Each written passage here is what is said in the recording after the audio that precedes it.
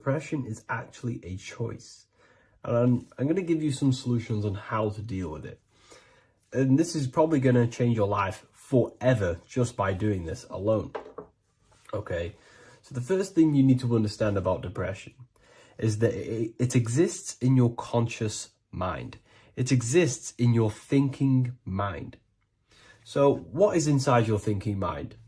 You have your body, your name, your reputation, your trauma, your memories, your family, your worries, your interests, your bills, your passion, dislikes, goals, right? Most people identify their lives with this. They identify their lives with their thinking mind. They think they're their name, their job, their reputation, their memories. But this is not who you actually are. Who you actually are is the observer of that. What happens if you stop thinking? What is left? You're left with unconditioned consciousness. You're left with the self, which is what we refer to as I. We are the consciousness, not the thinking consciousness. You are not these labels. You are not your thoughts. You are not your job, your name, your reputation. Okay? And the reason why I'm telling you this is because it's very important, is that we are something beyond this body, beyond this name, beyond our thoughts. We are the consciousness. So depression exists inside of the thinking mind, the conscious mind. Okay? So if you want to get rid of depression, you must learn how to escape the thinking mind. And not only just escape, but that's step one. In meditation, you do meditations, right? We sit still and we have to learn how to control the mind and turn off the thoughts. And when we turn off the thoughts, depression goes out the window because there's no thought present in your mental field of consciousness to be depressed. Okay? You must understand, who is the one suffering from the negative thoughts? Who is the one suffering? Your mind is not suffering because the mind is producing the thoughts. Your body's not suffering from the negative thoughts. You are suffering. And who is you? You are a soul. You are that feeling. You are that person beyond the thoughts, beyond the feelings, beyond that. You are the one experiencing. You are that. Meditation gives us the ability to turn off the thinking mind. This allows us to escape our thoughts, okay? And it gives us, over a long period of time after meditation, you'll be able to turn this switch, and this switch will be able to turn off your thoughts. And by doing this, we will be able to control our conscious mind directly by the hand. So when you notice yourself gaining them negative thoughts, we can then turn off the switch of turning off the conscious mind and rising to our authentic self and knowing the thoughts are just illusions. Now, let me tell you something that's very powerful. Most of your thoughts are coming from beliefs. Most of your feelings are coming from beliefs. So if you have a feeling of lack, this is coming from a belief that you don't have much.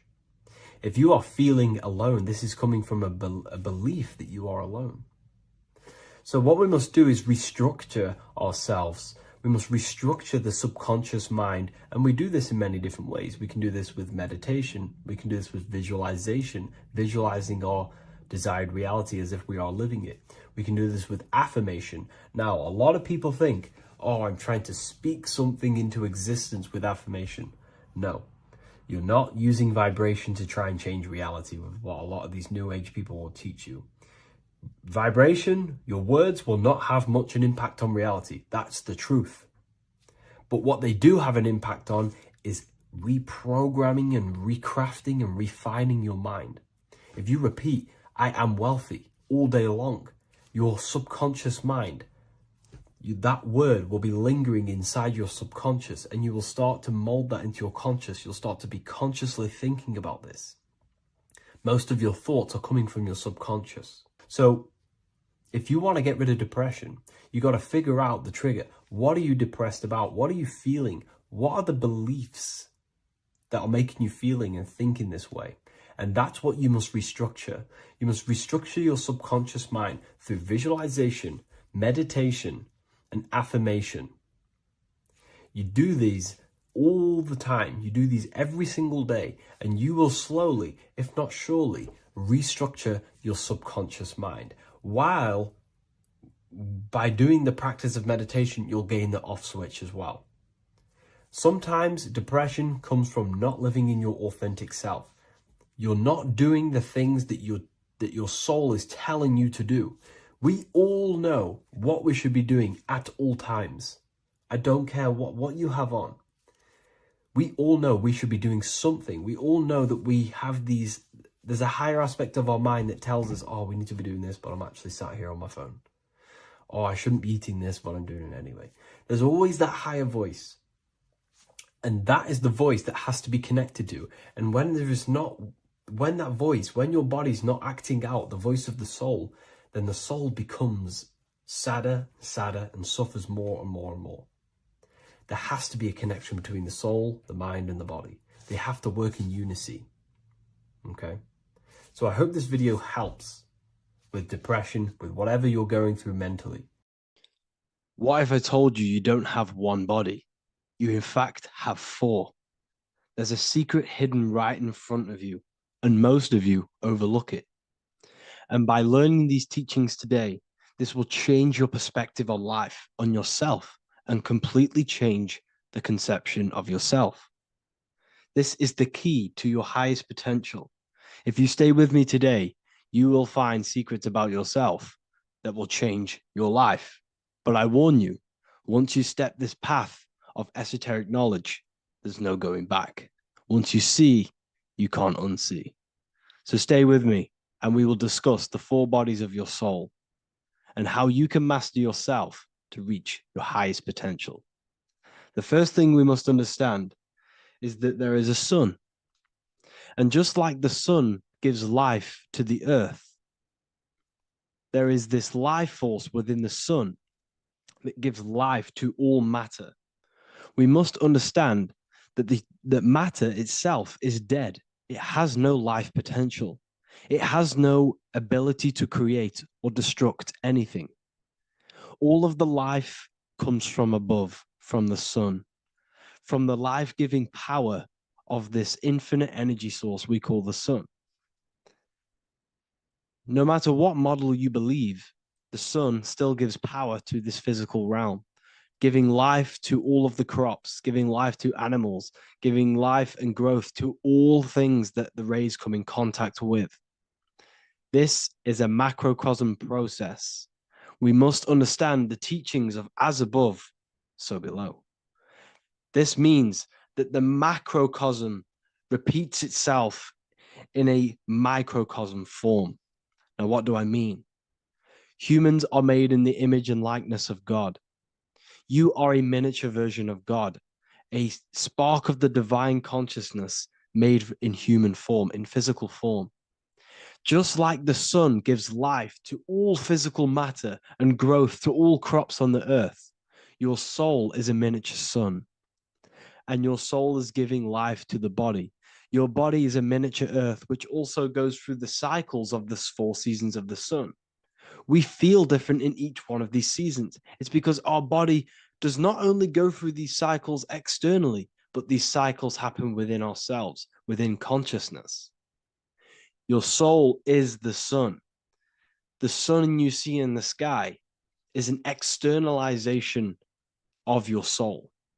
Your soul is the life force. You are the soul, not the body.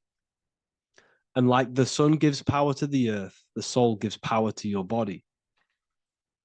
So first, let's look at the etymology of the word sun. The word sun comes from it's a Latin word solis or sol, which means the sun. Sol then became soul, sun, soul. And in fact, S-O-N and S-U-N in the old etymology dictionary mean the exact same thing. They are interchangeable.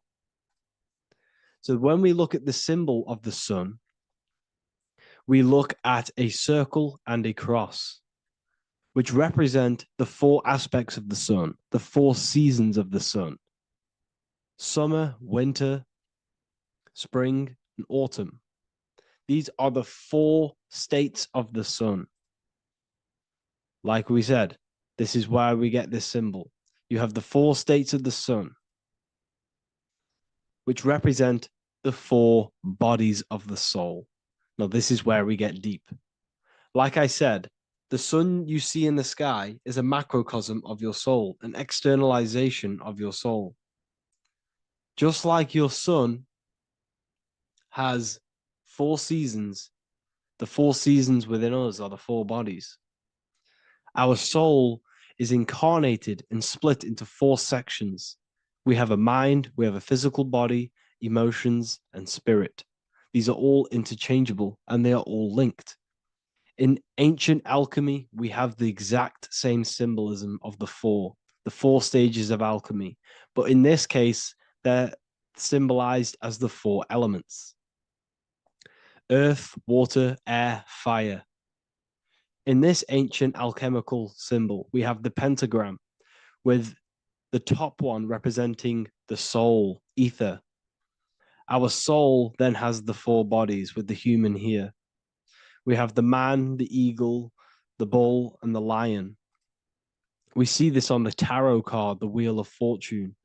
The man, the eagle, the bull, the lion. We see this in Matthew, Mark, Luke, and John. The lion, the bull, the man, and the eagle. We see this with depictions of Jesus. Jesus, the man, the bull, the lion, and the eagle. These represent the 4 fixed signs of the zodiac: Taurus, the bull; Scorpio, the eagle. Scorpio was symbolized as an eagle. It's an ancient symbol. Now it's been changed to a scorpion, of course. Leo, the lion; Aquarius, the man. These represent the 4 fixed signs, which are 4 different elements. Taurus is an earth sign. Scorpio, a water sign. Leo, a fire sign. Aquarius, an air sign. Taurus is the earth. As above, so below. The earth is the physical body. Leo is fire. Fire is the spirit. Scorpio is water, which is the emotions. Aquarius is the mind, which is an air symbol. Air is the mind. That's why we call people airheads. Okay. So what we're actually looking at here are the 4 aspects of our soul. We have the sun in the middle and the 4 bodies of the soul. This is what Jesus is symbolizing. Jesus represents you. God made flesh with the 4 aspects of the soul. The 4 gospels are all depicting Jesus in 4 different ways according to the different body of consciousness. The Wheel of Fortune are representing the 4 bodies of the soul. This represents the 4 bodies. Now, how are they 4 bodies? They are 4 dimensions of consciousness. The mind is not made of the same substance of the emotion. The emotion is not made of the same substance of the physical body. The spirit is not made of the same substance as the physical body also. They exist in 4 dimensions of consciousness. They are 4 bodies of our soul. And the most important teaching here is what I'm actually getting to, is the powerful one. This is what gives you power. Most of us live in chaos. Our mind is thinking of doing something. Our emotions are feeling something else. Our body is lusting and wanting to do something else. And our spirit's energy is completely off. Most people live in unbalance. None of these 4 bodies are working together. This is why we produce chaos in our lives. When these bodies are in balance, are not working together. So in alchemy, they symbolize the 4 elements, which are the 4 bodies of consciousness. These are the furnaces with the fire. They represent transmutation of each body. We have to sync these bodies. We have to sync the mind with our emotions, and our emotions with our actions, the physical body, and with our spirit. These 4 key bodies need to be in line in order for us to create consciously in our life. Because each one of us is a creator, a miniature version of God, creating our own earth, creating our own material reality. And in order for us to create consciously and with effect and power, we must have these bodies unified. so that we can create consciously and not create chaos. So this is very, very important. And this is a secret teaching found in all ancient societies. But this is what the hidden symbolism of astrology actually is. The sun is our soul, and the 12 zodiacs are 12 aspects of our soul. And we have the 4 aspects of the 4 main bodies. This is what we're looking at. We're not looking at the sky. We're actually looking at aspects of ourselves, aspects of our soul that we must master and transmute in order to become our highest potential. So I hope this makes sense. And it may take a while for you to fully understand this. But the key knowledge in order for you to understand any of these teachings that I've gone through today is the major, major teaching of as above, so below. What is above is below. What is within is without. Your inner reality projects the outer reality. What is inside of you is outside of you in some form or way. Whatever trees, whatever roots that go down will always shoot up. When you throw a bouncing ball, you shoot it down, it will go up. As above, so below. As within, so without. God did not make a creation separate from himself. We are all extensions of the divine made in physical form. And we are incarnated into 4 sections. Our soul is separated into 4 sections. These are the 4 corners of reality. These are the 4 pillars of reality that we must control. So in order to access our soul in meditation, we must turn off these 4 things. Turn off the mind, the emotion, the spirit, and the body. And then we access the soul. So I hope this video helps today. And you can learn all about this in the Book of Wisdom, Volume 2. This book is a revolution in consciousness.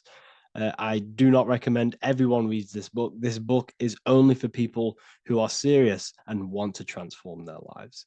This book is a book that will change the scope you see reality. It will change your perspective on yourself because you will resonate with this. This book does not just give you information, it gives you a sense of well-being. It gives you truth, and you will find your power from this information. This information is not just information, it's a key to your path of enlightenment and transformation. So you can find this book in the description of this video. And if you are part of the university, I will see you on the live calls. Thank you, everyone. Please leave a like, subscribe, and a comment, and let me know whatever videos you want me to make next.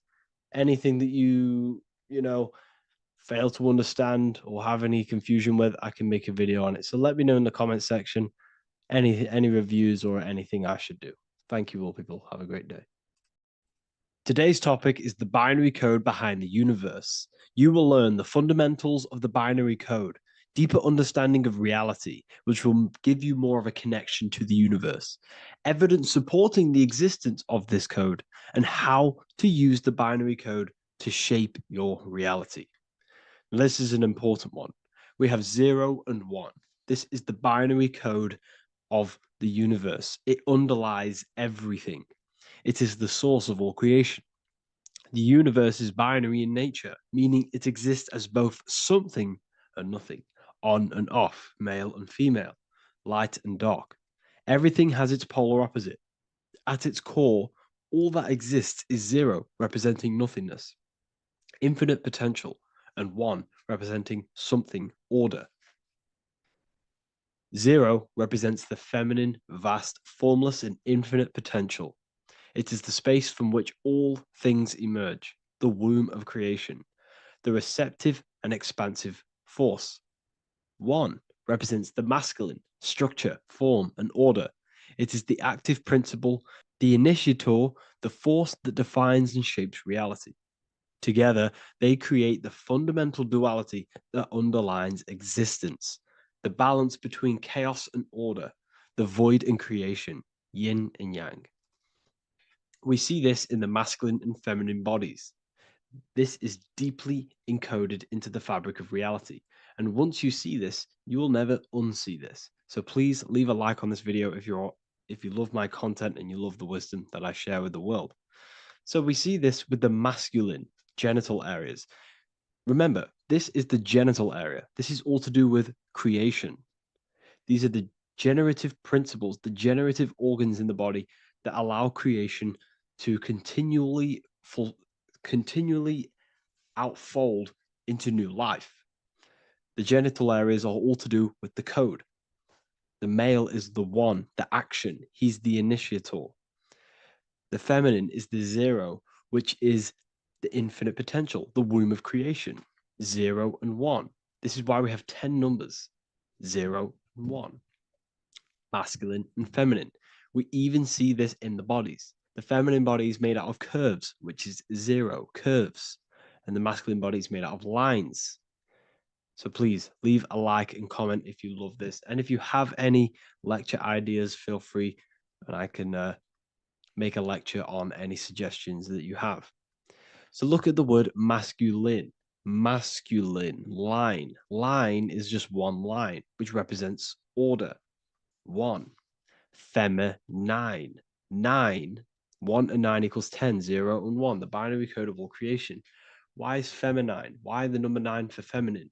Because the moon has to go around 9 times to create a human in the feminine's womb. And look at this image of nature.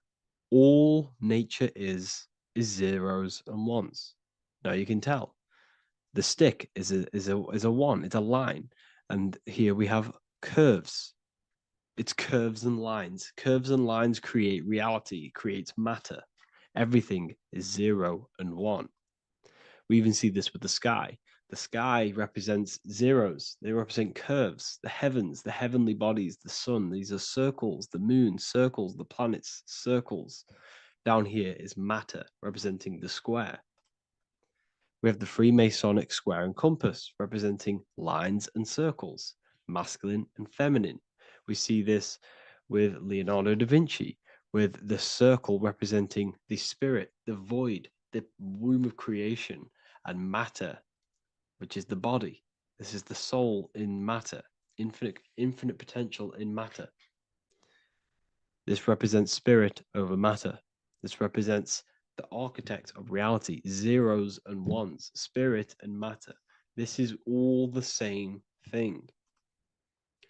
Understanding this binary nature of the universe, where 0 feminine represents the infinite potential and 1 masculine symbolizes order and structure, can benefit you in several ways. Manifestation and creation is the first way it can benefit you. Now that you understand this, you understand that everything comes out of infinite potential. 0, infinite potential. 1, action equals manifestation equals creation. So you must pull things out of infinite potential. If you have ideas but don't take action, too much 0, nothing materializes. You'll never materialize if you sit there imagining all day, visualizing all day. You have to take action. They both come hand in hand.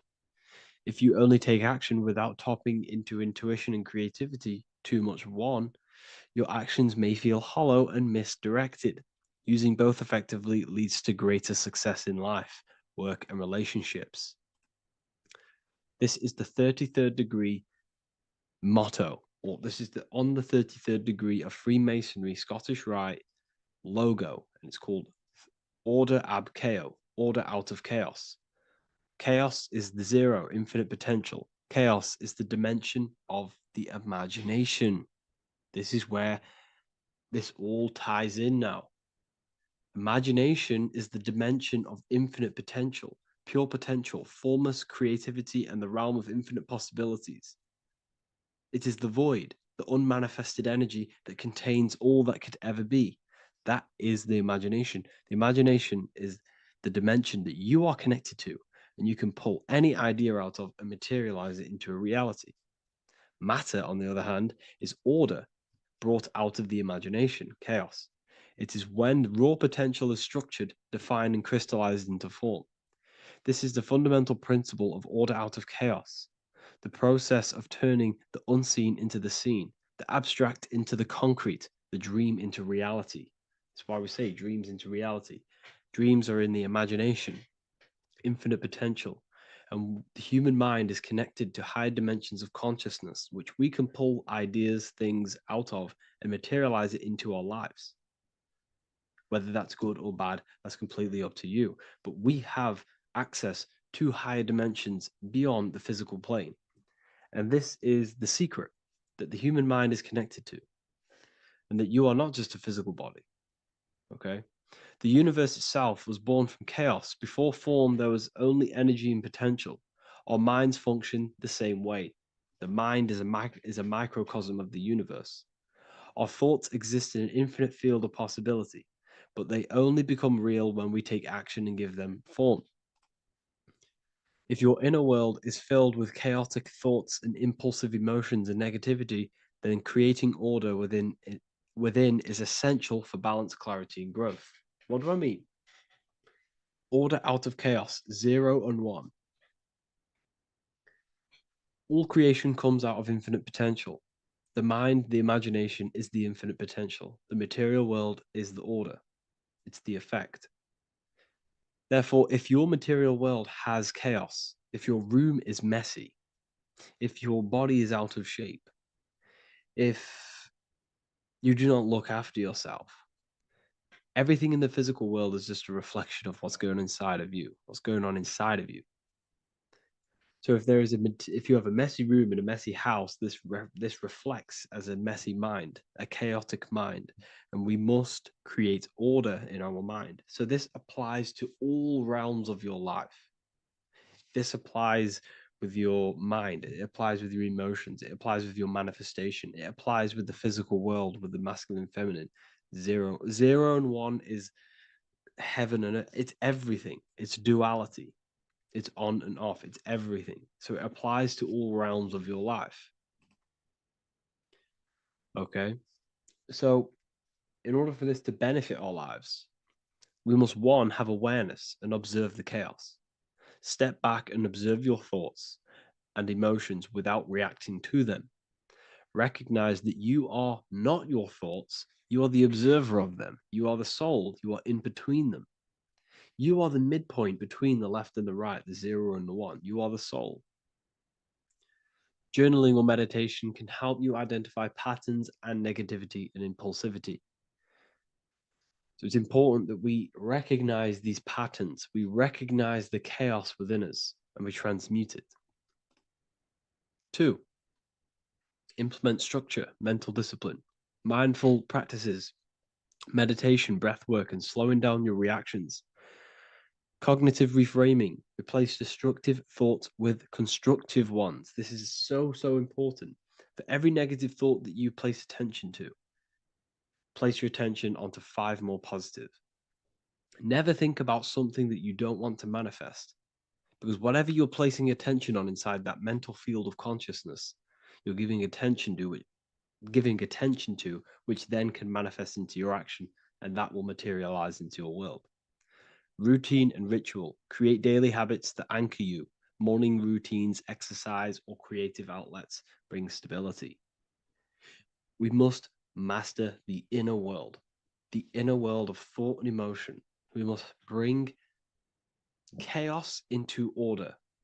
In order to create anything in your life, you're turning chaos into order. Order out of chaos. You're turning 0 into 1.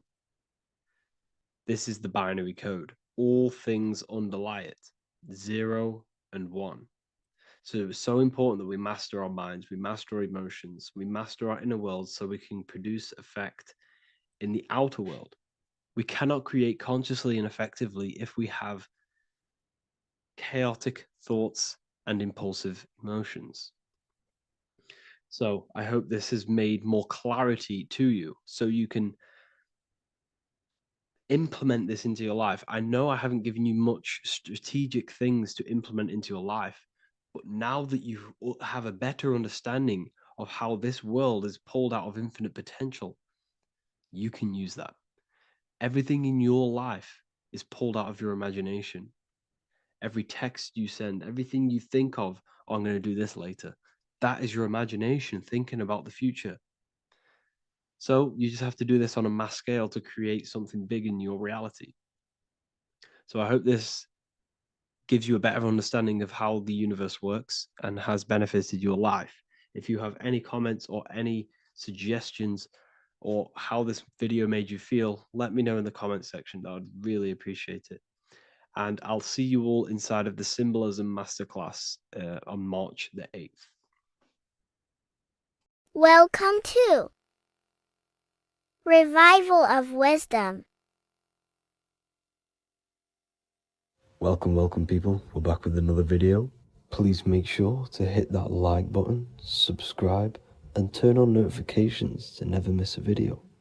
The Earth is a giant torus field consisting of a positive and a negative pole. The Sun being the cathode with a positive charge and the Moon being the anode with a negative charge.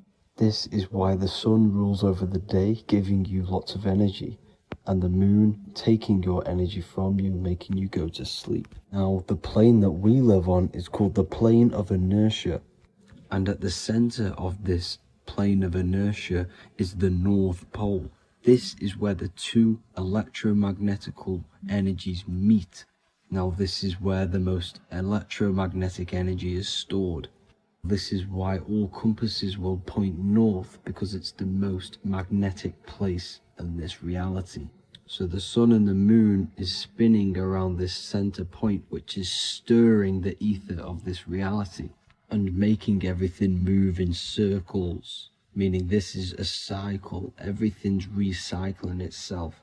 It's an organic simulation.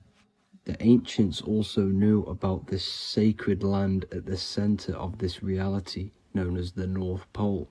As you can see on this map from the 1500s of the North Pole, you can see 4 islands around this center black rock.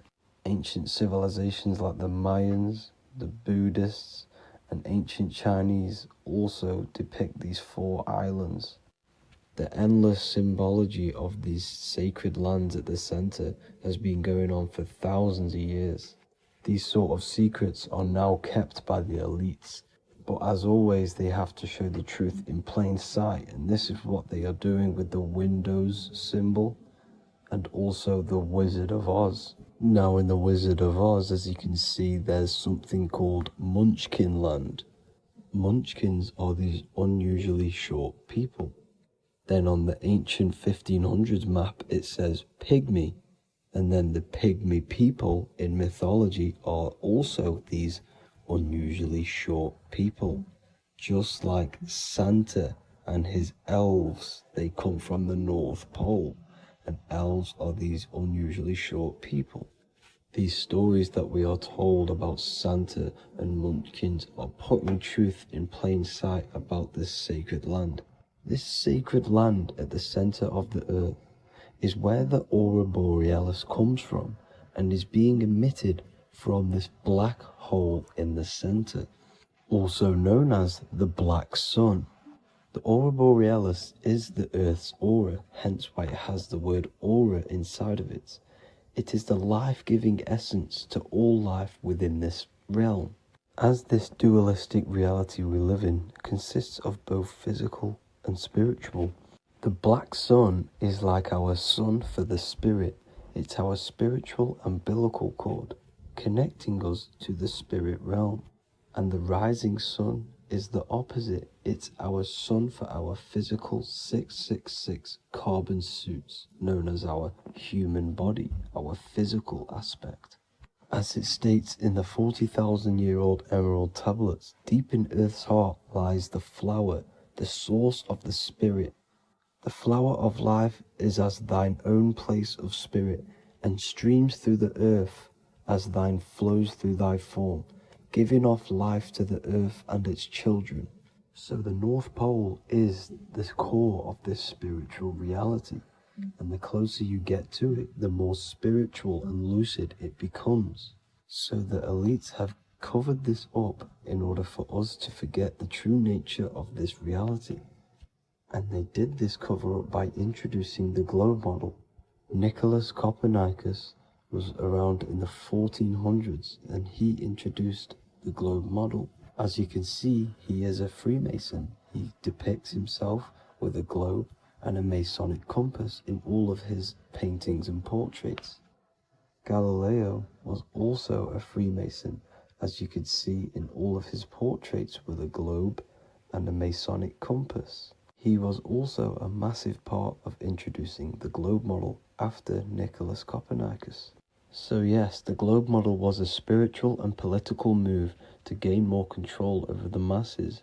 After the globe model was then introduced, they introduced the theory of evolution by another Freemason, Charles Darwin. See how these two theories go hand in hand? They both degrade humanity and they make you confused of where we actually came from. By hiding the true form of this divine creation and hiding the true power of each and every one of us, they maintain control over the masses. Now this is order out of chaos, known to be the 33rd degree slogan of Freemasonry. Now this is the Masonic cosmology, and as you can see you have the checkered board for the duality, the 5-pointed star for the 5 elements, the 4 corners for the 4 pillars, the all-seeing eye, which is Polaris, the sun, the moon, and the 7 stars. So even Freemasons are taught the flat earth cosmology and the true form of this reality. Now the true nature of the sun, the moon, and the earth is shown and reflected through the Masonic compass. The Masonic compass is the sun, the moon, Polaris at the top, and the black sun at the bottom. It makes sense why all the scientists who introduced the globe model all used the compass and the globe together, because it's truth in plain sight. As I explained in my other video, all Freemasons have to take the oath, so it goes to show, why are we all learning these theories from Freemasons who can't talk about certain topics that they learn about? Why should we believe their theories when they're holding back the real truth about this reality? Now going on to NASA. NASA means to deceive in Hebrew, and they are also funded by the government. They are not a private company. The old owner of NASA, Werner von Braun, on his grave has the Bible verse Psalms 91. The heavens declare the glory of God, and the firmament showeth his handiwork.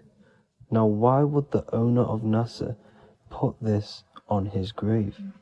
Seems a bit suspicious to me, alongside with the NASA astronauts are all Freemasons. And not to mention the countless mistakes they've made on their live videos in space stations, the moon landing, and the CGI footage of the Earth, which is obviously photoshopped. Just by tricking the masses that they live on a spinning ball, the elites gain the perception of the masses. Not only does it hide the divine creation we're inside of, it hides the divine spark within you. It hides the creator, the source. And by believing in space and we live on a spinning ball, it makes people come to the interpretation of that we are a coincidence and we do not have any purpose. And of course this is false. When you come to realization that we are all a divine creation and we can create our own divine life in this reality, life becomes more sacred and you start to enjoy little things. The elites want you to believe everything exists only in the 5 senses. They want you constantly looking outside of yourself because they know that will keep you on lower states of consciousness. Now this brings me to our next point. By tricking the masses into the heliocentric model, the elites started to advertise aliens in the movies, in cartoons and magazines in the late 1940s. Now this is subconsciously programming us about aliens and extraterrestrial threats, which then they can use to their advantage. And this is something called Project Bluebeam. They are more than likely going to fake an alien invasion to push this 2040 agenda, which is for one government and one ruling currency. That's it for this video, guys and girls. Hope you all enjoyed. Please make sure to leave a like and a comment. God bless you all. Hello, everyone, and welcome to another lecture inside Ethereal University. In this lecture, you will learn about the death process and how to prepare for it and why that preparation is so important. So let's get straight into this. You must understand, as a spiritual creature that you are, you have a visible nature and an invisible nature. You never truly die. You are an eternal soul experiencing a temporary physical world. The inner world of thought and emotion is eternal, while the outer world of matter is mortal. Everything that is seen is mortal. Everything that is unseen by the eyes is immortal. When you die, your external physical world will be stripped away, leaving only your pure consciousness in its raw form, drifting within the astral plane. So here you see your physical external body and your internal world. And your internal world is your state of consciousness. It's your state of consciousness. Your thought and emotion is one overall state. Okay? So you must understand these planes. You have the physical body, the etheric double, an astral body, a mental body, and the Buddhic body. When you die, you leave the physical plane. Then you will more than likely leave the etheric plane, because the ether acts as like a portal. Everything comes out of the ether and returns back to the ether. I can break that down in another video in electromagnetism. But electromagnetism is ether, energy coming in and out of the ether. You will, every single day you die, every single day. There's a cycle of life and death occurring all the time. Every single day, you go to sleep, you go back, your consciousness slips back through the ether. And then when you wake up, your consciousness comes back through the ether into the physical plane. Death is just a bigger macrocosm of the microcosm cycle of life and death. So you will return back to the astral, which is the realm of imagination, infinite possibilities. And this is where thought forms start to manifest.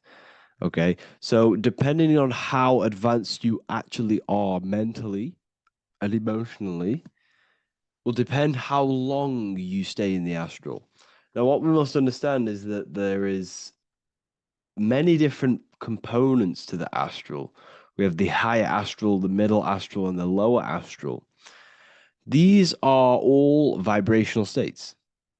So if your mind and soul is operating in lust, lust, desire, hate, food, physical addiction, smoking addictions, then these are quite heavy.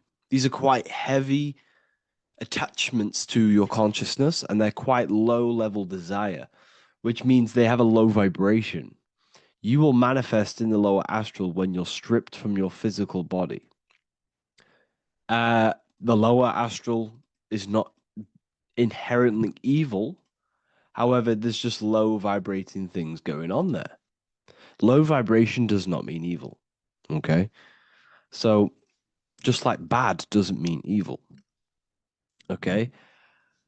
In the lower astral, you are going to see lower astral beings. You're going to see spirits, souls with low level desire.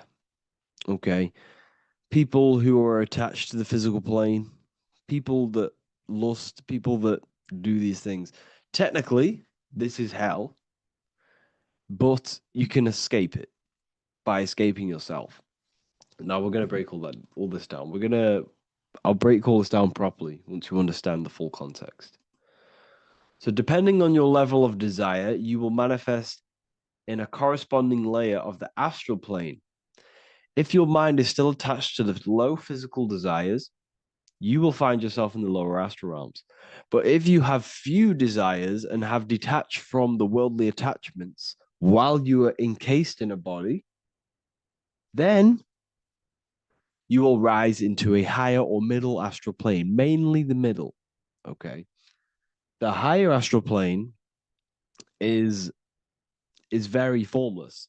So as I broke down here, this is, well, the physical plane is the lowest dimension. This is the most form, the most matter. It's quite heavy. The higher you go, the lighter it becomes. the more fluid, the more formless it becomes. So you see here it says denser, down, and lucidic, up. So this is more lucidic in these higher realms. This is more dense in the lower realms. So this is why the ancient Egyptians were always talking about, I'll show you this. This is showing you death. So first of all, we have Anubis, which represents death. Here you have the heart, which represents the soul. And here you have a feather. And this is a scale. You see how this is a balanced scale? So what this is symbolizing, this represents death. This represents your heart, and this is a feather. So when you die, your heart must be as light as a feather, which means your emotions, your soul, should have no attachments to the world. It should be light. It should be detached. This is why the word light and light are the same. Light is in heavy and light is in very bright. Because when you're less attached to the things, your soul shines. You're authentic. You're light. You're very bright soul. And you have no attachments. Your light is in not heavy. So you must detach from the worldly desires. We have to detach from the smoking, the food. This is why we should fast. Smoking, this is why we should detox. We should also meditate. We should also be able to sit with ourselves for long periods of times. Okay? I'm going to break all this down properly. But that's why the Egyptians show you the symbolism here. Okay? So you're stripped of your material body. So that state of consciousness you're in right now, your inside world, if you shut your eyes, that state you're in, that is what you're going to experience when you die. Okay? And you're going to be manifested into the astral. In the physical plane, you can mask or hide almost anything. But in the spiritual realm, you cannot. The astral body, your thoughts and emotions directly shape your spiritual body, your astral body, revealing your true inner state.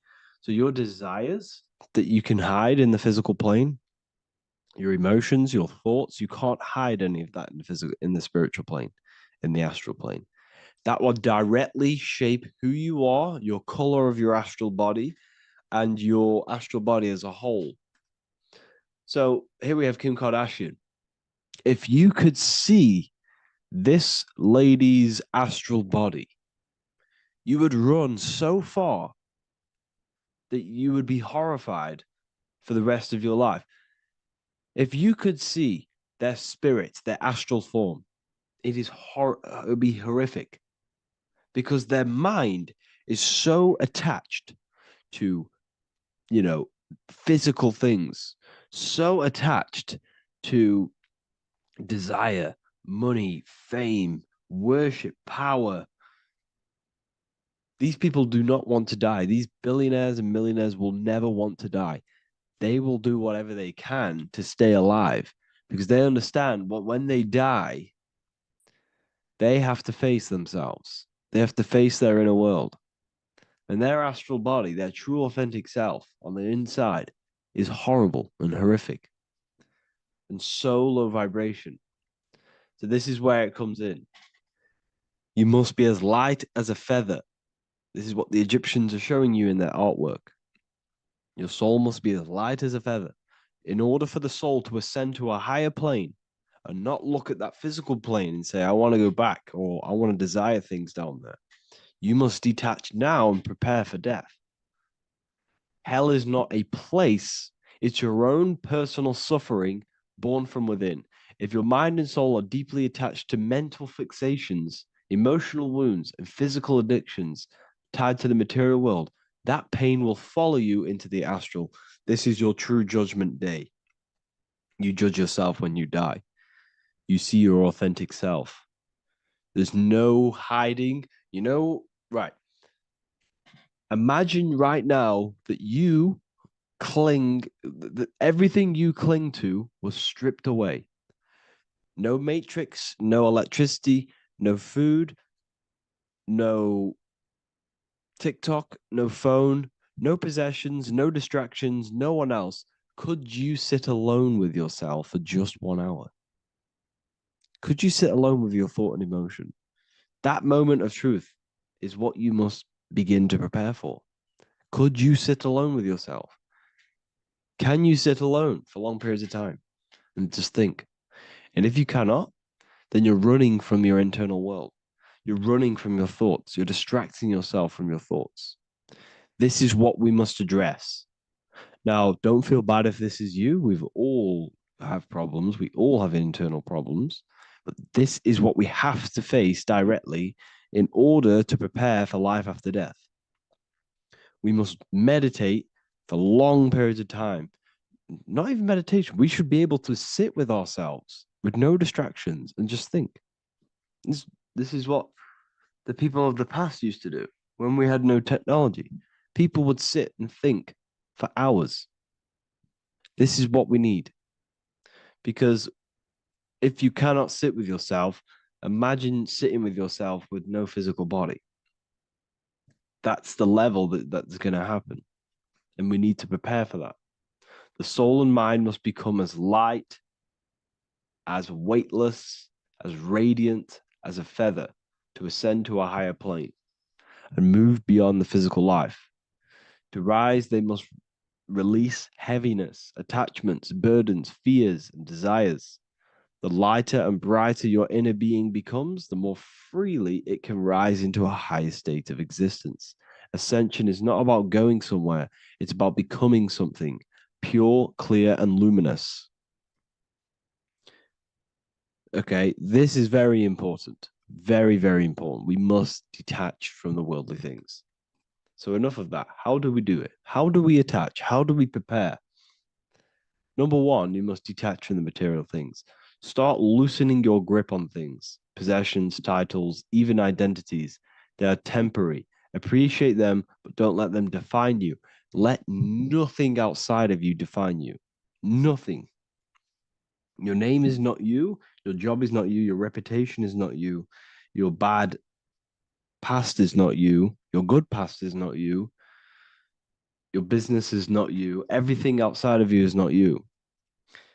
Now, what I'm saying is, I'm not saying go full right-hand path and never care about anything physical, never care about your family, don't love your family. I'm not saying that. What I am saying, love these things, love these outside things, but do not become attached and do not let them define you. You must be okay with losing anything that is outside of you. You must be okay with that, because you must understand the physical plane is, it's promised that everything is temporary. Everything is temporary in this plane. So don't ever think it's going to be there forever, because it's not. And you must remind yourself, not remind yourself, but I think about this sometimes when I start becoming a bit attached to work and stressed. I just remind myself that this is temporary. I'm going to leave this world one day and I'm not going to care. So you must have the balance. Okay. The balance is key. You can go down that right-hand path and just fully cut off from the world like a monk and shave off your hair, disconnect from the physical world. You can do that. That's not wrong. There's different paths in life. You have the left-hand path, purely physical. You have the middle path, which is balance between the physical and spiritual. Then you have the right-hand path, which is monk mode, where you fully disconnect from the world. They shave their hair off to disconnect from the physicality. They meditate for long periods of time. This is what they're doing. They're preparing for death. Monks prepare for death. They understand this. They understand that you don't die. Your inner world is the true world. The inner world is the only world that exists. Everything outside of you is an extension of you. Number two, cleanse the mind. Watch your thoughts. Are they rooted in fear, anger, regret, or craving? Meditation, mindfulness, and inner reflection help purify the mind. The cleaner your thoughts, the lighter your spirit. So your astral body is formed by your thoughts. It's formed by your emotions. If you sit around thinking about eating all day, you're going to have a very heavy astral body. It's going to manifest in the lower planes. But if your mind is thinking about good things with good intentions, love, knowledge, expansion. You're going to manifest even the middle or the higher. And there are ways to even ascend out of your astral body. Yes, you can ascend out of your astral body and out of the mental body, but that's all very advanced, and I'm not going to teach that yet. I'll make another video on that, but you can ascend from them bodies. The astral plane is not the end. You can keep ascending as a soul until you're left with just the pure essence of the soul. But we're going to, anyways, cleanse the mind, reprogram the limiting belief systems, let go of mental attachments.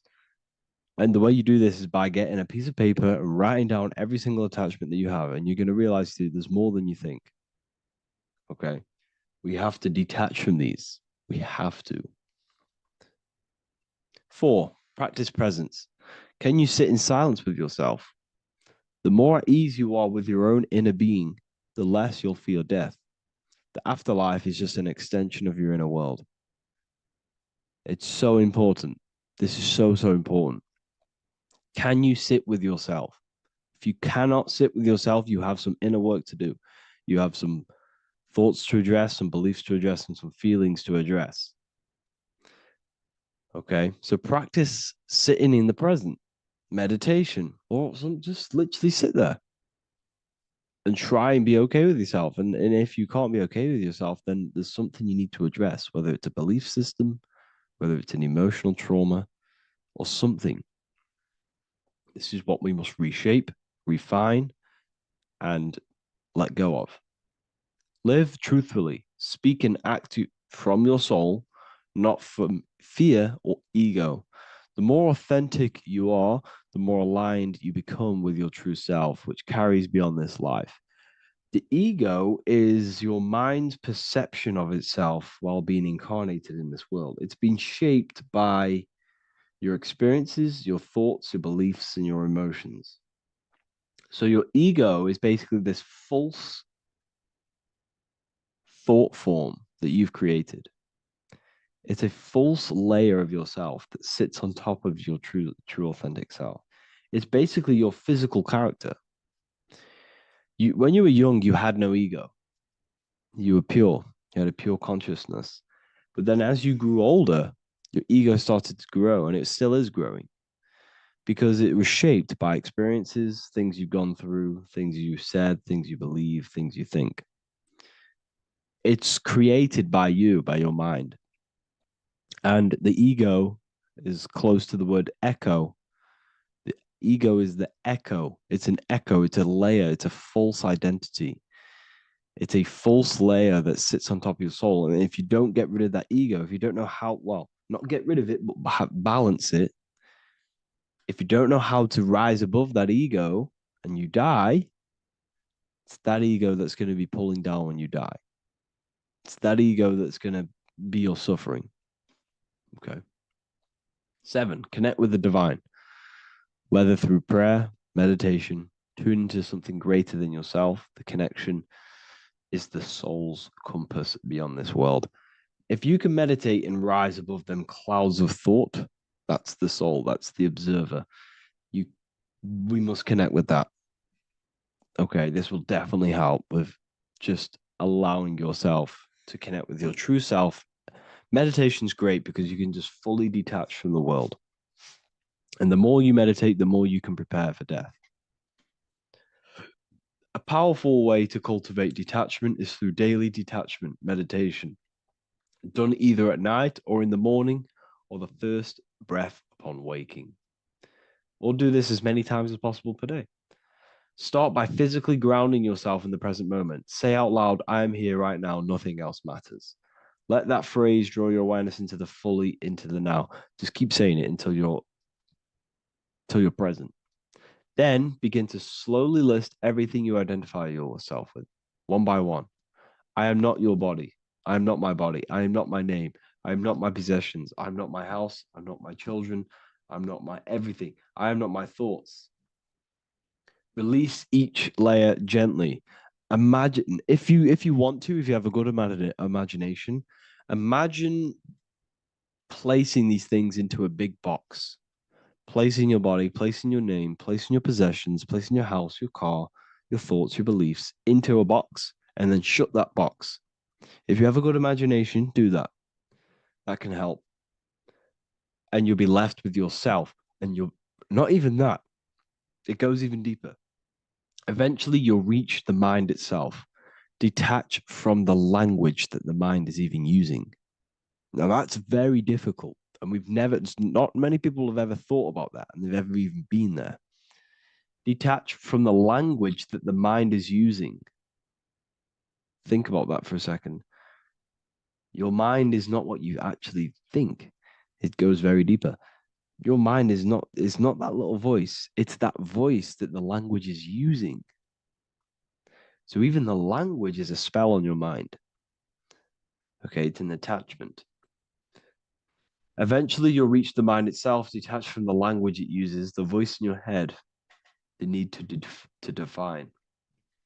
What remains is something beyond thought and beyond words. I can't even describe what's left, because words, once the language is gone, it's purely metaphysical. All I can say it is pure awareness, and it's symbolized. This is why symbols are so amazing, because they can symbolize things that are beyond words. A flame, it's just a flame. And you won't be able to understand that until you've been there. It's just a flame. It's pure cause. Words can't describe it. You'd have to experience it. Connect with this essence daily. This is truly who you are. So this is a great way to detach. We can do these detachments every single day during meditation. This will definitely help over long periods of time. Of course, you're not going to be ready tomorrow for death, but just try and prepare for these things. This is the whole reason people used to meditate. It's the whole reason why people do these spiritual practices, because they understood that this plane is temporary and your soul moves on from this plane. And you'll never truly believe in the soul until you experience it. So I can show you these things, but you must go out and experience it. The soul is real, but you won't understand unless you cast off everything else. Okay. So I hope this video helps. It's a very deep video. I'm going to be making more of these stuff, of more self-mastery. And of course, we've made the self-mastery section now. So I'm going to start filling up this place with lectures. And I think it's a great time to start this, because a lot of people have been asking on how to master yourself, prepare to death. So hope this video helps. See you in the next one. Creation demands destruction. Every time you release your sexual fluids, you're destroying a part of yourself to create an extension of yourself. For example, if you want to create a business, you have to destroy your time, attention, and energy in order to create the effect of the business. All creation demands some sort of sacrifice or destruction. This falls under the law of polarity in the universe. It's the same with your sexual fluids. Your sexual fluids, especially as a man, contains minerals, all the minerals in your body. It contains your vitality. It contains your DNA. It contains the blueprint of you, and it can create a whole new human being. You are literally playing with the power of creation if you are releasing your sexual fluids too much. Sexual fluids also extend beyond the physical plane. They contain astral forces, because all physical creation is a mental creation. We live in a mental universe. Everything begins as a thought in the mind, then the thought takes the form and the body of imagination, which is an astral force. Imagination turns into etheric emotional energy. Then the etheric emotional energy turns into the physical action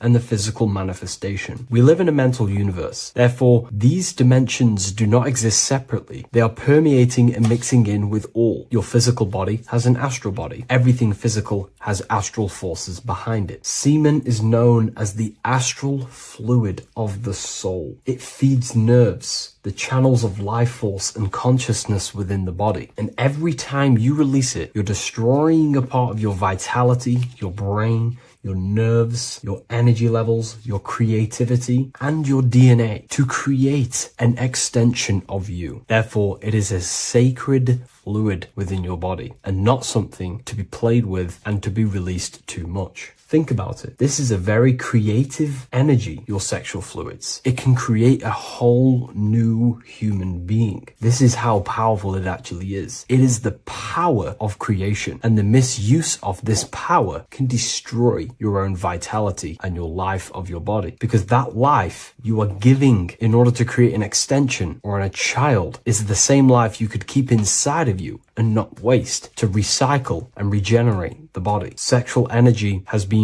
for thousands of years associated with regenerating the body, longevity of life, and maintaining youth. Not only that, every time you release your sexual energy, it floods the brain with dopamine. Dopamine is the brain's reward system, created within the middle of the brain. It releases every time you've achieved something. However, sex or an orgasm is the most powerful feeling you can feel. It's the most amazing, intense feeling and release of dopamine you can possibly feel as a human. Therefore, if you flood your brain with this high amount of dopamine every single day, you are getting the epitome of human feelings every single day. Therefore, you will become numb to everything else in reality. You won't be able to enjoy the small things in life. And I know this firsthand because I experienced this myself. As soon as I stopped, this is when I started to enjoy the little things in life, seeing family, and I actually gained more energy, more ideas. We'll get into this a bit later. It is a creative energy. It creates a whole new human being. Therefore, if we maintain this energy, we can maintain our creative power within us, because that's what we are. We are all creative beings, moving energy from higher dimensions of consciousness, the mind, into lower dimensions of consciousness, the physical world. You hold the power to create. You are not in a world. The world is working through you. You do not possess a life. Life is working through you. You are not in a universe. You are the universe. It's moving through you. There is no past, present, and future. The present moment is you. When we release every single day or frequently throughout the week, like I said, we're triggering the brain's reward system, dopamine, which makes you feel as if you have already achieved something. And if your brain is telling you you have already achieved something by overusing your sexual fluids, then you will not have the motivation to achieve other things in your life. I know this firsthand. I became very lazy. I didn't want to work. I didn't want to do anything because subconsciously my brain felt as if I've already achieved. If we look at the symbol of the Baphomet, we notice the Baphomet has horns and a goat head. Now we look at the word horny. When you become sexually aroused, it's known as horny, which is the horns, representing the lower mind. The lower mind is the mind we use for our animal instincts. We have two parts of our mind. A higher mind, which is contained of higher thought, which chases spiritual things such as love, wisdom, knowledge, and God. Then we have a lower mind, which chases the things of the material world closely associated with the ego, chases validation, material gain, status, and physical sensation, physical pleasures. It is these physical pleasures that can keep you in an endless loop, making you feeling empty inside, because nothing material can ever satisfy our internal world. Nothing. You can achieve millions of dollars. You can achieve your dream house, your dream car, your dream watch. And if that is the only thing you are chasing, you will feel empty inside when you achieve it, because nothing of this material plane can satisfy you. Nothing of the lower mind can ever satisfy you. This is why we must sacrifice the lower mind and overcome the lower mind and the lower instincts. One thing I found amazing when I mastered my sexual urges and my lust is that my mind became a lot more clear. The thoughts and the time and the attention that I used in my mind to go towards lust, sex, and chasing these things was taking up a lot of mental space, time, and energy. But as soon as I removed it and mastered it, my mind became an open vessel for higher thoughts to be received from the higher mind. The mind is like a radio antenna. Whatever we attune it with, that's what we receive. If we're constantly thinking about lust and low-level pleasures, we're going to just receive low-level thoughts. But once we remove all of the lower mind and we conquer our physical body and physical urges, our mind becomes an open channel for divine thoughts and spiritual thoughts. This is what most people call today as downloads. You receive wisdom from your higher self. Not only do you receive more wisdom, you just receive more power to create. The male and the female come together to create a child. That's how you were created. Now, the law of correspondence teaches as above, so below. It refers to everything in the universe. Therefore, in order for you to create a reality, to give birth to something, you have to bring together the masculine and the feminine. Your masculine forces are willpower and actions. Your feminine forces are emotions and imagination. When you combine the willpower, action, emotions, and imagination and combine them together, you can give birth to reality. But it's important to only give birth to things that are spiritual, that are good,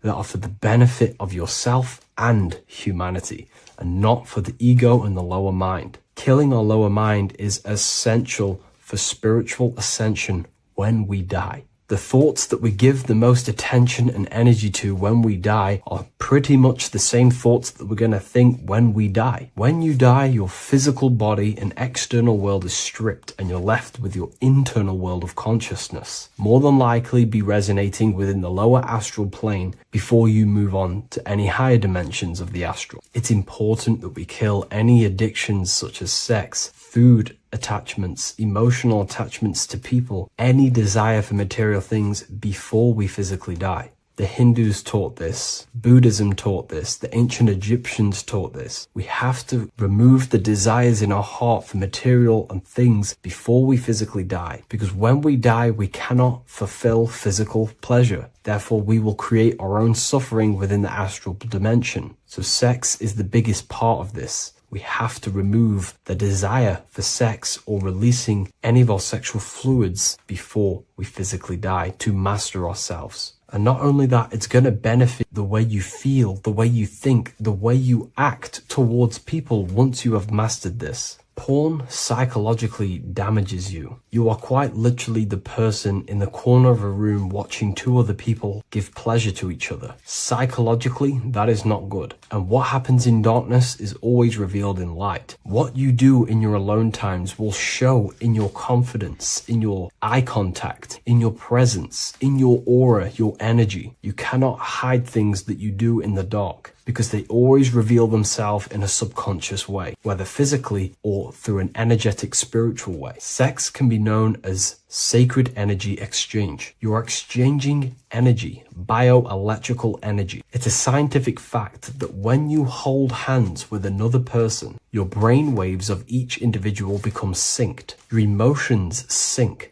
And you exchange electromagnetic energy because you are an electromagnetic being. But when you have sex with someone, you are literally exchanging emotional energy. Your aura is not just an electromagnetic field. It is literally a manifestation of your internal consciousness. Your consciousness contains your thoughts, your beliefs, your traumas, your emotional state. And this manifests externally through the vortex of your heart into an energy presence around your body. This is why you can feel sad when someone else is sad next to you, because their energy is merging with yours. When you have sex with someone, you are quite literally exchanging consciousness, beliefs, traumas, emotions, feelings, vibrations, and your consciousness merges with their consciousness. So be careful with just having casual sex. Now, I'm not here trying to say never release, never have sex with your partner. I'm not saying that. I'm saying take caution with these things. Take my teachings with a pinch of salt. If it benefits you, that's great. I'm not here to tell you how to live. I'm simply giving you my research and the things that have helped me in my life on my esoteric research, awakening, or spiritual path. I don't like calling it a spiritual path, because it's not spiritual. It's simply just life, the knowledge of consciousness and the self. So I hope this video helps. If you'd love to read this book, I'll leave a link in the description. This book I wrote myself called The Book of Wisdom, Volume 2. Before you call the Baphomet evil, make sure that you watch this video until the end so you gain a full understanding on what the Baphomet truly is. No, I am not a Satanist. I am simply an esoteric and occult researcher. I've been looking into symbolism for a very long time, and I can reassure you that this symbol does not represent the devil, does not represent any negative figure. It's a very deep occult esoteric symbol. What we first need to understand about the Baphomet, it is indeed a symbol. Every symbol we see around us is neutral. The pentagram, the Baphomet, is neutral. It depends how you use it, whether it is used in a good or bad way. Everything is neutral. It's your mind's perception that gives it a positive or a negative charge. First of all, let's break down the Baphomet symbol. Let's look very closely at the Baphomet. We have clearly the 4 physical elements corresponding to the Baphomet. Here we clearly have the fire element. The wings represents the air, the flapping in the air. The fish scales, which is the water. And this dome figure representing the earth. The soul is incarnated into 4 bodies. We have a mental body of consciousness, intellect. We have an emotional body of consciousness, which is all to do with intuition and energy. We have a spiritual body of consciousness, our astral body, and a physical body of consciousness for the physical earth. Earth corresponds with your body, air corresponds with your mind, fire corresponds with your spirit, water corresponds with your emotions. So the Baphomet is showing you the 4 elements of the soul, the 4 bodies of the soul that we are incarnated in. Now, let's look at this moon figure. We have the moon. The moon represents the internal world. It represents what we cannot see. The sun represents our conscious mind, what we can see, what we're aware of, the physical world. The moon represents what we are not aware of. It represents our internal world. Remember, we have 2 worlds. You're an individual. You have a dual nature. Individual. You have an internal world. When you close your eyes, you have an internal voice, an internal world of thought and emotion, and an external world of this material body.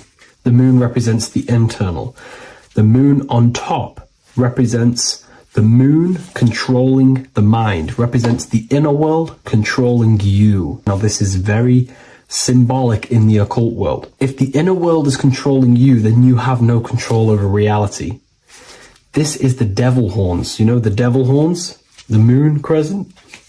This represents you are the devil. You're being controlled by your thoughts, by your emotions, by your psyche. Then we have the moon below, which represents control over the inner world. We have control over our thoughts, our emotions, our impulses. So you're either being controlled by thought and emotions, or you're controlling them and having self-mastery. In alchemy, we always see this symbol of the man or woman on top of the moon, representing emotional control and self-mastery of the internal world. The journey of the occultist is to gain full mastery over their consciousness. They want to be conscious of every single thought that enters their mental field of consciousness. We get over 7,000 thoughts a day. It is possible to achieve a certain level of mastery where you are conscious of every single thought that enters your mind. This is one of the end goals of self-mastery and occultism, as this gains your personal power. When one achieves this, they are then able to direct the mind in one place and one place only, becoming more effective in manifestation and creation, because we are microcosms of the divine. We are creators. This is the gesture of as above, so below. The inner world and the outer world are mirrors of each other. The inner produces the outer. Your physical life circumstances are a result of every thought you thought in the past. The inner projects the outer. If you want to produce a change in the outside world, you got to produce change in the inner world of consciousness first. As above, so below. As within, so without. This corresponds with absolutely everything in the universe. Now we have the goat head, which represents the animal self, which represents the lower carnal mind. Lower carnal mind, which is earthbound, because a goat is on the ground. It's not a bird, it's on the ground. It represents the lower self, the beastie nature, the one that tells us to hate, to steal, to eat all the time, to consume. It's the beast within us, the beastie side of our consciousness. It has a human body resembling this, the human in the beastie nature, or we have the spiritual nature, the higher self. In essence, this symbol of the Baphomet represents the higher and the lower self of human consciousness. It represents the higher and the lower. To conclude all of this, the Baphomet is a symbol that represents the 2 paths that one can take. We can take the beastie path and become an instinctual animal, our body, or we can take the divine path of reaching our higher self. It is a symbol that represents the higher and lower self and the 4 different bodies of consciousness. In essence, this does not represent Satan or the devil. The devil represents the lower aspect of our human psyche. The war between Jesus and Satan is symbolic and allegorical for the war that happens within our mental field of consciousness. The internal war between good thoughts and bad thoughts, positive emotions and negative emotions. It is the constant war inside the battlefield of your own mind. Jesus, Satan are symbols, characters that are symbolic of aspects of your own consciousness, because the universe is mental. The only thing that truly exists is your mind. Therefore, all of these ancient spiritual texts like the Bible, the Bhagavad Gita, the Quran are all symbolic of what's happening inside of our mental body. It is the inner chaos that can destroy our life, or when we create structure and restructure our inner world, we can live a peaceful life. If you are struggling from the internal world and you want to gain mastery of yourself while learning the occult secrets, join Ethereal University, a community of like-minded individuals who are all striving for the best versions of themselves. We host live calls and we have an abundance of lectures that you can watch. Or check out the Book of Wisdom. This is volume 2. I'll leave all the links in the description. Have an amazing day. Welcome to Revival of Wisdom. Today, we're going to be talking about portals, portal symbolism, and what portals are, okay, and how they show them to us, because they have to tell you the truth, guys.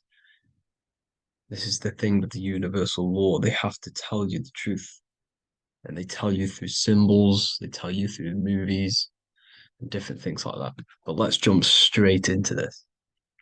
So first, I want to talk about the Freemasonry symbols. Okay, so first we got, obviously this is some Freemasonry art, but notice how you've got the ladder with a key. Okay, so this is ladder symbolism with a key. So maybe this is talking about ascending, okay? Because look, because this is ascending into the heavens, because it's a ladder with humans going up it with a key. In order to ascend, you must have the key. Okay, so what else do we have with a key? Well, the Netflix show, Lock and Key, which is all about portals and keys. Because what the keys do, they open doors, gateways, okay? So what's interesting about this is that they've got this key here, which represents the Kundalini energy rising up the spine, okay? But we'll come back to this. But it's that same portal key symbolism. We've also got the Vatican. The Vatican is in the shape of a key. Okay, so you can see the start of it here and the end. So this is key symbolisms. Keys open doors. And notice how it's got the 8-pointed star. Okay, what is the 8-pointed star?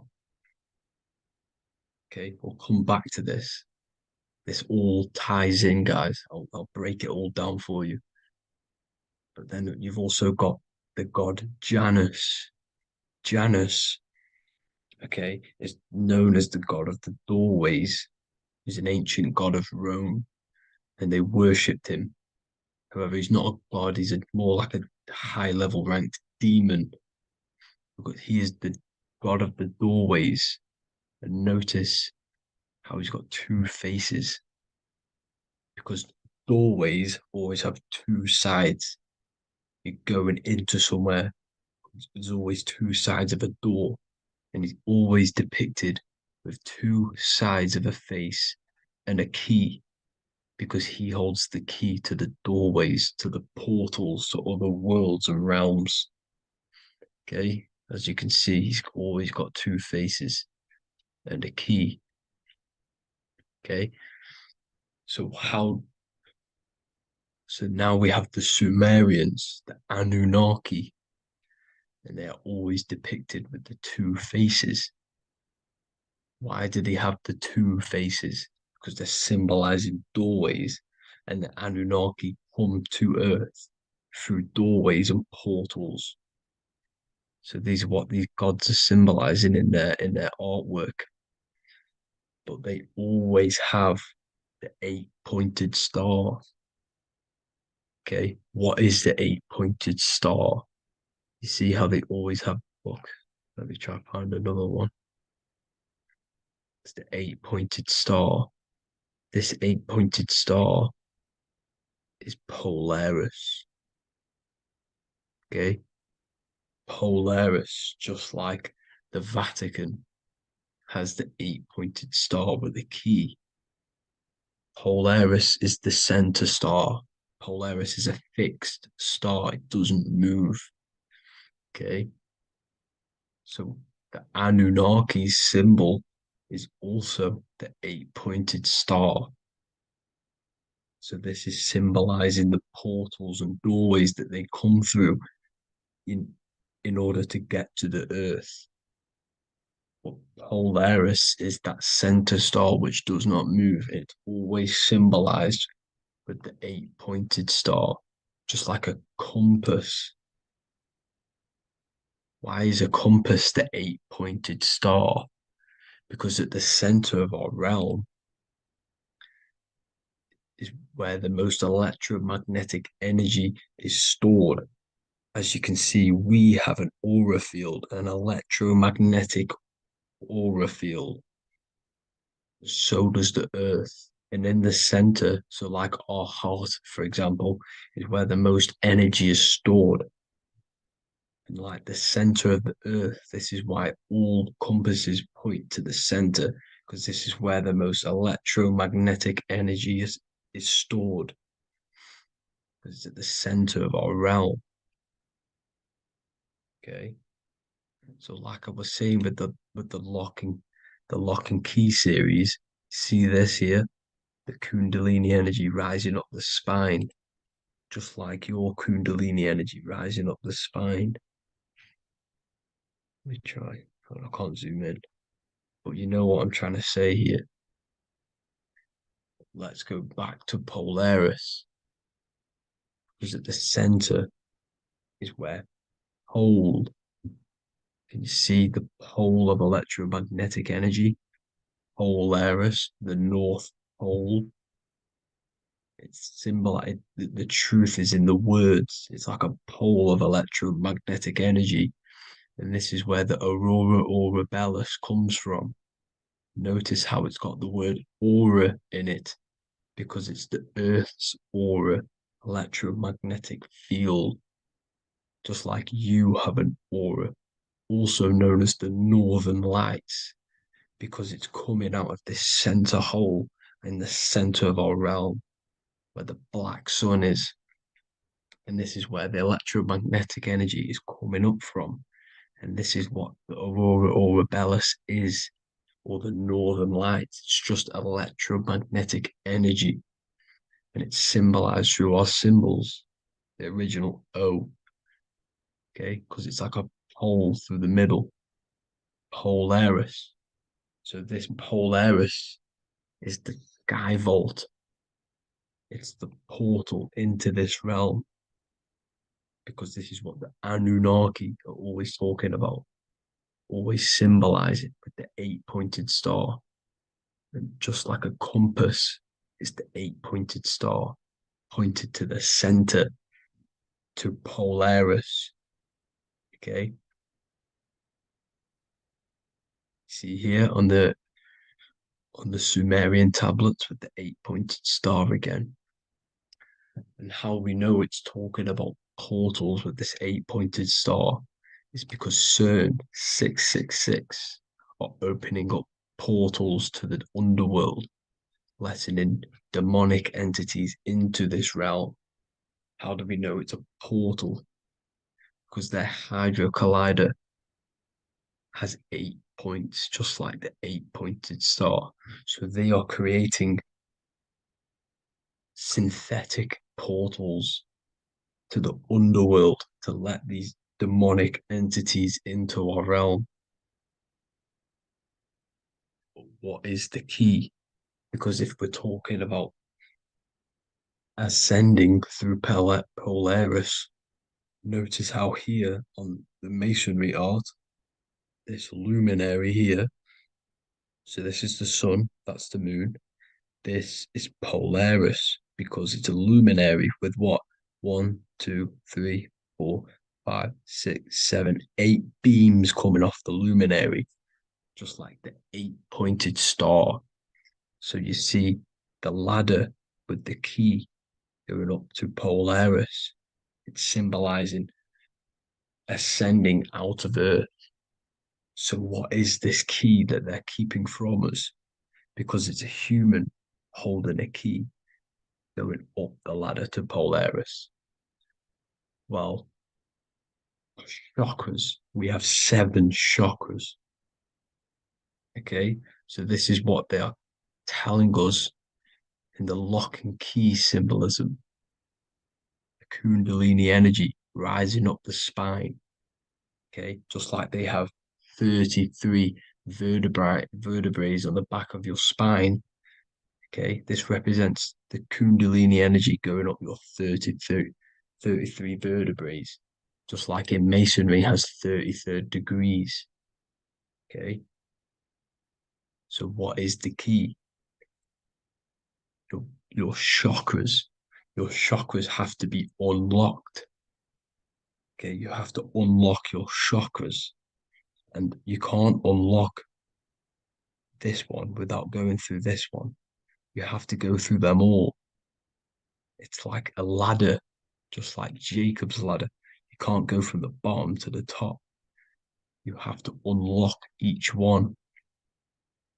Okay, just like you have 7 chakras, you have 7 layers of your aura. Okay, you have to unlock your chakras to the highest point in order to reach Christ consciousness. And this is the key that they're talking about. They're symbolizing the organic portal within each and every one of us to ascend out of this realm.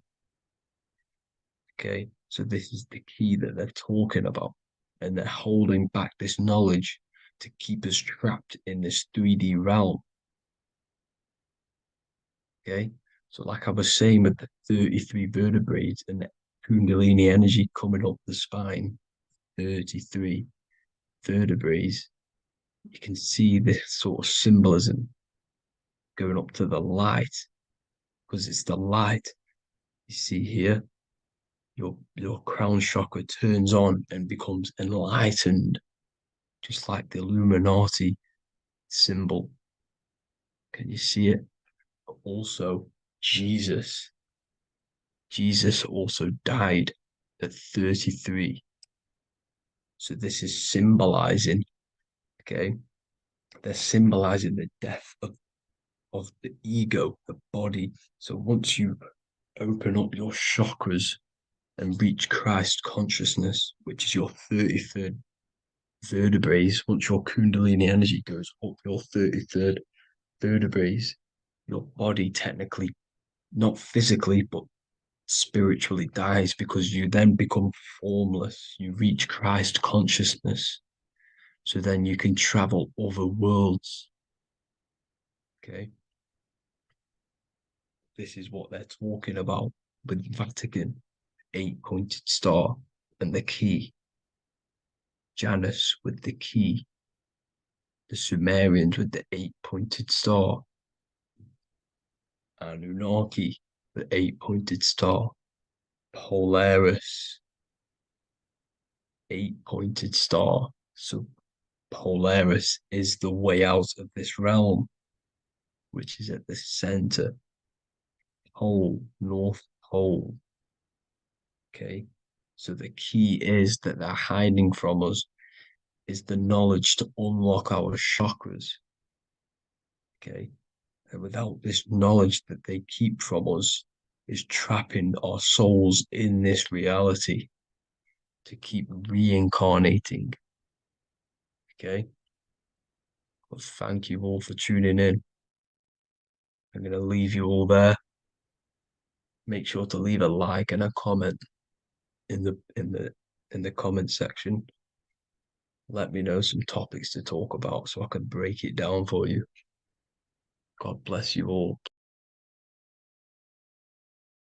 What if the word Yahweh is proof that God is embedded in our very own being? Stay with me because what I'm about to show you might change the way you see yourself forever. Today's topic is decoding the mystery name of Yahweh, the sacred name of God from the Hebrews. By the end of this video, you'll uncover the true meaning of the word Yahweh and how your connection to it unlocks your own personal power. When we look at the word Yahweh in Hebrew, we flip it on its side.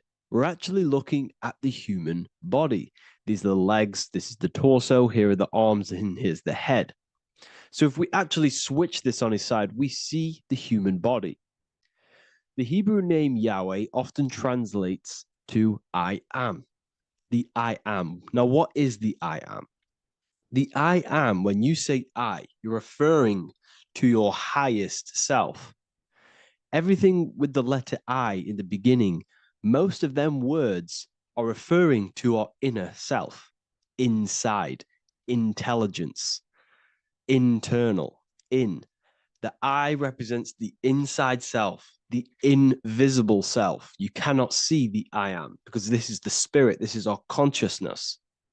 It's the intelligence controlling the human body. When you say I, you're not referring to your name, your job, your reputation, your ego, or your thoughts. You're referring to the observer who is beyond the thoughts, the one who's observing the thoughts. That's the soul. Look at the word Yahweh, Yahweh, the sacred name of God. Yahweh can be observed in the natural rhythm of the human breath. When inhaling, we subtly hear Yah. When exhaling, we hear Way. Do this yourself. Breathe in through your nose, you'll hear Yah. Breathe out, you'll hear Way. And in fact, the letter H, H, when it's pronounced, it carries the soft sound of wind or breath, a gentle exhale that mirrors the very essence of life, giving air. Breath is the spirit of life. It's what connects us with consciousness. If we stop breathing, we lose consciousness. The body shuts down. We're breathing the spirit of breath. We're breathing in the spirit of life. It's the very essence that gives us physical existence, and we're constantly staying connected to this breath at all times. Now let's look at Yahweh. 1, 2, 3, 4. There are 4 letters. The tetragrammaton is the 4-letter Hebrew name for God. Okay? Tetra meaning 4. We have 4 gospels of Jesus. Jesus is depicted with a cross with 4 sections. Jesus has the 4 sacred animals around the side of him, always depicted with these 4. A bull or an ox, an eagle, a man, and a lion. These are the 4 fixed signs of the zodiac. Aquarius, the man, Scorpio, the eagle, Leo, the lion, Taurus, the bull or the ox, which are related to the elements. Leo is a fire sign. Aquarius is an air sign. Taurus is an earth sign. Scorpio is a water sign. These are the 4 elements. And the 4 elements correspond to the 4 bodies of consciousness, as we see here. This is fire. This is air. This is water. This is earth. So we are made out of the 4 elements, which represent the 4 bodies of consciousness: mind, emotion, spirit, and body. The soul is incarnated into 4 sections. Hence why Jesus has 4 gospels. Hence why Yahweh is a 4-named word, because we are tetraform. We have 4 bodies of consciousness. There are 4 pillars to reality: the mind, emotion, spirit, and the body. So what we're actually looking at here is the name of the very essence of the self. Yahweh represents the universal consciousness that we're all tapped into, because the body is like a radio.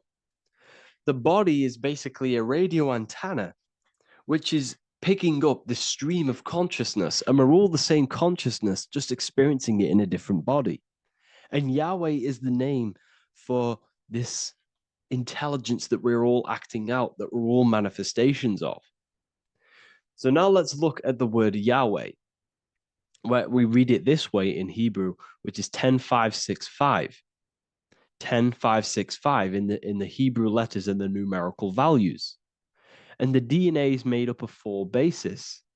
These 4 things which create the DNA.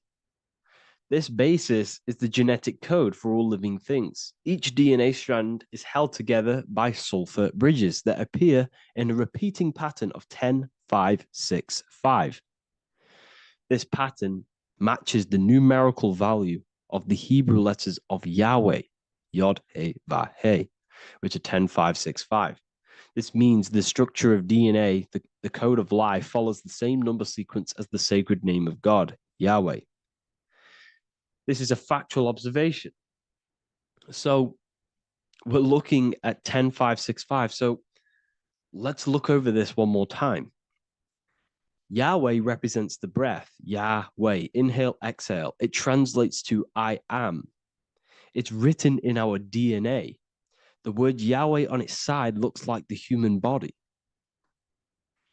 Now, this is where things get a little bit deeper. 10565 adds up to 26. The number God, well, the word God adds up to 26. Allah adds up to 26. There are 206 bones in the human body, 26. 26 adds up to 8. 8 is the number of infinity. We are all the infinite consciousness. Consciousness will never die. It's immortal. It's infinite. We are all infinite. We are not these skeletal structures. We are Yahweh, the universal consciousness. The creator of all things is our essence. We're all God with individual identities, but the highest versions of ourselves is God. The ego is our own personal experience of God. Does this make sense? So in conclusion, Yahweh is not the name of a separate God from us, but rather the reflection of the divine consciousness manifesting through the human form. The human body is like a receiver acting as an antenna that tunes into the infinite intelligence and life force we call consciousness or God. This means that rather than being external, the divine presence is within us, expressed through our very existence. It's very interesting when we look into this, and what religion has done has flipped all of this knowledge. All of this sacred knowledge has been externalized. They've externalized God so that we worship God and we view God as something separate from the human experience. They do this so that we don't find the God within us, so that we don't find that we have the power of creation. The mind is the creative force of God. The body is the will to act out that thought. They don't want us to figure out that we are creators and we're all creating our own earthly experience. We're all projecting this reality. And they don't want us connecting with the divine intelligence within us because they want to be the creators. They want to keep this knowledge. They don't want the masses to wake up to this powerful knowledge. So what they've done is that they've taken the scriptures, they've externalized it so that we start worshiping and giving away our power to these external things. And when God is external, we start to fear God because we start to think that God has power over us. He can send us to hell or heaven. So this is what's going on. They've been externalizing this for thousands of years to keep us in a suppressed state. Okay? Humans are very advanced because we possess self-awareness. We possess the ability to move our awareness and our thoughts outside of the instinctual nature. For example, a cat or a dog. These things can only live in their instinct. They live based on instinct. They smell, they eat. That's pretty much what they do.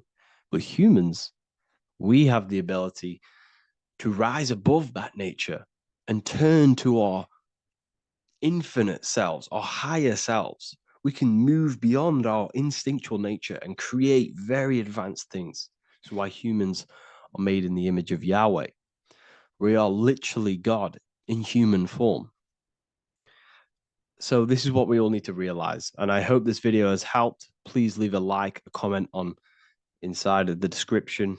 I'll have some links to my books and my university. The people who have read them have just absolutely changed their lives. You could probably see that in the comment sections if someone leaves a review of the book. We also have Trustpilot. But yeah, I thank you all. And I'll see you in the next one.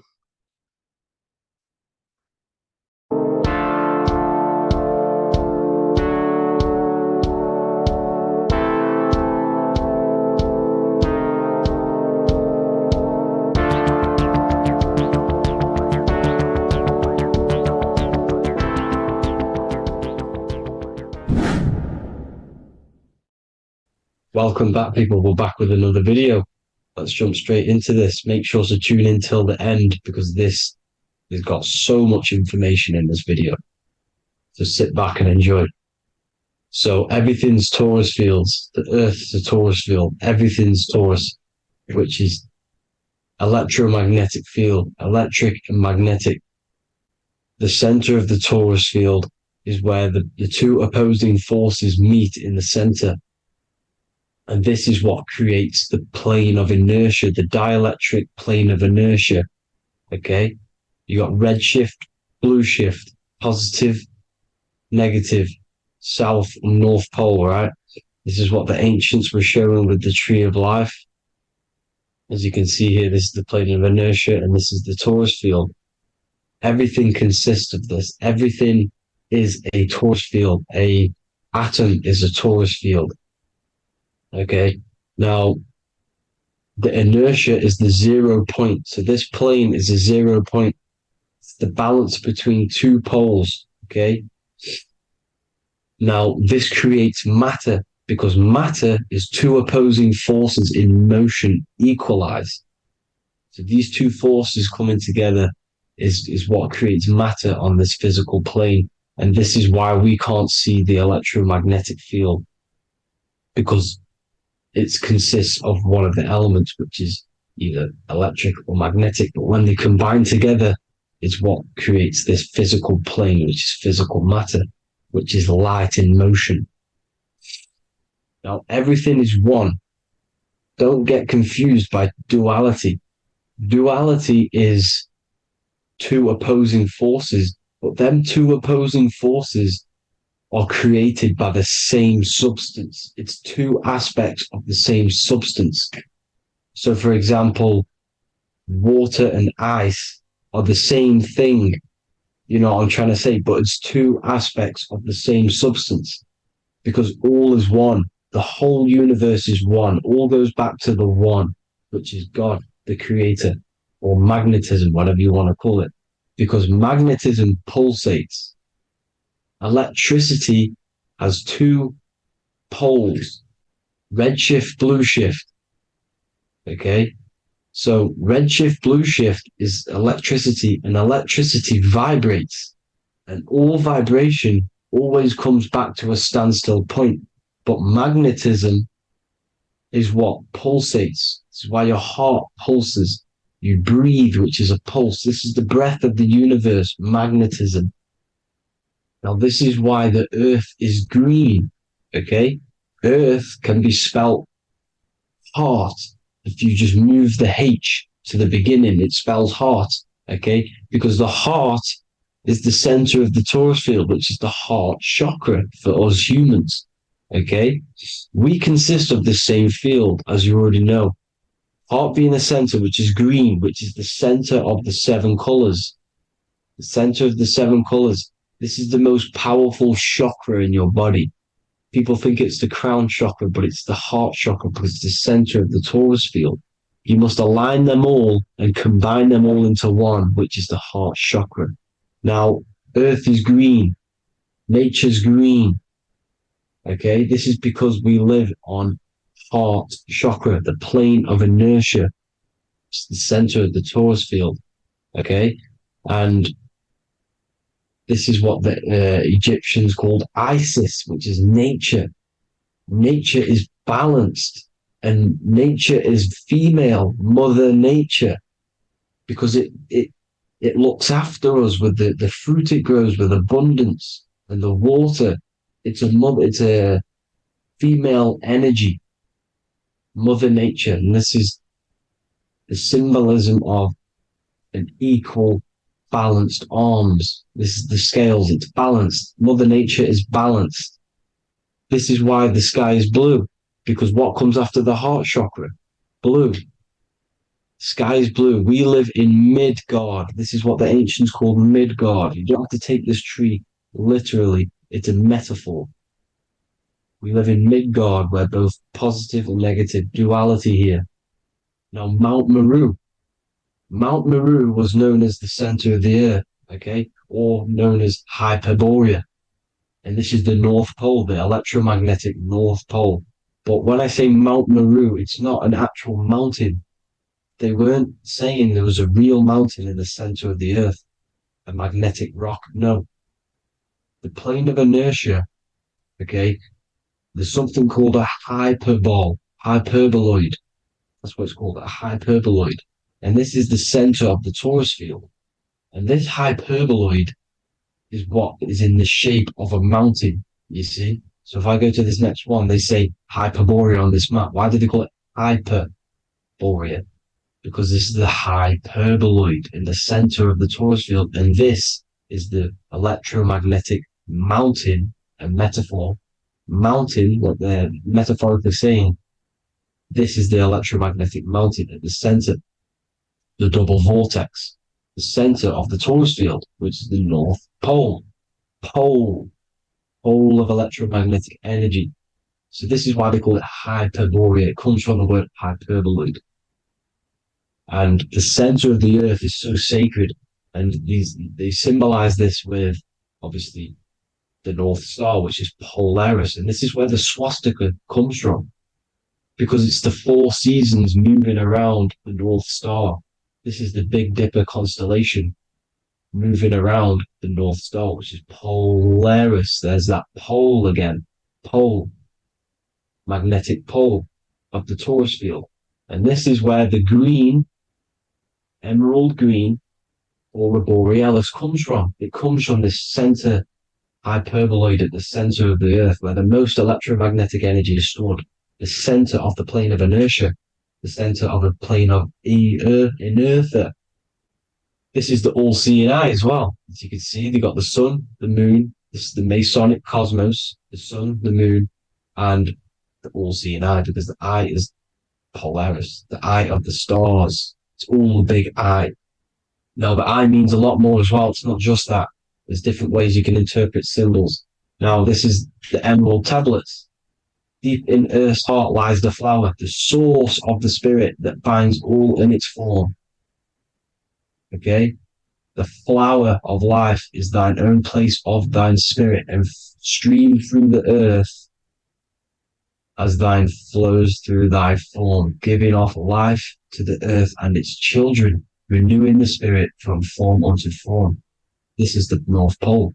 This is what he's talking about. He's talking about the aurora borealis. Aurora borealis. It's the earth's aura. Emerald green. Heart chakra. Plane of inertia. Green. Earth. Heart. You see? All related.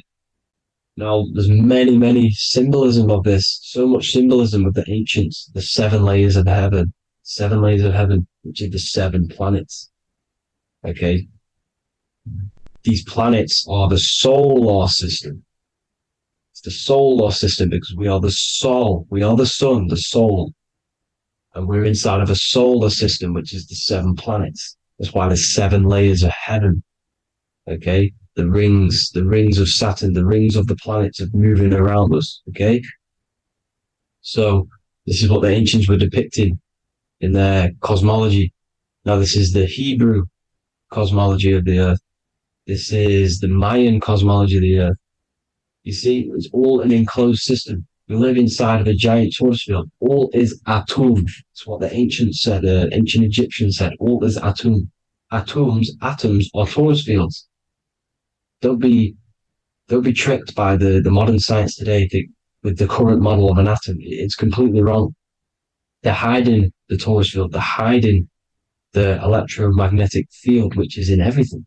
Absolutely everything is in motion, and motion comes from this field.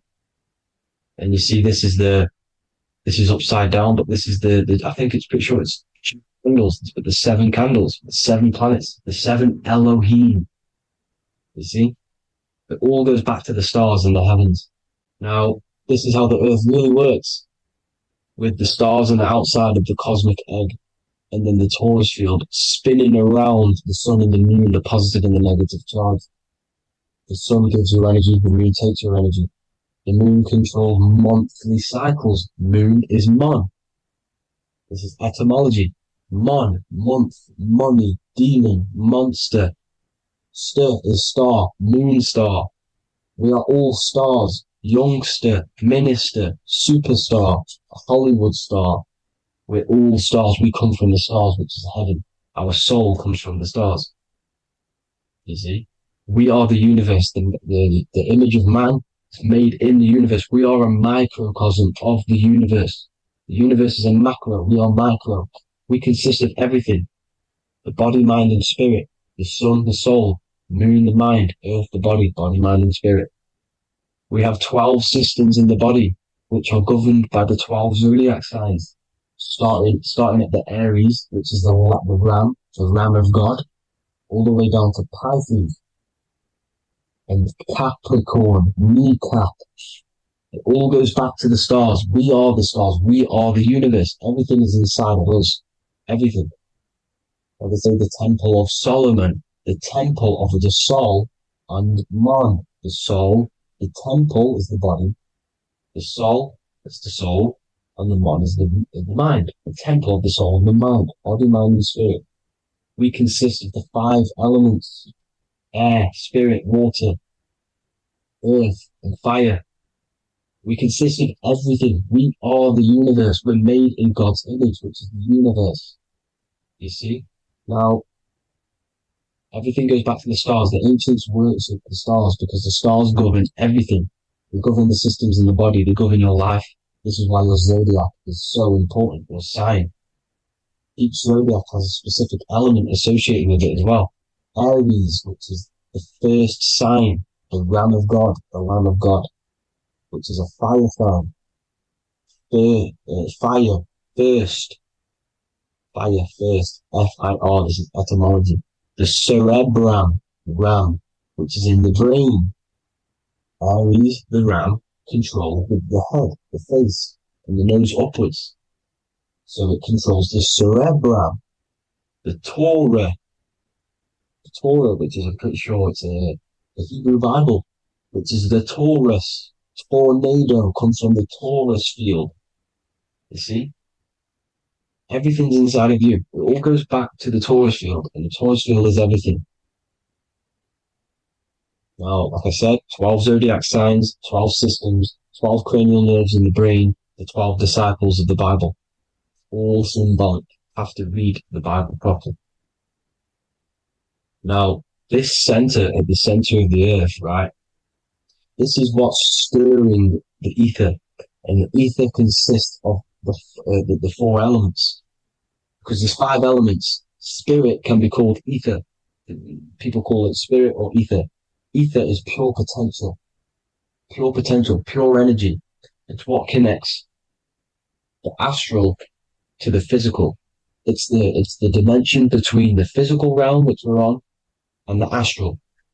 So it has pure potential. It's pure energy. This is why we say either. I either want to go there or there. It's connecting 2 scenarios. That's what the ether is. It's connecting the 2 worlds, the astral and the physical. The center is like the cosmic womb. There's a black hole in the center. This is the center of the Taurus field. This is the womb of creation. This is the womb of creation. And inside of this black womb are the 5 elements, and everything's being stirred around. Everything's in motion. Light is motion. Everything's motion. Now, like I said earlier, light crystallizes into physical matter. They are the same substance. Spirit and matter are the same substance, but different variations, different aspects of the same substance. Low vibrational spirit turns into matter. High vibrational matter turns into spirit. Or light, whatever you want to call it. Matter is light crystallized. This is where we get the 7 metals from. The planets. The planets are light. Specific frequencies and vibrations of light. When these lights, or the planets, materialize, material metals, materialize, they turn into the 7 metals. Saturn turns into lead. That's why lead is red. Saturn is red. The sun turns into gold. That's why the gold is yellow and the sun is yellow. You see, Saturn is the time god. What happens in autumn?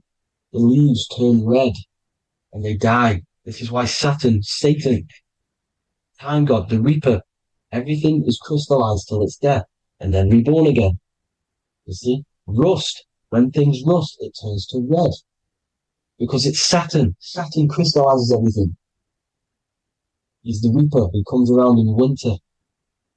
You see, he's Satan. Jesus and Satan, the sun and Saturn. They say we live in a solar system. The solar system, I think I've already just broke this down. The 7 planets are the 7 chakras. Everyone already knows this. But I'm going through it anyway. But this is where we get the 7 planets from. And the 7 metals. You see, all the ancients knew. It was an enclosed electromagnetic system. It's not a spinning ball in the middle of space, people. They want you to believe this so you get stuck in this material world. Because if you believe everything's material, you can never affect this plane effectively. You can never create your life effectively if you don't understand the planes of existence. Because the mental plane is a higher plane. And it breaks down and it controls the planes below it. The mental plane, hold on, I've got it here for you. The mental, the astral, etheric, and physical. Etheric connects the physical to the astral, but the mental is what's above them all. You see? Now, it's important to understand this. It's important. However, the ancients always talked about the enclosed system. Only NASA, which is introduced around the Roman times, not NASA, but the globe Earth was introduced around the Roman times. Okay? By these Masons. These Masons introduced this because they wanted to take over the minds of the masses and control them. These people worship the physical realm. They know how it works. They know the ins and outs of it. They know how to do the magic. They know how to do it all. They understand it all. That's why Masonry have to take the oath. The oath of not speaking. You're not allowed to speak about anything you learn about in Masonry because they're discovering the truth about your mind and how it creates reality and stuff like that. So this is the Masonic cosmology, the 5-pointed star, the 5 elements, the checkerboard for duality, positive and negative, the 2 aspects of every substance. This is another ancient painting depicting the firmament, the stars inside the firmament, the sun. You see, the ancients worshipped the sun because it's so important for sustaining our life. It's the only reason we're alive is because of the sun. But then people think it gives you cancer today. They brainwash you to think the sun gives you cancer when it's the #1 source of all life. They want you to believe it's a big, spinning, dangerous ball in space. It's not. It's here to give us life. It's God's son. That's why Jesus is known as God's son. It is the Son of God. God created that to sustain us. You see? So it's important you understand the true cosmology of where you are, because if you don't know where you are depleted of all of your morals. You're depleted You're demoralized. You're lost. You don't know where you are. You don't know where you exist. Okay? Once you accept the globe model, the heliocentric model, you will subconsciously think that you come from nothing. This is why they implemented the evolution theory just after the globe model was introduced by Charles Darwin. Charles Darwin came in after the globe model. He's a Mason, he was another Freemason, and implemented evolution where we came from monkeys because they want you thinking less of yourself so they can manipulate your mind. You see? They want to manipulate your mind, and they have done since you got here. Since you came through that portal, you were manipulated from that day to believe this, believe that. The true cosmology, the truth will set you free. You'll understand things better. You will feel better in yourself when you know the sun is here for you. You'll feel better in yourself that you know that you didn't come from a monkey. You were created as a human, a manifester, a creator. You're so intelligent. Your mind is amazing. You can manipulate matter, mind over matter. See? Thank you all people for tuning in. Tap in with yourself. Love yourself. Find the truth. Spread the truth. Nothing dies. Nothing in this creation dies. Everything's energy. Everything's light. Light can never die. You're a light being. That's why it says Q. Q man. Q is light in Hebrew. Or Latin. Either one of the two. You are light. You're a light being. You never die. Ever, ever, ever die. Ever. Stop thinking you're going to die. This body will die because it contains electricity. And electricity always goes back to a standstill point because of vibration. Electricity vibrates. You are pure light. You will never ever die. Thank you all people. God bless. Make sure to like, subscribe and share.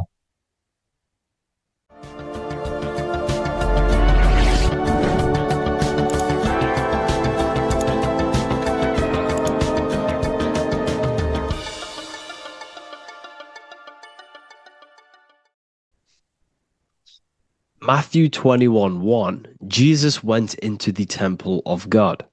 Corinthians 3:16, do you not know that you are the temple of God? Now what is this telling you?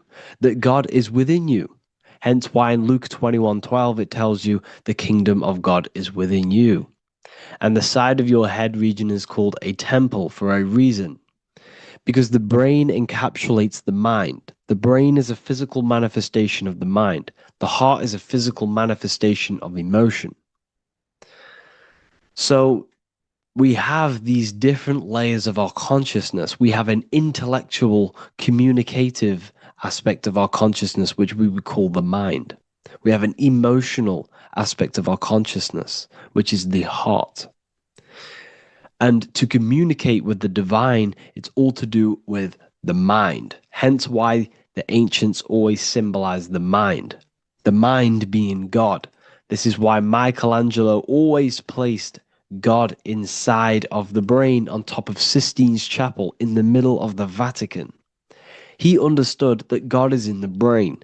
God is within you, not outside of you.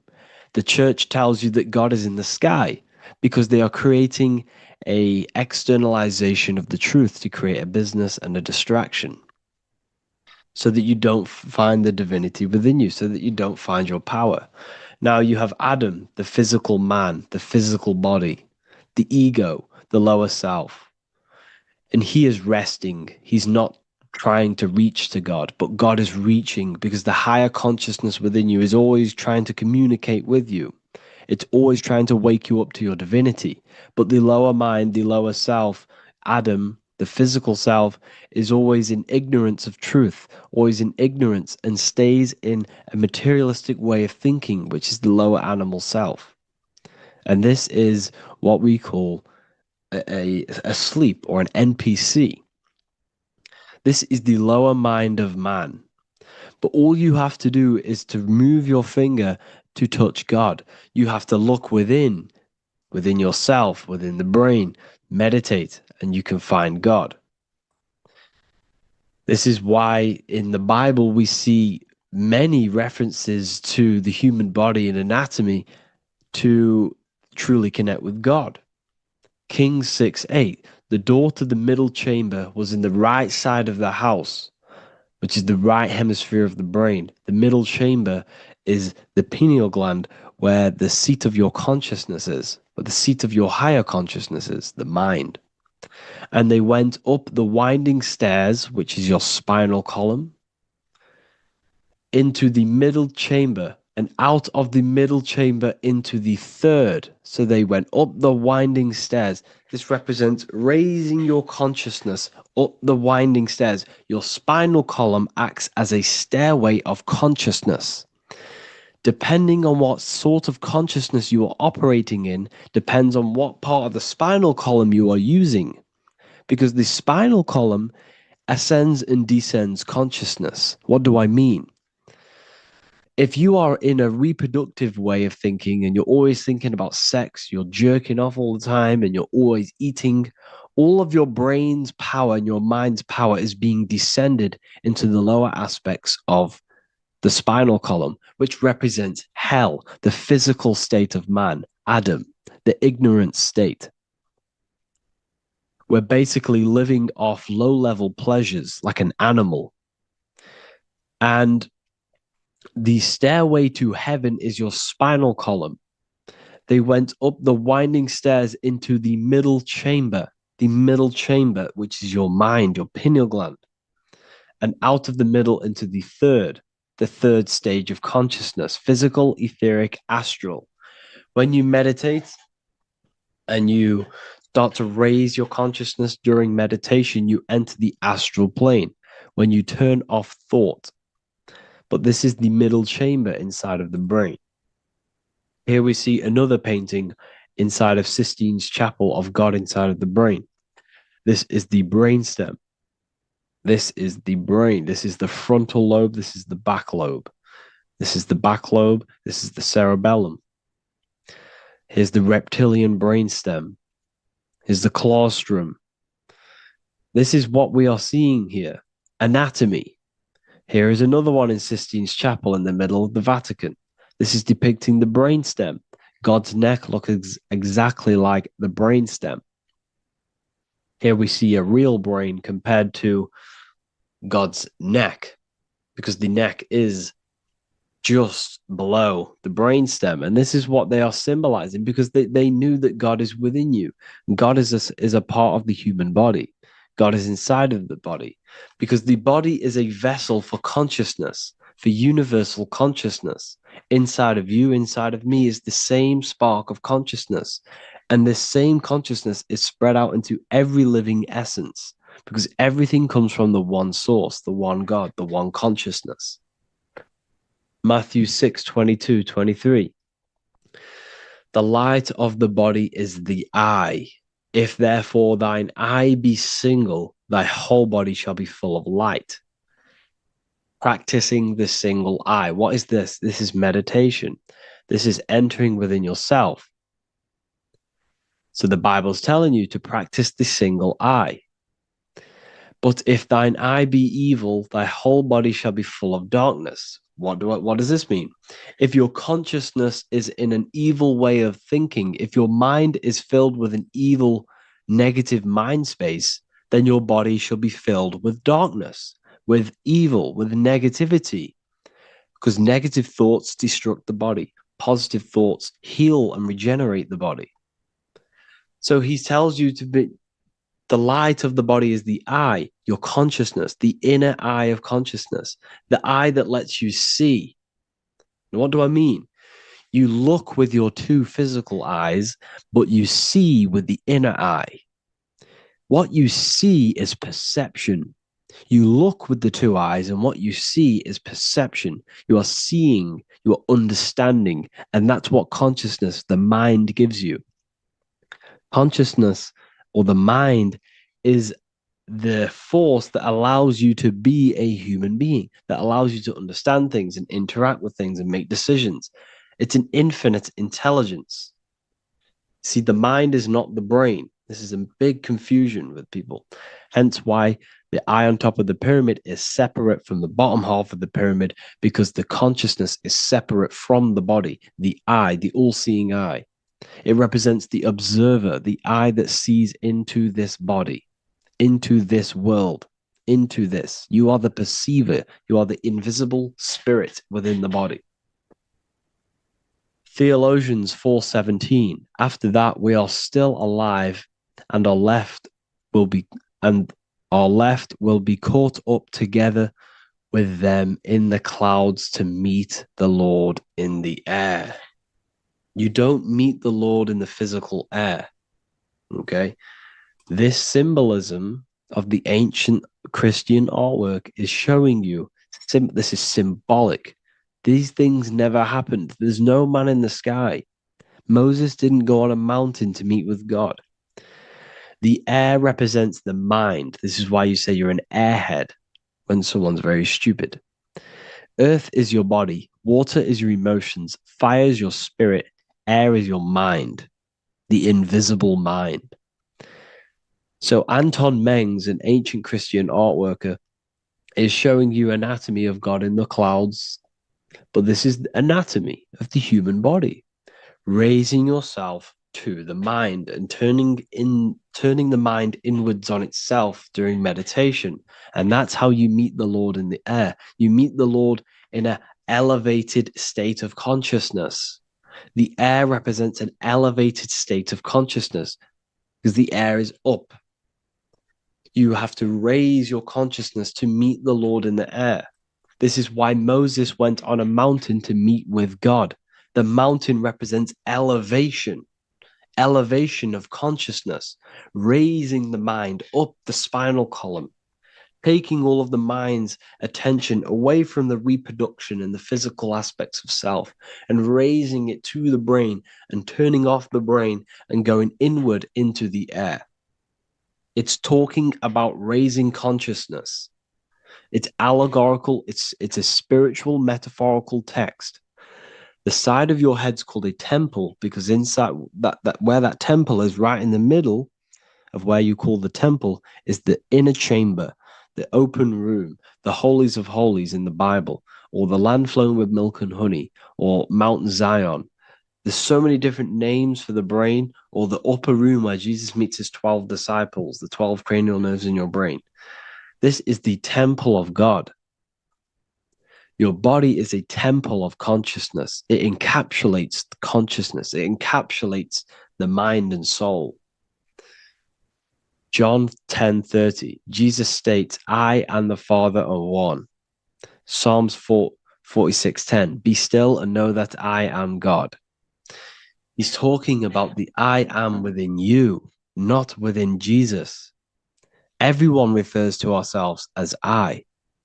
I am God. When you say I, you're referring to the highest aspect of yourself, the aspect that is above all thought, above all emotion, and above all things.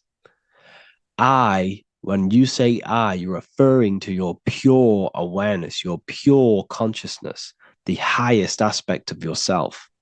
And anything after I is egotistical. I is God. The letter I is the Roman numerals for one, because there is one God, one consciousness. The letter I is one line, just like the number one. Matthew 6:3-4, take no thought. Therefore, take no thought. Take no thought. He says this 5 times because you must turn off the 5 senses and take no thought to connect with God. Be still. This is telling you to meditate and know that I am God. The I am within you. I and the Father are one. I and God are one. You, who you think you are, is a completely wrong. The body is matter. Your name isn't you. Your job isn't you. Your reputation, your trauma, your memories, your friends, family, worries, bills, interests, dislikes, goals, passions, anything to do with the thinking mind is not you. Who you think you are is a part of your thinking aspect of consciousness. But once you remove thought, you are no longer your name, you are no longer your body, you're no longer your reputation. You are the I. You are pure awareness, pure consciousness, pure consciousness. And this pure consciousness has latched on to this name, this job, the body, and your traumas. Your pure consciousness has attached itself to this character who you're playing in the physical world.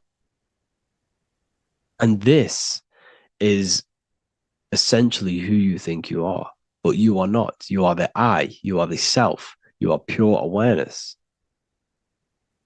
So, in order for you to detach from these things, you must learn how to detach from your name, your job, your reputation. And you do this through meditation by turning off the thinking mind. Turning off the thinking mind allows other aspects of your consciousness to open up. What do I mean? Your whole life you've been thinking, and all of these thoughts has attached you to this physical body. You haven't allowed your consciousness to open up. And you can only do this by taking no thought. That's why Jesus tells you, take no thought. When you turn off the thinking mind, other aspects of your consciousness starts to open up. Other aspects of your being can open up. And this is how you astral project. This is how you do all these mystical things and things to do with consciousness. It's taking no thought. Imagination, emotions, thought, and memory are all to do with consciousness. These things are not physical. You can't touch thought. You can't touch emotions. You can't touch these things because they are not a physical thing. So you must turn off these things for other aspects of your consciousness to open up. Okay? So essentially, the Bible is a metaphorical, astrological, numerological, metaphysical, spiritual, encoded text that talks about human anatomy, spirituality, and the true nature of the human experience. Everything they teach you in school is to make you think that you are this body. Everything they teach you in church is the externalization of the true teachings of Jesus. Jesus was telling you to meditate. Jesus was telling you to practice the single eye. Jesus was telling you to look within yourself and find God. He wasn't telling you to pray to him. Mark 16:19, he was taken up to heaven and sat at the right hand of God, the right hemisphere of your brain. John 21:6, cast the net onto the right hand side of the boat and ye shall find fish. Fish is understanding. The boat is your body, your brain. Cast your awareness into the right side of your brain and you will find understanding, because the right side of your brain is all to do with the creative aspect and the intuition and the spiritual sides of your consciousness. This is why God is here. This is why Michelangelo depicted God in the right hemisphere of your brain, because this is all human anatomy. And I speak about all of this in the brand new Book of Wisdom, Volume 2. Which is now available. The start of the revolution has begun. This book is truly going to change the way people see the world. It's got so many more topics than the last one. It's truly a revolution. It's written in so much detail. It's very practical. I cannot wait to share this one with you. I just want to say thank you for the opportunity for me to create this book. Because without you, I couldn't have created this. And I just love sharing my work with you. And I thank every single one of you for the support, the watch, like the views and the likes, everything. Especially the people who have joined the university and stuff like that. And for people who have joined the university, you do get a free Book of Wisdom paperback if you just go to the general chat and follow the description, follow what the instructions that I gave you in the chat, and you'll be able to order a free Book of Wisdom if you are inside of the university. Plus, you get all of my other books, 2 books, and over 45 occult books on occult and esoteric things. You get lectures, live calls, a community, a manifestation mastery course, and a whole library and reoccurring updates every month, every week. So yeah, I hope you all enjoyed this video. Thank you all. Please leave a comment to help the algorithm and leave a comment on what videos I should make. And yeah, I'll get to uploading on the YouTube a lot more now the second book is now released. I have a lot more time on my hands. No longer using my energy to create the book. I'm now going to redirect this mental energy into the YouTube. So there will be a lot more content coming. So I need some content ideas. So feel free to comment some ideas, some YouTube videos that I can create. Thank you all, people. Have an amazing day. You're living in 4 planes of existence right now, but most people are only aware of one. And that's why they feel lost, disconnected, and stuck in cycles they can't explain. If you don't understand the blueprint of reality, you'll keep trying to fix the physical, while the real causes lie in the unseen dimensions that you have direct access to. You must understand that the universe only exists in the mind. Everything is a projection of consciousness. Therefore, consciousness produces everything.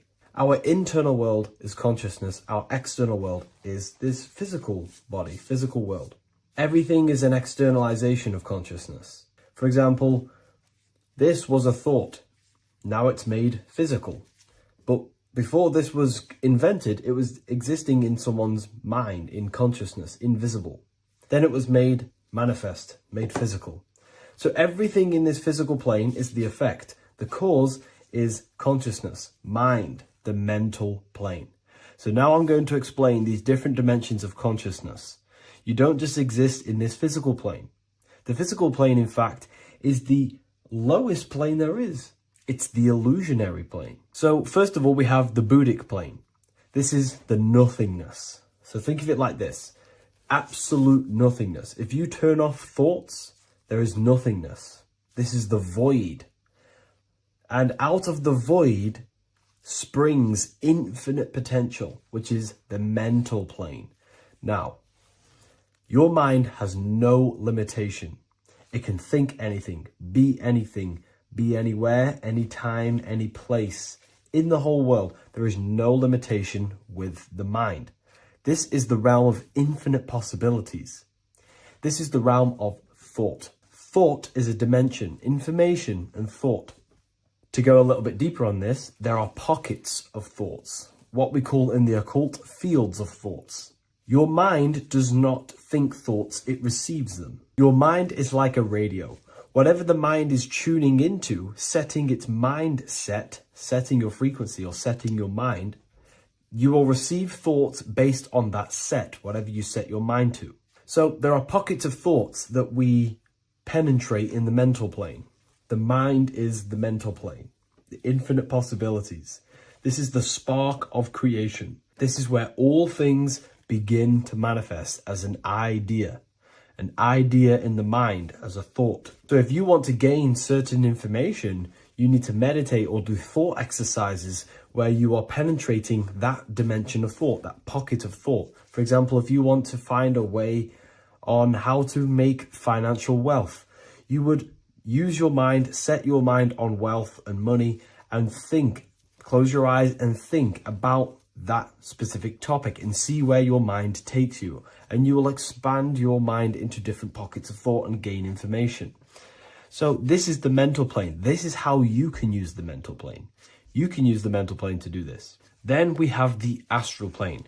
We have higher, middle, and lower astral plane.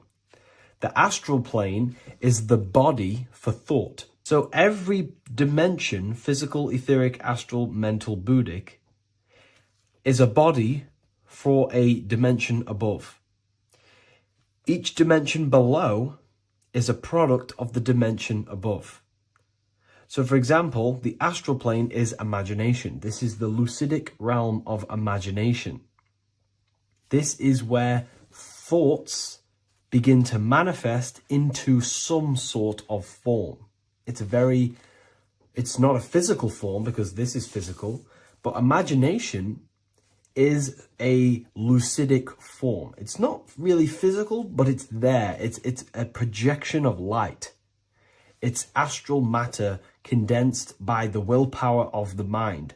So depending on the vibration of that thought will depend whether it manifests in the higher astral plane, middle astral plane, and lower astral plane.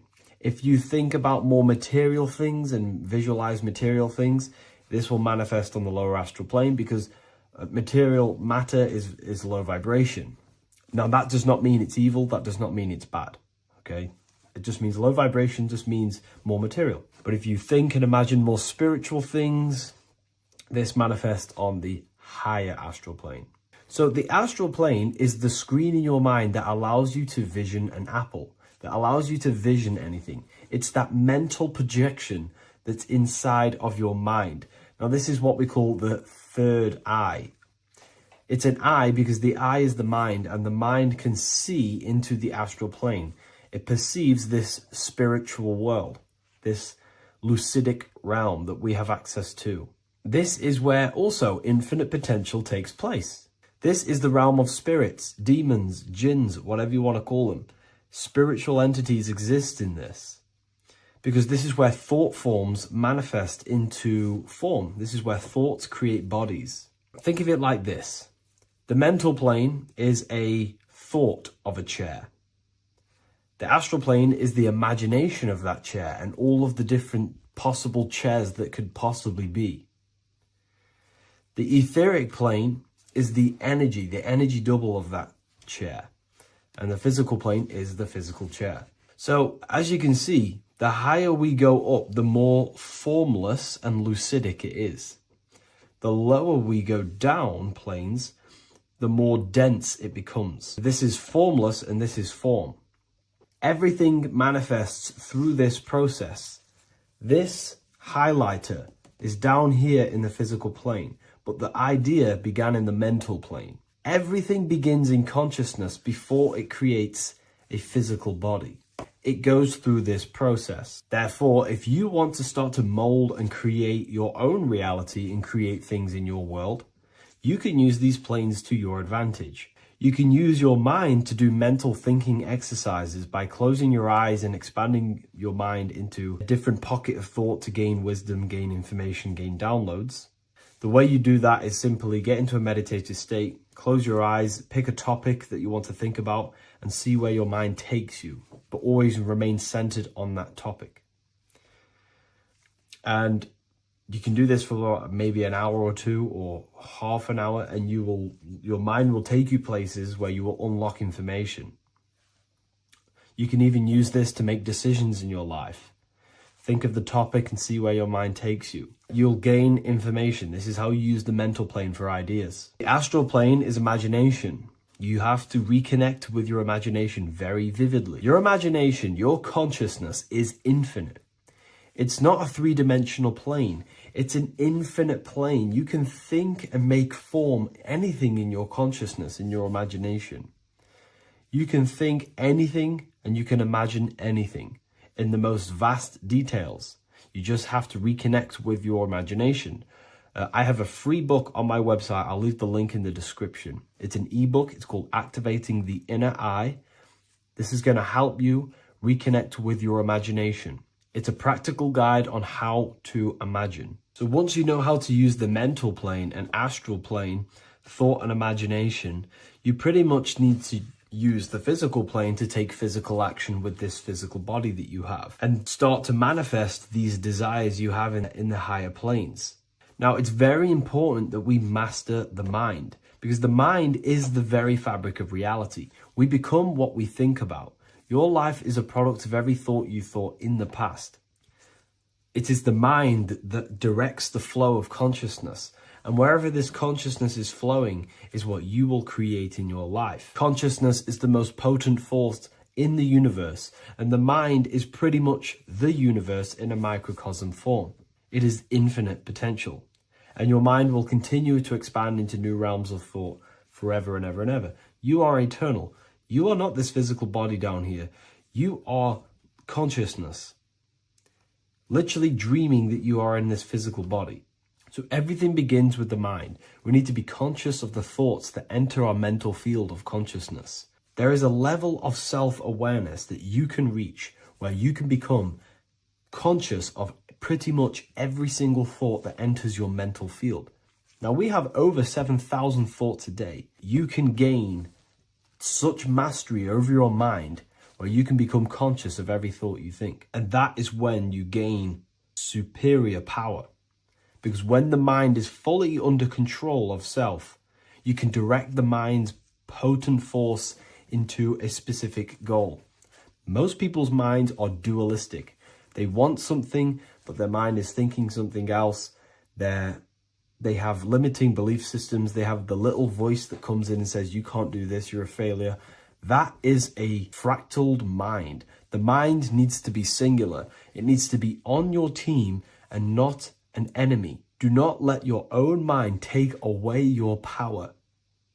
Your mind should be on your team, giving you power, giving you the best possible thoughts and the best possible beliefs. When the mind is in this condition and on your team and not taking away your power through the destructive thoughts, it becomes a potent, powerful force used for manifestation to create anything. And the way we get the mind on your team is through constant meditation to learn how to control the mind and turn it on and off.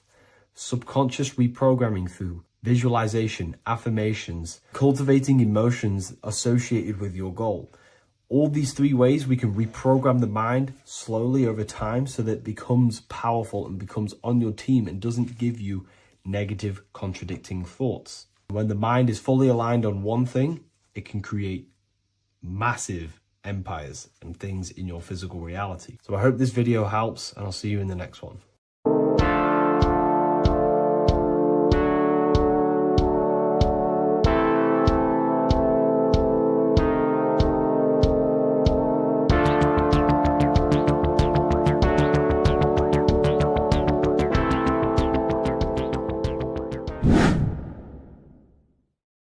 What is good, people? We're back with another video, and this is going to be talking about the connection between the micro and the macro. You know, you are the universe. Everything is inside of you. So the first thing you need to understand is that the law of mentalism, we are a thought in the creator's mind. Everything's being thought into existence. We have a spark of this mind, this same mind of the creator. And everything is a state of mind. Particles or atoms, whatever you want to call them, are a mental thing. They're a product of the mind. Everything's thought into existence. Thoughts influence everything. Thoughts are energetic effects which send out waves into the quantum field around you. And your consciousness is actually the universe experiencing itself, expressing itself, and viewing itself. So we are the creator, but viewing itself in separate bodies. And this is why they call the material world the world of illusions, because everything's separate here, but we all forget that we're not all one. We've all been brainwashed to think we're all separate, but we're all one. We're all the same mind, the same consciousness, everything. So everything's created out of toroidal fields. God created the toroidal field. That's the only thing that exists because the atoms are toroidal fields.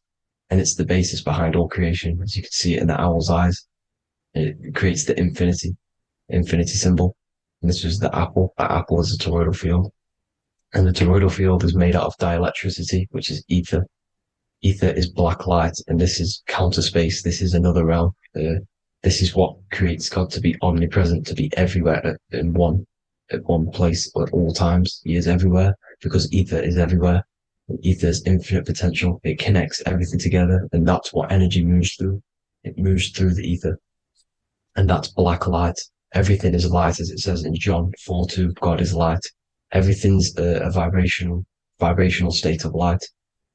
So the torus field is made out of dielectricity, ether, black light, magnetism, which is white light, which is the center of the toroidal field.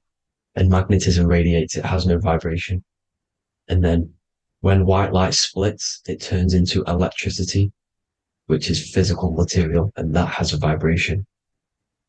This is the Holy Trinity, the sun, the moon, and Saturn. Saturn, the god of materialism. If you've watched my videos on Saturn, you know that Saturn is crystallizing everything into physical matter.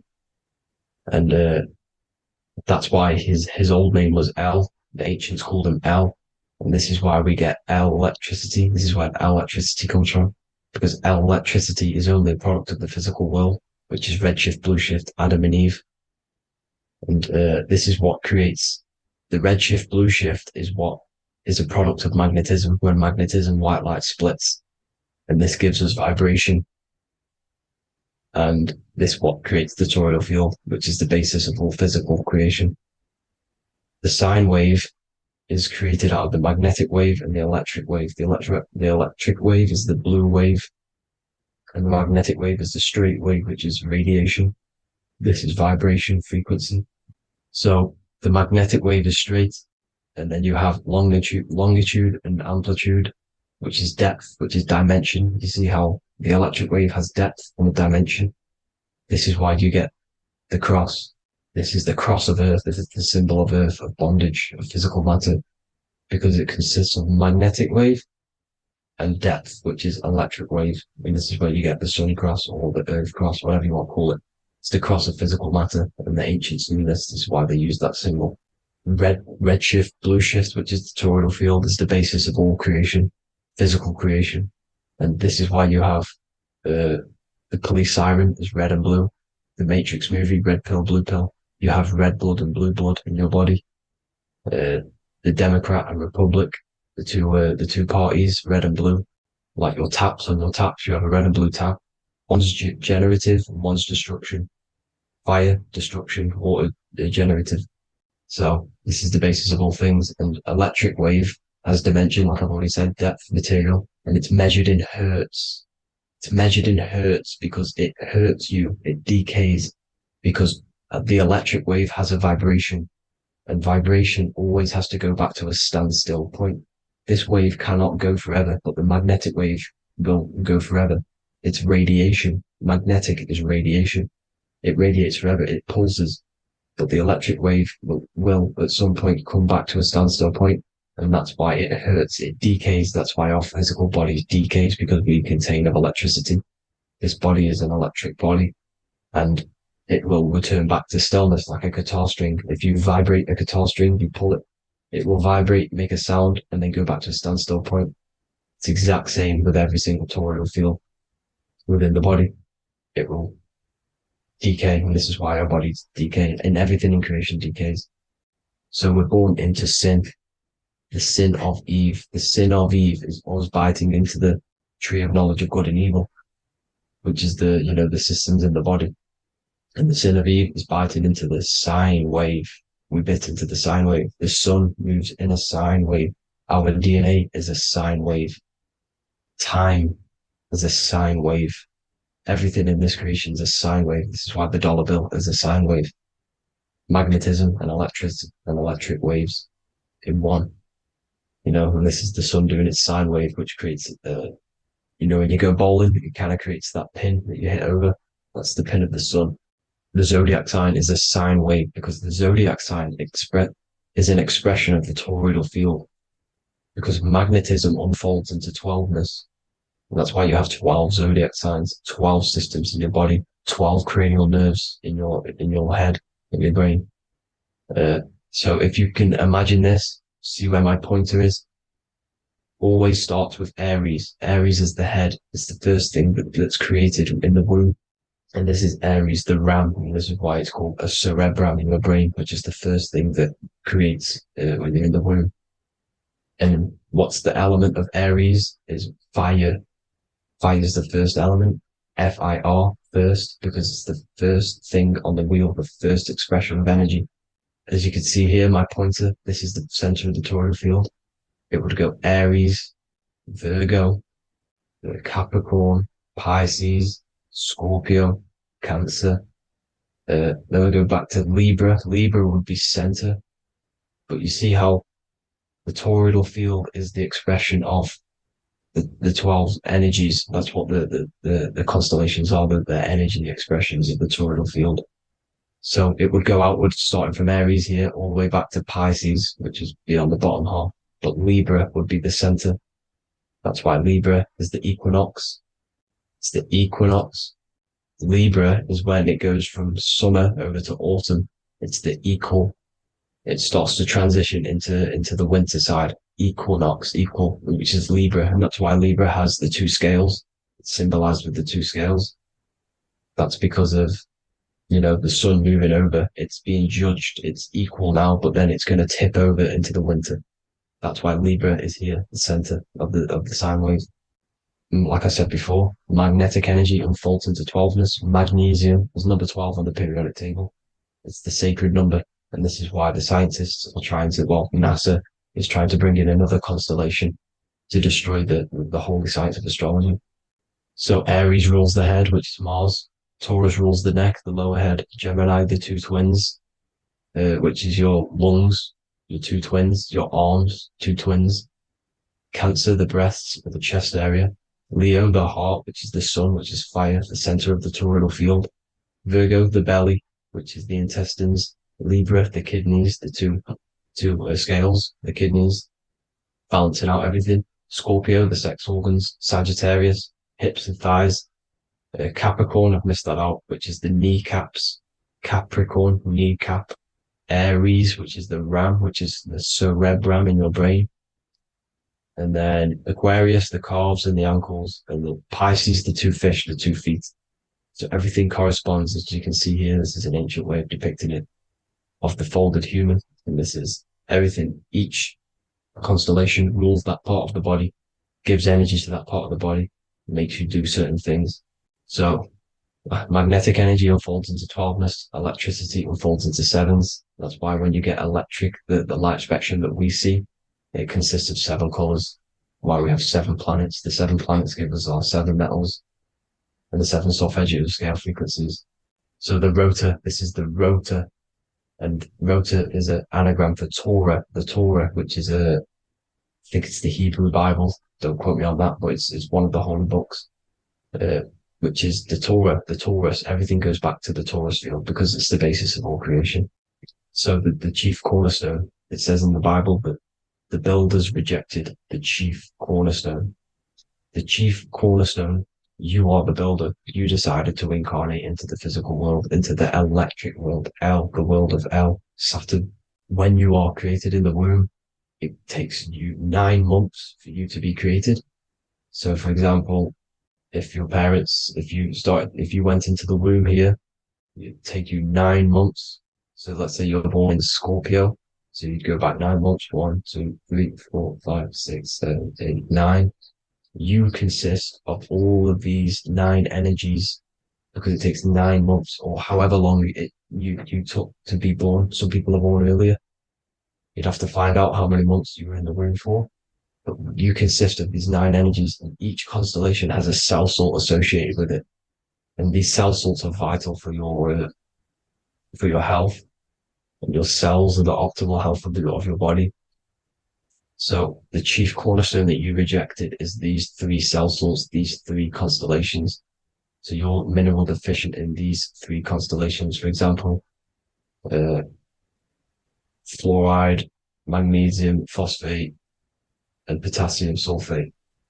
So that's the chief cornerstone. And a cornerstone, people always get it rejected with the cornerstone. The cornerstone is not, it doesn't say the cornerstone in the Bible, it says the chief cornerstone. The cornerstone is a cornerstone of a building, but a chief cornerstone is the top of the pyramid. This is where we get the pyramid of the wheel. So you're mineral deficient in whatever 3 zodiac signs you're not. You were not in the womb for. This is the chief cornerstone you rejected. So the human body is the micro. It is the universe in a physical form.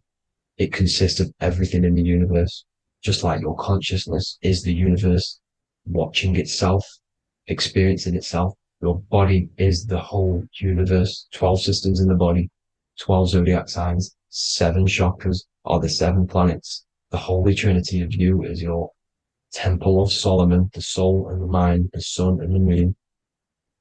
Everything is in you. You consist of everything, all the energies, everything. Heaven and hell. Heaven and hell is a mind state. It's a state of the mind. Head, H-E-A, which is heaven, and the heel, the bottom of your foot, is hell. And the bottom of your foot is the soul. So they're basically saying, well, it's wordplay. They're saying that your soul is in hell because, with the elites being in control.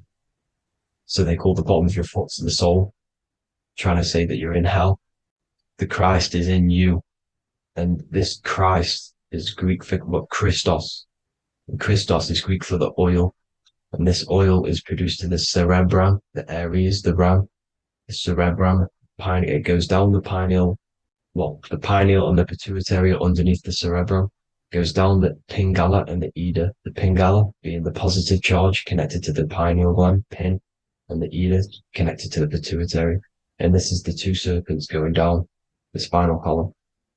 And this is why Jesus goes from Nazareth to Bethlehem, and then Joseph and Mary are waiting for Jesus in Nazareth. Joseph and Mary are the pineal and the pituitary gland waiting for Jesus to come back up the River Jordan, your spinal column. So this is the oil. This is the story of Santa as well. Santa comes from the North Pole. Why? Because the North Pole of the Earth is the center of the toroidal field, and the North Pole of you is your spinal column, which is the North Pole of the toroidal field. The North Pole, he comes from the North Pole. This is the North Pole. This is the South Pole of the toroidal field. Comes from the North Pole, which is your mind. And he goes down the chimney and then back up the chimney. This is the chimney. And he drops off the present, which is the Christos, the oil. And this is why Jesus is crucified at 33, because he crosses over the vagus nerve at the top of your spine. When this oil comes back up the 33 vertebrae, these are your vertebrae here. When it goes up to the 33 vertebrae, it gets crucified at 33 because it crosses the vagus nerve, and he's crucified on a cross at 33. This is the story behind Jesus and Santa. The Ark of the Covenant in the Bible is the two hemispheres which cover the vital parts of your mind, the brain side, which is the cerebrum, the pineal, the pituitary, etc. So the two hemispheres are the two angels, the Ark of the Covenant. This is the Ark of the Covenant covering the two vital parts of your brain. So these are the optic thalamus is another part, and it protects the Christ oil, which is inside at the center of the brain. See, the Bible is all a massive metaphor about yourself, because you are the universe. You are a microcosm of the universe. Your consciousness is experiencing itself, and the universe experiencing, and your body is the whole universe. Your head's heaven. So Moses crosses the Red Sea. These are the two hemispheres of your brain. This is the corpus callosum, the Red Sea. So he's pretty much saying that he's uniting the two hemispheres of your brain, because most people in this generation are stuck in the left brain, which is just logic, reasoning, science and maths, writing. And this is what school teaches you to do. It keeps you stuck in your left brain. And you want to cross over to you want to cross the Red Sea, which is the corpus callosum, to the right brain, which is awareness, art awareness, creativity, imagination, intuition, insight, using the higher mind, creativity, imagination. If you don't have intuition, then you can't read energy, you can't pick up on bad things. This is what Moses is symbolizing by crossing the Red Sea. And it's also the upper room where Jesus met the 12 disciples. 12 disciples are the 12 cranial nerves in your brain. It doesn't just represent the 12 zodiac signs, the 12 disciples. It symbolizes many different things. Because like I said, energy the universe consists of 12ness. So you have 12 cranial nerves in your brain. And that's the 12 disciples as well. And they want you stuck in your left brain, which is the five senses, materialism. So they say in the Bible that Satan blinds the mind. Satan is Saturn. If you've watched my videos, Satan is Saturn. And you consist of the Holy Trinity, which is the sun, moon, and earth. The soul, moon, the soul being your sun, the solar, the moon being your mind, the earth, your physical body. And Satan blinds the mind. Why? Because we enter a soul system. This is a soul system, not a solar system. And Saturn is the Lord of the Rings, which is the outer ring. When your soul enters the soul system, your soul starts to materialize. It hits Saturn. Why? Because Saturn starts to materialize you. You take on the 7 virtues, which are the 7 planets, which are your 7 chakras. And to get out of this soul system, you must get out of your lower nature, your animal nature, which is lust, desire, greed. The number of the beast 666, which is Saturn, Satan. So you enter the soul system, you take on the 7 energies, which you turn into physical matter. And this is your descension from heaven to, well, to say hell. And then you must raise back up from matter to spirit. They say Satan blinds the mind. Why? Because your mind gets materialized. Your soul and mind get materialized. And when you get materialized, it's an intense experience. You lose the divinity within you. You forget the divinity. So Satan, which is the first planet, the first energy you take on, the material body, he blinds the mind. He makes you forget everything, your divinity. Then you must remember, ascend up Jacob's ladder, the 33 vertebrae, to heaven. And this is a microcosm of the macro, because you will ascend back up to heaven if you do this, when you leave your physical body, when your body decays. So when it talks about in the Bible, completely destroy them, the Hittites, the Amorites, the Canaanites, all the ites, this is what God says to the Israelites. It says completely destroy them. It's basically symbolizing saying destroy your lower nature. The Canaanites, cannibals. We're under a Canaanite system now, which is cannibalism. And this is flesh eating, lust, greed, all the demonic stuff, all the lower vibrational stuff, the lower nature, eating, sex, and survival, the lower three chakras. You must get out of these lower three chakras and return back to spirit, which is heaven, which is spirit, love, being holy, being truthful, being passionate, going back to Satan blinding the mind. All of the planets are made out of these three symbols. Satan blinds the mind. And that's why Satan's symbol, this is the symbol for Saturn, Satan, the symbol of Saturn is the cross, which is physical matter, the earth, over the moon. The moon is your mind. So the Saturn symbol saying matter over mind. He blinds the mind. Satan blinds the mind once you enter the soul system. And you must remember, in the Bible, it talks about the Genesis, which is Eve, the sin of Eve, which is biting of the tree of knowledge. The serpent, which wraps around the tree. It says the serpent placed himself on the tree. Well, the serpent is the spinal column. It's the serpent telling you eat from the tree of knowledge of good and evil, which is your nervous system. And eating from the tree of knowledge of good and evil is doing bad things. For example, over-sexualized, overeating, eating the wrong food. That's eating from your nervous system. It's decaying you, and it's preventing you from achieving the God self, the God consciousness. This is the symbolism of, the tree on the serpent, telling you to eat from the left brain, with the left brain being the sinister. Sinister is Latin for left. That's sin. Sin is left. And left is lefty Lucy, Lucifer, right, righteousness, right, God, godly. The tree of knowledge of good and evil, which is your nervous system, because it determines good or bad. That's the only thing you experience in this world is your nervous system. And then the tree of life is the cardiovascular system, and the Garden of Eden is your body. So that's it for this video, people. I hope you've got a greater understanding of how you are the universe and everything is inside of you. Just keep in mind you are the universe experience in itself, and your body is a reflection of everything. The 12 constellations, the 7 planets, everything's inside of you. This world is an expression from the inside outwards. You can't affect the outside world to manipulate reality. Everything's inside of you.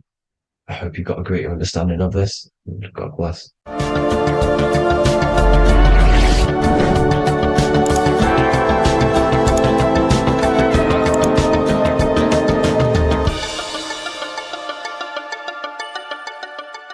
Welcome to Revival of Wisdom. This video is going to be about the flat earth and the breakdown of the whole cosmology. I'm going to be digging very deep. I've got a lot of pictures and images to show you, and a lot of dots to connect. So let's start with the Freemasonry art.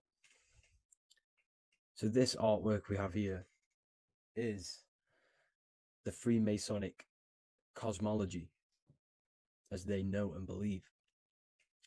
So what is it symbolizing?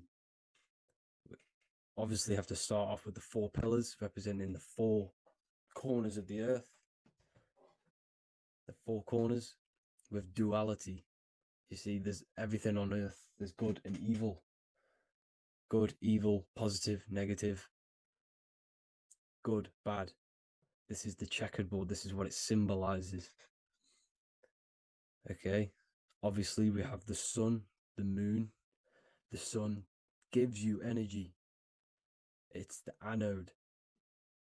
The moon is the cathode. It's the opposite. It takes your energy.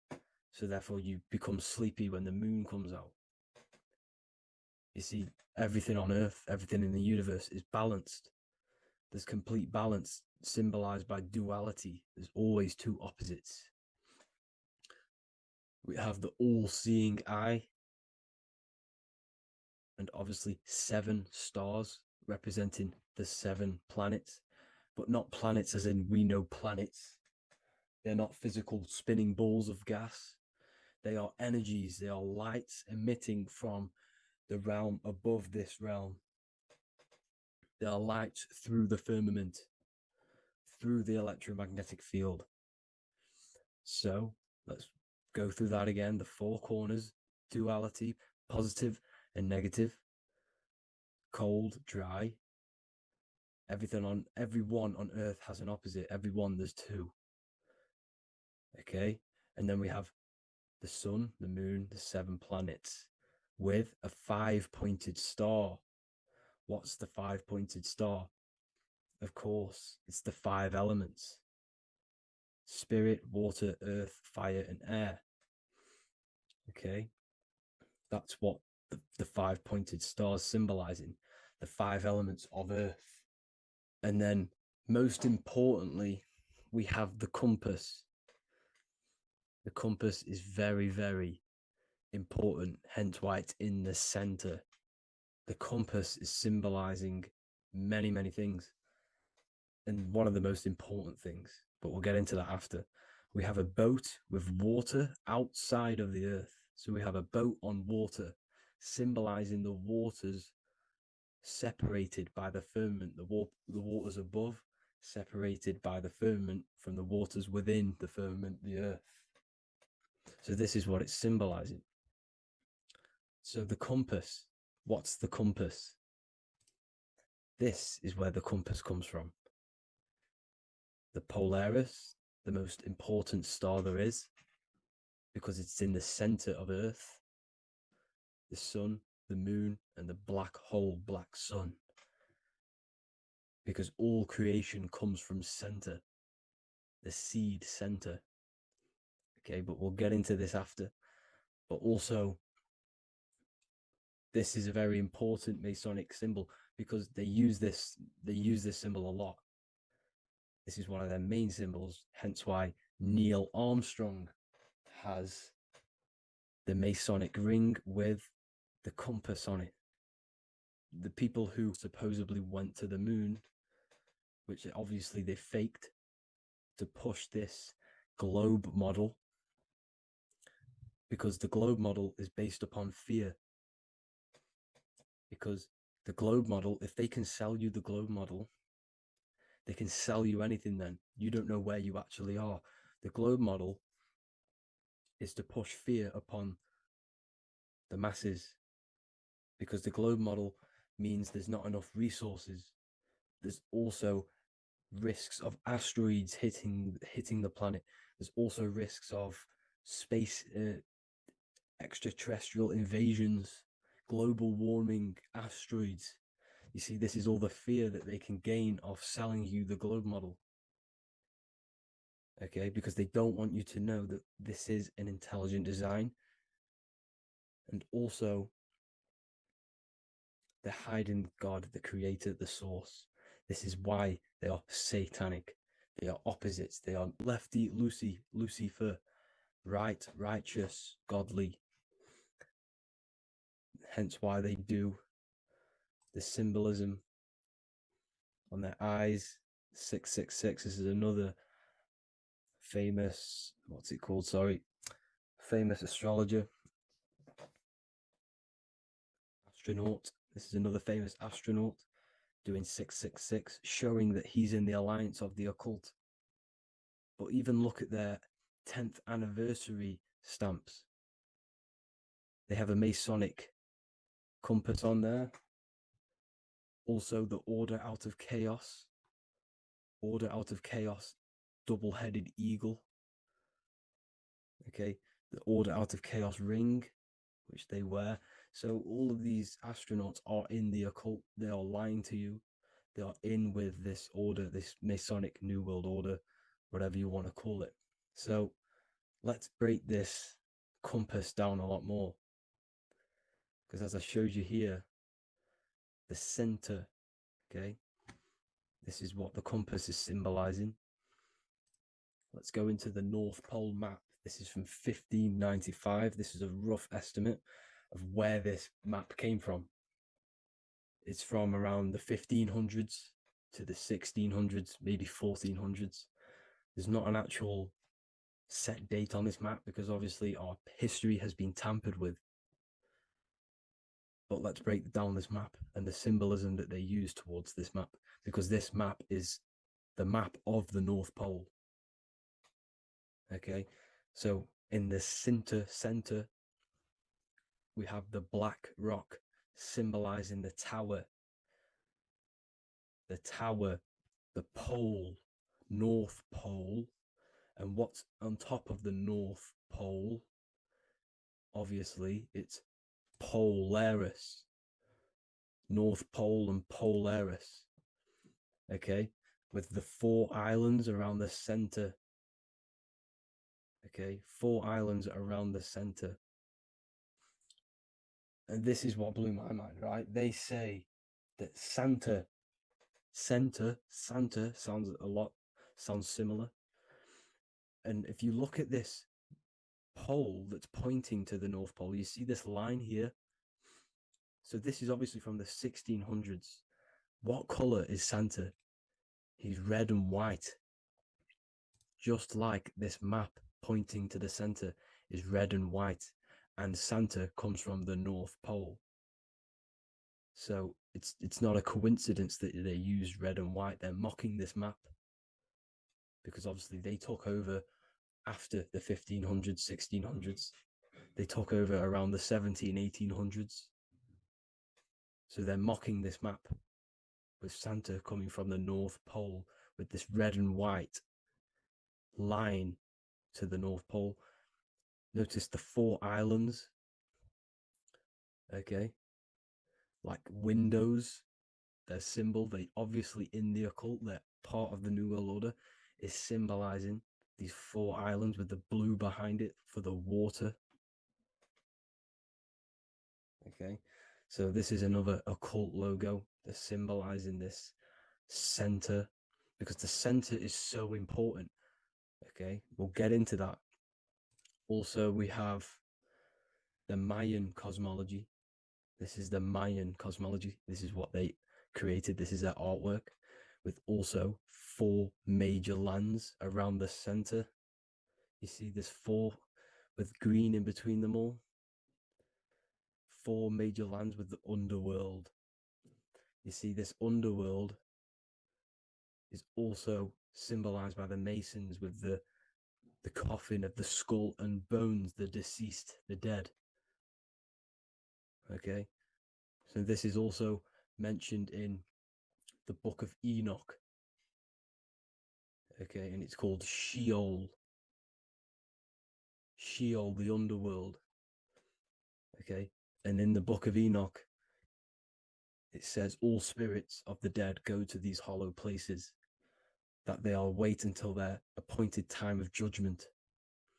And it also says in the Book of Enoch, there are 4 hollow places underneath.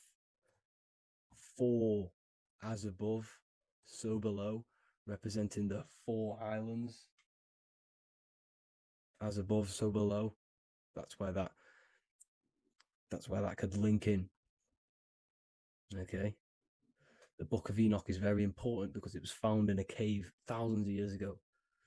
And has a lot of truths about this realm and about this world we live in. So let's go back to the Mayan cosmology.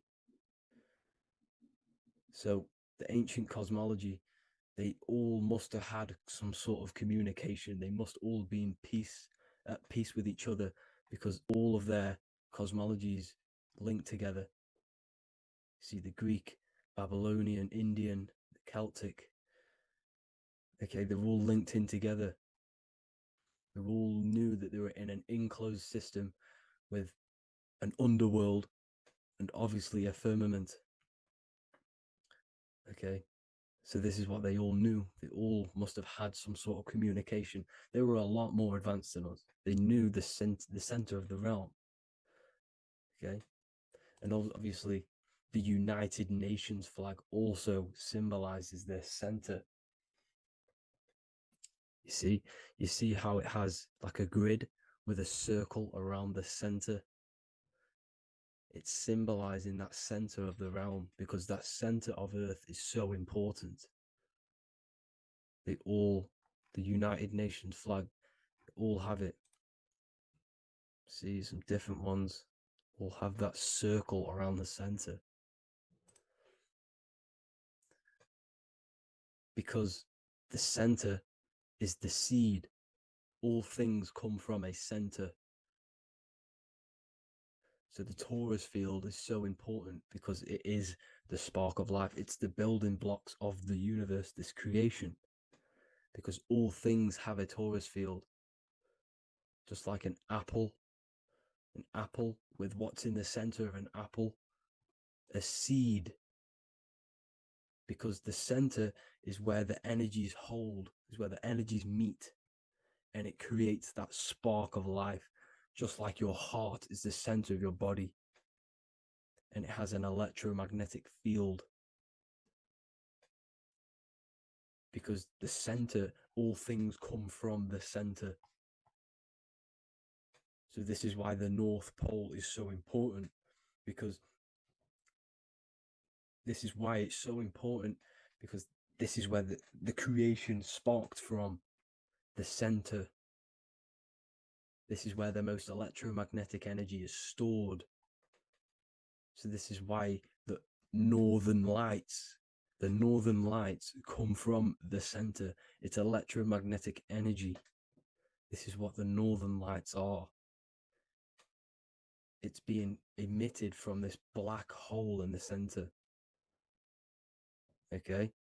And obviously what else is on the center? Polaris.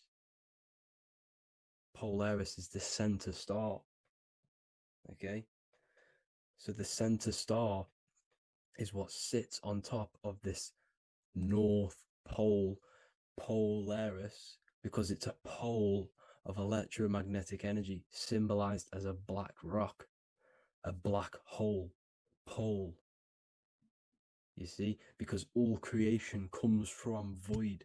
Light is born from darkness. Without light, darkness can't be born from light.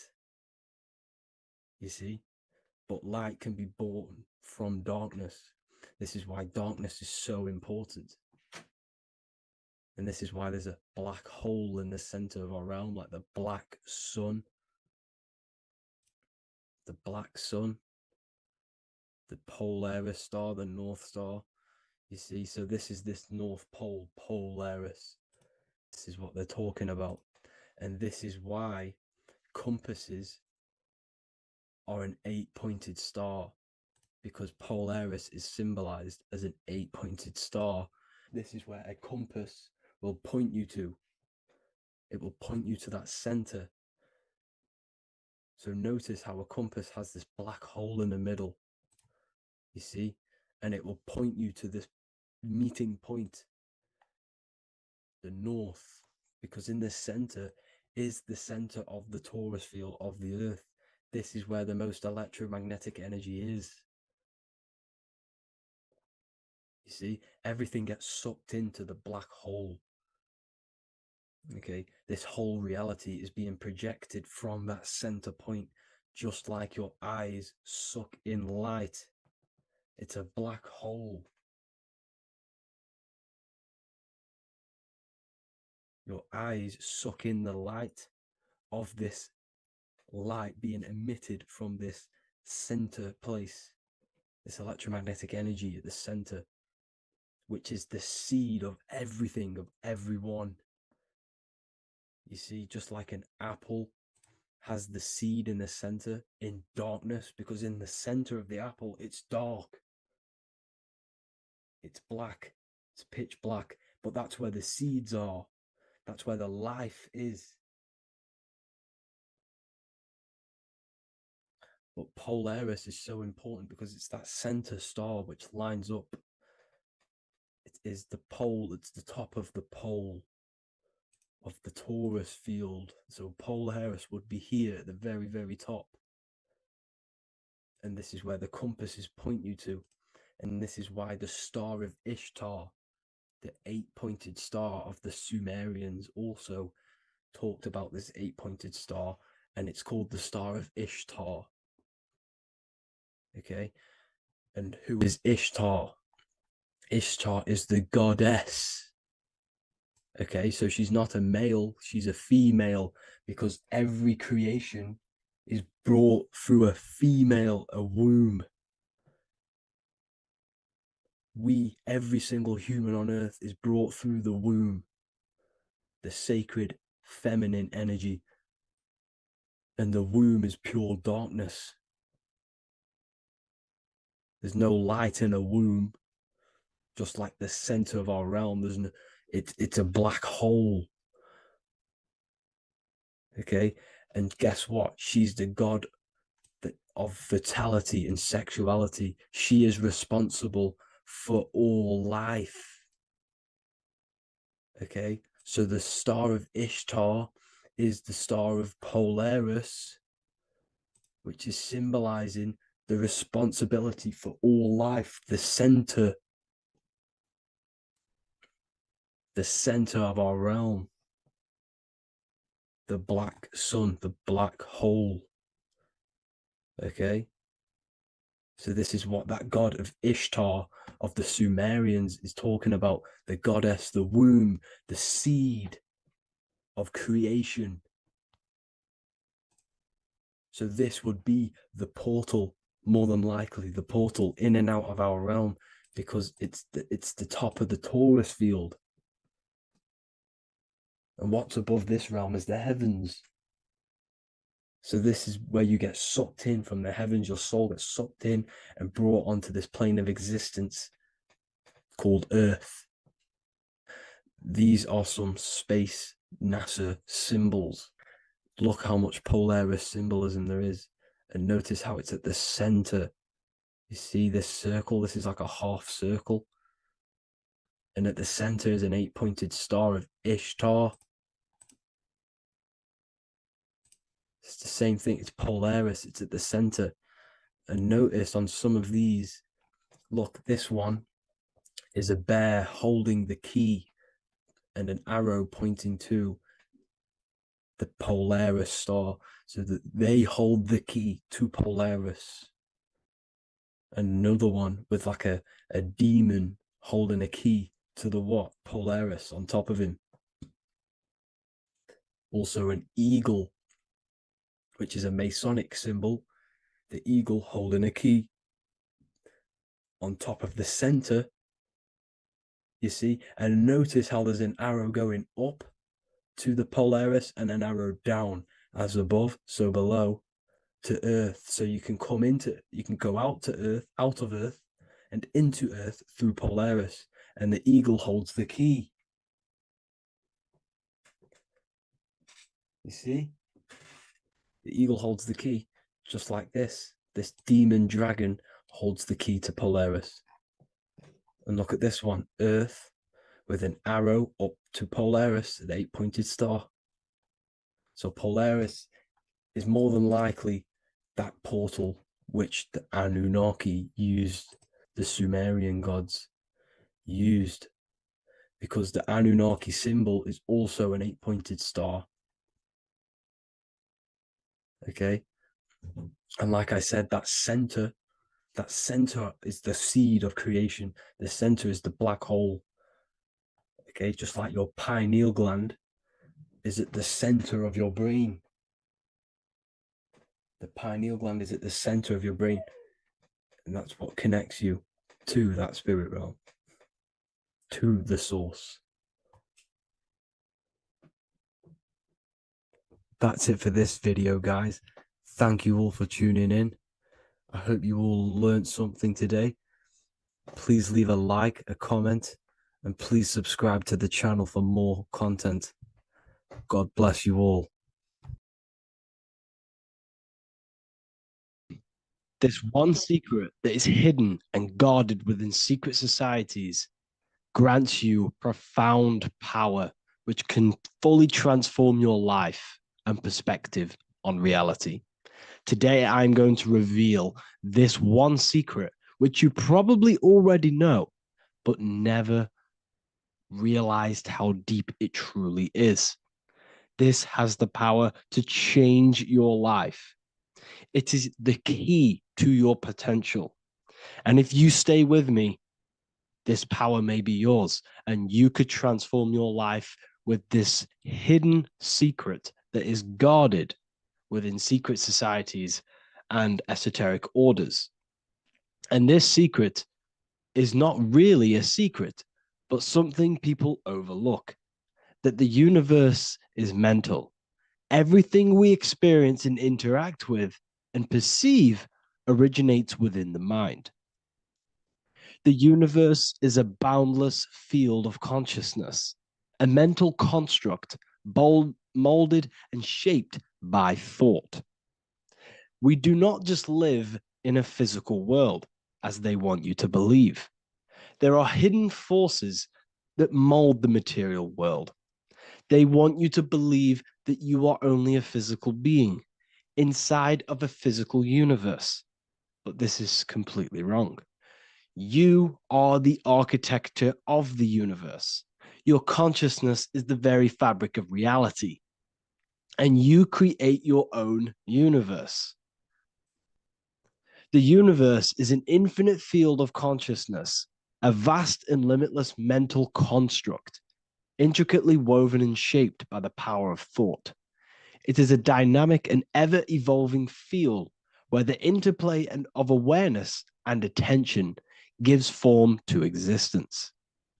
Within the boundless realm, every idea, perception, and belief contributes to the creation and transformation of reality itself.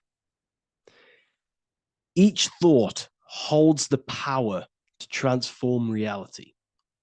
Your consciousness is the very fabric of reality. And this is shown in the symbol of the flower of life. The flower of life is a symbol. It symbolizes the interconnectedness of all existence, illustrating how every thought is not merely a fleeting moment, but a ripple that reverberates across every layer of reality. Each action, like the intricate overlapping circles of this pattern in the symbol, extends its influence far beyond its origin, weaving a web of interdependence where every choice impacts the whole. It serves as a profound reminder that everything is connected, bound by an unseen field of consciousness. This symbol represents how one action, one thought is a ripple in the whole vastness of the ether of consciousness. To master your mind is to master the universe, because your mind is a miniature universe. The mind is the very fabric of reality. So if we gain the hook, if we gain the power and the mastery over our minds, we have now gained the power to create reality to your will and intent. You see, most people live in a cycle, and this cycle is the outer world manipulating how they feel on the inner world. People's external circumstances are creating their thoughts and emotion in the inner world of consciousness, which is producing a constant cycle of negative manifestation. For example, let's say something negative happens to me in my external world. Then I start to think negative and feel negative.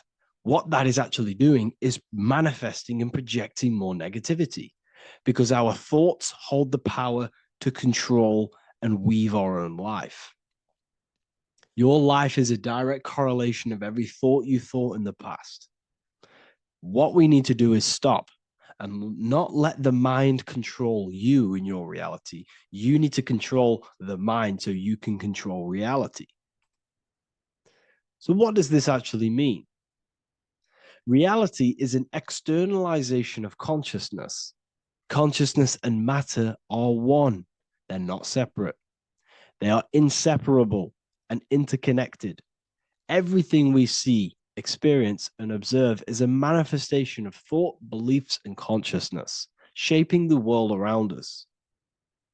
Now, this ties in with the secret fifth element that they have hid from you. They've hid from you this sacred and very important symbol and pillar to reality. And this pillar, this sacred thing they've missed, is called the ether. And they've held this from you for a reason, a specific reason.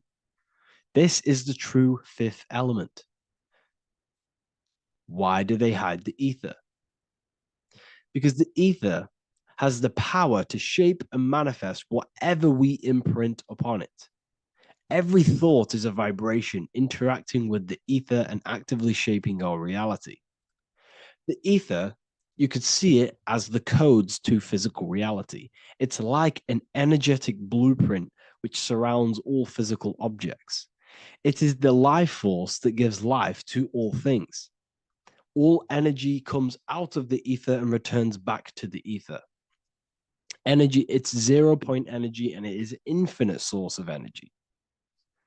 So this is why they hide the ether, because whatever our mind can imprint onto the ether, we can create into a reality. And we imprint the ether through thought and imagination. The mind holds the power. The mind is the very source of reality. The material realm is not separate from the mental realm. Rather, it is intricately shaped and influenced by it through the ether. This subtle, all-pervasive medium bridges thought and matter, allowing consciousness to mold and manifest the physical reality. To transform our lives, we must first transform our minds.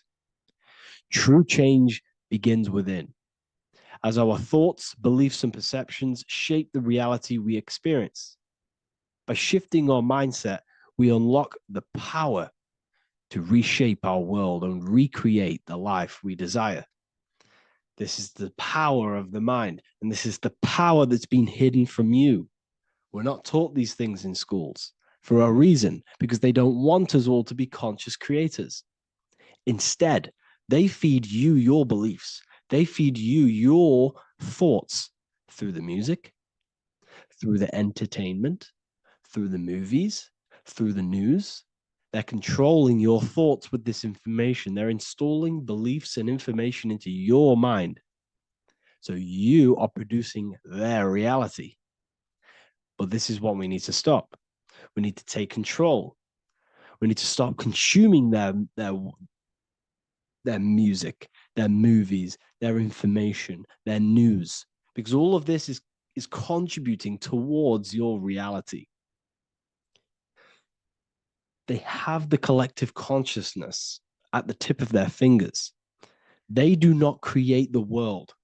We create the world by believing their beliefs and their thoughts and installing their information into our minds. You see, it's mind over matter, and most people live in matter over their mind. Most people let matter, the external circumstances, dictate their mind, when it should be the other way around. It should be mind over matter. This is the mental plane. This is the astral. This is the etheric. This is the physical. The mind holds power over the emotions, over the imagination, over the physical, and over our spirit. It holds power over everything. It's mind over matter. It's the mental body that we must transmute and change. Most of us live in a chaotic state of mind, and this is what we must change. Turn chaos into order. So we need to be mind over matter. We need to install this belief into our subconscious. I, Harry B. Joseph, have created the ultimate esoteric school on the earth. As a member, you'll gain access to live mentoring calls twice a week, along with new lectures, books, and exclusive content released every week. Additionally, you'll have a full access to all my life-changing programs. If you're ready to transform your life and start your journey today with me, join Ethereal University. These are the campuses. We have the real lecture sections filled with lectures that you can watch. Manifestation Mastery, which teach you exactly how to reprogram your subconscious mind so you can live that reality. Sexual Alchemy, the path to empowerment of how you can transmute your sexual energy. The Real Library, where you gain access to powerful esoteric books, PDFs. Symbols of Secrets, an amazing course. The course that allows you to see beyond the veil that has been pulled over your eyes, the language of symbolism that secretly rules the world. I teach you how to read symbolism. Esoteric Exchange, live calls. You get to rewatch all of the old live calls. Mindwave Hub, this is a place of binaural beats where you can listen to infinite amounts of binaural beats. So you can meditate to them. Meditation section, numerology, health section, and electromagnetism. This is a life-changing place. And if you are serious, we only accept serious about changing your life and studying the occult and esoteric, this is the place for you. I've been there. I've been on YouTube looking around for valuable information, trying to find good accounts, good channels. It's very hard. I had to go through years of trying to find good information on YouTube.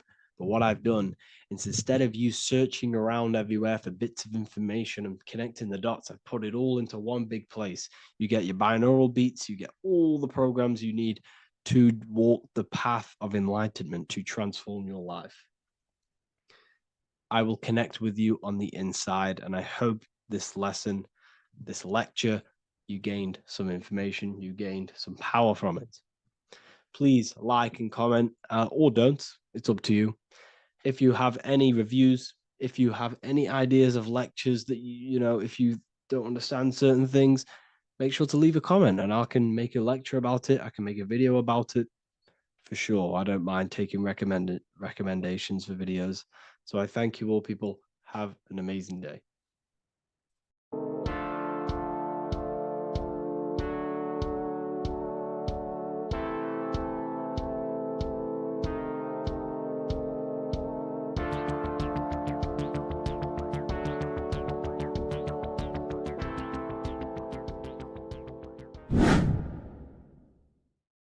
People, how are you all doing? It's Revival of Wisdom, and today we're going to be talking about your birth certificates and how we are slaves to a system and how they have trapped us into this system.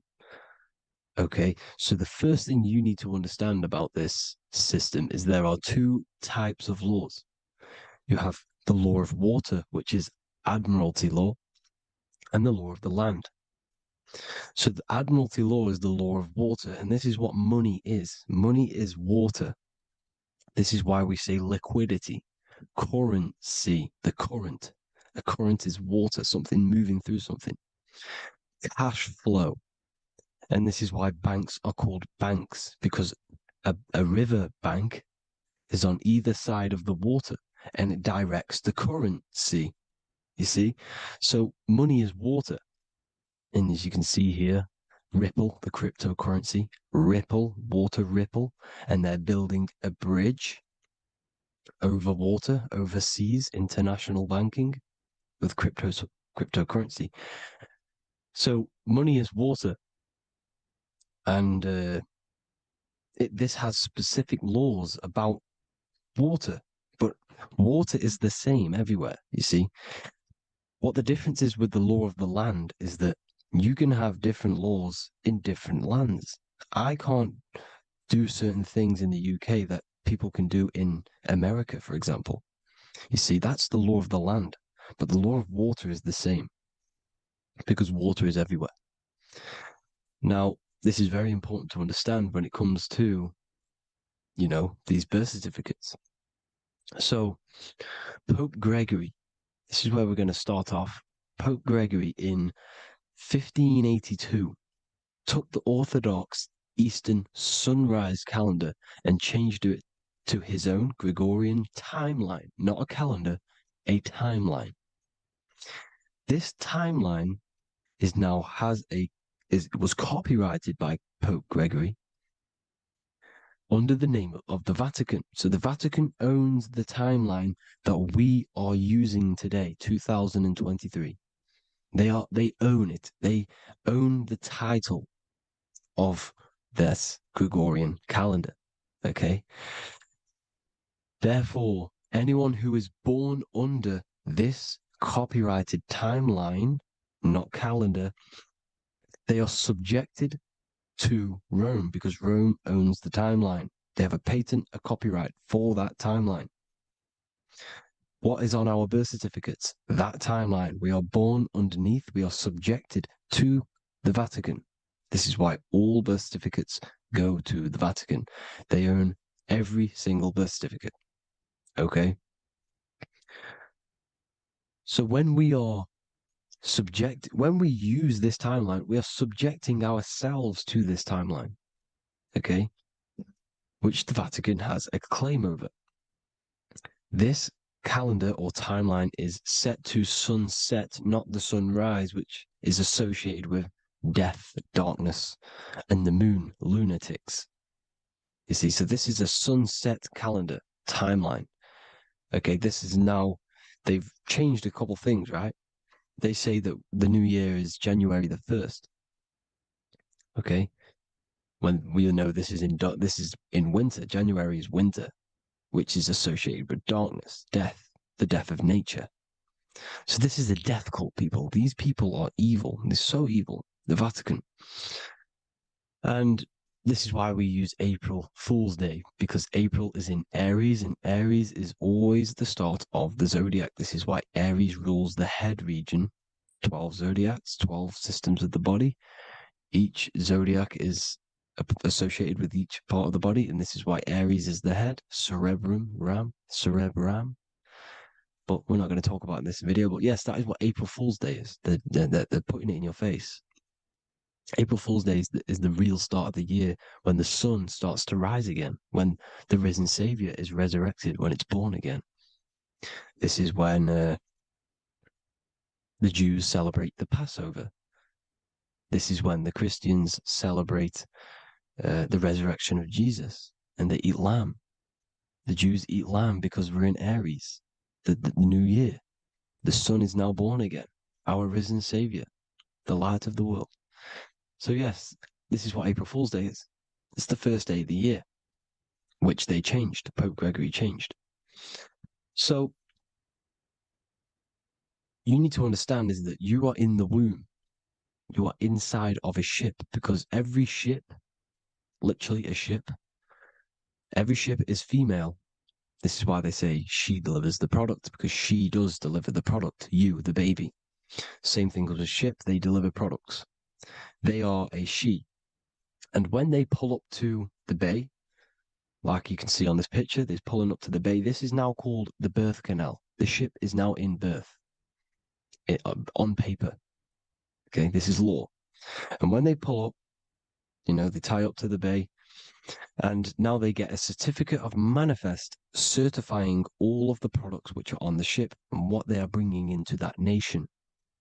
Okay, so you're bringing in this many of that, everything's on the certificate of manifest. And this certificate of manifest is also your birth certificate, because you are traveling through water when you are in the birth canal of your mother, because you are in water when you are in the womb. And you travel through the birth canal, and when you arrive, you get a certificate of manifest with the name, how many, the quantity, that's your birth certificate. Okay. And this is what it is. We are a we're not a corporation, but we represent a corporation, which is your name in full capital letters. That is your corporation. You cannot physically tax a body, but you can tax a corporation. This is why we get charged. This is why we get taxed, because it all goes down to the corporation, which our name represents, which we are subjecting ourselves to. We are subject. My name, I am subjecting myself to this name, and that name has a cooperation which I represent, which I subject myself to. You see, this is how we are attached to this straw man, this character that they have built on paper. So it's a character which is on paper. This is what we represent. So when the woman gives birth, she delivers the baby, and then she has another substance. Now I'm going to break down how they attach this name to us, how they do it. Okay. Our mother is carrying us the product in the womb, the water. And it goes, for example, it goes from the United Kingdom into a state-owned, corporate, federal-owned hospital, which is government-owned. She does not declare the package when she enters the building. Aha, so keep that in mind. When she delivers the package in the federal territory, she does not declare the package either when she leaves. Therefore, there is no evidence that we exist when we arrive on paper. On paper, there is no evidence that we came into the building or left the building. We have not been declared. So we do not exist on paper at this point. When the woman gives birth, she delivers the baby, and then she has another substance, which is called the afterbirth material. Okay? This afterbirth material has the same DNA as our physical body with the body, mind, and spirit. Okay? This is how they get this cooperation. Hold on. The afterbirth material does not get claimed by the mother nor anyone. Therefore, they salvage that substance because we are under the Vatican. Every state is all Catholic. Your birth certificate is Catholic. No matter what religion you think you are, every single birth certificate is Catholic because we are subjected to Rome. All roads lead to Rome. Rome runs all of this. Okay, we're still under the Roman Empire. Okay, so Rome are Catholic and they believe in salvation. This is how religion comes into this. This is how they use religion to get this. So they salvage the afterbirth material and they claim it and they salvage it and give it and charge it to Rome. And they give it a name. Here's the legal term, born alive. Here's what it says. Each product of such birth is considered live, born, and fully recognized as a human person. So each product of such birth, so that could be anything, the afterbirth, the person who actually comes out, the baby. So your afterbirth, which we do not take with us, we take the baby with us, they keep that in the hospital, they collect the afterbirth, and they salvage it, and they give it the name, which, it is us. We are a representative to that afterbirth material, which they put the name on, they claimed, which is subject to Rome. So we are walking around our whole lives as a representative to that claimed salvaged afterbirth material, which the federal state have. Okay. We are under the Catholic Church, Vatican. Therefore, the afterbirth material is a child of God. See, on paper, therefore, they believe in salvation and salvage the afterbirth material. This material has no mother or father. The state pick it up. It becomes a war to the courts and gets charged to the state.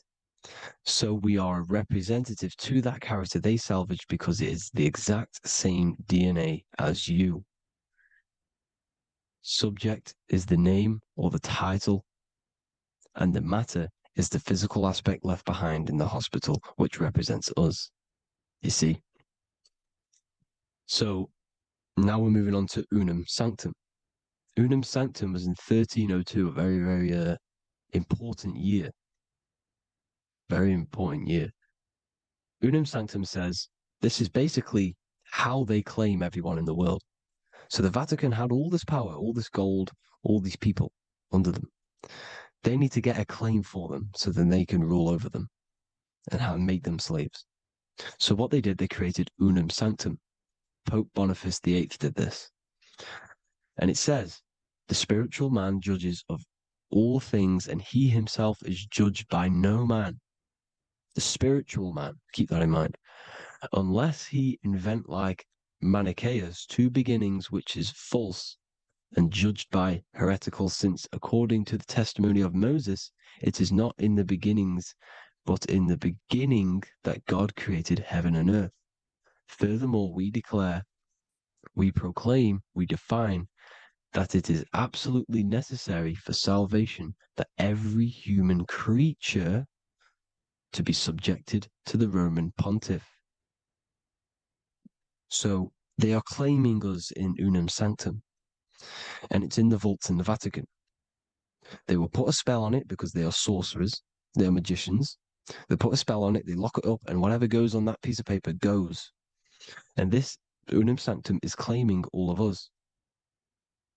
So what does it say in the beginning? The spiritual man judges of all things, and he himself is judged by no man. The spiritual man, the man with the body, mind, and soul, the first baby that comes out the birth canal. That's you, your body, body, mind, and soul. You have the Christ, which is I am, which is grace. Grace means here now, in the present. You have the Christ, which means I am. Therefore, you have a soul. If you can say I am, you have the Christ. You have a soul. But a creature can be anything with no soul. You see, so no man can judge the man with the soul. However, as it says in the second part, we proclaim, we define that it's absolutely necessary for salvation that every human creature to be subject to the Roman pontiff. So they are subjecting the afterbirth, not the man with the body, mind, and soul, but the afterbirth to the Roman pontiff, to the Roman Catholic Church. We are the ones who are claiming to be the afterbirth material, which is our birth certificate, which is our representative.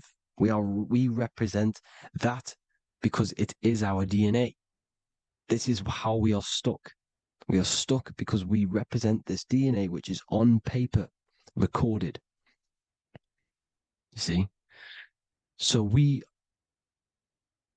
being untaught, uneducated in these subjects, we are subjecting ourselves to this system, to this slavery, because we just want to live. We just want to live happily, just peaceful. Think about it. Where's all this coming from? Where's all this war, all this killing, deaths coming from? We just want to live. It's coming from the Catholic Church, these evil death cult, which has subjected us, which has used us as slaves, and we are still slaves, and it's just going to get worse and worse and worse. So this is how we have subjected ourselves to be the slaves to this system. It's a lot to take in, and there's a lot more deeper stuff which goes into this. I'm just going over the surface.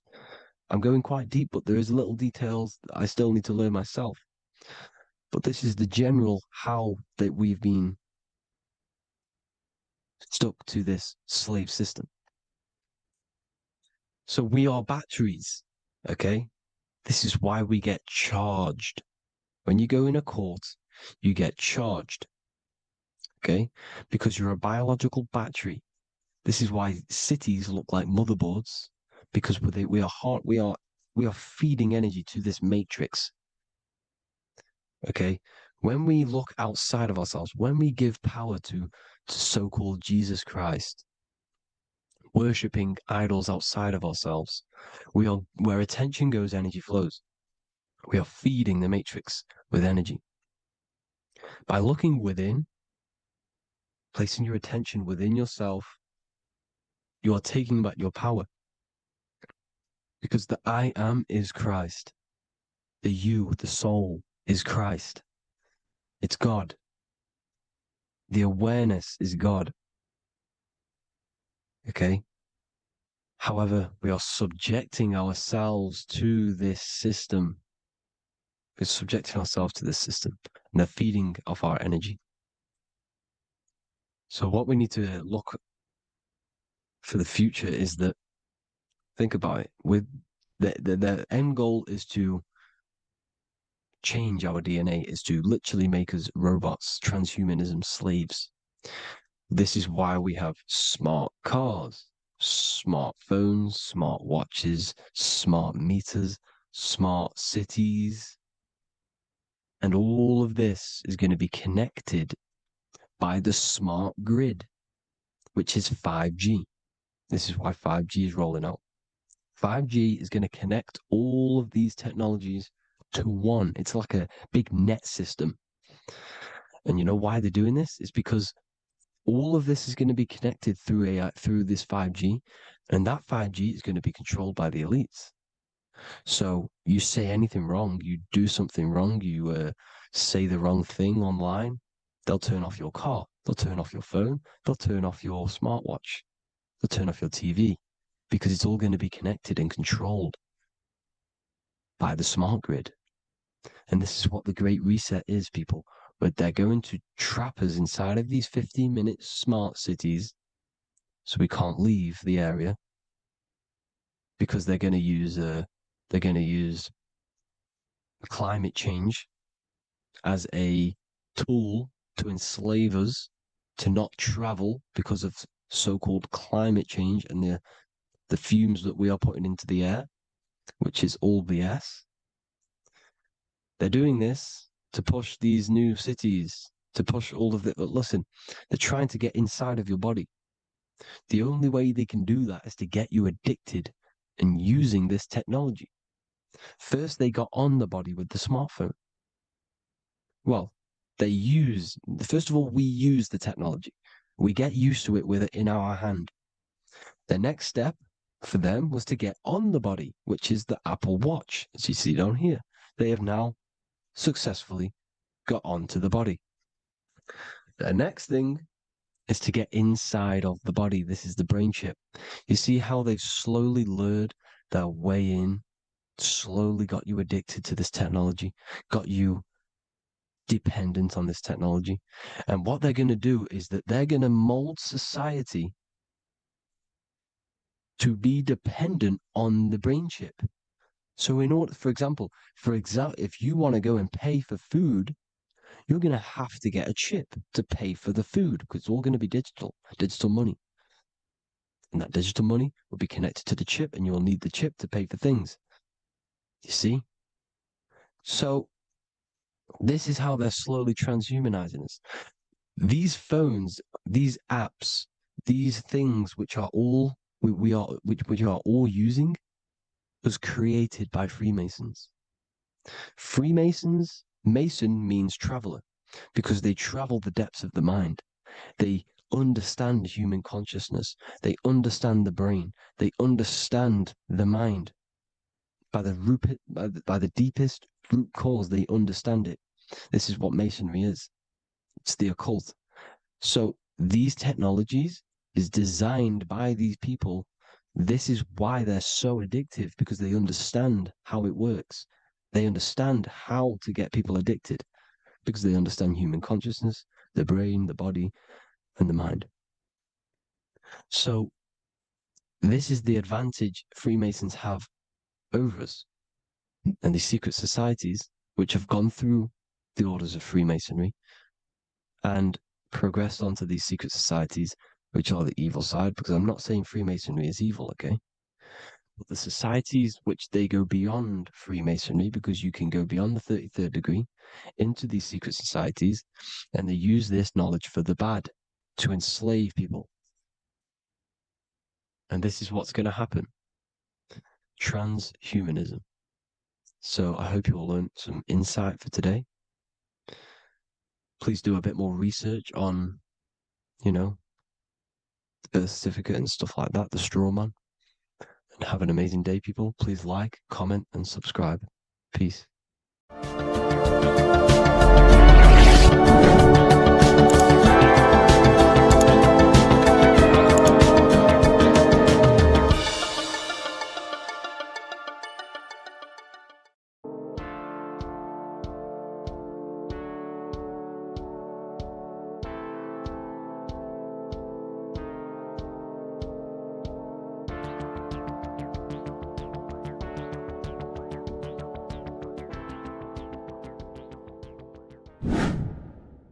Hello and welcome to another video, people.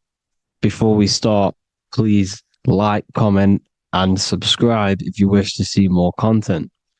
Today, we're going to be talking about the mental universe and how everything is mental. This is the number one law on the Kabbalion. If you've never read that book, it's called The Kabbalion. A very good book. It's the first law because this is the most important thing you need to understand, is how everything exists within the mind. Behind every single one of these eyes is the same consciousness expressed in different bodies. The mind is what gives perception to what you're experiencing. Behind every single one of these eyes is the exact same consciousness, but the brain that they inhabit is giving them a different perception, a different being, a different body. Now, this is the difference between humans and animals. Humans possess a advanced consciousness, an advanced mind that gives us the ability to be aware of ourselves mentally, physically, and spiritually. We can reflect on ourselves.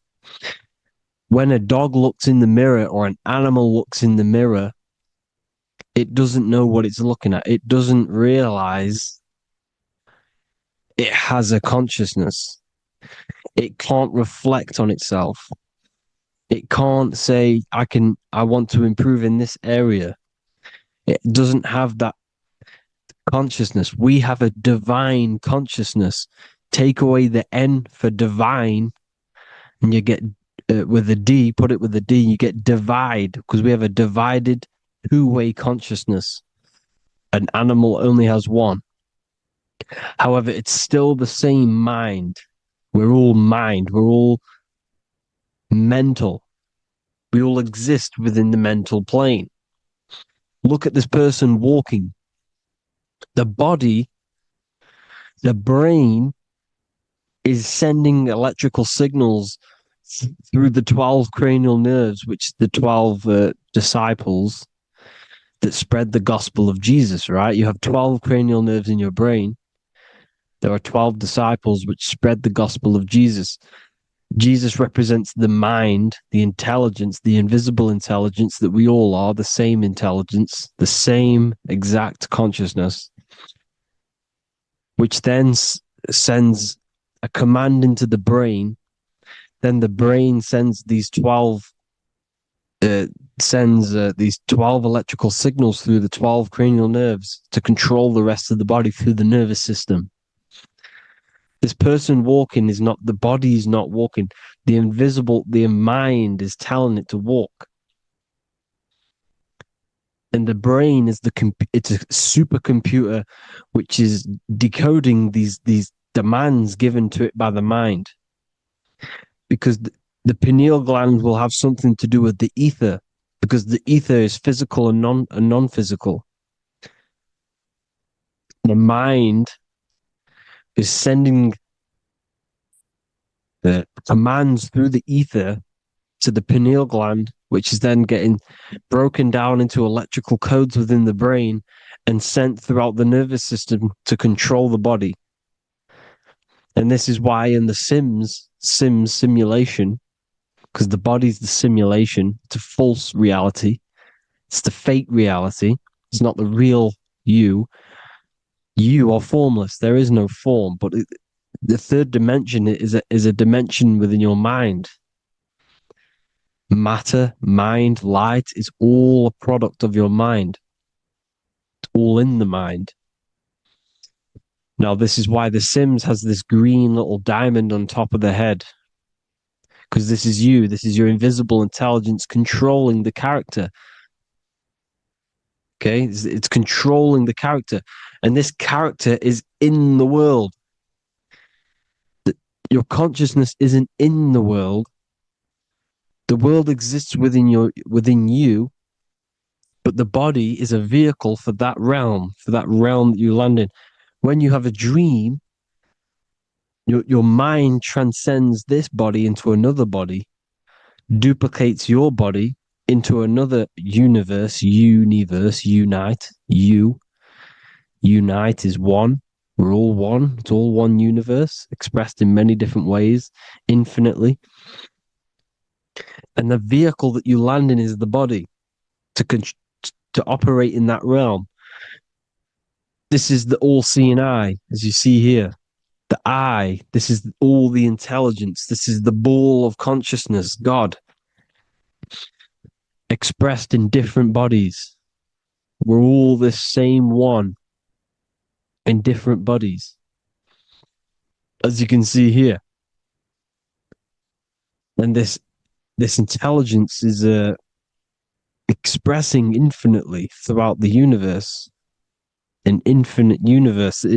There's no beginning, no end. There was no beginning of the universe. There is no end. It's infinite. Always has and always will. But the mind is what gives you the ability to explore the universe, to make perception of it. We are God in disguise. We are God in disguise. We are God in flesh. But the body can become attached to the mind, can become attached to the body if the mind is not aware of itself. When the mind is that blinded by matter, and we lack knowledge and understanding of what we truly are, a formless, infinite being, a traveler. This is why Freemasons are called Freemasons. Mason means traveler. Free. You're a free traveler because your consciousness is a traveler of the universe.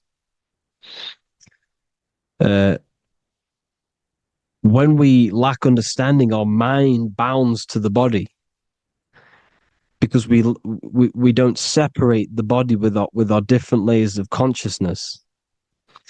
When we separate them and identify that we are mind, body, emotion, you then can apply this knowledge to when you want to astral travel and explore the different realms of your mind, because the mind is the universe. People, this is what we need to understand. The mind is the universe. I am you and you are me. This is the Egyptians showing you this.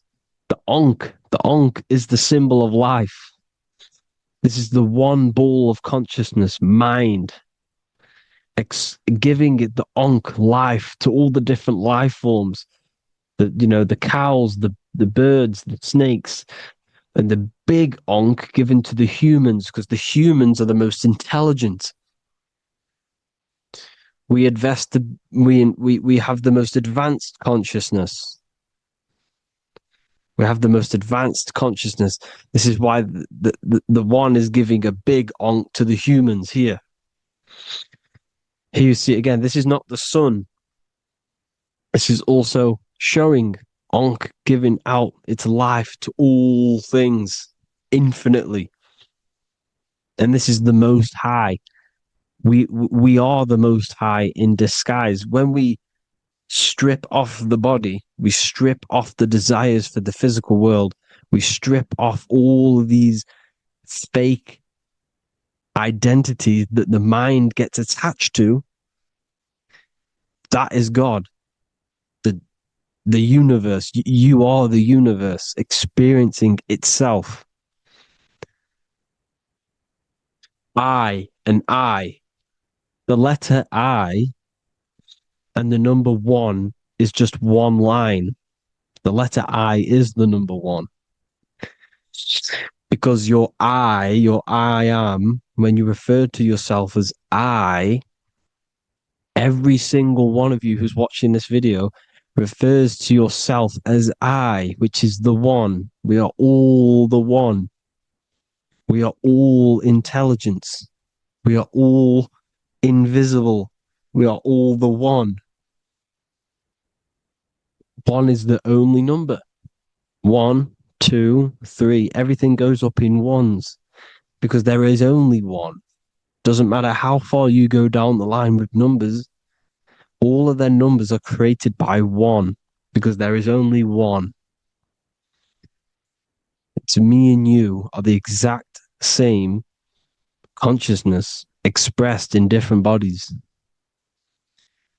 Mind, cause. There is only one cause. There is only one mind. There is only one being. But because we lack understanding of this, we think we are the bodies.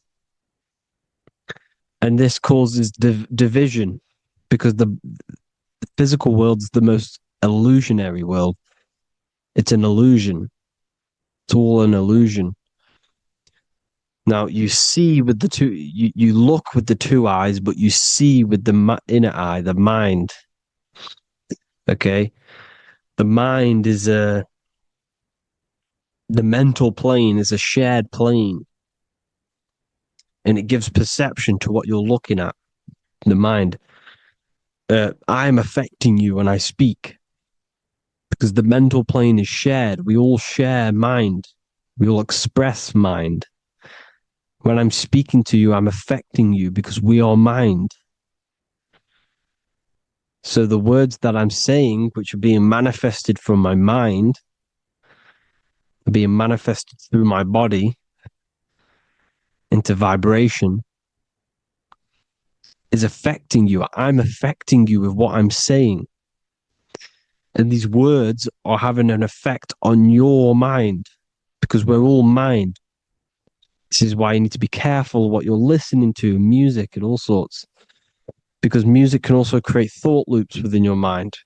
Because the chorus, we shouldn't be listening to choruses. Choruses are loops. And what they're saying in the chorus is being looped. And this can create thought loops within your mind. Go and listen to an old song that you used to listen to about 5 years ago, 10 years ago, 20 years ago. Go and listen to an old song, and you guess what? You will get nostalgia. Why will you get nostalgia? Because that song will trigger the thoughts that you were thinking in that time of listening to that song. So songs with choruses create thought loops, and they reprogram your subconscious mind. It's important why music is very powerful. Mind and mind, same word. See, language is the truth, people. This is why I use language in all of my presentations, especially the English language. It's riddled with occult truth. I is my me. I, you, and me, or I, one. We are not the name. We are I. Every single one of you is I, because we are all the one, all mind. Now, the only thing that is truly mine is my mind. When you say something is mine, it's an illusion. It's not yours. The only thing that is mine is mind, my mind. Okay? It's my mind. It's the only thing. It's the same word, mind and mind.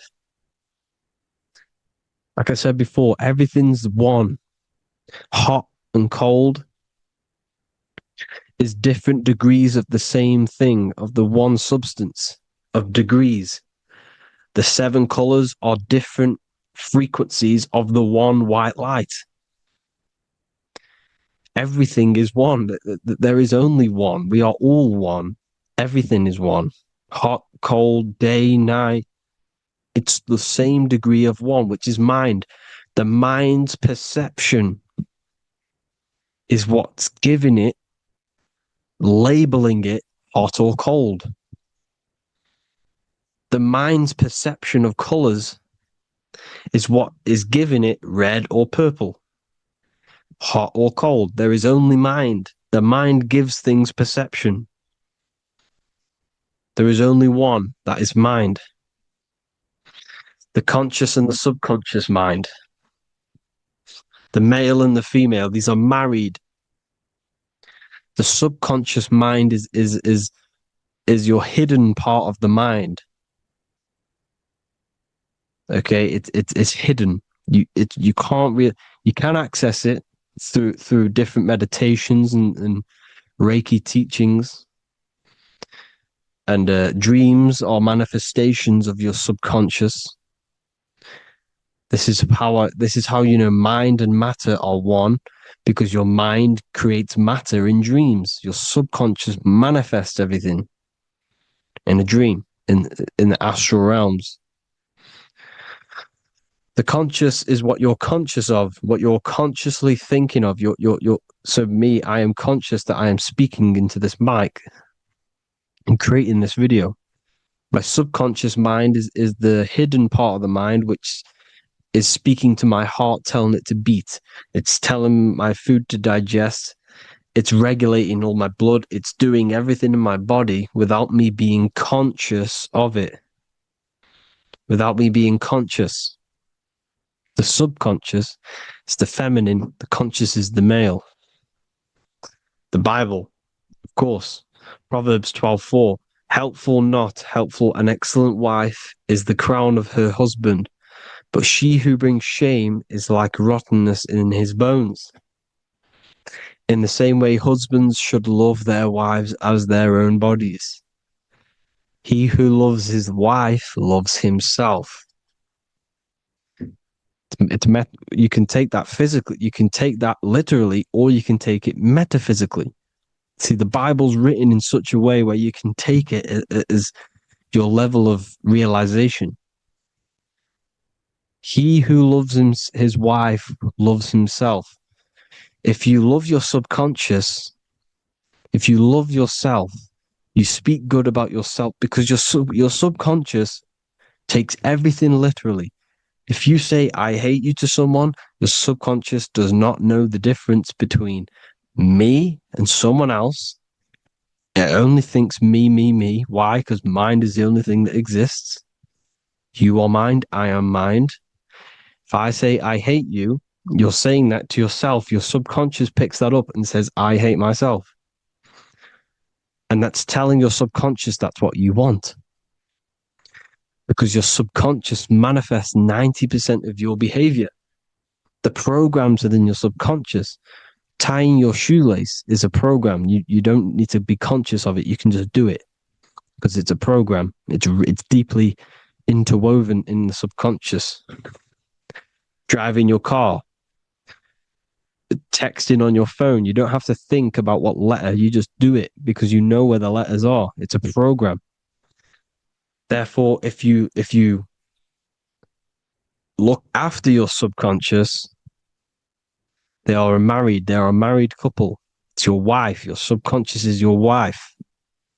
And it manifests 90% of your daily basis thought patterns, actions, behaviors, emotions, all the things that you all the trauma that you've experienced is stored within your subconscious, which is affecting you. So let's say you were in a car crash 10 years ago and you had a really traumatic event, you really hurt yourself, and you had a very, very, very strong emotion that you felt of pain. That will still affect you today. And why? Because it will manifest into your behavior. How? Well, you'll be cautious of what cars to go in and who. You'll be cautious because of that event that stored within your subconscious, because of that feeling you felt was so painful and so strong. It's still manifesting into your behavior today. For example, you won't go in certain cars, you won't go with certain drivers. The subconscious stores everything, all your memories, the programs, and everything. So if you trick your subconscious, that's how you manifest your life. If you trick the subconscious, you already have something. And therefore it will manifest into your life, into your behavior, thoughts, and actions. This is why the golden rule is to treat others like you want to be treated. Because I am you and you are me. We are all subconscious. We all have subconscious. Whatever I do to you, I do to me. Because my subconscious picks that up and thinks I'm speaking to me. Mind is very powerful. Whatever I do to you, I do to me. Treat others like you want to be treated. The golden rule. That is the only rule we need in this realm, in the universe. If everyone understood this rule and how the subconscious works and how karma works, we'd live in heaven on earth, the Garden of Eden, the golden age. As a man thinketh in his heart, so is he. Proverbs 23:7. Where your heart is, there will be your treasure. Your heart's the emotions. The storehouse of emotions is where you feel emotions. You have to let your emotions move through you, not become you. You can't let your emotions become you. But except be like the sky and let them pass through you. Be like the clouds and the stars passing over. Let them pass through you. Do not let them become you.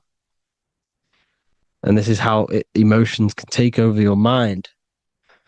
We are driven by, when a man is driven by emotions, he has no self to control. You must control the mind, because the mind can be corrupted. Because your thoughts are electrical in the brain. Your thoughts come from the mental plane.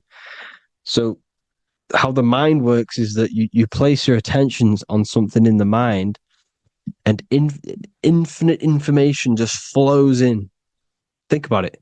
When you think of a certain topic, as soon as you think of that topic, information comes flying into your mind. Different ideas, ping, ping, ping. It's all connected. It's why we call it a mindset, because your mind sets itself to frequencies. And when we think of something, we tap into that frequency, and just the universe, the mind, the mental plane just flows in information based on that frequency and that thought. The universe is just information. All of the information out there, nothing is new. It's all there. You just have to tap into it. You can tap into these different thoughts, and it's all there. Everything already exists within the mental plane. You don't think anything. You receive thoughts. We all share the mental plane. We affect each other. I'm affecting you. Listening to me is affecting your mental plane, your mind. The physical plane is the lowest plane. It's the world of effect. Everything you see in the physical plane is the effect of mind. Like I said, the person walking is the effect of their mind telling the body to walk. The physical plane is the lowest dimension of your mind. Mother Earth, we are in a mother. We're in the womb still. The Earth is feminine. It looks after you. It provides you with food for free. It grows on trees with water. It's Mother Earth. It's the womb. The dome above your head is your mother's belly. Okay? Is your mother's belly. You're in the womb still. You're forever in the womb because your mind's constantly expanding. Because when the baby's mind figures out that there is a reality outside of its mother, starts to hear the people on outside of its mother, what does it do? It figures a way out of the mother, and it becomes born again in the water, in a hospital, into the other world. It's the same with our minds. When our minds figure out there is other worlds beyond this physical, we explore them. The astral plane, for example. You figure a way out of the body. Because when you're the firmament, look at the word firmament, meant at the end. Firm is firm, something strong, something like a rock is firm. If your mind is firm like a rock, you will be stuck under the firmament. So, for example, people who are very programmed and can't think outside the box, They have a firm mind and they'll be stuck under the firmament because your mind is the only thing that's keeping you under the firmament. It's the only thing. When you're doomed, doom is dome. This is the dome, which is your head. Your head is the dome. Above your head, above the earth is the dome, the ethereal barrier. But that's just an external manifestation of your head. You don't leave the earth, you leave your body to leave the earth, because your body is the earth. It's a dimension within your mind. So when you're doomed, you're domed. Your reality is your level of realization. You realize something,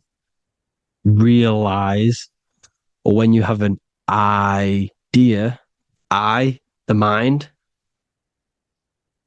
in the EYE or I.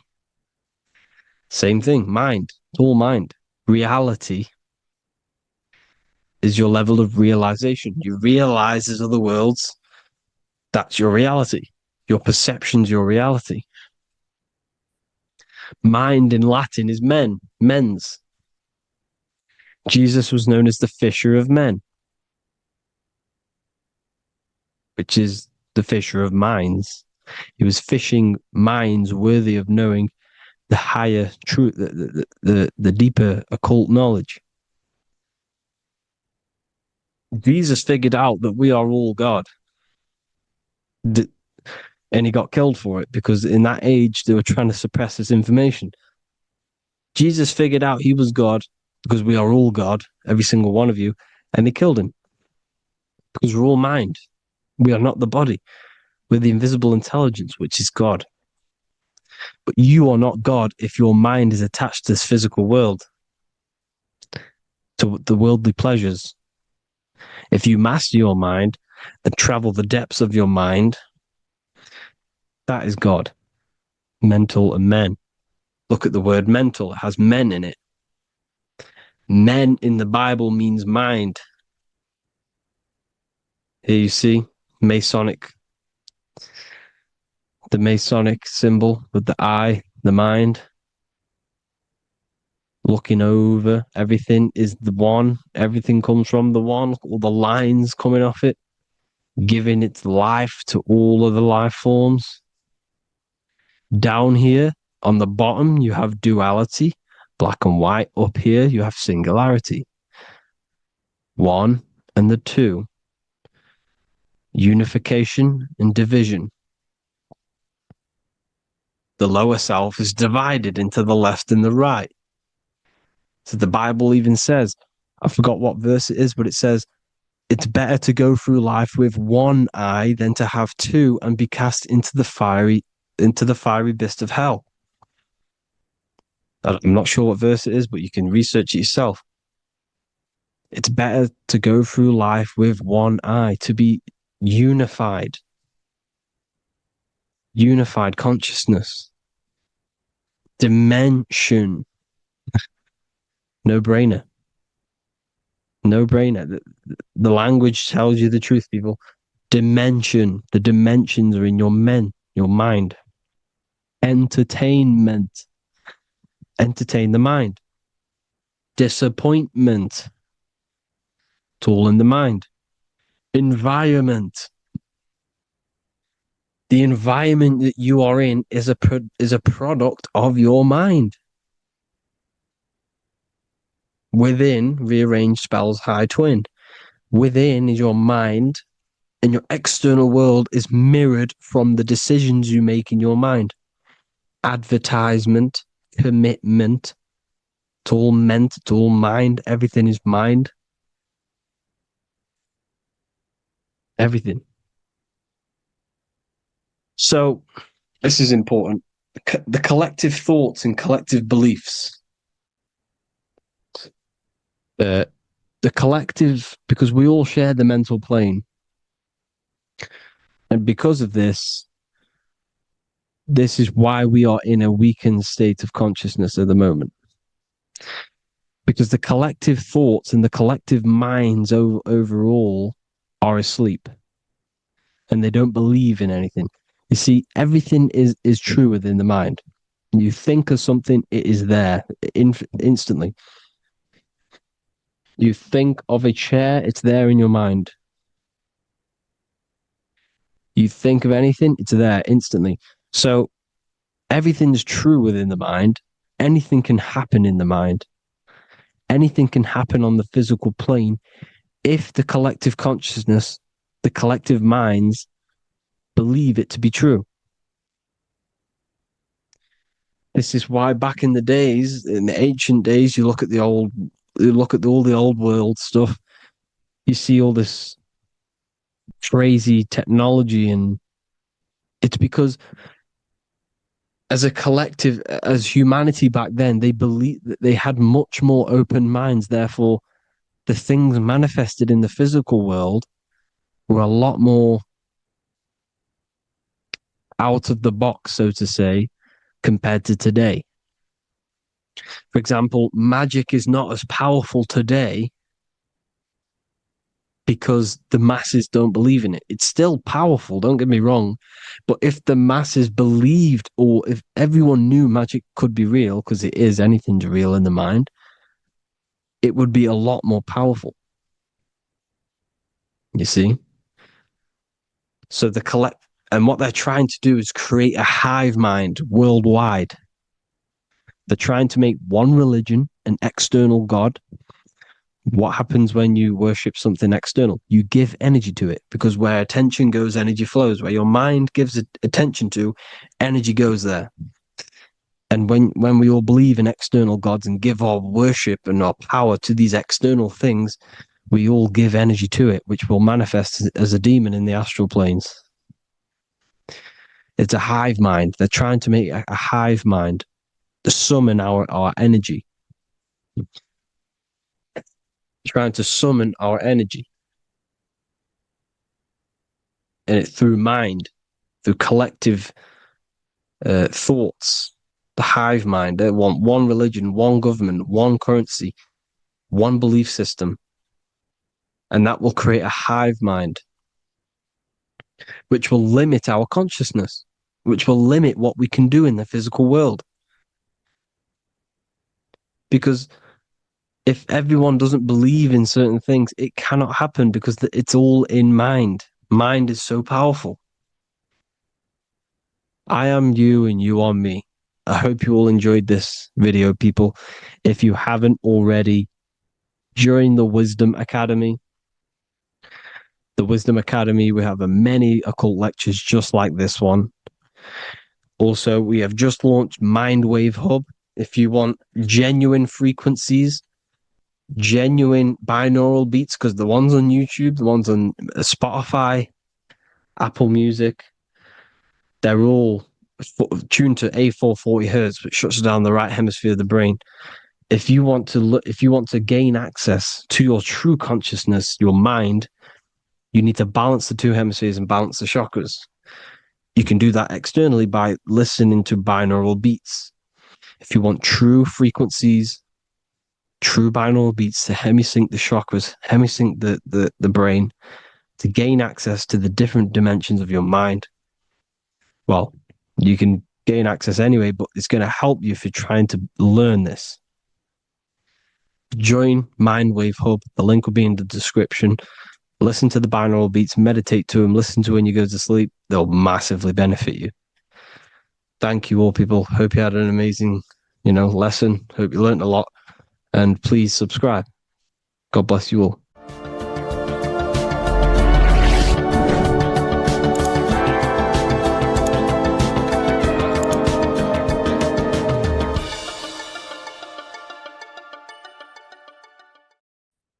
You are not breathing correctly. 98% of people only use a third of their lungs capacity, which is shallow breathing, which ages you, lowers your brain capacity, and also lowers your state of consciousness. So it's essential that you breathe consciously on a day-to-day basis, because this is what truly elevates your consciousness. I am going to give you the key for you to raise your consciousness just through breathing alone. Such a simple thing, but yet the most effective way for raising your state of consciousness and becoming more spiritually and mentally advanced. So tune in for this video and I'm going to show you exactly how to do it and the symbolism behind breathing. Air is more than just air. It carries electromagnetic energy. So now I'm going to give you the science behind this spiritual truth. This invisible force is what sustains all physical life, providing the life force energy essential for existence. Electromagnetism. Everything is fed off electromagnetism. Your body is an electromagnetic battery. Now, we can prove that air carries electromagnetism just by doing a simple test, a simple scientific experiment, by getting liquid oxygen and pouring it between a north and south magnetic pole, two polar opposite magnets. We see that the liquid does not fall straight through it.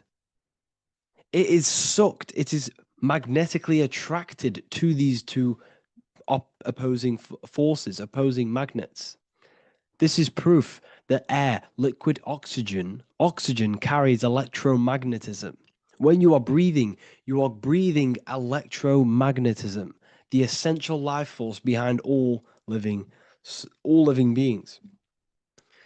This is known as energy or prana, chi, ether, or spirit. This is all the same thing. Air is not just empty space, it is energy, it is prana, it is life force, it is spirit, it is ether, chi, prana.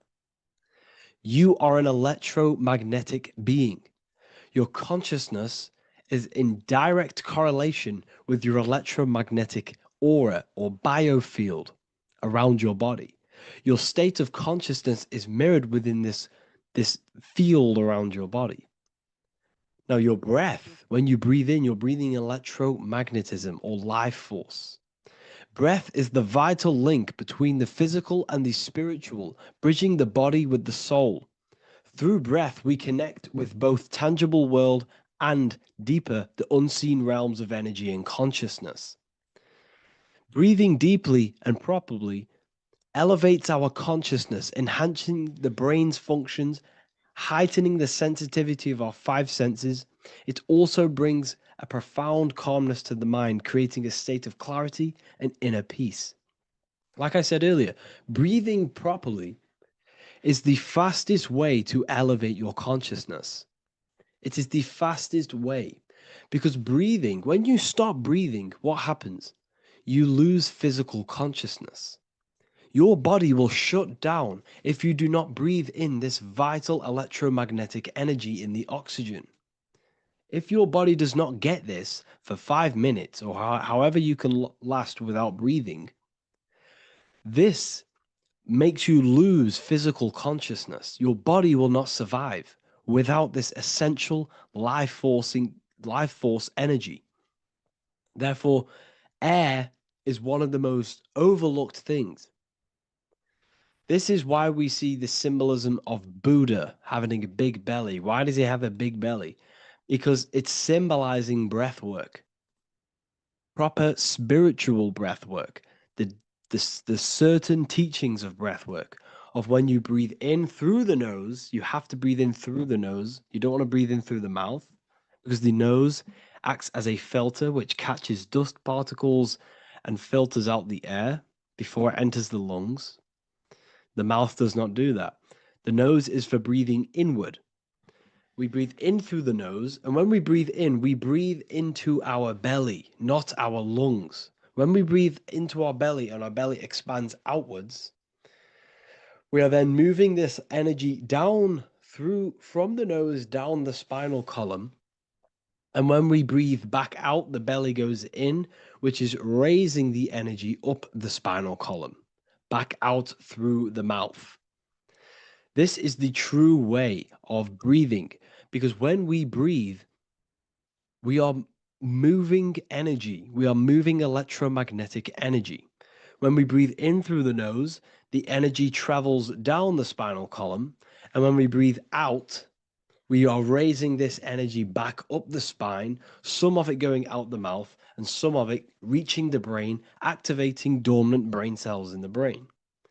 But when we breathe, we need to make sure we are using 100% of our lungs' capacity, because the lungs is what transforms this special energy into consciousness, physical consciousness. So this is why Buddha has a big belly. It's not because he was fat. It's not because he was overweight. It's symbolism. It's symbolism of breath work. So try this. Do this for 2 minutes while you watch this video. Breathe in through the mouth as hard as you can until you no longer can fill any more air into your lungs and belly. Breathe it into your belly, not your lungs. And breathe out through the mouth. Do this for 5 minutes or 2 minutes, however long. I promise you, breath affects your consciousness. You will notice the difference. If you do it quicker, the quicker it'll affect your consciousness, and you might go lightheaded. But that lightheaded is you activating your spirit, your energy body. So try this just when watching this video. When you breathe consciously, you are renewing both your energy body and astral body, aligning your consciousness with a higher state.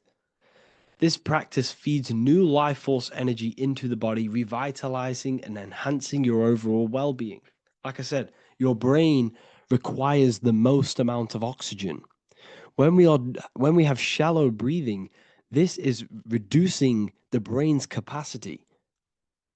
Because when we are not breathing properly, which 98% of people are only using a third of their lungs capacity, we are essentially only using a third of our consciousness, because your breath is directly correlated to your consciousness, your state of consciousness. When you breathe in through the mouth, out through the mouth, out in through the nose, out through the mouth, consciously and deeply for 5 minutes, you will notice that your senses are more powerful and sensitive. Your brain is quicker.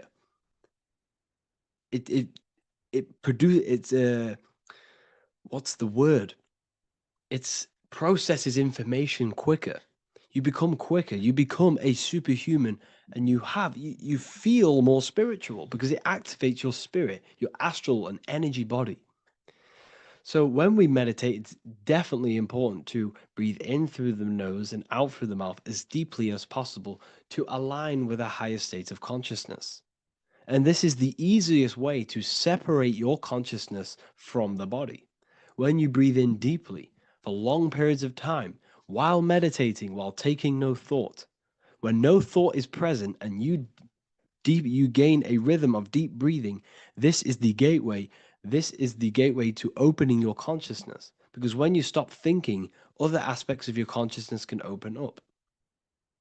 All of our lives we've been thinking, which has blocked off the higher states of consciousness.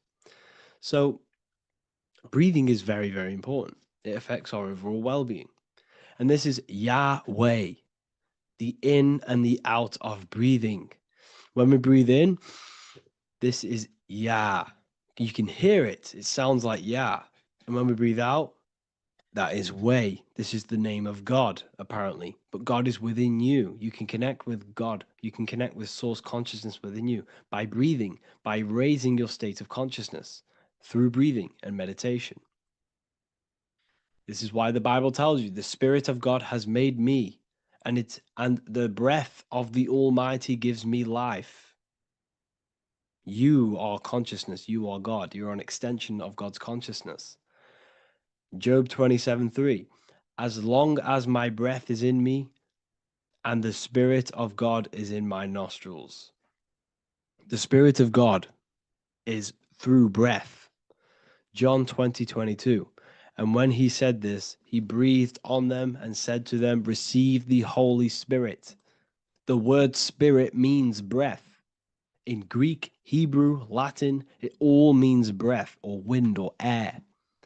The Holy Spirit is a certain way of breathing, a breathing technique that elevates your consciousness, that syncs you up to a holy consciousness, an elevated state.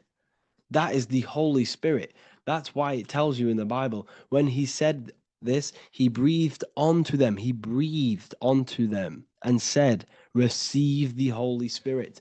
You must breathe to receive the Holy Spirit. When you breathe, you are renewing the body's energy. You're taking in new life force, which is regenerating your cells, regenerating your brain, nervous system, and also connecting with consciousness, pure consciousness.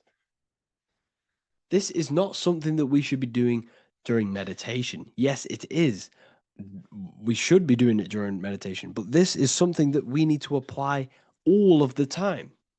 This is the fastest way you can raise your consciousness. I just want to say, all of this knowledge is inside of the Book of Wisdom, Volume 2. Make sure to give a like and a comment on this video to help the algorithm. And let me know what you think about the last book or this book if you have read them, to let the new people know what they're looking at with this book. This is truly life-changing, the Volume 2 and Volume 1 is truly life-changing. You can get them in a bundle also. Learn hidden knowledge inside of the Ethereal University. This is where truth seekers belong.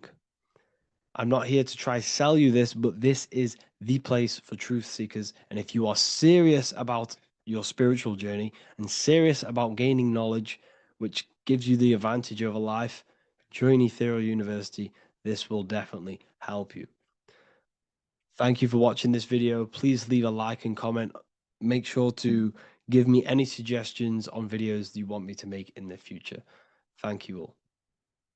What if I told you that the seasons don't just change the external world, they also change your internal world? They have a psychological and a spiritual effect on your consciousness. If you're new to esotericism, you may not really understand this. But if you have some deep understanding of as above, so below, you already know this. But today we're going to be explaining it in great detail. So tune in, take a pen and paper, maybe make some notes. So we have 4 seasons. The sun is the main source of life on the earth, and it changes the circumstances on the earth in 4 different ways. Of course, we have spring, summer, winter, and autumn. These are the 4 states of the earth due to the sun's cycle. Not only do they take place on the earth, they also take place on you, your body, your mind, your spirit, your consciousness. They change things internally and externally. The first thing we need to understand is that we have a dual nature. We have a mind, and in that mind, we have an internal self. That's what we call the spiritual self. It is the individual that exists within their own mind, within their own consciousness. It is the self that imagines, thinks, feels. That's the spiritual self. And internally, that self is the true self.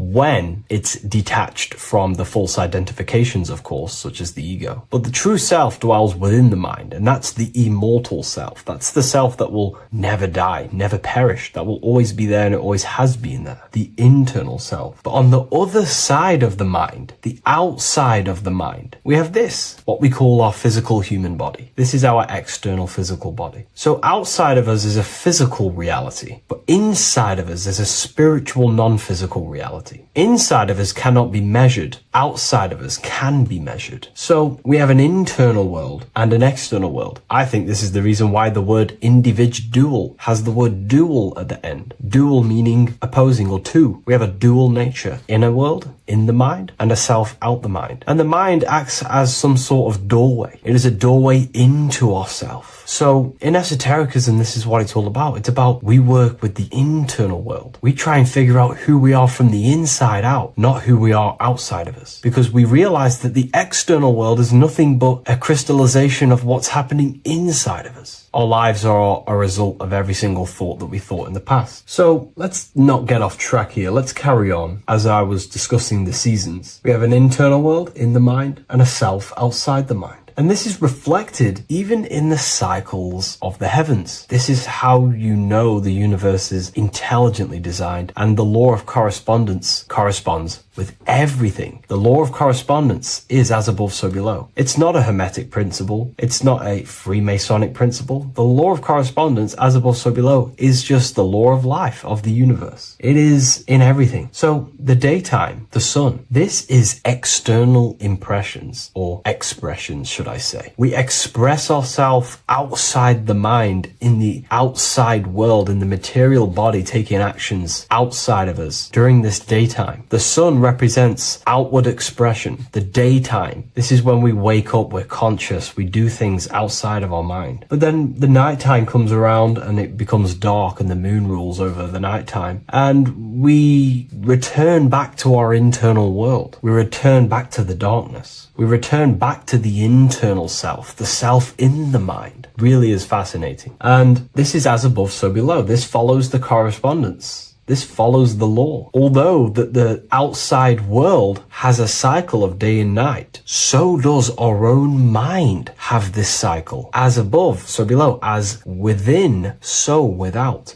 What's happening outside of us is also happening inside of us. The mind is also going in a cycle. Because in the daytime, the mind wakes up and we express things externally. But when the sun goes away and the electromagnetic rays of the sun are not very strong, our brainwave decreases, our body activity decreases. It slows down and we return to the internal self. The body switches off and we return to the internal self in the mind. We enter in the doorway of the mind and return to the internal, the spiritual self. And when the body is less active, this is when we are more connected to the internal world, our spiritual true self. So as above, so below corresponds with the day and night, the sun and the moon. The moon represents our internal world, the world inside our mind, the self inside the mind. And the sun represents the external self in the external world. So not only are these cycles happening in nature, the darkness outside of us when the sun goes away is the same darkness that we go within ourselves when we go to sleep. It's the same cycle. Our bodies are in the cycle of the external world also, as above, so below. But then we can even take this even further. This fractals down even further. If we look at the cycle of the yearly cycle of the sun, which is what we call the 12 zodiac signs, we notice that these 4 seasons also take place in every single cycle of the day. So a yearly cycle can be seen as a big version of a daily cycle, or a daily cycle can be seen as a smaller version of a yearly cycle. For example, if we look at Aries, which is spring, this is when the sun springs everything back to life in the spring. This is when the crops start to spring up and start to grow again. But we could see that at 6 a.m. in the morning, when the sun rises and just cracks over the horizon and starts to bring light into our day. Aries is associated with the morning time also as spring. Morning time is a smaller version of spring. Then we look at the summertime. The summertime is midday, when the sun is at the top of the middle of the sky. This is when the sun is most powerful, most radiant in our day. This could be seen as the summertime. Then when the sun starts to set, this is associated with autumn. Autumn time is the sunset. Then the winter time is associated with the nighttime, the midnight, when everything's very dark. So a daily cycle is basically a smaller version of a yearly cycle. And just how I explained how the cycle of the sun outside of us also happens inside of us with our consciousness falling asleep when the sun goes away, is also happening to us on a yearly cycle also. So the daytime is associated with the summer and the nighttime is associated with the winter. The winter is like the inhale. The summer is like the exhale. It's the breath of the universe, just like how we breathe in and out of our lungs. Everything takes this rhythm and polarity, okay? So winter is associated with the self and the world inside of ourselves, inside of our mind, the spiritual self, the internal. Because the winter is when the sun's rays, electromagnetic rays, are not very powerful. And this decreases brainwave activity, making us more connected to our internal world, inside the mind. But the summer's the complete opposite. The summer is when the sun is very, very powerful.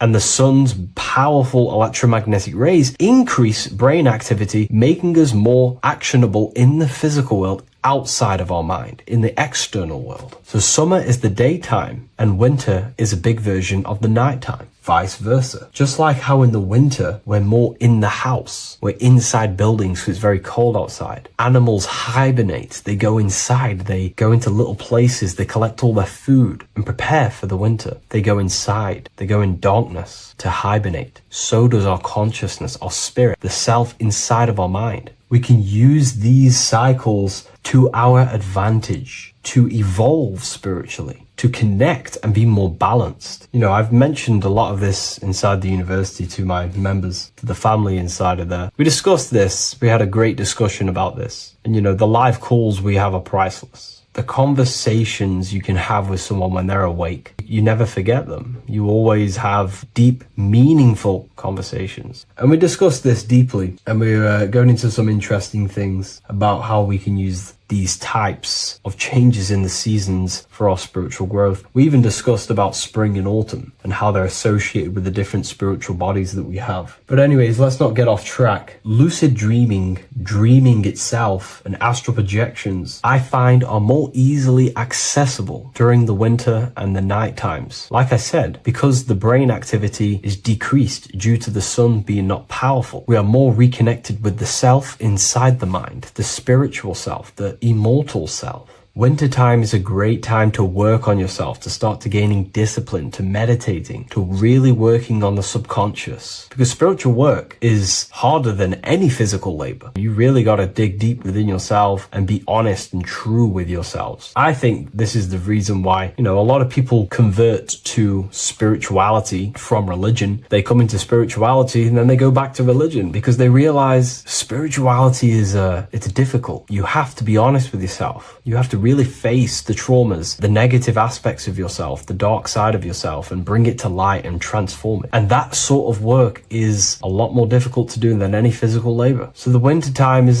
the time that we go inside ourselves. We reflect a lot more. We need to work on ourselves, on our mind, on our negative habits, on our dark traits, on our things that we have been pushing away and not controlling. The winter time is that time we can really start to connect with the internal self, work on our imagination, work on our mental willpower, work on all of these things like lucid dreaming, astral projections, and purifying ourselves, removing any mental barriers, any negative belief systems that may be subconsciously holding us back. It's easier to access the subconscious in the nighttime and in the winter, especially the winter. That's why I made this video, because we're in autumn now. We're transitioning into the winter. So I thought I'd share this with you all. And it's important to understand that you are a microcosm of God. Like I said, the law of correspondence associates with everything in the universe, people. Everything. And that's the best thing with the law of correspondence. And I've been using this for the past 3 to 4 years, right? The law of correspondence has determined and filtered out so many lies that was given to me, that's given to you, that's given to everyone in the world. The law of correspondence is like a filter. If someone gives you a piece of information, for example, gravity, and it does not apply with the law of correspondence, then you know it's a lie, because it's a universal thing. What happens inside of me also happens outside of me. What happens in my astral world happens in my material world, more than likely. As above, so below corresponds with everything. The same structure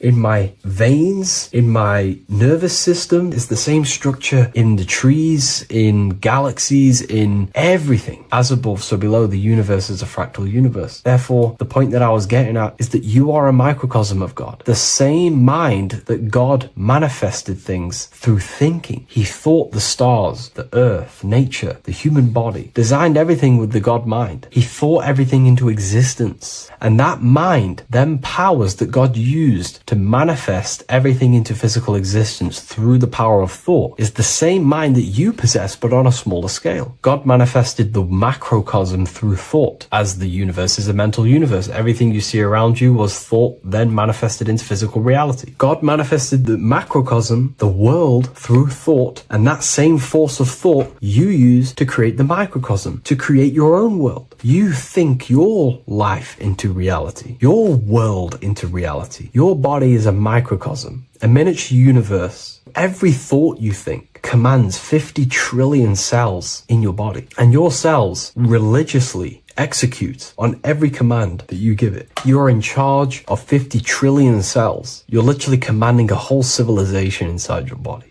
And this is how you are a reflection of the divine. The God mind created the macrocosm, the world, and you create your own world inside that world using the same power as thought. Very powerful. So everything that happens outside of you is also happening inside of you. The law of correspondence is the most important, the law that you could possibly learn, because it makes everything so clear for you in the universe. Makes life so clear. You see the reality for what it truly is. It's a reflection of the higher dimensions. Just like how reality right now is a reflection of what's happening happening inside of people's minds and consciousness. We can't blame the elites for all the negative things that's happening in reality, because all the negative things that's happening in reality is the negative things that's happening in people's minds. We need to take control of ourselves. So with that being said, thank you all, everyone. If you wish to read more, 90% of you watching this video have already got this book. I want to say thank you for your support. It means the world to me. It makes me research more and write more books. And the book of symbolism is coming very soon. So thank you, everyone. I'll leave a link in the description for the university, for the live calls, and for the book if you wish to join. Have an amazing day.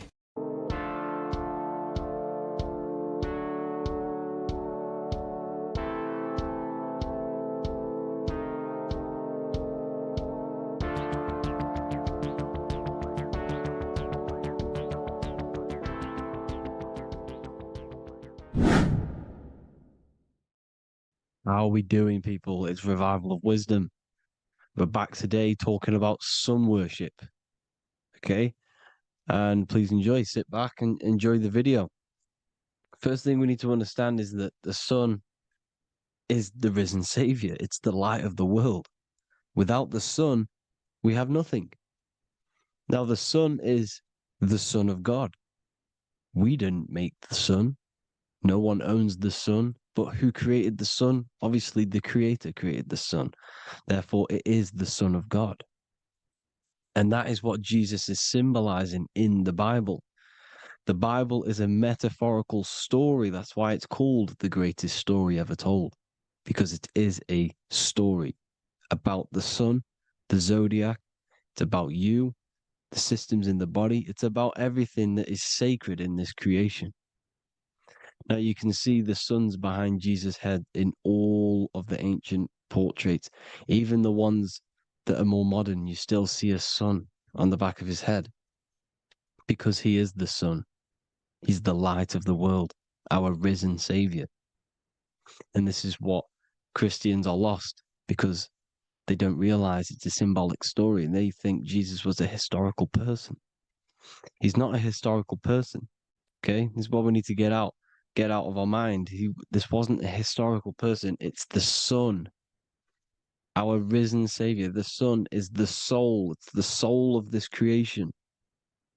Because what is a soul? A soul is pure life force, pure energy. Whatever a soul inhabits, it gives life to. Like our soul feeds our body. The sun feeds the earth because the sun is a soul, and that's why the ancients called it Sol. Because it's the soul and it's in you and it's the light of the world. It's the light of everything. It gives life to all things.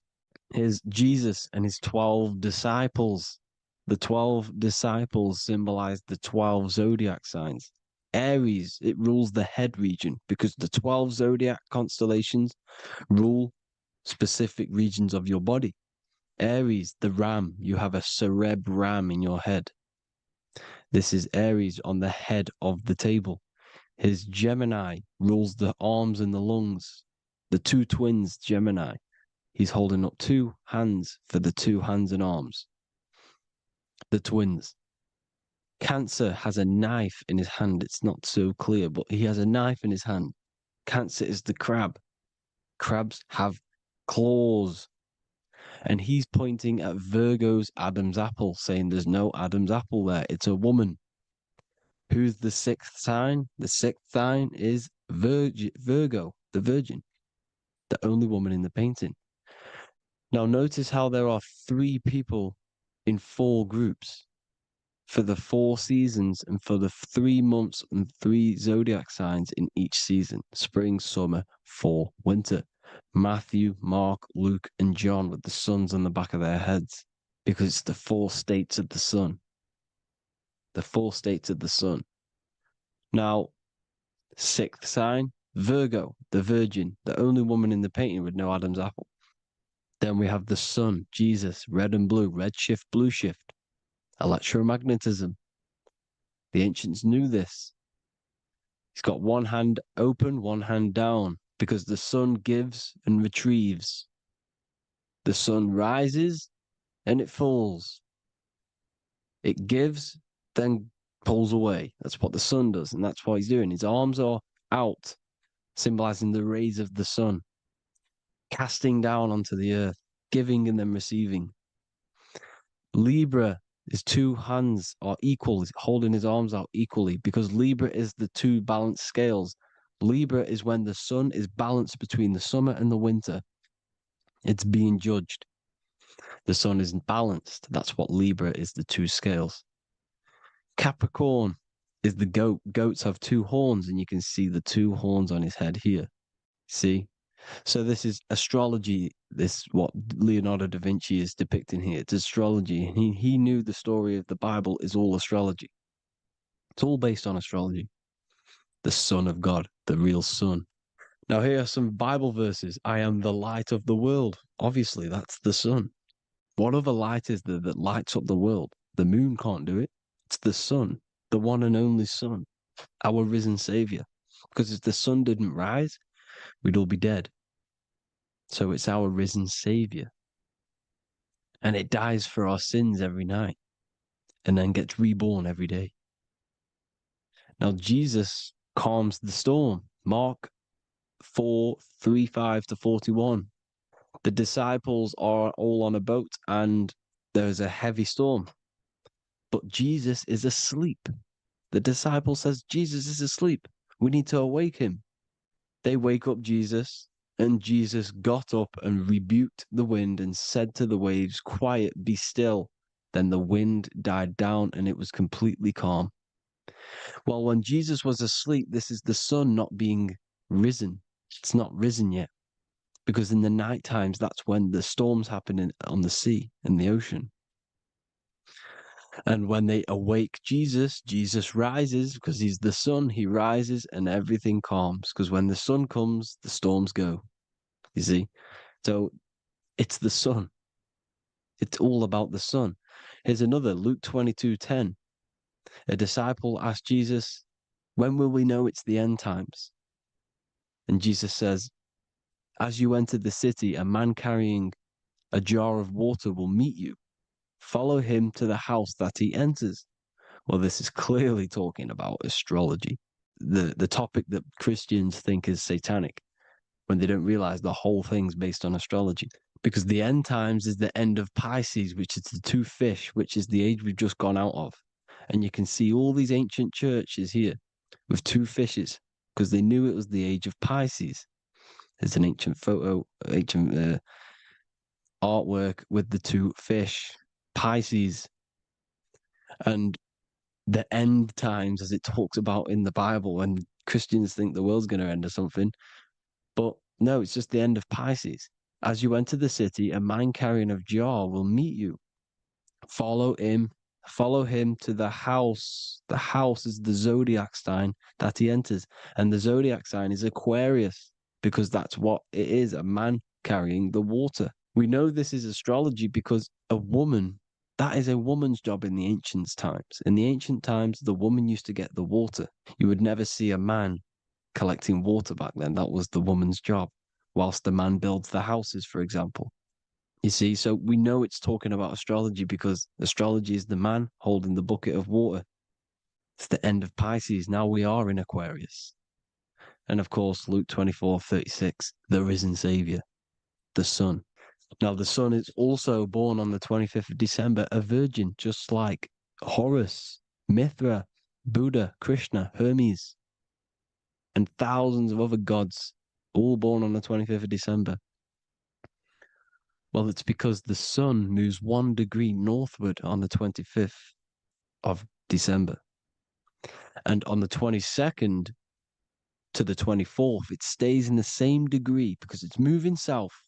But then on the 22nd, it stays in the same degree on the Southern Crux constellation. And the ancients called this the sun dies on a cross, because the cross is the Crux constellation, the Southern Cross. And it stays on that same degree for 3 days on the cross. The sun dies on a cross, and then on the 25th, moves 1 degree northward, bringing back the summer, the light, the warmth, the growth of crops. And this is the sun being reborn again, a virgin, because it's pure. And here's Mithra, another sun god before Jesus was around, before Christianity. It was Mithraism, and Mithra, Ra is Ra, the sun god, Egypt. It's all about Ra, the sun. You can see the crown of thorns on Jesus' head, symbolizing the rays of the sun. And here are the rays of the sun on the back of Mithra's head. Krishna, the sun. Buddha, the sun. Horus, horizon. All born virgins, all did miracles, all resurrected. Dead for 3 days. Well, here he is, dead for 3 days on the cross. And resurrected. Because it's the most ancient religion ever been on the face of the earth. The worship of the sun. And we should worship the sun, because without the sun we are nothing. The sun feeds us, feeds the earth, feeds everything. Without the sun we are nothing. It's been reversed, and now we're worshipping man. When we're worshipping a man called Jesus, was never real. It's all about the sun, the most high, the most powerful, potent, celestial body in the sky, the orb that feeds us every day. It dies for our sins and rises every day. It's the sun. Now on the Holy Communion Day, it's the worship of the sun. They give out mini suns. It's Jesus holding a sun. And they raise the sun on Sunday, because they go to worship their sun god on Sunday.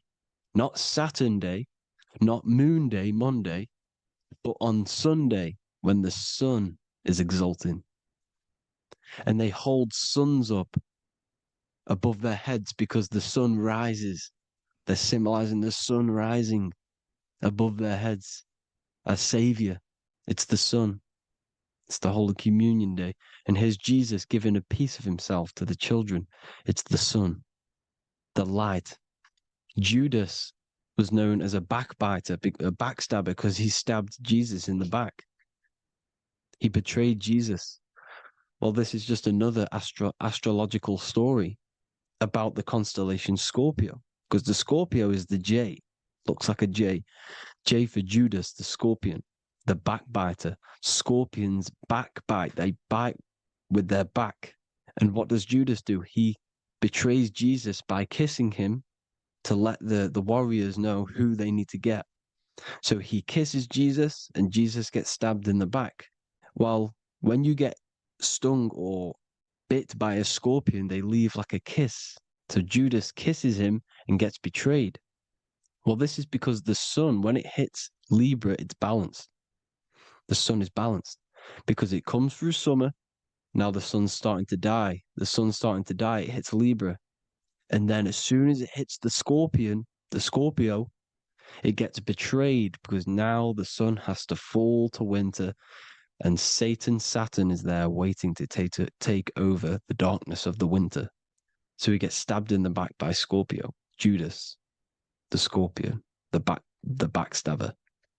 You see, it's an astrological story. Here's Mary. Mary means marry, which means pure. The sun is pure. No one gave birth to the sun but the God. And it's born every day. It's born every day on every year. It's born pure. There was no controversy. There was no, activity for the sun to be born. It's pure. Now, the 7 metals come from the 7 planets. The sun gives you gold, and this is why the sun is golden. It looks gold. And this is why the banks are backed by gold, because gold is the most valuable metal, because it's the sun, the most valuable celestial orb in the sky, in the heavens. Well, here's Jesus, another ancient symbol of him being crucified on the cross with the big sun, the Southern Crux constellation. The sun dies on the cross constellation. And if you go to the old etymology dictionaries, you will see sun and son is the same word. They come from the same etymology roots. You can use them for no matter what, but they've been confused today. But if you go back to the old dictionaries of etymology, they are interchangeable. You can use them. Son, sun, sol, it's all the same thing.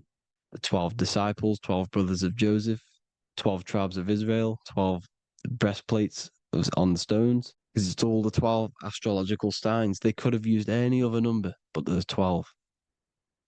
Because 12 is the mind, which is God. 7 is the number of matter, which is man. 7 energy centers in the body. 12 cranial nerves in the brain, because it's the mind. 12 is the 12ness. The zodiac is literally the mind of God, the signs of God. Now here we see here, Job 38, 31 to 33. Can you lead forth a constellation in the season? He's asking you, can you read the sky? Can you read the heavens? Canst thou bring forth the Mazaroth in its season? Mazaroth means 12 signs, the zodiac. Why did they translated every single Hebrew word in the Bible into English, but they decided to leave out Mazaroth? Why? It's because if that said zodiac, Christians would have a different view on the Bible, but they leave that out. But Mazaroth actually means the 12 signs, the zodiac, and the stars means sign. The word stars means sign because the stars are signs, things to come, which is off in Hebrew, which means sign, things to come. You see a sign on the road, it's something coming. But God is saying, no, what does he say? To qualify as a director, a judge of man's life on earth, one must be able to govern the heavenly bodies that rule the earth. It's telling you to read the heavens. We need to read the heavens. Astrology, the 12 zodiac signs, the mind of God. It's telling you, read the Mazaroth, read the zodiac, because they are things to come in your life. They are signs. It's not satanic, it's made by God. God said, let there be lights in the firmament of the heavens to divide the day from the night, and let them be for signs. Signs are things to come. The 12 zodiac signs. It's all about astrology. Here's Mary holding the sun. His son, her son. It's the sun in the sky. The one and only, the most high. The soul, the solo because it's on its own. The most powerful, Ra, radiance. Here's the Pope holding the sun. All three popes holding the sun because they're sun worshippers and they know the true meaning and origins behind Christianity. Sun worship. Here's the Vatican is a sundial. Yes, this is literally a clock. Your watch is a sundial. It's got 12 sections on it for the 12 zodiac signs. 12 hours, 12 Horuses. Now here you see Jesus walking on water. Well, it's the sun, and here's the beard of the sun. Here's the pyramid of the sun, the illuminated one, the all-seeing eye, the sun. Here's the Ankh. The sun creates these symbols. The ancients knew this. Now, when you see these headdresses, these are actually the days of procession of the sun. Aries, Cancer, Libra. It's all about the sun. Here's some more sun worship going back to Egypt. Ra, Horus, Osiris, and Set. Jesus and Satan is Horus and Set. The sun and Saturn. Saturn rules the winter, Satan. Jesus, the sun, the light of the world, rules the summer, rules the day. Satan's the night, Saturn's the night, the sun is the day. The evil brother, Satan. Well, Horus this is where we get the word hours from. There are 12 Horuses. The sun moves in 12 Horuses, 12 hours. Where's Horus? What hour is it? Where's Horus? His Ra, 12 noon, Ra, radiates, powerful, the most high sun. That's why he has a sun on the top of his head. These are the four states of the sun. Set, sunset. This is why we say sunset, because the sun is setting. His sunset, his Horus, horizon. The Horus is rising, Ra radiating, and the sunset. Then midnight is Osiris. Here's another ancient symbol for the sun, the scarab. Ra, the sun, scarab. It's got the word Ra in it because it's the sun. And here's the sun on top of the scarab with the wings. Because scarabs roll dung up hills and then they'll let it fall down the hill to gain more matter. To gain more bigger, like a snowball effect. And the ancients saw this as a process of the sun because the sun climbs up the hill and then it falls. So they used the scarab to symbolize the process of the sun. The sun climbs and falls. Here's an ancient Egyptian cat cutting off the head of the serpent. Well, the cat is cutting off the head of the serpent, symbolizes the sun cutting off the nighttime. When the sun rises, it cuts off the nighttime. It cuts off the serpent. The serpents represent darkness or evil. Oh, there's some more symbology of the sun and the heavens, the arch, the royal arch, the firmament, the sun inside the firmament. These are all ancient churches, and they all depict the firmament with the sun inside.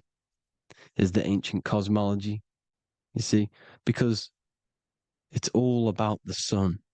Everything's about the sun, because the sun is our orb made for us to sustain life and this inside of this creation, inside of this firmament, the royal arch of heaven. Here's the Freemasons depicting it. Here's the Masonic royal arch, but you can even see the zodiac signs. Here's Cancer, the checkered board. It's the royal arch of the firmament. Obviously, they don't want to tell you that. You live in space, apparently. Some more sun worship. Here's the beard of the sun on the water. They all have this long beard. And why do they say amen? Amen at the end of every prayer. Amen is a sun god, a creator god. It's all about the sun.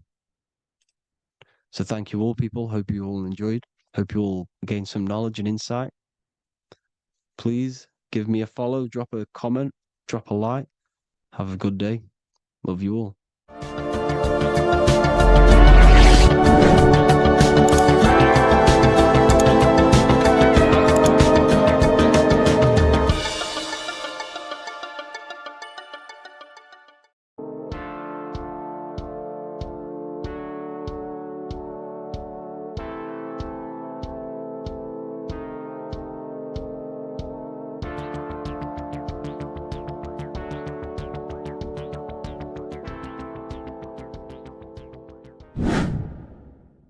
Welcome back, people, to another occult lecture by Revival of Wisdom. Today, we're going to be talking about magic and how it's being used on us for the New World Order. Magic has the word mag within it, which is magnetism. Magnetism is the force. Magic is influencing forces, natural or supernatural forces, and using it for a certain agenda to gain something out of it. Now, magic is not what everyone's being thought. It's not some sort of fantasy thing. It's actually very common, and we all do it, whether you believe it or not. Magic is all to do with the mind. As I said, always say in my lectures, your mind is what creates matter. Your mind is what creates your external world. So it's all about manipulating and planting seeds within the mind, because your mind is a garden, and thoughts and words are seeds which are being planted in that garden. Your life, your physical life, the people you have in your life, your friends, your car you own, the job you have, is all a reflection of the thoughts that you've been thinking in the past. You are where you are in life because of the thoughts that you've been thinking. Therefore, your life is a direct reflection and manifestation of your mind, the Garden of Eden. Okay? The mind is what they are targeting. What you see, say, and hear has a direct effect on your mind. Me talking to you is influencing you. The words I'm saying is planting seeds within your mind. Now it's up to you to consciously act on these thoughts or these words, or to maintain these words. As above, so below. As within, so without. What's inside of me is outside of me. What comes into the storehouse comes out of the storehouse. You have the left, you have the right, you have the up and you have the down. As above, so below. whatever is in your mind will be expressed in some sort of way, consciously or subconsciously, spiritually or physically. The mind is what manifests everything. And this is what we need to understand. We need to understand is that the mind is not physical.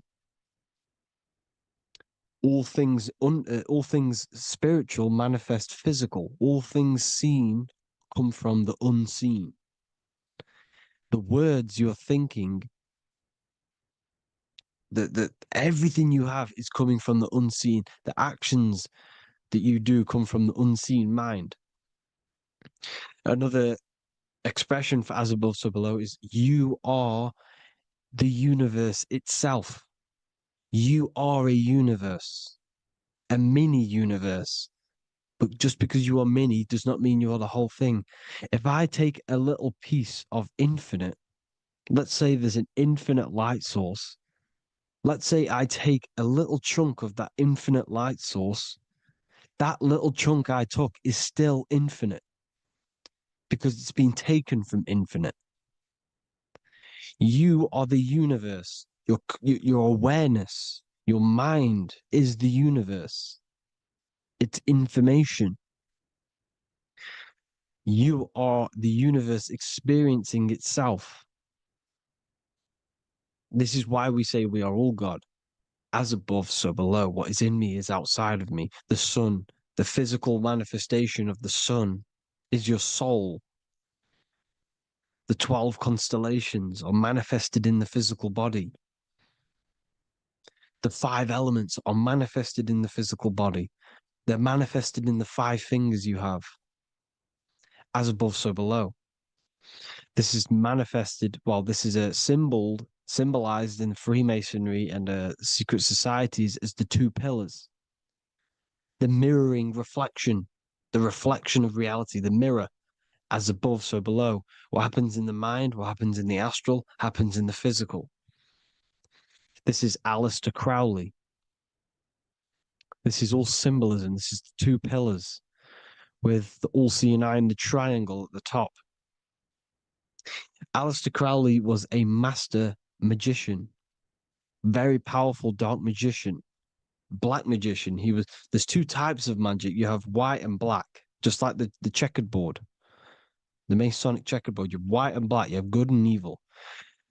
White magic is influencing natural forces to gain something that will help the collective consciousness, help the collective, help the earth, help other people.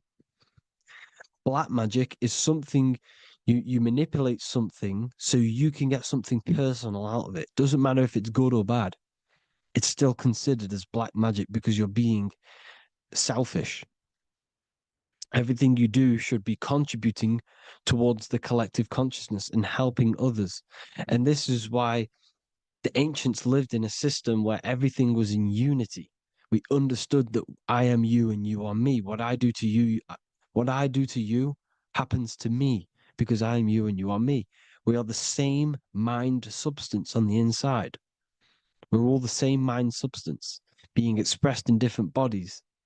So what I do to your mind will have a ripple effect on my mind because all of our minds are connected within the mental plane. So this is why they know all this knowledge.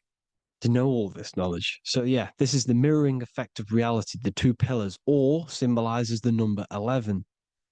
The number 11. We'll go deeper into that. The technology we're using is magic. It's a form of magic. Television is tell a vision. They're telling a vision into your subconscious mind, into your memory. And when you turn on the television, you get a program because they're telling a vision to create a program within your subconscious mind. You see, the conscious mind is only 10% of your mind, which is to do with your, what you're aware of, your 5 senses. What are you consciously aware of? Well, I'm aware I'm here, I'm talking. I'm aware of what I'm wearing, the 5 senses, what I can hear, taste, smell, hear. what I'm aware in what I'm aware of what I think of.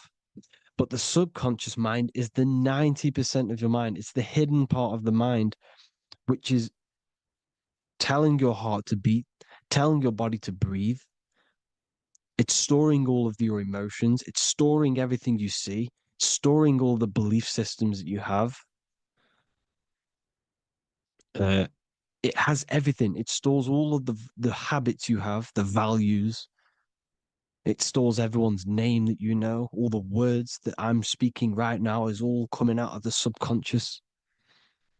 Everything is subconscious, and it literally manipulates 90% of your daily basis behavior.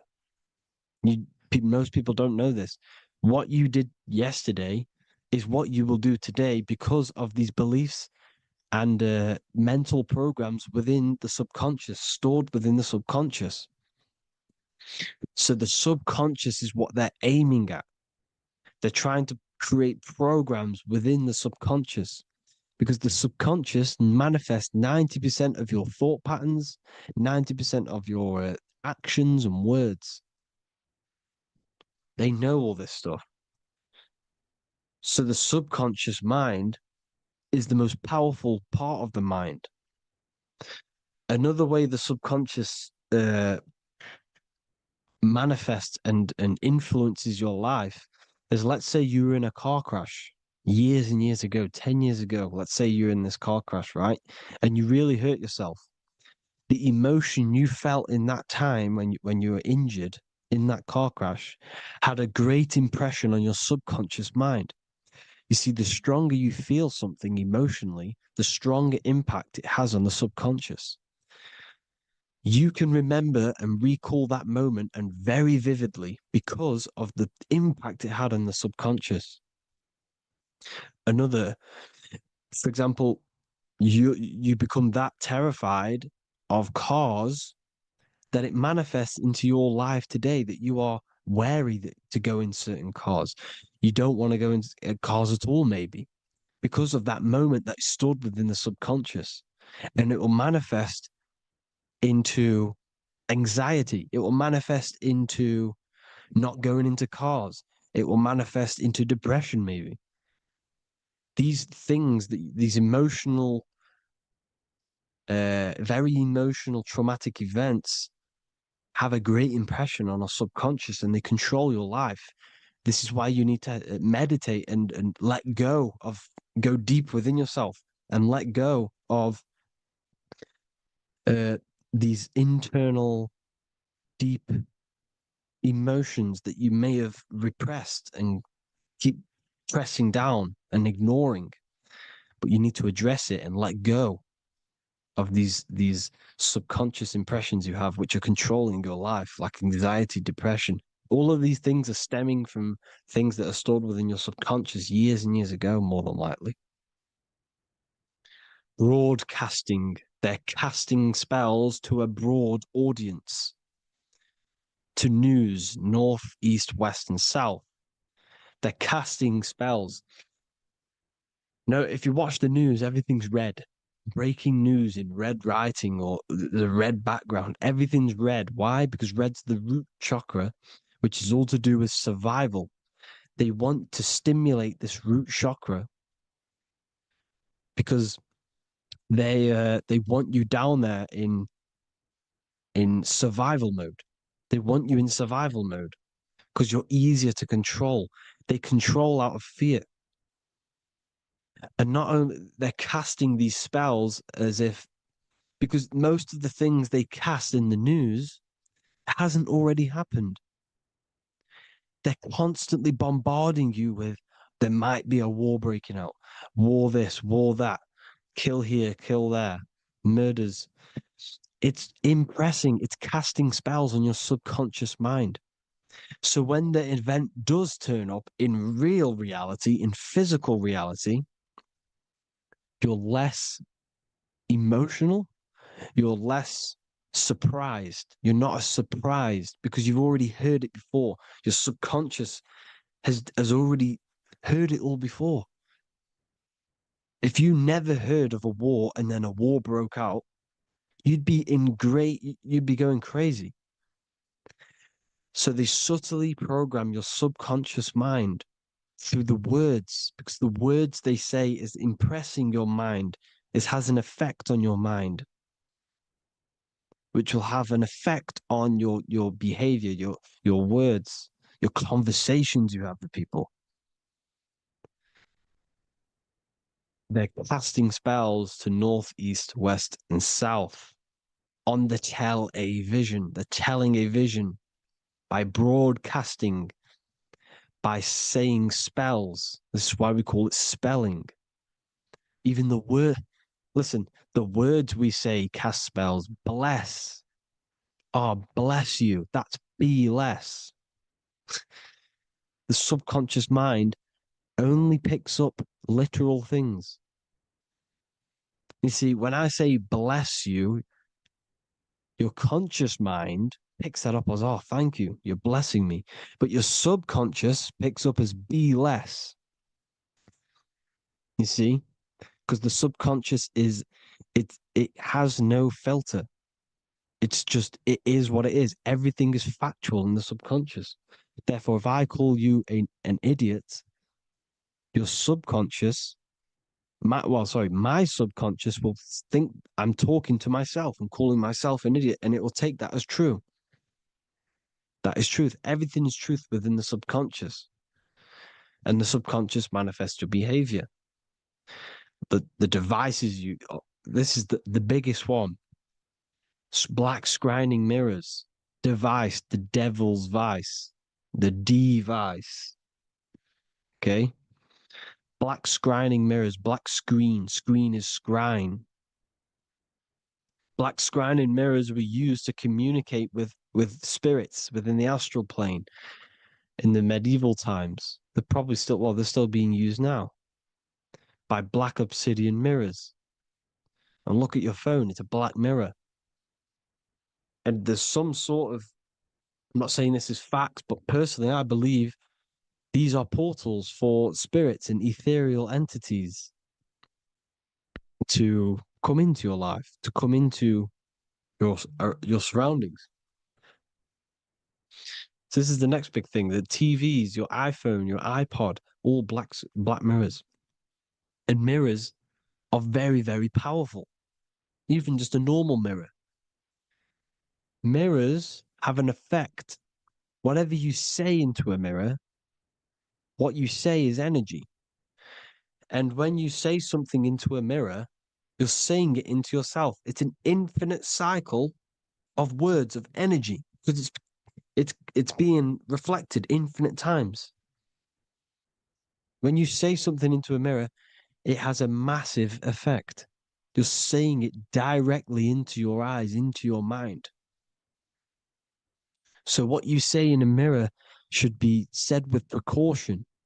Never say anything negative into a mirror, because mirrors are very, very powerful ways for you to reprogram your subconscious mind for the good. You can say very positive things into mirrors and it will reprogram your subconscious mind. Okay? Manifesting is all magic. It's all magic. Everything is magic. But consciously doing it is what they're doing. They hid this knowledge. Your phone is magic. It manipulates your mind.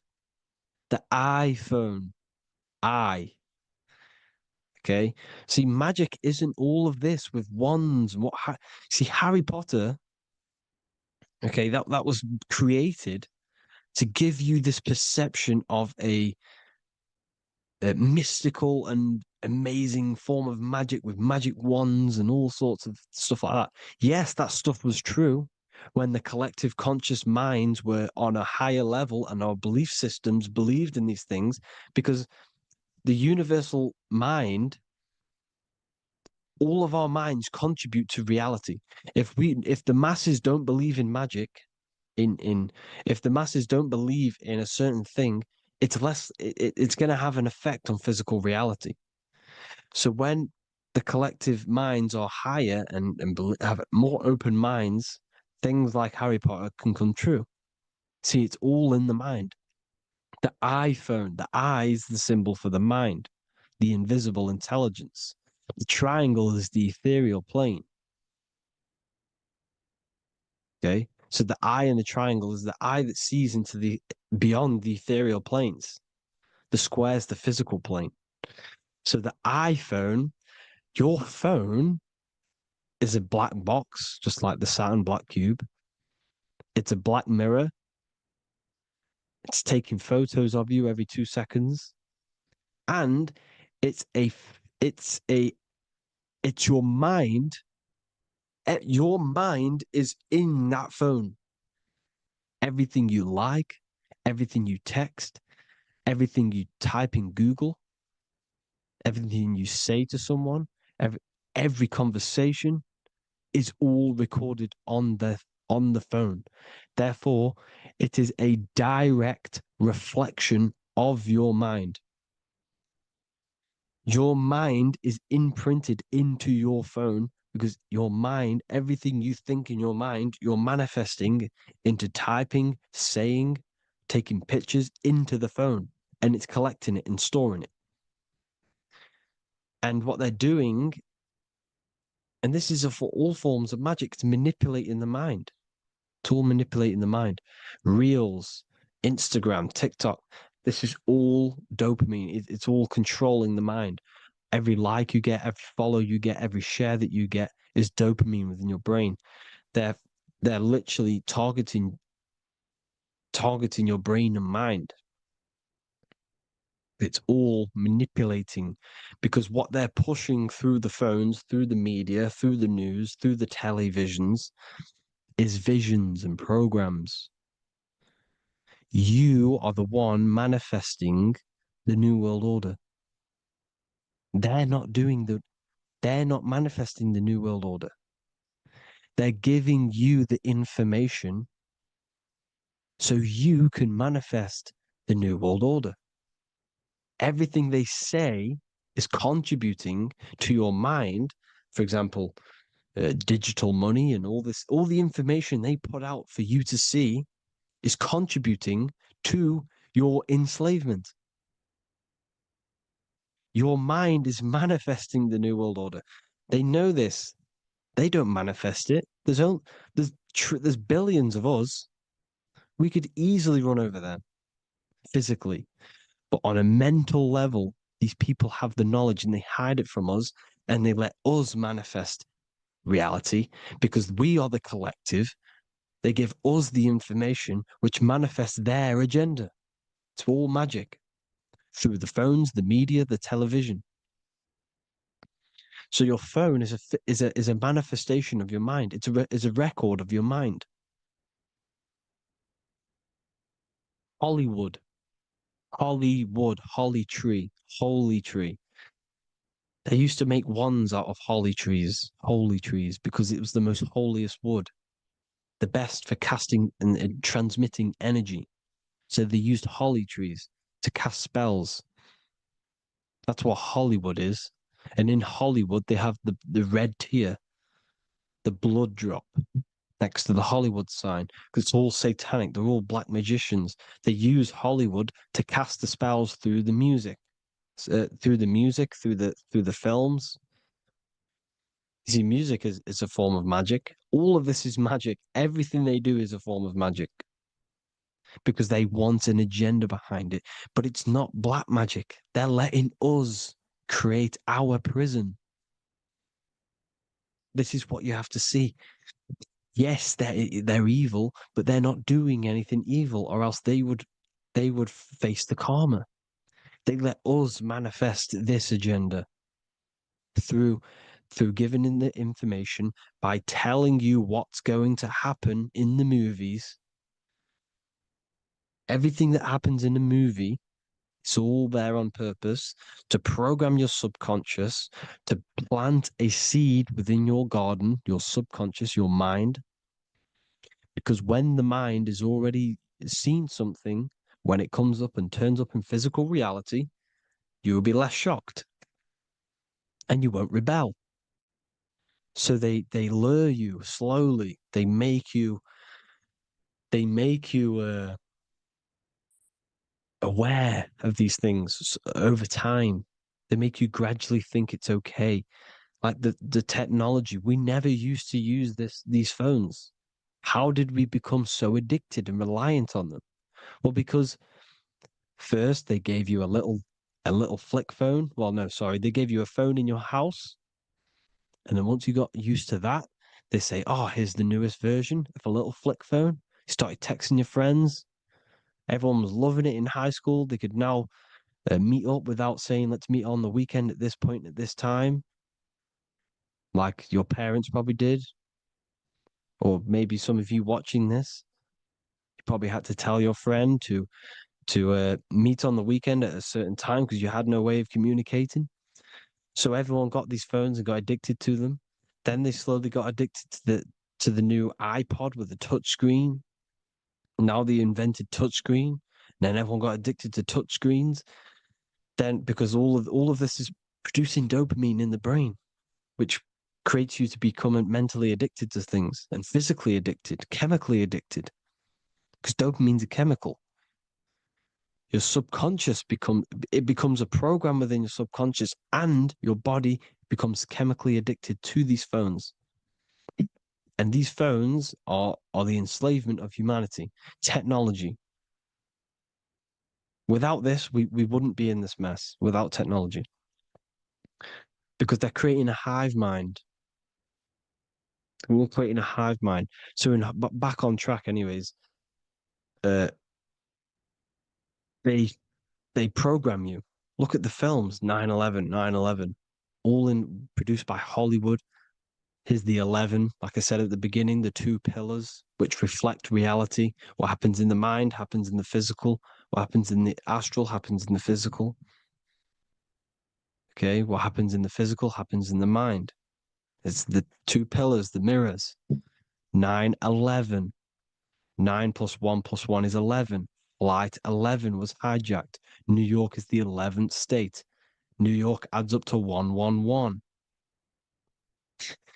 This is not a coincidence. It's all a form of magic.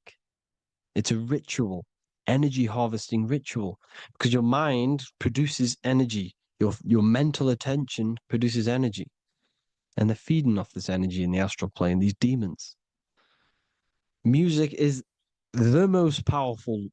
Personally, I think the music is one of the most powerful forms of magic they're using. Okay. Music is hypnosis. It puts your brain in a hypnotic state. It influences your electromagnetic field through vibrational energy. It reprograms your subconscious mind. Why do you think you remember the lyrics? You see, your subconscious stores all of the memories. Remember, the subconscious manifests 90% of your behavior. So therefore, the music you're listening to is manifesting your behavior. You wondered why some people wonder why they have drug addictions and they can't get out of violence and they can't get out of all this negative mind space. It's because the music they're listening to is creating a negative mind space. The words you listen to have plant seeds within your mind. So the reason you remember the lyrics is because that song created a program within your subconscious. Yes, that is what happens. You can use magic to reprogram your mind, but you can use music to reprogram your mind because it's all forms of magic. It's using natural mental energy forces to manipulate the physical reality. You manipulate your mind, you manipulate reality, physical reality. Okay. So the music, another very, very big one. When you turn on the radio, it's just all talks about alcohol, drugs, and sex because they want you down in the lower three chakras. They want your mind attached to matter when it's mind over matter. Your mind's not physical. You see, the word spirituality is the new trend. It's not about your spirit. It's not about your spirit. It's about your mind. It's not about, you know, uh, spirituality and looking after your spirit. And they've got you focused on your spirit. Why? Because they hide your mind from you. You see, a lot of people think their mind is their brain. But the mind is everything. There is no physical reality without mind. You can have a brain. Imagine if you had no mind but a brain. It wouldn't work. The mind is everything. The mind controls your avatar. It begins in the mind before it happens in the brain. Then the brain manifests through the body. The brain's just an electrical computer. So that, they've got people scared, or do I have a soul or not, and all this stuff. Listen, if you have a mind, you have a soul, because you are not the mind. This is why everything is sort of an illusion, because beyond the mind is your soul. But what is the soul without a mind? You can't have a soul without the mind. But if the mind didn't exist, the soul doesn't exist. You are the person listening to your mind. I shouldn't say person, because you're not the body. You're the entity behind the mind. But if you didn't have that mind, you couldn't understand what you even were. You would just be an observer who couldn't think. So yes, we all have a soul. If you have a mind, you have a soul. Everything is mind. Everything has mind. Mind creates everything. God is mind. And then manipulating your mind through TV, your phone, every little thing, the school, it's all about the mind, people. Control your mind, you control your reality. Just the last thing, here you go. Aleister Crowley, the dark magician, Kanye West doing the exact same thing because they're implementing magic in the music. Here's the Beatles with Aleister Crowley in the background. Bet you never noticed that. Aleister Crowley was influencing music and placing magic within the music to influence the subconscious. This is what Baal worship was. This is why they kill children. They sacrifice these children. Why? Well, because in order to ascend, in order to raise your consciousness internally, godly, by being good, God, or being in order to be good and raise your consciousness and to get something in the physical world, you have to sacrifice yourself. And what do I mean by that? In order to raise your consciousness and ascend, you have to sacrifice the lower nature of yourself. You got to abstain from having sex to retain your sexual energy, to transmute it, or staying away from some poisonous foods like meat. So staying away from blood. We shouldn't be consuming other animals' blood. We should be keeping our blood pure.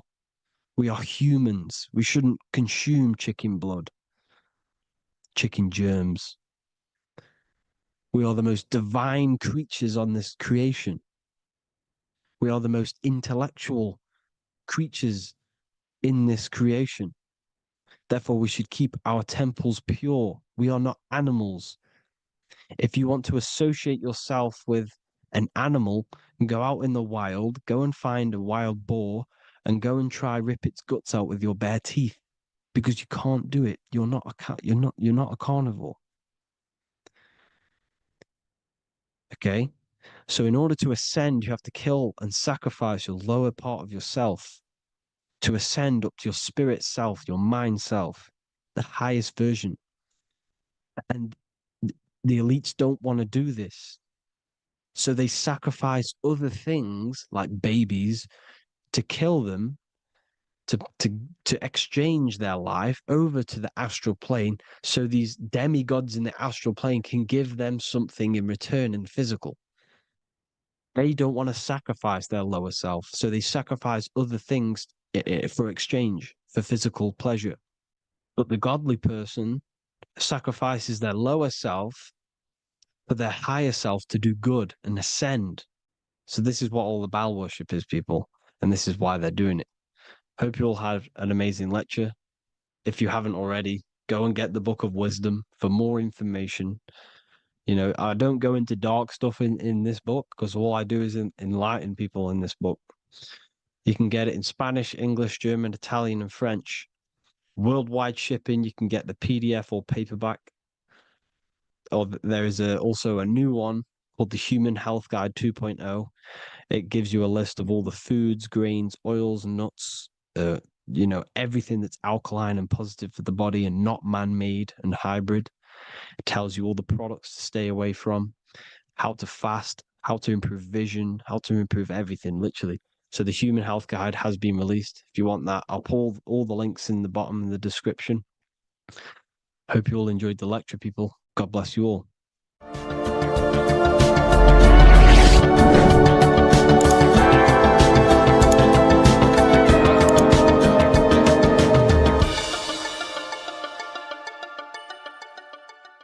Hello, Seeker. Welcome to Revival of Symbolism, a channel devoted to the language of esoteric symbolism, helping you discover yourself and expand your consciousness into new realms of thought. I'm Harry B. Joseph, also known as Revival of Wisdom. In this video, we're going to be breaking down the occult and esoteric meaning of the tarot card, the Magician. This contains many layers of symbolism. Let's get straight into this. So if we look at the card of the Magician, the first thing we notice is this gesture, his hands. We have one hand up, one hand down. This corresponds to the teaching and the principle of the universe called the law of correspondence, also known as above, so below. As above, so below pretty much corresponds with everything in the whole world and life. Everything functions underneath this law.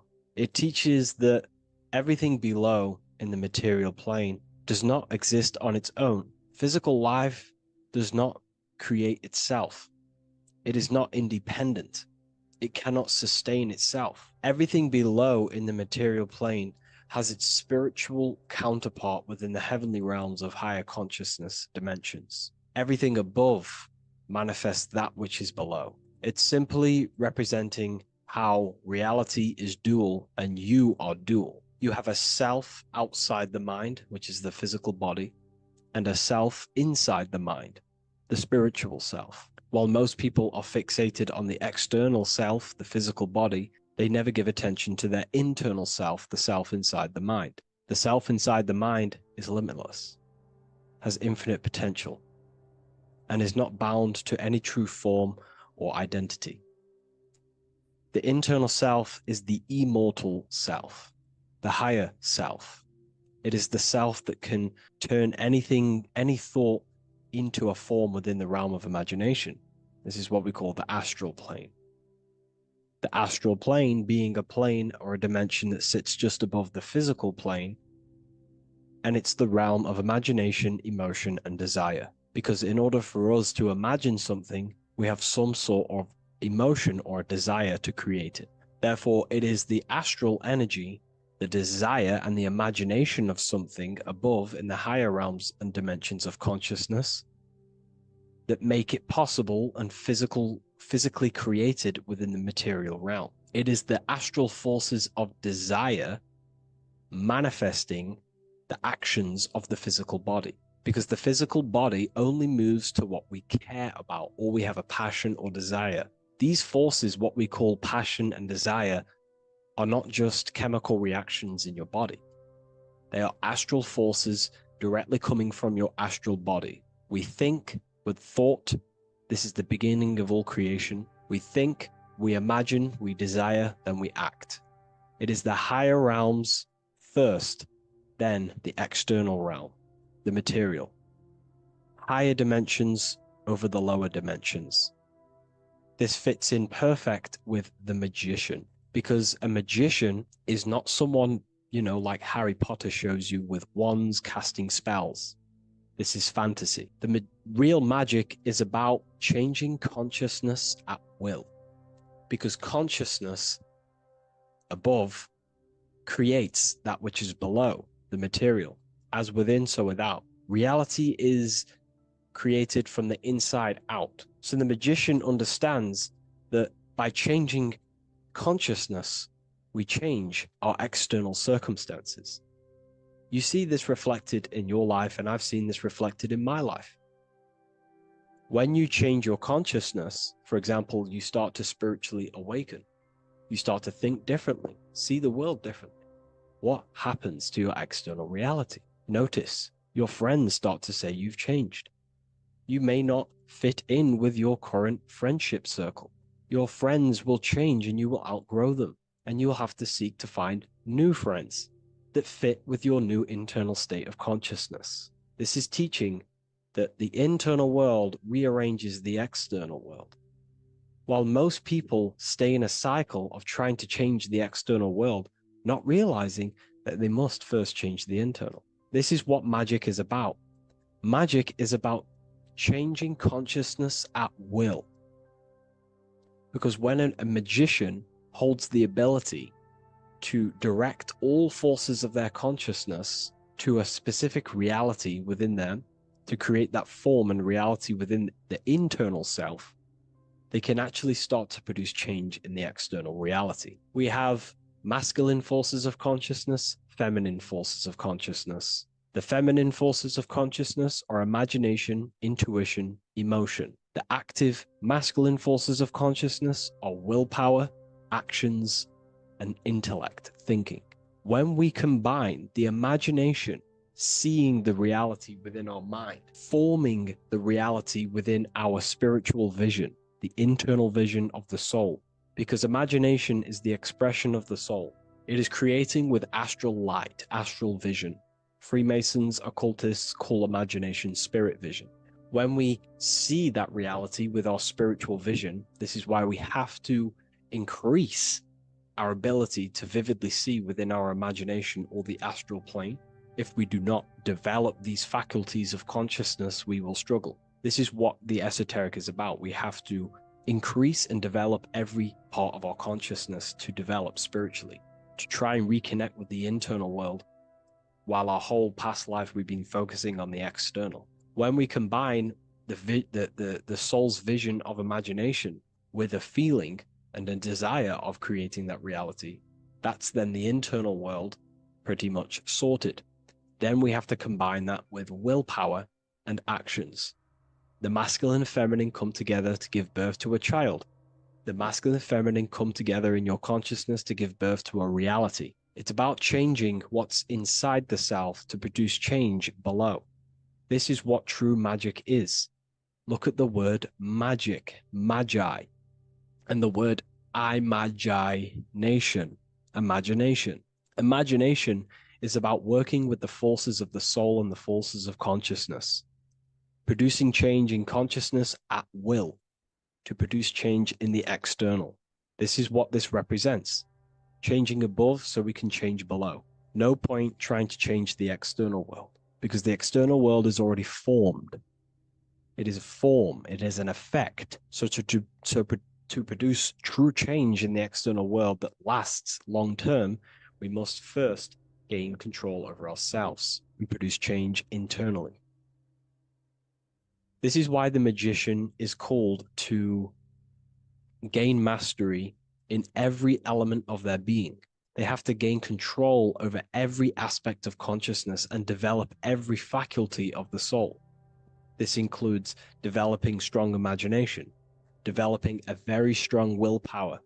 We can do this through exercises such as imagination exercises, holding one specific vision for a long period of time, meditation, thinking on one specific thing for a very long period of time. This will increase the willpower. It's also about gaining control over the subconscious impulses, the subconscious thinking patterns that seek to control us. It's about gaining control over every aspect of our consciousness. This is what a true magician is. And this is what the true spiritual path is. Developing every faculty of consciousness. It's a never-ending journey of self-mastery. If we look at the magician, we see this infinity symbol rising just above his head, symbolizing the mind being filled with higher knowledge, the mind aware of higher dimensions. You see, the mind is the cause, physical reality is the effect. We need to raise our consciousness from effect consciousness to causal consciousness to truly become a magician and a master of our reality. What do I mean by effect consciousness? Most people live in the realm of effect and reaction. Their consciousness, their mind, emotions, and imaginations are constantly thinking, feeling, and imagining the things that have happened to them. Instead of doing this, we need to change this state. Instead of reacting, we need to become the cause. Instead of thinking and imagining and feeling the realities that's already gone past and things that have happened to us, we need to change this so we use the powers of the soul, the powers of consciousness as imagination, emotion, the intellect, as causes and not reactions. This is how we truly become a magician and apply this principle of as above, so below. We need to think, feel, act, imagine, and use all the faculties of consciousness and the creative powers of the soul to cause things, to create a better future, to imagine a better outcome, instead of dwelling in reactivity, because reactivity will create a constant cycle of negative manifestations. If we sit around and moan, complain, think, imagine, feel the things that have happened to us in the past, the mind is the cause. And if the mind is in that state of reactivity, it's just going to constantly create more negativity in your external reality. This is what it's all about, as above, so below. You can see the sword here. The sword cuts through the air. The air is one of the 4 physical elements. Fire represents the spiritual body of consciousness. Water represents the emotional body of consciousness. Earth represents the physical body of consciousness. Air corresponds to the mental body of consciousness. So this sword is a symbol of a sharp mind. The mind needs to become very sharp and very disciplined and very controlled, both consciously and subconsciously. What does this mean? We have to gain control over the mind. We have to become more conscious of the thoughts that are happening inside our mental field, because the mental field of consciousness is pretty much the birth of all creation. We think, imagine, feel, then act. So we must gain a sharp intellect, a sharp mind, a sharp, powerful mind. The sword is also a symbol of power. So this is a symbol of a powerful mind, a mastered mind. This is your sword. This is your tool to create, because you are a co-creator. As above, so below literally tells you that you are God itself. The same powers God used to think everything into existence, such as nature, the stars, the human body, the macrocosm, the world. God thought the world into existence. We live in a mental universe. All creation is first thought, then manifested physically. The same powers of thought God used to create the world is the same power that you use to create your world. You are cut of the same fabric of God. You are a microcosm, as above, so below. God is the macro, you are the micro. What is the wand? The wand is not real. This is not a real wand you cast spells with, but a symbol. The symbol of the wand represents direction of consciousness, willpower, and attention. We have 2 spiritual currencies which pretty much create our experience and reality: time and attention. That's why we say we spend time and I pay attention. These are your currencies. These are how you create and generate reality. Moving on to Jesus and Satan, we see there's an exact same symbolism within the ancient paintings. Jesus pointing up, Satan pointing down. Satan is the egoic force within one's consciousness. He is a symbol. Satan is not a real identity or being or entity. He is a symbol of a personality and a force within one's consciousness. Satan represents the negative forces of the ego that tells you to do things that is wrong. In your heart, you know what is morally right and wrong. Let's say you're thinking, you get a random thought of stealing an old lady's purse. You, in your heart, know that is wrong. But Satan is the force inside of you that says, do it anyway. Don't listen to the heart. Get the personal gain. I want the money.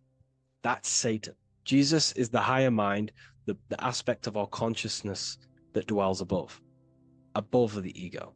It's the part of our heart that desires the spiritual. Our heart is the generator of our reality. And whatever we desire is what we generate. You only take action and generate your life on what you care about or what you feel.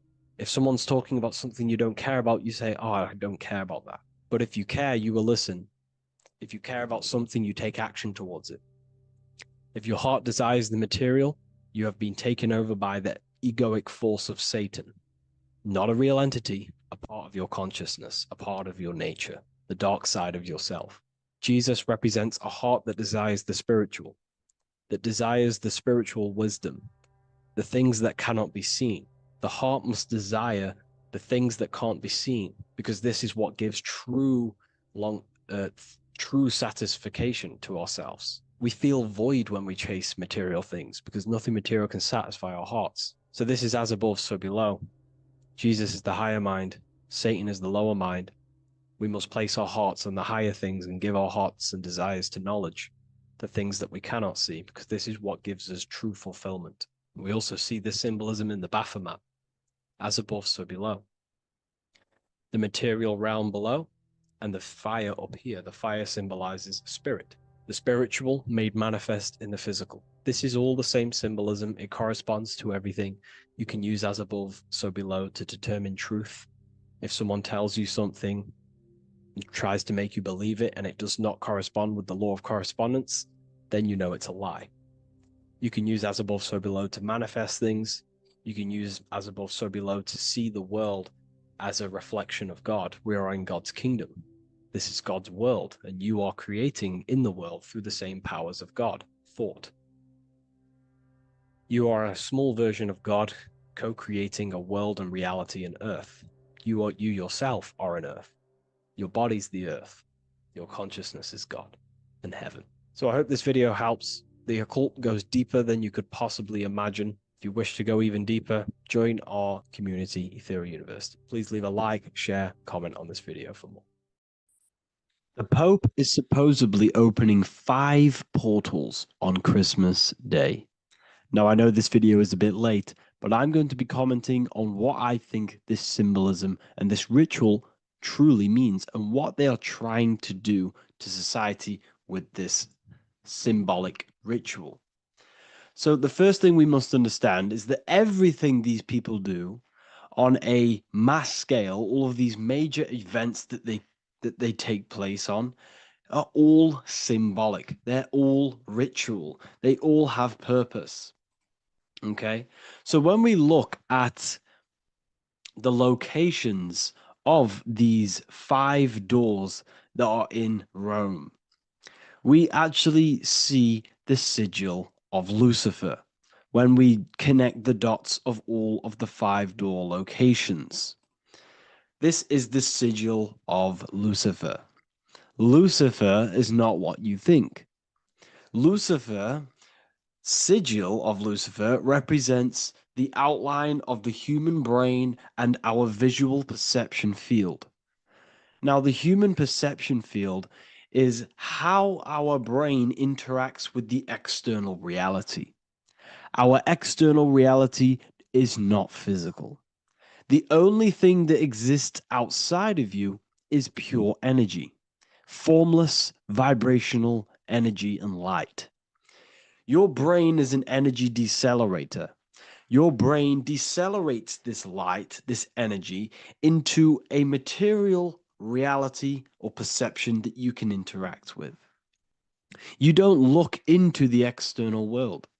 The energy, the light, enters the eye retinas, goes through the optic nerve, and travels to the back of the brain called the visual cortex. And the visual cortex is what shapes your visual screen. Now, if you are seeing the screen, this means that you are not the body, you are not the brain, you are the perception observing the screen that you are seeing. You are the eye behind that, you are the person behind that. So, what this is actually symbolizing is perception. This is a symbol of perception, of perceiving the material plane, of how spirit interacts with matter. Now, what's Lucifer? Now, the word Lucifer means the light bearer. He's known as the light bearer. The word Lucifer originates in Latin. Luci means light, and fur means to bring. It's the light bringer. The eyes, the visual perception of the light bringer to your reality. You see, everything outside of you is light. You are made of light. The word hue man means light. Hue means color, which is a form of light. And man means manifest. We're light manifested into material form. Every single one of us is Lucifer. When we fall for the material world, the external world, is an illusion. It is the false world. It can elude you. It can make you fall in love with the material things, material pleasures, lust, money, fame. These things make you fall. This is the fall of Lucifer. This is the mythological story. This is the symbolism behind Lucifer. It's you.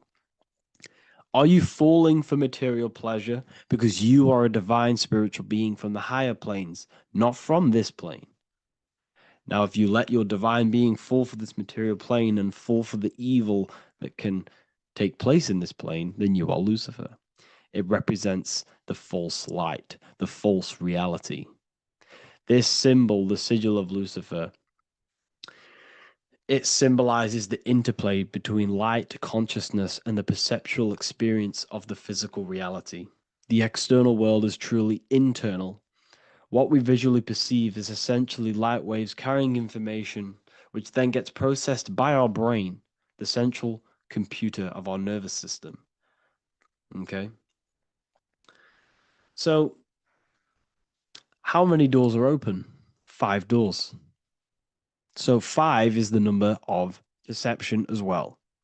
5 fingers on each hand, 5 points on the human body, 5 toes on each foot.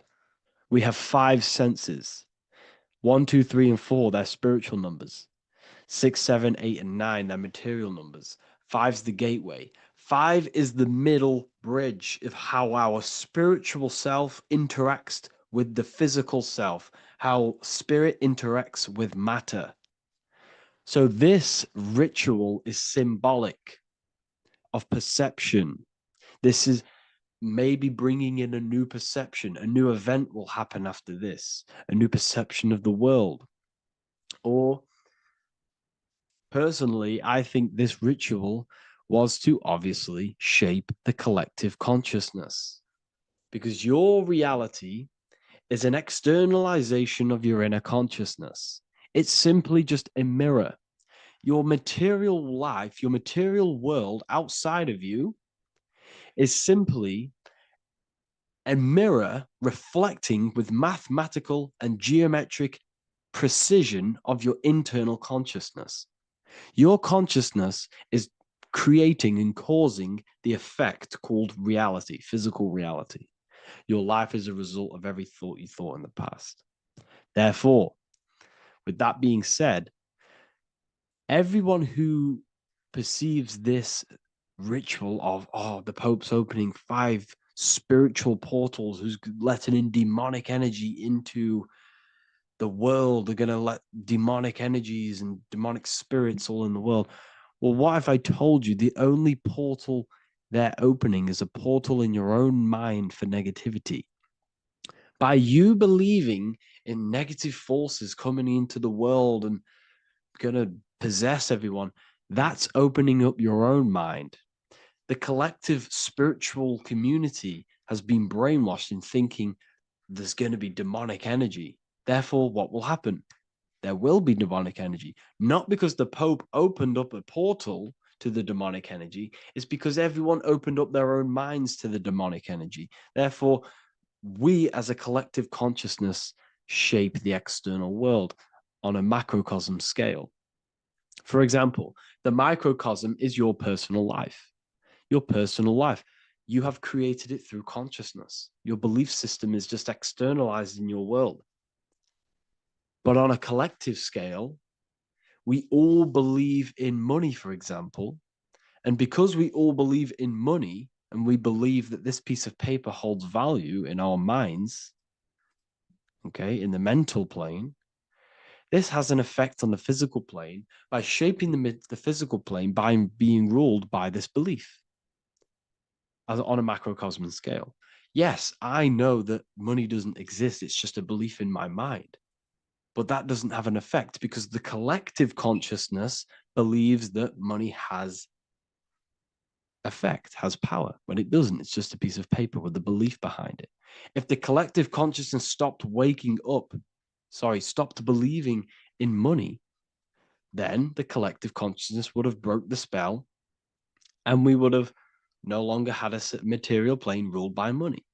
You see, our beliefs is ruling and shaping our physical plane. This physical world outside of you is truly just an effect of the mind, an effect of our consciousness, our inner world.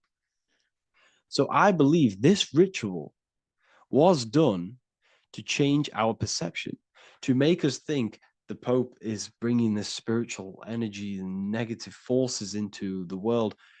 And it's just simply us creating the negativity in the world by believing in this, by thinking this. Remember, they have the power to send messages into millions of people's minds through media.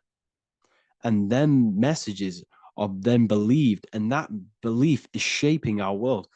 What have I told you? That the New World Order is not manifested by the elite, it's manifested by you and us. We're all manifesting the New World Order. They can't manifest it. We can, because we are the ones believing it. We believe it. It is reality. It shapes our own prison. We're all shaping our own prison by believing in the prison, by believing in money. So this ritual was all to do with perception, creating a new perception, creating fear in our minds to, of course, distract us from what's really going on. This is all a ritual to implant messages in your own mind. So I hope you all understand this video, and I hope you all gain some insight, and I'll see you inside the university.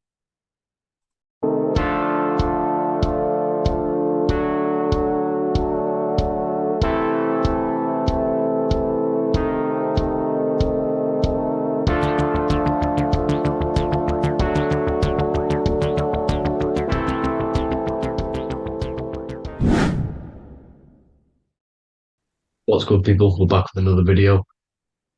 This is going to just be a quick video. Manifestation, magic, bending reality.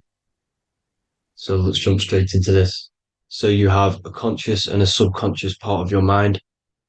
The conscious is what you're conscious of, what you're actually doing, where you can choose or not. However, the subconscious is the part of your brain which is automatic. So all of the systems in your body, like the digestive system, your heartbeat, these are automatically being ran. And you do not have to tell these systems to do anything. You do not have to consciously tell your heart to beat. It's automatically doing it. And this is what the subconscious mind is controlling. It's like the dark aspect of your brain or your mind. It is the way bigger aspect of your mind. Okay, it controls all the systems in your body. Okay, and this is where all of your programs are. So when you're in it from your childhood, what you've learned in school, all of these things are being kept in your subconscious, maybe traumas and stuff like that. So the subconscious is the female aspect, and the conscious is the male aspect, because the male is all about action and doing, and the female is more about creation, creativity, intuition.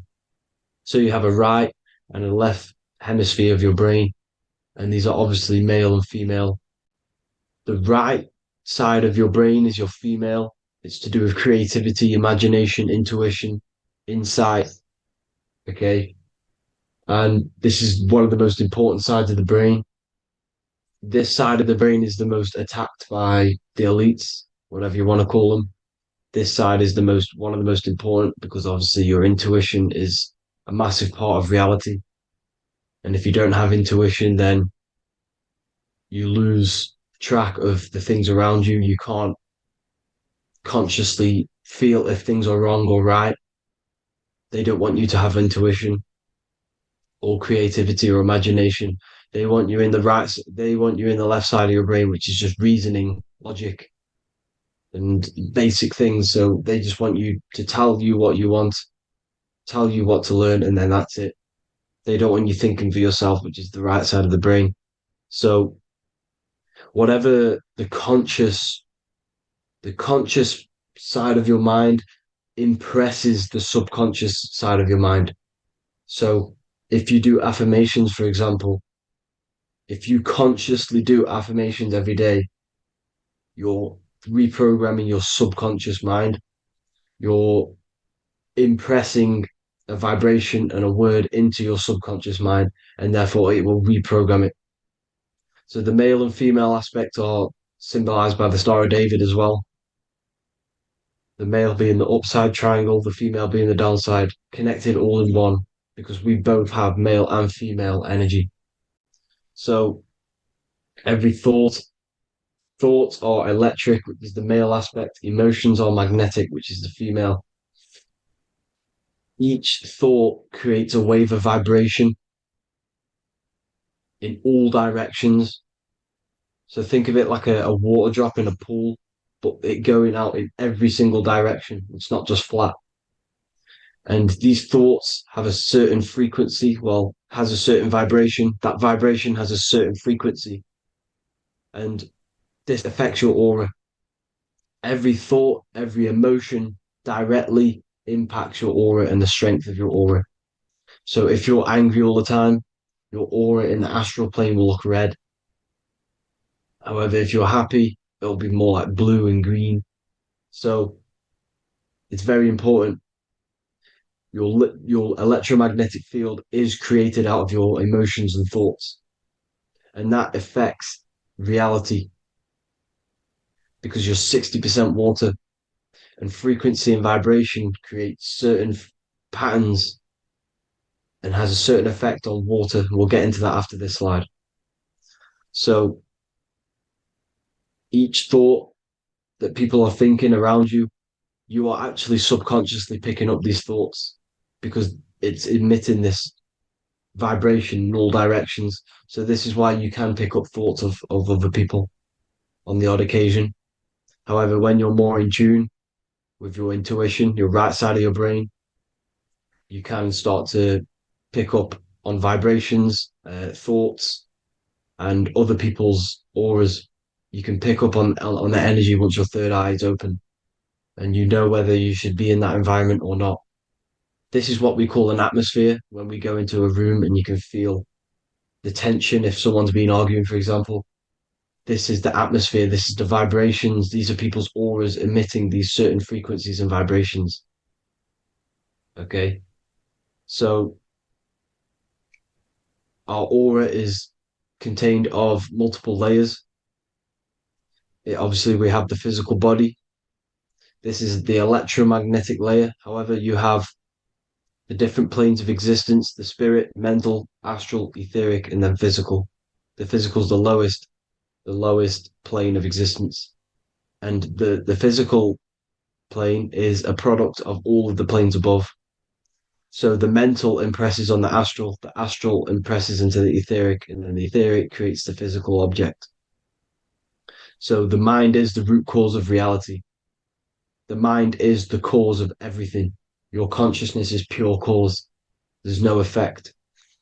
Everything you see in this reality is the effect. Everything that you experience is the effect because the root cause was the mind. The decisions you made you experience that certain experience. And that decision was created on the mental plane. And this is just pure thoughts. And thoughts are things. If it exists in your mind, it is a thing. It's a certain frequency. So if you have a certain level of thoughts, if you're thinking positive, for example, you're going to have a strong aura, you're going to have a higher vibration, and that attracts like. Like attracts like when it comes to thoughts and vibrations and electromagnetism. So if you're thinking positive all the time, speaking positive, doing positive, you're then creating a higher vibration, and that's going to attract people on that similar frequency to you. Everything is electromagnetism, frequency, and vibration. Everything. You see, so this is why, for example, if I put my hand to a TV screen, if my finger was the same vibration as the TV screen, it would go straight through it. However, the particles in my hand and the particles on the TV screen are two separate vibrations, and this is what causes the friction to stop and not my finger to go straight through it.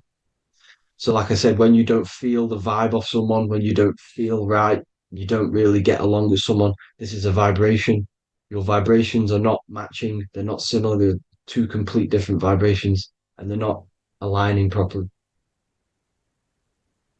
So, music has a massive part on this. Music is a massive, massive tool for the elites because music is frequency. And in 1975, the musical instrument are all tuned to 440 hertz. So Spotify, Apple Music, most of the music on YouTube is all set to 440 hertz. And 440 hertz is not divisible by 3, 6, or 9. And when you can't divide a frequency by 3, 6, or 9, it's not a natural frequency. As you can see here, this is 432 hertz. This makes a nice geometric pattern. However, 440 hertz is a distorted pattern. So when you listen to this, this actually shuts off the whole right side of your brain. Like I said at the start, this is the most attacked side of your brain. It's to do with creativity, imagination, intuition. When you listen to 440 hertz, it shuts off the whole right side of your brain. And obviously shutting off all of these forms of your brain. Music is a very, very powerful tool for the elites because it's the only thing which can enter your soul or your ears without consent, your body without consent. Everything else has to be through consent. You choose whether to eat something, you choose whether to drink something, but frequency, you're going to hear it no matter what. This is why it's so powerful. And music influences the body in many different ways. It's the most powerful imitator of everything. It directly affects all listeners. It directly affects intentions, gestures, movements, and actions. It stimulates your mind, and certain songs, certain catchy songs, can reprogram your subconscious mind, invoking certain emotions. This is why when you listen to slow beat songs, it makes you feel more sad. When you listen to upbeat songs, you feel more energetic. This is because these frequencies have a profound influence on reality and on how you feel. Because, like I said, you are 60% water. And as you can see here, each frequency creates a different geometric pattern. And inside of you is 60% water. So, like I said, 440 hertz is going to make a distorted pattern in your water. And this is going to have a profound effect on your emotions and your reality. So, like I said, health is not just the body. It's you are made of body, mind, and spirit. You need to look after what you put in your body. You need to look after your spirit and look after your mind. It's very important to keep all these in balance because once one of these are unbalanced, it affects the other two. So if you're eating wrong, it's going to affect your spirit and mind. If you're thinking wrong, it's going to affect your body and spirit. These are all interlocked. You have to look after them all. So it's very important you understand music. Stop listening to low vibrational music. To be honest, you want to listen to music without any sort of speaking inside of it. You just want pure uh, frequencies, which are the solfeggio scale, like one of these, for example, 432, 528 hertz. These are all good frequencies. It's called the solfeggio scale. And these frequencies make you more in tune with nature. 528 hertz is what the earth vibrates at. So it's very important. And the Rockefellers are the one who changed this to 440 hertz. The Rockefellers, one of the elite families. So if you want to manipulate reality, it's very important to have your chakras aligned and having a high vibration because the higher your vibration, the more powerful your words and your intentions are on reality. So the lower your vibration, the harder it is to affect reality because you're on a lower state of consciousness. You want, like I said, you have the mental, astral, etheric, and physical. Everything is a product of the one above. As above, so below. This is what Hermes Trismegistus was saying in the Egyptian days. This is where it comes from. As above, so below. If you affect above, it directly affects below. So, like I said, meditation helps on this, helps align your chakras. Think positive, feel positive. Like I said, your feelings are magnetic, your thoughts are electric. So once you combine these two together, you're then creating an electromagnetic frequency, and that will have profound effect on reality. So the law of cause and effect, every law, so the law of cause and effect, every effect has the root cause. Like I said, your mind is the root cause of everything. Every decision you make is having a different effect on reality. Everything happens for a reason due to the root cause, which is your mind. You choose everything that happens in your life. Okay. So it's very important you understand this and you constantly make the right decisions, the good decisions to have good effects on your reality. You have to be very conscious of this law because nothing escapes this law. This is the law of all consciousness. So think about it. Imagine a massive ball of consciousness.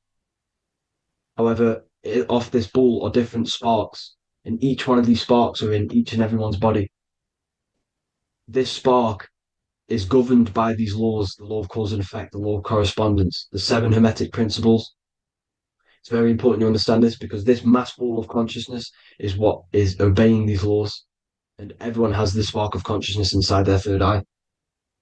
And like I said, everyone is the same consciousness. This is why if you do bad unto someone else, that will directly affect your reality. So if you hurt someone, it's going to come back to you in one way or another because you are that same consciousness. This is like a mirror reality.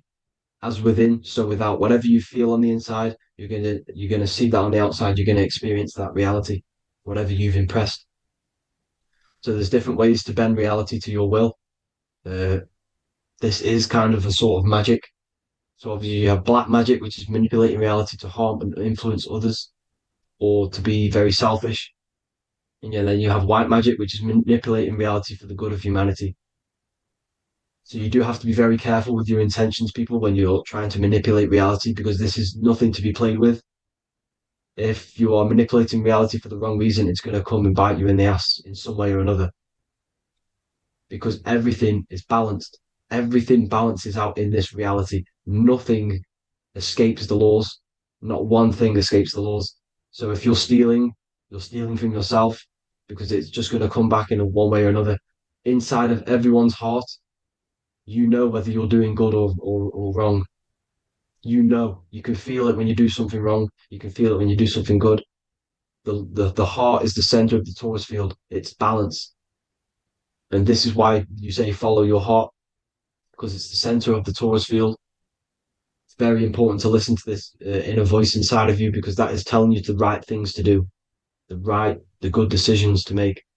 And when you keep following that voice, that good voice inside of you, it takes you to your life path. Very important to follow that voice. However, don't let the ego get in the way of it. Don't care what your friends are going to say.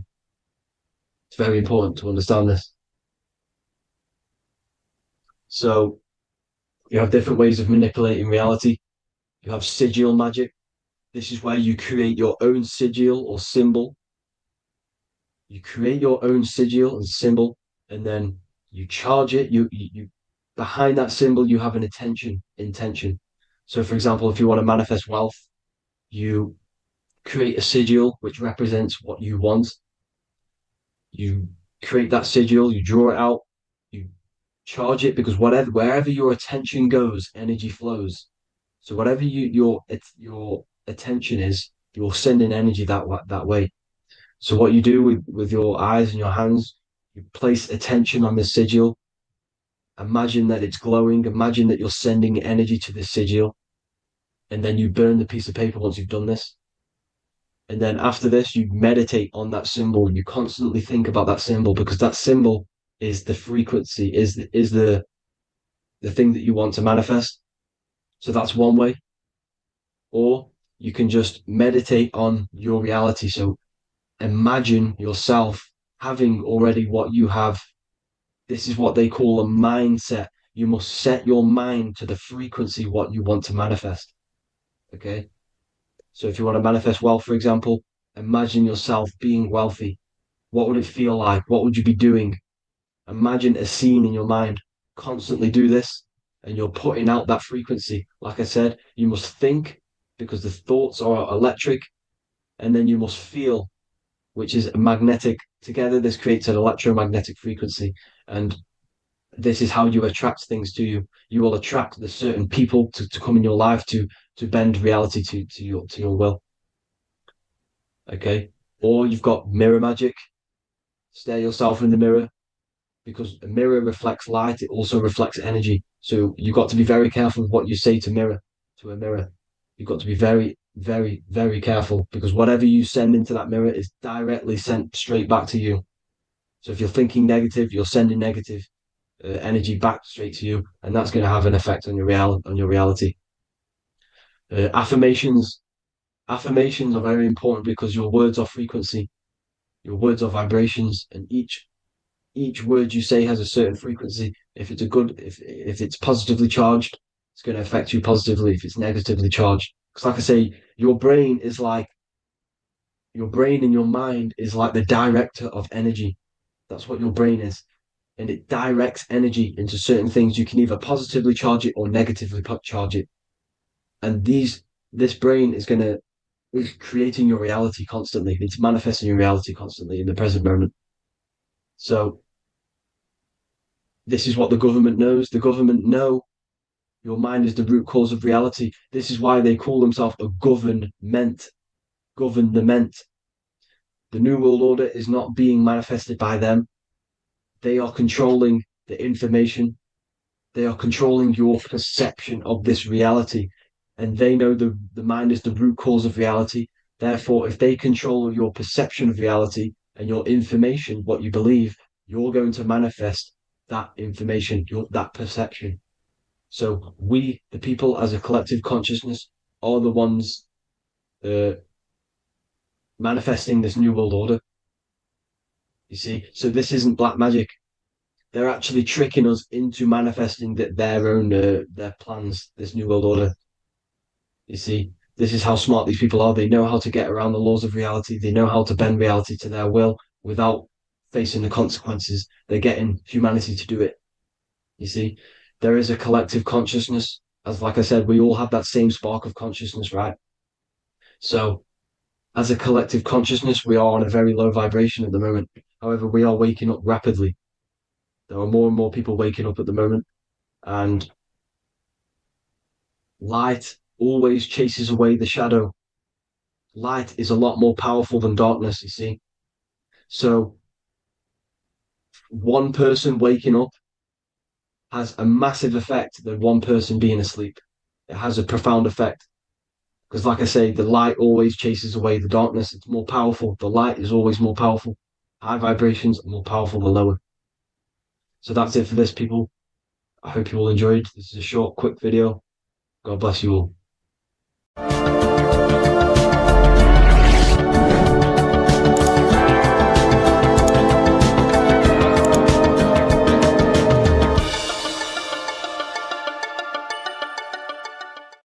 In this video, we're going to be talking about the evolution of consciousness.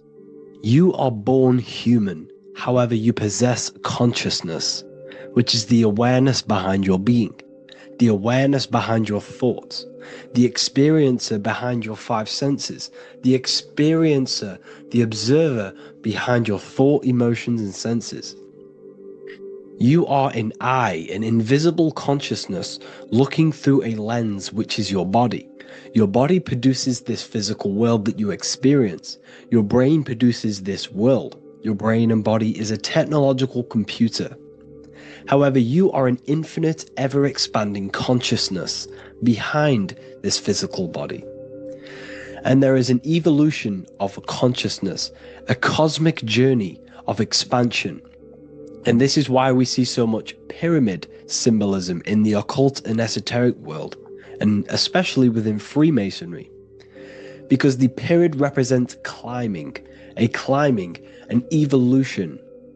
a raising state of consciousness, a journey. Steps symbolize a journey upwards. This is the raising and the evolution of consciousness, our inner world, the transmutation of our inner selves, of our souls and consciousness and our minds. So when we see this pyramid, we're seeing a evolution, a way up to source consciousness. And the eye in the pyramid represents your source consciousness. It represents illumination. It represents divine guidance through this evolution of consciousness. This is why we see the ladder. Consciousness is ever expanding on an infinite journey of evolution. Each individual is a part of this cosmic process, contributing towards the ongoing expansion of both mind and awareness. As we evolve, we collectively explore deeper levels of existence, expanding the boundaries of thought and consciousness. The mind has the ability to expand infinitely into new realms of thought, into new dimensions of mind. The mind cannot be filled up. It is not a physical substance. The body can be filled up because it is a physical thing, but you cannot fill the mind. Therefore, the mind is constantly expanding, ever expanding into new fields of thought. So what we see in Freemasonry, the ladder, is again a journey, an elevation of consciousness. When we are born with an infant consciousness, and as we gain older, we gain an adult consciousness. Our inner world, our inner mind, and our emotional intellect changes and evolves. We are significantly different from when we were very young as an infant. It's because our consciousness evolutes, it changes, it alters like water. So, just like this evolution of your own consciousness as growing up, there is consciousness of beings existing in cycles beyond our own. And their consciousness is unimaginably different from ours.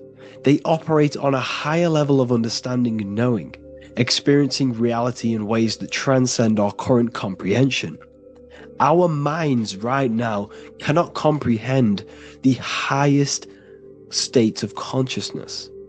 There are entities, there are beings beyond our own, existing in higher dimensions of consciousness that we cannot comprehend because they have expanded. They are on a further way up the ladder of consciousness. However, we are all on the same journey. None of us can take the same journey. There is one ultimate goal, reaching source consciousness. However, this is always ever expanding. However, we are all on a different journey. There is one truth, one source, one goal. However, there are billions in different ways of reaching it, and we are all on these different paths to source consciousness, to this ladder, this evolution of universal evolution. Okay? Their awareness is attuned to new dimensions of existence, reflecting a more advanced stage in the cosmic journey of consciousness evolution. So when you take DMT, you are shot into these higher realms of consciousness where you meet these beings who look similar to these images. They are not speaking to you physically. They don't speak to you three-dimensionally through vibration and words. They speak to you mentally. If you have done DMT, then you know this. And if you have met these beings, then you know this. You might have even met some of these types of beings on mushrooms or any psychedelic drugs. Because ultimately, when you take these mind-altering substances, it's altering your consciousness. It's merging your consciousness with the spirit of that substance. And you are essentially attuning your mind to higher dimensions of consciousness. That's why we say we're getting high when we take these substances. Therefore, when you meet these beings on DMT, you are essentially meeting beings who are attuned to higher dimensions of consciousness, and they speak to you mentally. They speak to you telepathically through thought, because the universe is mental. Everything exists within the mind. The way you are now, your physical existence, is a state of mind. Mind, thought creates matter. Spirit and matter are two opposing ways of thinking. If we have a very spiritual mind, we have an expanded mind, we are a spiritual person through the mind. However, if we have a very low state of consciousness where we think about food, sex, lust, and all physical things, then we have a physical consciousness. Matter and spirit are two opposing forces, two ways of thinking. The mind attunes itself to different levels of understanding in different dimensions. So, essentially, this is what we're looking at. The body is a vessel for the fluidic, formless consciousness, a temple that houses the essence of our awareness. While the five senses are limited to perceiving only the physical plane, the mind transcends these limitations, capable of perceiving the full scope of reality. It is through the mind that we access deeper truths beyond the material, tapping into boundless nature of existence. Physical existence is a thin band, a thin layer of reality. It's like 0.001% of reality. And your five senses are only tuned into this layer of reality. But the five senses are, by design, only allowed to perceive physicality. But the mind has the power to expand beyond this physical five sense state. The mind has the power to expand and evolute. It is a conscious decision whether you want to take this path or not. You can stay in a three-dimensional way of thinking, or you can expand your consciousness from within. It's not an external journey. There is no God going to save you. You must save yourself. Therefore, behind every single one of these eyes is the same source consciousness. However, we are all different cells in a different journey. The organs in your body, the cells in your body are all alive. They all possess same consciousness, universal consciousness. However, we are all on a different journey of evolution. As above, so below. As the baby is in the mother's womb, when the baby becomes conscious, there is a world outside of its mother. What does it do? It presses and seeks a way out to be born in the other world outside of its mother. It is the same with your consciousness, your mind. When your mind becomes aware that there is realities beyond the immediate surroundings, it seeks a way out. And this is exactly what I'm doing to you now. I am now expanding your mind and telling you there is other ways of reality. There is other dimensions of consciousness which you can access through inner transmutation, through different ways of thinking, spiritualism, and meditating and connecting with yourself and detaching from external things. We can upgrade our consciousness. Your body is a womb. Why Jesus says you must be born again to see the kingdom of God, because you are born physically and then you must be born again spiritually, awakening your inner consciousness. So like I said, as the baby is in the womb, it's the same principle. As above, so below. You were a baby, you were in your mother's womb, and you figured out there is a world outside of your mother, so you seek to way out your mother to be born in another world. It's the same now.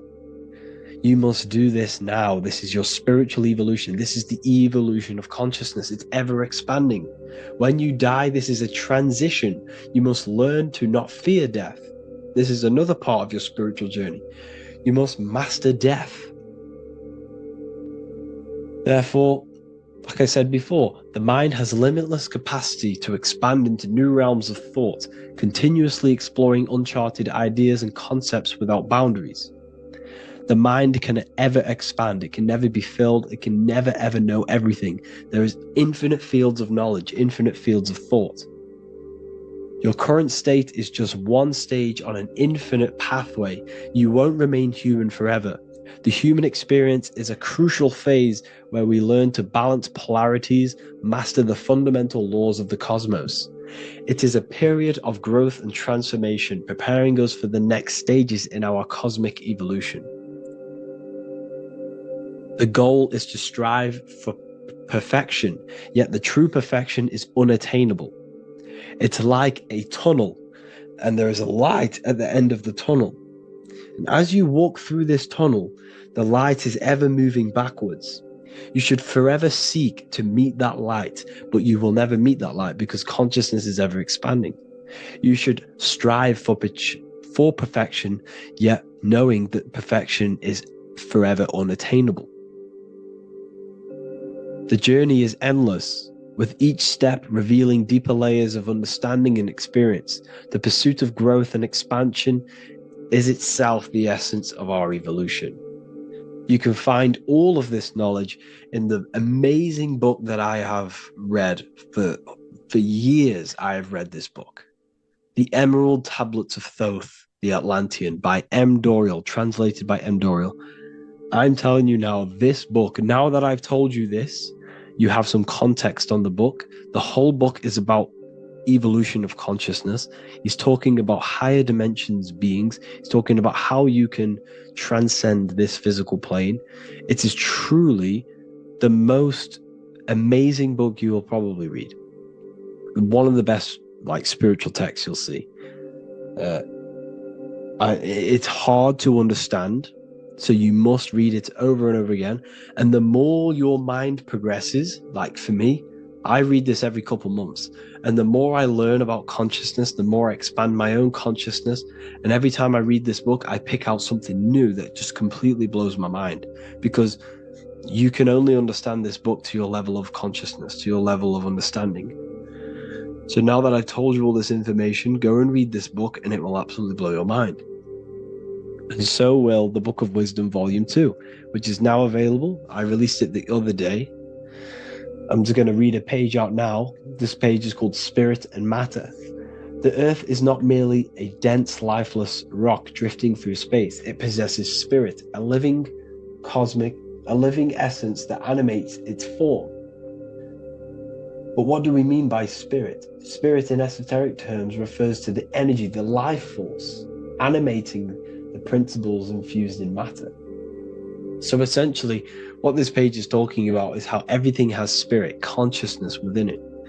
You are the middle, you are spirit and matter.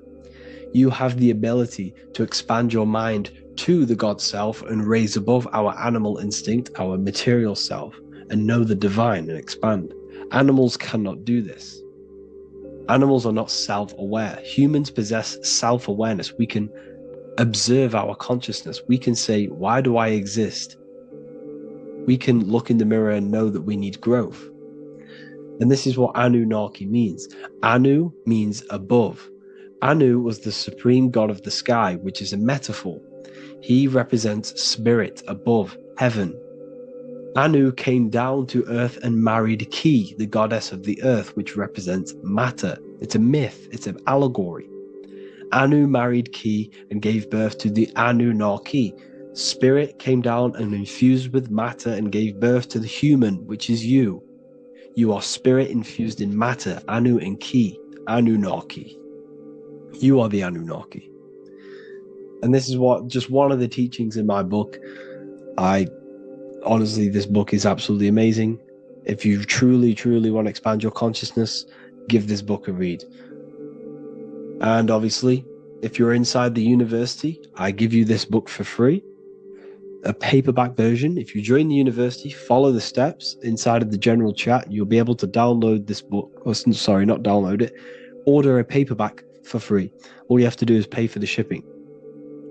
You'll also gain amazing knowledge inside of my library, where your mind will just be overblown with the amount of esoteric books. There's over 45 rare occult books, plus you get a PDF of the Volume 1 and Human Health Guide. You get reoccurring updates where I expand on symbolism, occultism, where you will just feel absolutely amazing once you understand esotericism in yourself. You'll also learn how to create the dream reality that you want with the Manifestation Mastery course, where I teach you how your consciousness creates reality. You'll have a real lectures where I post lectures on symbolism, occultism, esotericism. There's a conscious community and live calls and Q&A where you can ask me questions and I'll answer your questions. I just want to say thank you to everyone who has joined the university. Thank you for even liking and watching this video. Any support I just appreciate every single one of you. Please, if you can, leave a comment and a like on this video and let me know any videos you want me to make in the future. And I will start uploading a lot more to the YouTube. So yeah, thank you all for tuning in today. Have an amazing day. So this is known as the Bag of the Gods. This symbolism is widely known, but no one knows what it truly symbolizes. We see this in ancient Sumerian artwork. We see this in the Mayans' artwork. We always see this bag with the gods. What does this actually represent? Okay, so the bag itself represents carrying. Carrying what? It represents information, it represents knowledge. Your mind is the carrier of the information. So this is why in his left hand, he carries the bag, and the right hand has the pine cone. This represents carrying of information. Why is it a bag? A bag can be passed on to someone else. The information can be taught to someone else. This is the information of activation of the pineal gland or higher consciousness of humans. Because as humans, we all possess an animal nature, the nature that tells us to eat, to steal, to gain material wealth, to survive, to hate. This is our animal self. This is our animal behavior. But we also have a divine nature of consciousness, which we have access to, the higher planes of consciousness, the planes that manipulate this material world and create all things in this material world. The human mind has access to. The animal does not. The animal has no idea he exists. The animal has no inner dialogue, but humans have the inner dialogue. Humans can create infinitely. We can expand our minds infinitely into new realms of thought. So we have this higher divine nature and a lower nature. This bag of the gods is basically just representing the knowledge they possess of higher consciousness, of the higher aspect of life. Okay? Which is the activation of the pineal. The pine cone. The pine cone is in his right hand. The right represents wisdom. The left represents intellect, knowledge. Knowledge and wisdom are two separate things. Wisdom is applied knowledge. It's a feminine aspect. Knowledge is just gained information that you know, which is masculine. So in his right hand, he holds the pine cone. The pine cone can be opened and shut.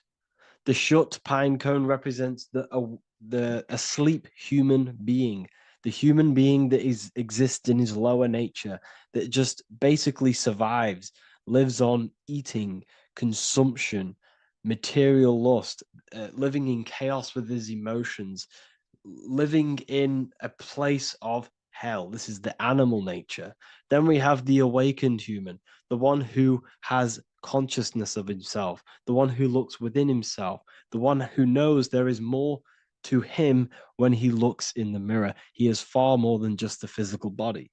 He is a divine spiritual being, a divine being who has limitless potential of creation into the material plane. So this represents the awakened. This represents the asleep. This is why he carries the pine cone in his right hand. It represents applied knowledge. This is the information. This is the intellect he possesses. And this is the applied knowledge of the awakening, of activation of the pineal gland. Because remember, the pineal gland is not your consciousness. The pine, pin, pineals, the same root word. Pine cones were always symbolizing the state of consciousness one was living in, whether he was asleep or awake. We see this at the Vatican. We see the pine cone over the two pillars. This is the two pillars of Freemasonry, and the dome. This is the Royal Arch of Freemasonry. This represents your head. This is the two pillars, the two hemispheres, and the pine cone in the middle, which is the pineal gland. What is the pineal gland? The pineal gland is not your consciousness. It is not the third eye, and it is not the mind. It's not the mind's eye. The pineal gland is a radio receiver. This is your body. Your body is an antenna. Most people think they are this body. This body is nothing but a receiver and a downloader of consciousness. Your brain does not produce consciousness. You are not this brain in your head. This brain is a downloader of consciousness. Consciousness comes from a way higher divine plane, which is what this image is showing here with the clouds. The mind is light. Consciousness is light. And this light is coming down into the material plane, and your body is basically a crystal antenna which is receiving and downloading this consciousness. So you can experience a three-dimensional reality. So God can experience himself in a divided, separate state. This is what this represents. Now, the pineal gland can be activated, okay, and stimulated, because the pineal gland has phytoluminescent crystalline jagged shaped cells on it. And obviously these are crystals. Crystals are on your pineal gland. And what do crystals do? Radios use crystals. Your phone uses crystals. They tell you that crystals are woo-woo and pseudoscience because they don't want you to know the power of crystals. Your body is basically a giant crystal. Your pineal gland is a radio receiver for your consciousness. So if they can ruin your pineal gland and damage it, this will damage your connection to the divine, to your true self, to consciousness, to God, whatever you want to call it, the source. There is all one source consciousness, and we're all collectively connected to it. And this is our connection. This is our antenna.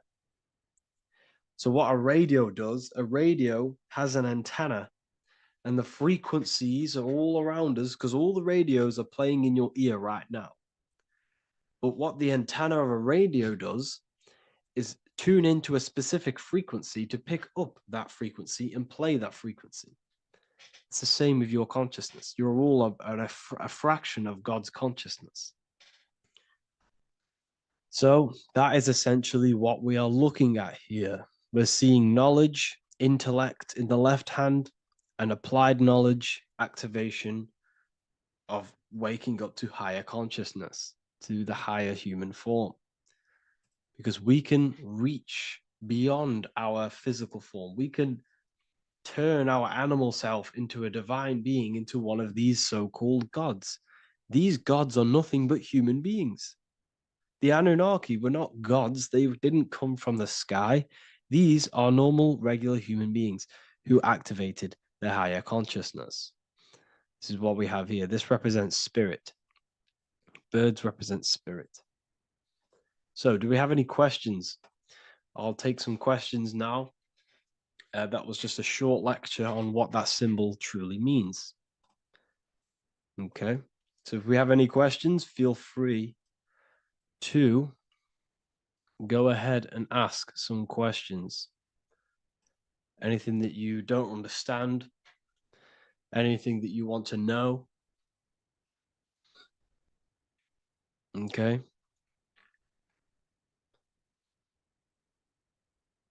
So base reality would be where source resides. Yes, the base reality is your consciousness. Are these lectures available in the university?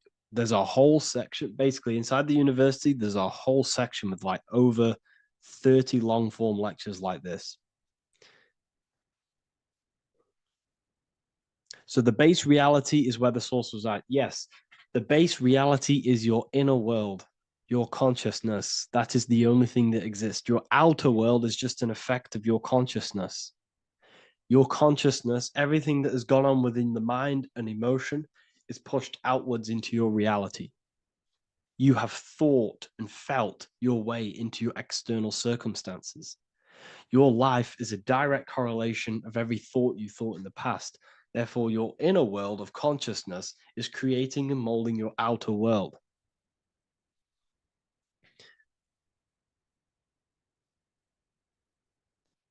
The best way to keep connection consistent, the best way to keep your connection to the divine or the higher planes of consciousness is through meditation and through imagination. Imagination is the fourth dimension. It is the astral plane. That screen that you have in your mind is not a physical screen. That is the divine plane of the astral.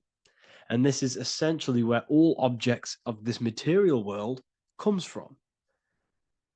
The phone that you are holding, the laptop you're watching this on, whatever you're doing, every single object you see in your room that you are in right now began inside of the plane of imagination. This is not a physical plane. This is a metaphysical plane that you have access to.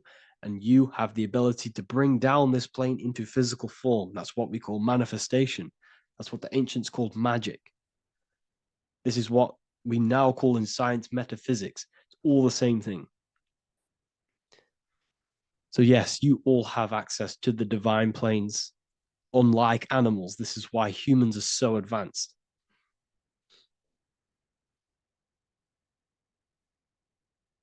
Okay. Is the pineal able to constantly activated, or is it just a temporary experience? I don't fully understand that question, unfortunately. Maybe you could word it in a different way.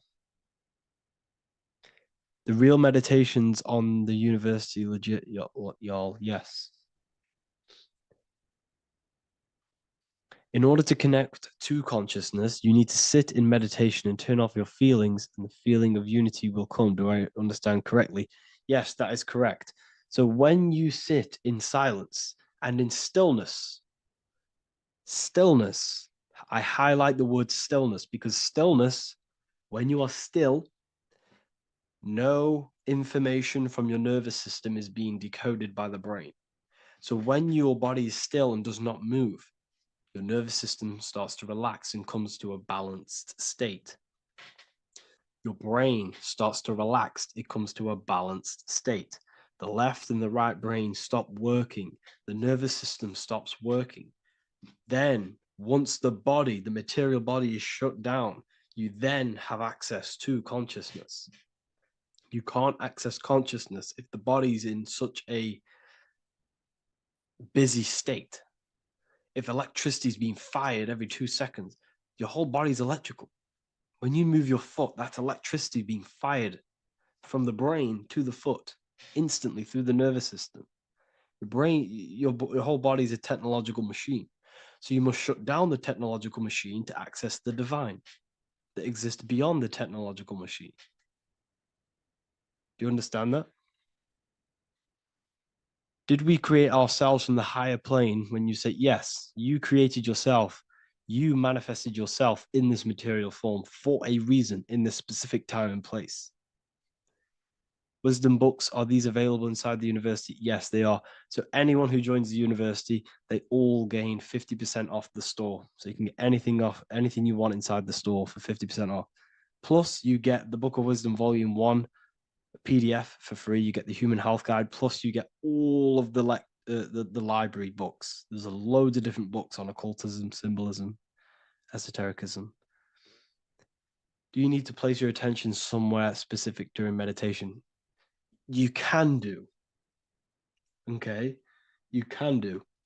So if you struggle, when you first start to meditate and you struggle to turn off the thoughts, think of the back of the brain, the back of your head. Don't think of it, place your attention on it. Okay, so when you place your attention on the back of the brain, this now shuts off thought because the back of the brain doesn't have any activation to do with thought. The front brain does, the neocortex. That's all to do with activation of thinking. So Place your attention on either the back of the brain or your breath. What's more important, creating yourself or finding yourself? It's a balance of both.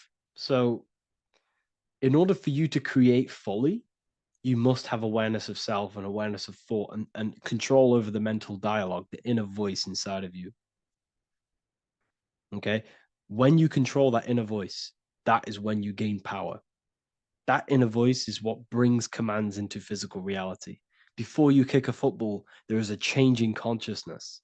There's a decision made in consciousness before the body takes the action. Therefore, every physical manifestation is a change of inner consciousness before it's a physical reality. You can have the reality you want through consciousness before physically having it. That's the secret to creating. But you must believe it like you know the sun is going to rise in the morning. That's how much you should know that you have that reality in consciousness through feeling and thought and imagination. And that's how you can truly create in your reality. Shrooms help with consciousness or ego. I can't really talk about that because I'm maybe uploading this to YouTube, unfortunately. But we need to clean our pineal gland first from calcification. Yes, definitely. You should go on a detox the body.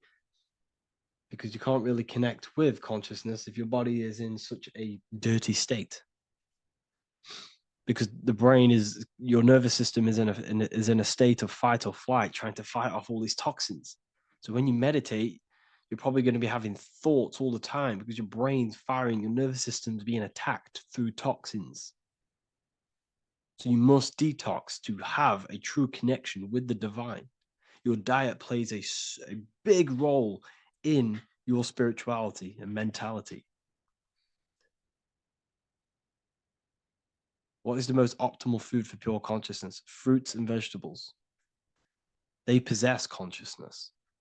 So when you place them inside of you, they're syncing with your consciousness. How to check the cleanliness of your body, your skin, your teeth, your tongue, your mouth.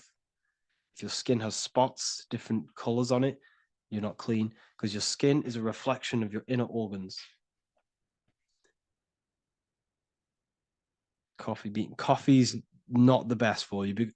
Coffee gives you fake energy. Okay. So what coffee does, that buzz you get off coffee is actually the toxic effect of the chemicals reacting with your body. If I'm inside the university and wanted to buy your book, you said it would be 50% off because we are your student. Is that automatic or we need to have a code? You will have a code. Yes, I'm going to releasing a code for all the students after this. Caffeine equals neurotoxin. Yes, it fries your brain, it fries your nervous system, it fries your dopamine receptors. Will the Q&A last week about money symbolism be posted? Oh, I didn't post that. That's my bad. I totally forgot. I will post that after this. Thank you for reminding me. How to detox the body. The best way to detox the body is going through a week cleanse of fruit. So only consume fruit, sea moss, and cayenne pepper, and lots of freshly pressed juice. Do that for a week or 2 weeks, depending on how you feel, and then start to fast. You will lose weight, but you're not losing weight, you're losing impurities. It's good to do this every couple months, to just go on a raw fruit diet, cleanse the body, push everything out, and then start to fast while, consuming sea moss and having lots of freshly squeezed juices. What is an alternative for coffee? Something with high energy levels. Okay. We're not taught the most simplest thing about the human body. It is an electromagnetic machine. It's electrical. It runs off electricity. The only energy you need is electricity, and that is found in fruits, vegetables. If you want energy, drink pure, fresh, pressed juice. That will give you more energy, more electricity than coffee. Can we cleanse ourselves through oil pulling? Do you recommend it? I do oil pulling every day with coconut oil in my mouth. Celery juice is a good one, very good one. Yeah, celery juice.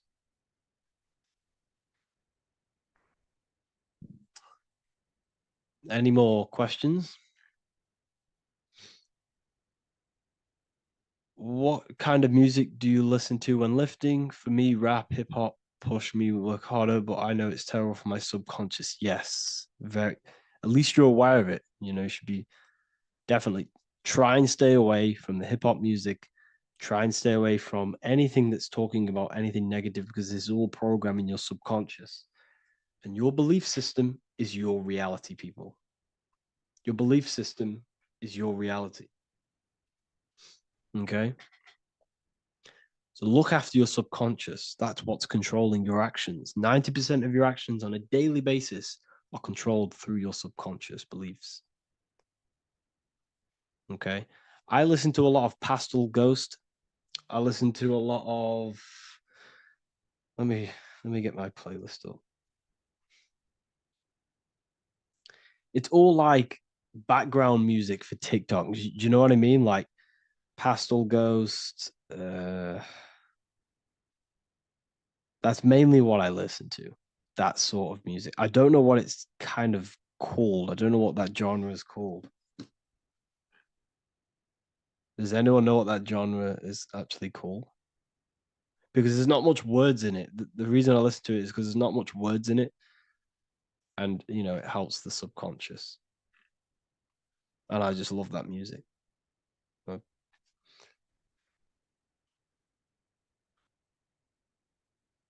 Like lo-fi, yeah, a bit of lo-fi.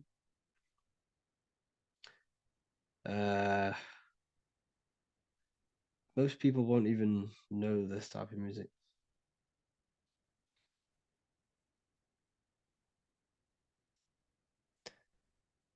Can you tell us how you use cayenne pepper? So I mix it with freshly squeezed orange juice every morning. So the first thing I have, empty stomach, I have a teaspoon of cayenne pepper, mix it in and just down it every morning. And sometimes at night. The feeling you get in your stomach after putting cayenne pepper on an empty stomach is absolutely amazing. It tingles in your stomach. It kills parasites. It kills all horrible organisms.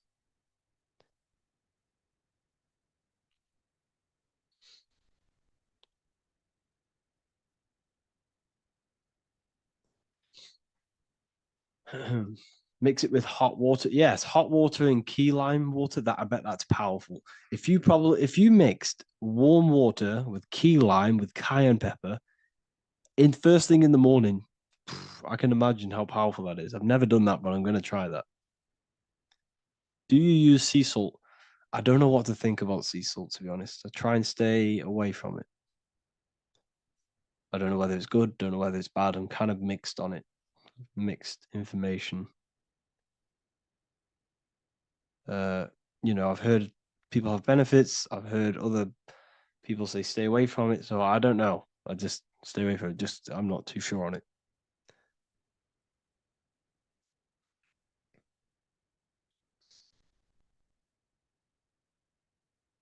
I drink fresh pressed celery juice every morning. Yeah, definitely. Is there any chance we could move to esoteric occult questions?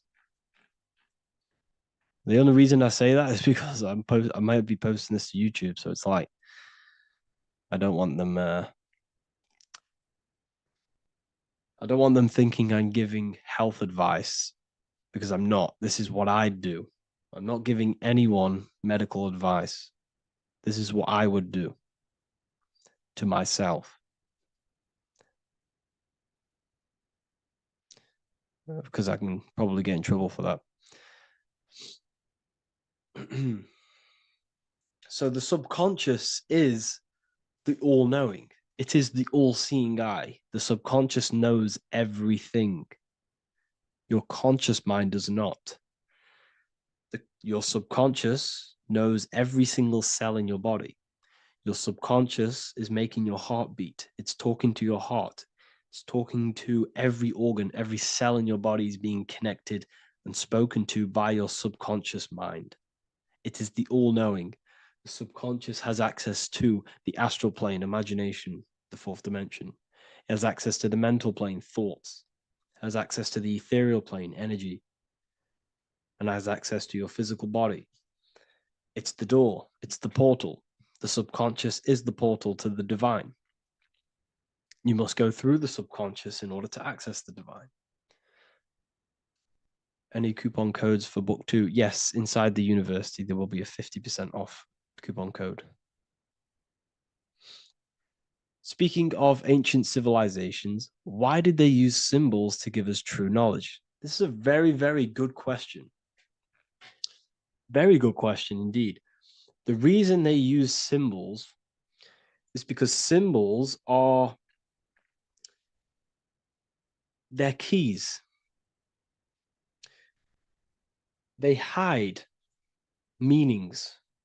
They hide things. For example, if it was written down, if all of this sacred knowledge that I'm speaking now was written down, it can be easily taken. It can be easily misused. Someone can take it, read it, and steal it and misuse it and abuse the world and create horrible things. The reason they use symbols is because they're hidden. They hide the teachings. Only the ones who possess the key, that possess the knowledge, can read the symbol. So the symbols act as a guard towards this higher wisdom, this higher knowledge, which gives you power. All of the knowledge I teach you gives you power. And you can misuse it. You can misuse your imagination. You have no clue, unless you've put this into action, how powerful your inner consciousness is. You can become a Okay, listen. If you hate your job, it's not the job that you hate. Think about it. It's not the job that you hate. The hate is coming from your inner consciousness. It's the state of consciousness that you hate. So what does that tell you? You can change that inner consciousness to another reality, the feeling of another reality. You can become that consciousness within before you actually externally have it. And by becoming and knowing that reality, that's what produces effect on shaping your outer world. When you really, truly know that reality inside of you, of being free, of being wealthy, of having abundance, your outer world has no other choice but to rearrange itself to your new inner state of consciousness. That's what magic is. It's manipulating your inner state of consciousness. It's convincing yourself that you already have it, not believing it, knowing it. Okay? Knowing is different than believing. Believing is a lie. You should know thyself. Okay? So we can say that human overpopulation is intentional. There is no human overpopulation. We're all cramped in these cities. We're all cramped into one little place. We're not supposed to live like that. We're not supposed to live so cramped. This is why there's so many weirdos out in public. So many weird people doing weird things. This is when things start to go weird, and we shouldn't be living in this state, in this condensed state. We should be spread out. Okay. There is no overpopulation. It's just an illusion, because we all lived in such. Have you ever been on a plane? Have you seen how much land there is? It's crazy. There's no overpopulation. And how many people do they say there's in the world? There's not that many people in the world that they say. I think it's like 8 billion. I think they say there's 8 billion people. There's not 8 billion people. There's probably more like 2 billion. And the reason I say that is because I have a friend who only has like 300K followers. So that's a lot of followers, okay? and he gets recognized everywhere he goes. And he's into all this stuff, and he says, listen, the population is definitely not 8 billion or whatever they say. I think it's like a couple billion. It's probably more like a billion. How to properly manifest intentions. Thought, emotion, and imagination are the key. You must know that you have that reality. Don't believe it. Become that reality within your consciousness. All day long, as much as possible. Feel it. Imagine it. Say it. And have zero doubt. How to have zero doubt. You can't, well, okay, so the doubt, that little voice that will seep into your mind saying, you can't do that. You can't do this. That's your old voice of your subconscious program. Listen, the reason why most people fail in life is because they have trained their subconscious that they will fail. They have told and believed that they will fail. The reason I will succeed for the rest of my life is because I have trained my subconscious to say, I will win, I will succeed, I will solve any problem. That's my belief system. And if my belief system is that, then my external reality, my conscious mind will seek a way to fulfill that belief. It will seek to control and create that belief in my external world. It will seek to solve any problem. I've trained my subconscious mind to know that I already have the reality, to know that I'm abundant, to know that I have everything that I already need. Therefore, if any problem comes, I can sort it straight away. But most people have a different belief. It's not your fault. We've been kind of manipulated and told this, that they will fail, that they can't do anything, that it's too hard. And that basically casts a spell on the conscious mind, where your conscious mind is just like, no, I can't do that, because of this subconscious belief that you hold. So you must reprogram your subconscious that you can do it, that you will solve any problem, and that you are abundant. That's the reason why successful people succeed. It's because they have a complete different mind state, a complete different belief system in their subconscious.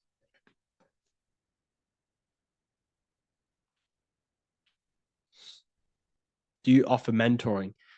Yes, I do offer mentoring, but it's mainly for people who want to grow their online presence, and for the amount of value and transformation that I can place into your life, and the time that, well, the price of my time, it will be a higher price tag, but your life will completely change if you join my mentoring, because I will transmute your life. I will transmute your mind, and I will transmute your whole reality, because I could tell you exactly what you need to do. How to have super genius power pulling information from the source. Okay, so you can do this. I talked about this in Book of Wisdom, Volume 2, if you've read it. This is a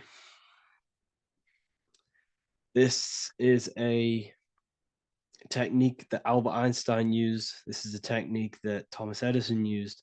This is a technique that all of the ancient geniuses have used.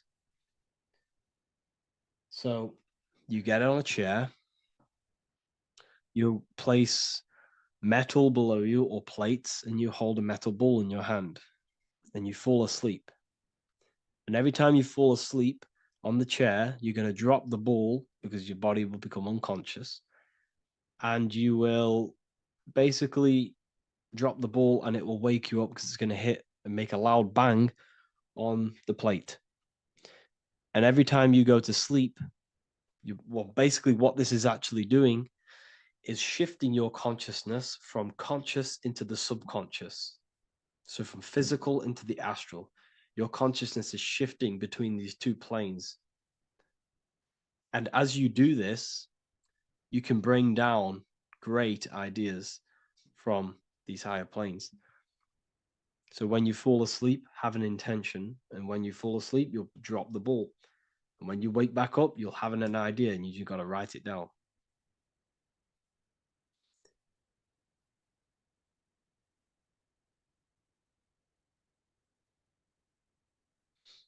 How to balance chakras. Don't focus on balancing your chakras. Focus on the mind. The mind is the cause of the chakras being blocked. If you have a blocked throat chakra, this is a problem in your mind, not the chakra. You see, the chakras are a result of the mind. You transmute the mind, you can transmute the chakras and cleanse them.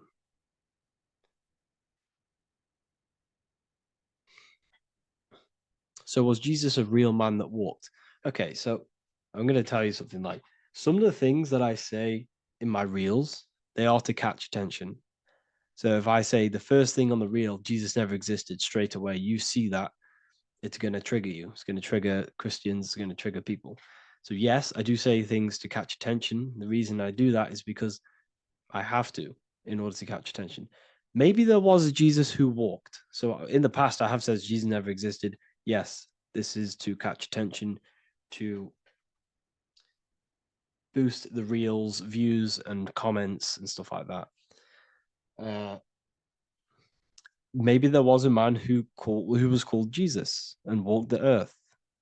But listen, he was not the Son of God. You are all the Son of God. Jesus represents an archetype. He represents morals. He represents a way of living that you should embody in your life, not to worship.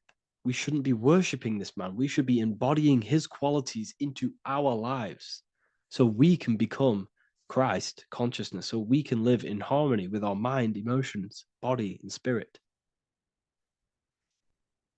Okay? He was not the Son of God. You are all the Son of God. We are all God experiencing himself in a three-dimensional divided form. God is oneness, and he created a divided world so he can experience himself. Why do you quote from the Freemasons oft times? I don't recall me looking at Freemason quotes and quote them. I just simply, when I post a quote, I literally just, whatever comes to my head, I just whack it into Telegram or Twitter. Are dreams tied to your subconscious, and how do you understand them? Okay. Dreams and astral projection are two different things. Astral projection is your soul leaving this plane into the collective consciousness, into the collective mind, the collective astral plane. But dreams are basically the astral plane, but it's your personal astral plane in your personal subconscious. So when you dream, you're entering your own consciousness, you're entering your own subconscious. Every character, every event that happens to you, everything that is said to you, everything that happens to you in your dream is yourself pushed outwards, and you're basically experiencing your own mind. If something scary comes up in your dream, this is your belief, this is something in the back of your mind materializing and coming to you and showing itself to you. So in order to understand your dreams, it's basically suppressed emotions, suppressed thoughts, all lingering in your subconscious materialized. Okay. A few months ago, I'd have concurrent dreams of getting in a car crash that lasted for months. Then one day out of nowhere, I got into a really bad accident, and that low-key bugged me out. I didn't know if my mind was trying to warn me or what. You can explain that. Okay. If you are having dreams about having a car crash, this is a belief. Okay, so let me tell you something. Let's say you're a drug dealer, okay? And you live in fear every single day of the police coming to you. This dealer every day is worried, he's scared, and he lives in fear of the police getting him. He was believing it. This fear, this emotion he was feeling on a regular basis, repetition, and the emotion is basically impressing your subconscious. It's impressed his subconscious that deeply that he now believes it. It's now become a belief. So one day the dealer gets caught and he goes prison. Let me tell you something. He placed himself there because he created a program, a belief in his subconscious of the police. And his external reality is now in a prison cell. But that prison cell is just an external manifestation of the prison cell of fear he installed in his subconscious mind. The four walls he's now trapped in is just basically an externalization of his own belief system that he created through consciousness, through the subconscious. If you embedded your belief that you will be in a car crash, you will be in a car crash. He placed himself there. He materialized that reality through the thought, through the emotion, through the belief. He put himself there. You see? So if you were having dreams, this was maybe, could have been anything. You could have watched a program when you were a child about a car crash and that maybe scared you, or you saw a car crash when you were very young and that scared you and that impressed your subconscious. Then you had a dream about it. Then you started to believe it. And then one day, bang, it happens. That's the power of the subconscious mind. It holds control over you. It holds control over every aspect of your reality, of your being. So, I hope you all enjoyed this live. I'll see you all inside Ethereal University. I'll be posting another lecture this week. And yeah, let me hold on. Welcome to Revival of Wisdom. Today we're going to be breaking down Saturn worship and how the occult are linked in with Saturn. Okay, so first of all, let's start with the celebrities. All these celebrities are doing 666. Okay, covering the one eye, which also symbolizes the all-seeing eye, which is another occult symbol. But we're focusing on the 666, the 6 with the 3 fingers.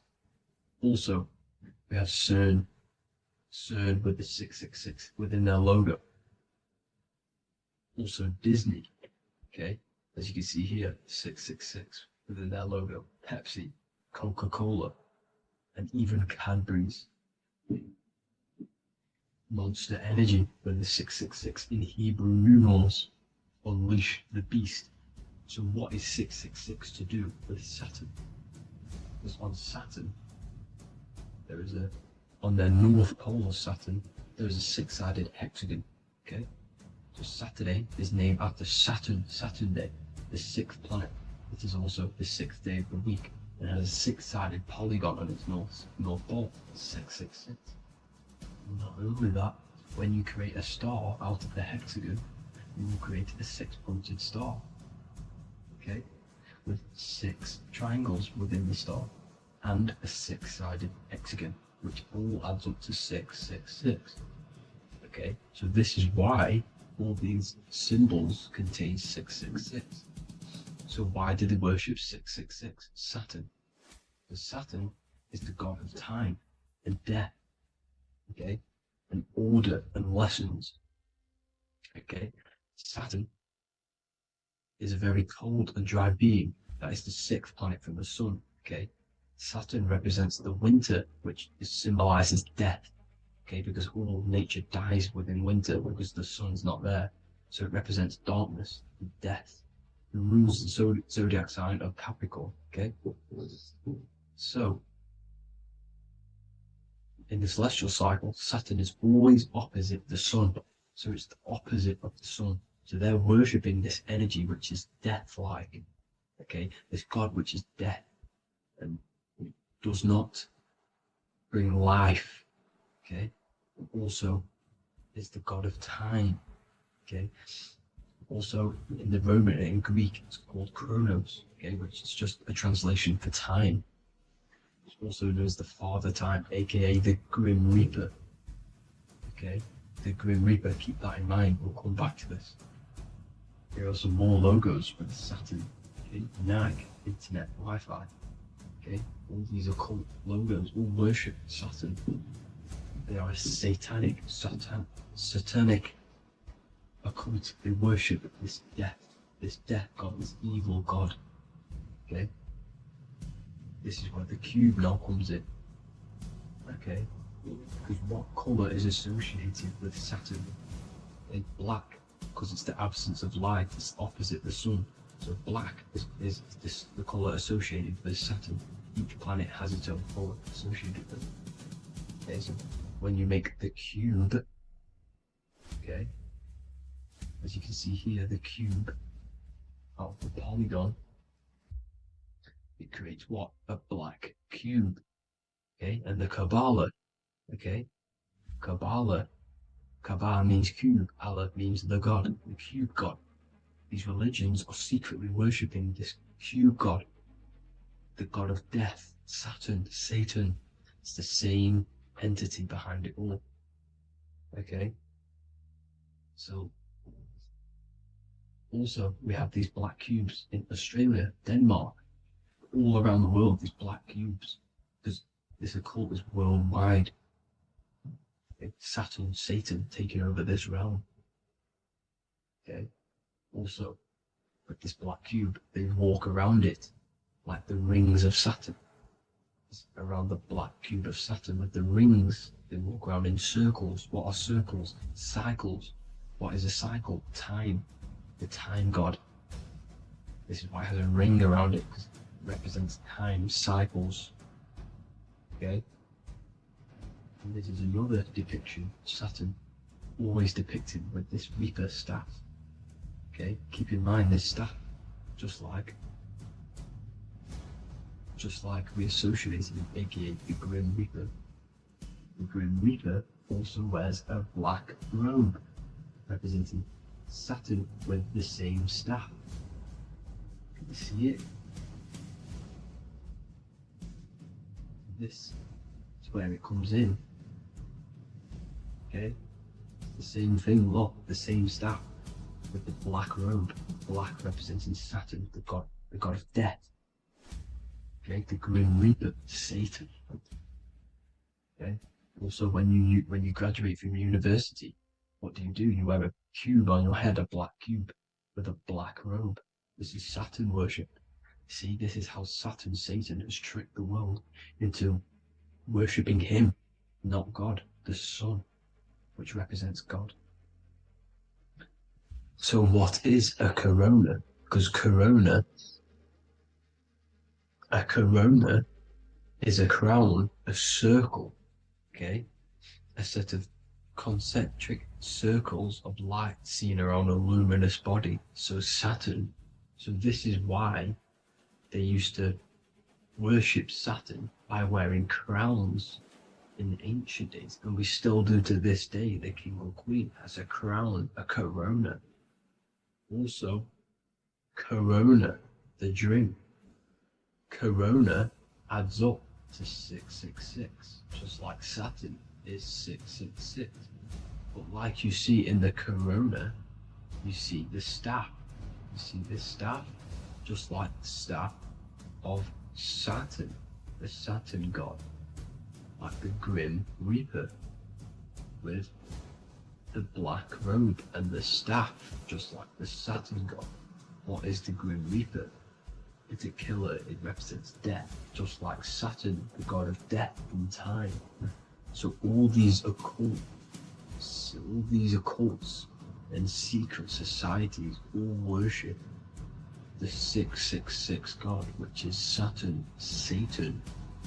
All of our energy is being put into Saturn. Okay, and Saturn, Satan, is harnessing all of this energy.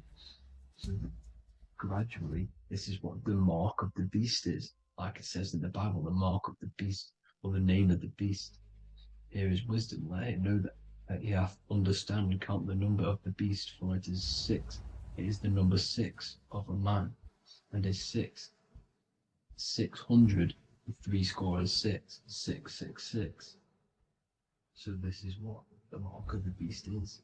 They are going to eventually put brain chips, just like Neuralink, which is what Elon Musk is pushing. Okay, so this chip is the mark of the beast, and it's going to be implanted to our hands or brains. Okay, and they will manipulate our consciousness, and it will manipulate our DNA, and it will directly connect us to AI, and AI is linked in with Satan, as the demons and the people who rule this world are in love with AI. They want to connect humans to AI. And this will control our consciousness completely and give all of our energy back to Satan, this deity that they all worship. Just like when you get married, you wear a wedding ring, the rings of Saturn, over the finger, which represents the sun. So you're basically seeing Saturn over the sun. The sun is the son of God. It represents the sun, represents God. So you're putting Saturn over the sun. So thank you guys all for tuning in. I'm going to leave you guys here. Please leave a like, comment some topics that you want me to talk about. And please subscribe for more amazing content. God bless.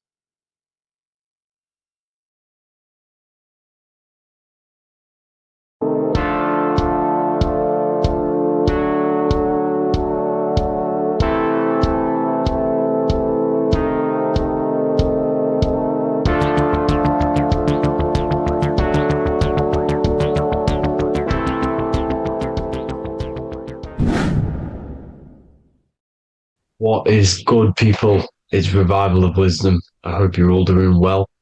And this video is how to raise your holy oil or your kundalini. Let's get straight into this. So this is a monthly cycle. Every month, when the moon is in your zodiac sign, this oil is released. Now, the moon is in control of monthly cycles. For women, it's the menstrual cycle, and as well, this holy oil cycle. The moon changes sign every 2.5 days and passes through the zodiac signs in 27 days. So the moon tells the day, the sun tells the time, the stars tell the month. This reality is a massive clock, if you like to say. It's a cycle. Okay. The moon controls the night, emotions, water, fluids, and the mind. Okay. So this oil is produced in the claustrum. It's produced in the claustrum, which is here, right? This is where you get Santa Claus from. Now, the claustrum is at the center of the brain, and it is next to the pineal gland and the pituitary gland. Once it starts in the claustrum, this is the holy present. This is the present that Santa gives to us, Santa Claus.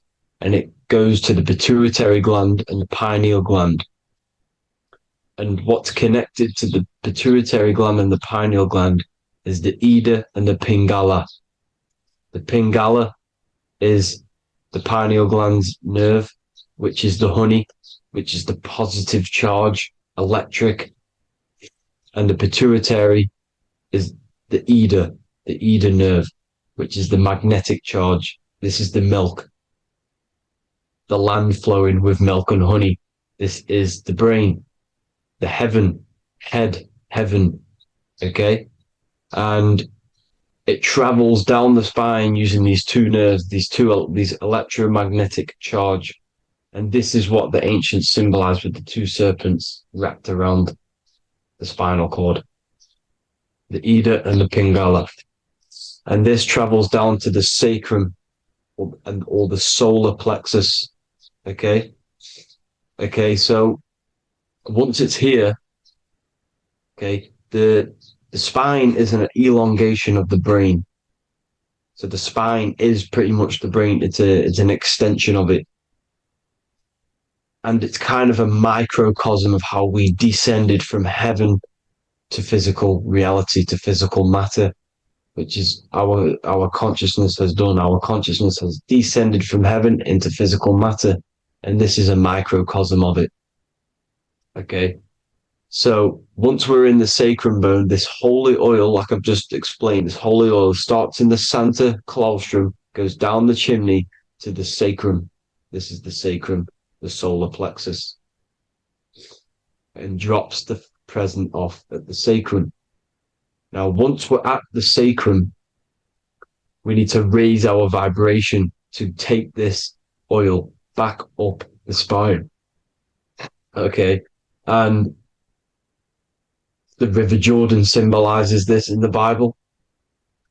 King Herod wants to kill Jesus in Nazareth, which is here, this is the River Jordan, is Nazareth.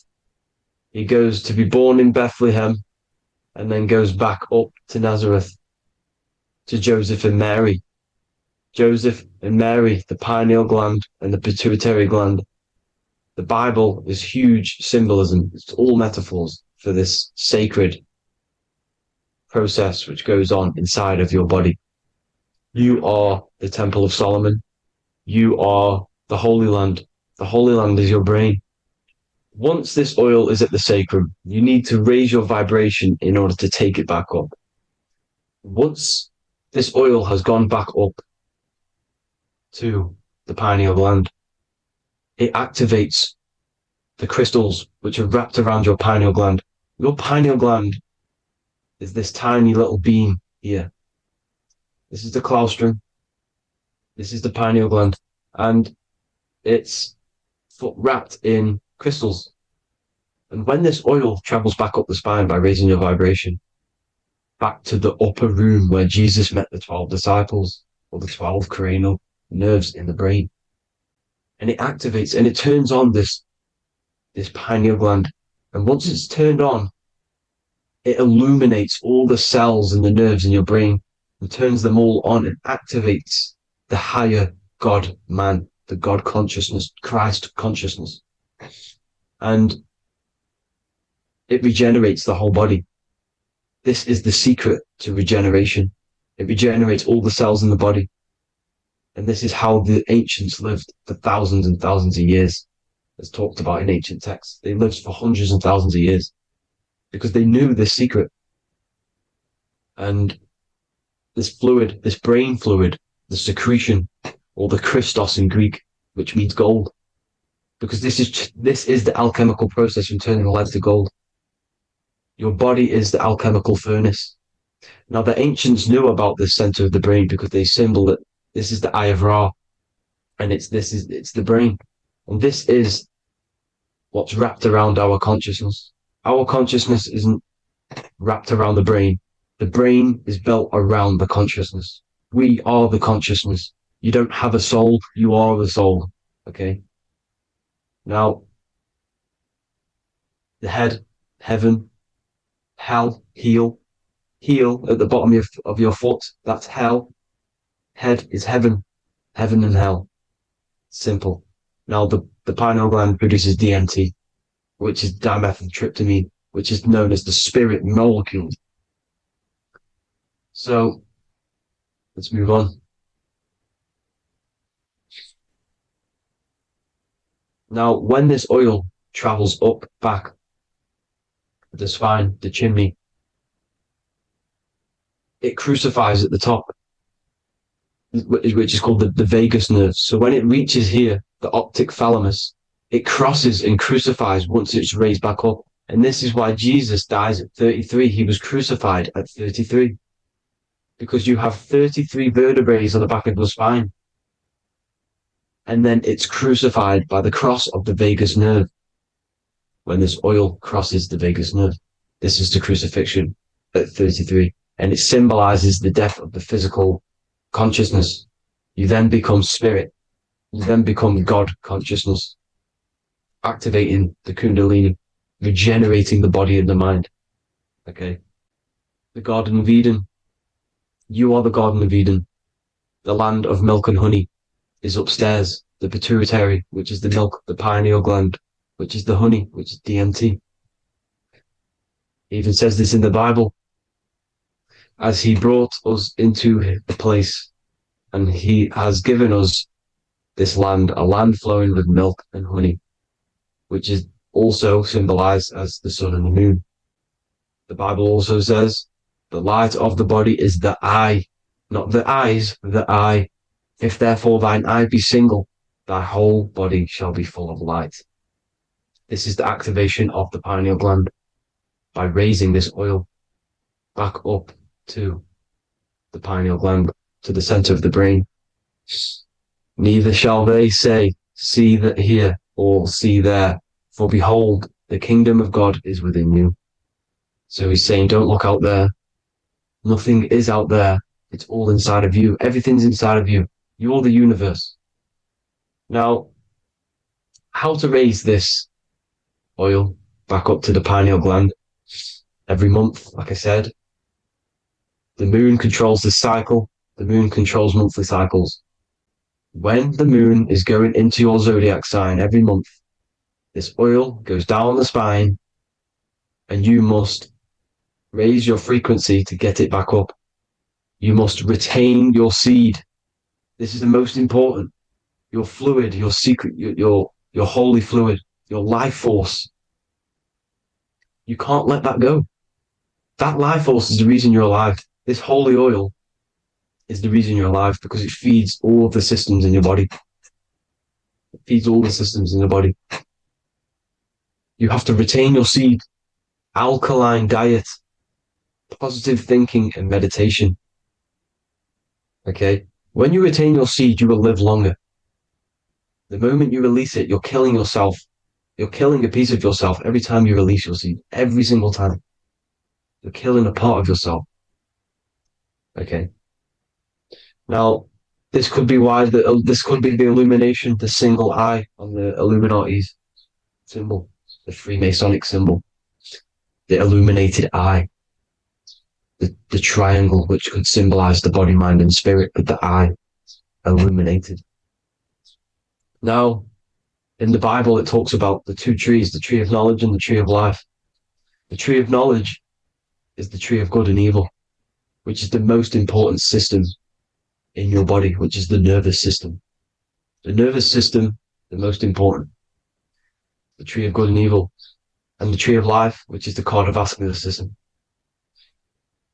Now, this oil, when it's released every month, feeds these two systems, and these two systems feed everything.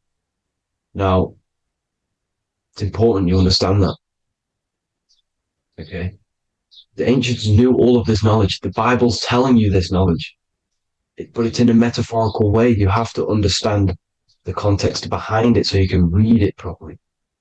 Now, eating of the tree of life, which is when it talks about in the Bible, eating from the tree of life is actually symbolizing a bad diet, ejaculation, because you're eating from these two systems. You're killing yourself with a bad diet. You're killing yourself with an ejaculation. Okay? So, that's important to understand. Now, this is Jacob's ladder in the Freemasons. Jacob's ladder, which is the spinal cord, it's the stairway to heaven. And this is Jack and the Beanstalk when he goes up the beanstalk and finds the golden egg in the grey clouds. The grey clouds symbolize the grey matter in your brain. Now, the Garden of Eden talks about the 4 different rivers in Garden of Eden. As we see here, the North Pole map, the ancient North Pole map, because the center of the earth is the center of the torus field. Everything's the torus field. Atoms are torus fields. Everything's torus fields. You are the universe. Everything is within you. The North Pole is your spinal cord. This is why they say Santa Claustrum comes from the North Pole. This is the North Pole. And the Santa Claustrum is the center of your brain. Now, there's 4 rivers which come from the Garden of Eden. There's the blood, the Christ oil, which is the oil we're talking about, urine, and saliva. These are the four sacred fluids in your body. And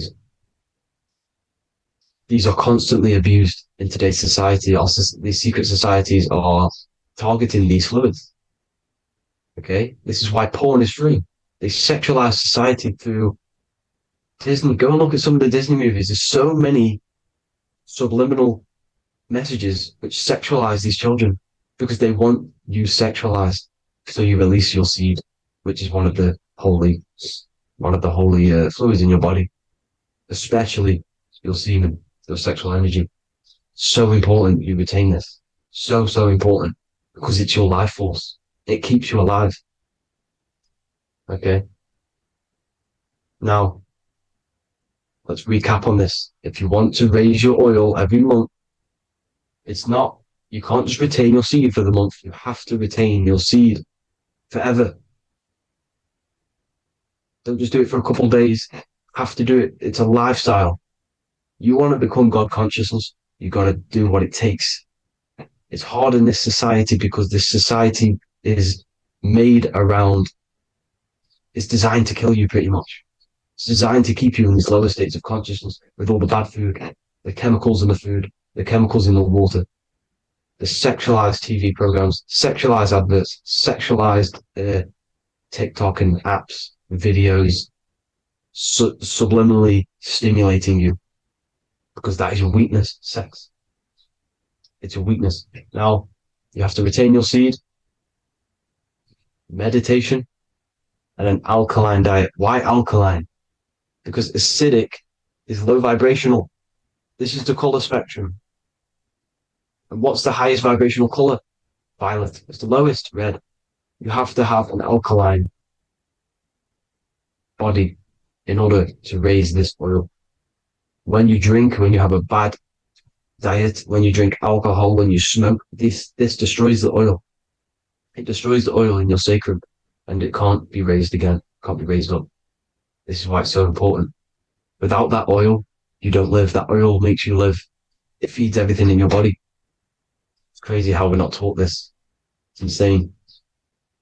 But that is how you raise the oil, people. I hope you all gain some knowledge out of this video.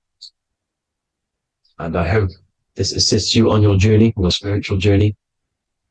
And please like and share this video. We need this knowledge out to the public to wake up humanity. Thank you all, people. God bless.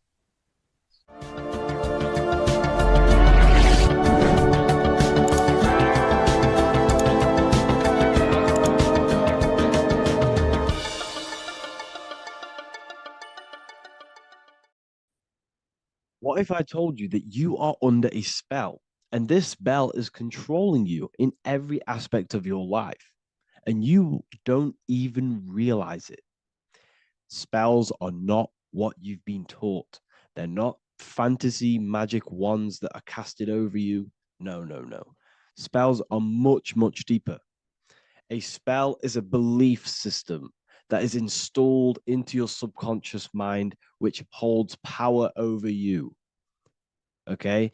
If I install a belief into your mind and that belief holds power over you and controls you, that is you under my spell.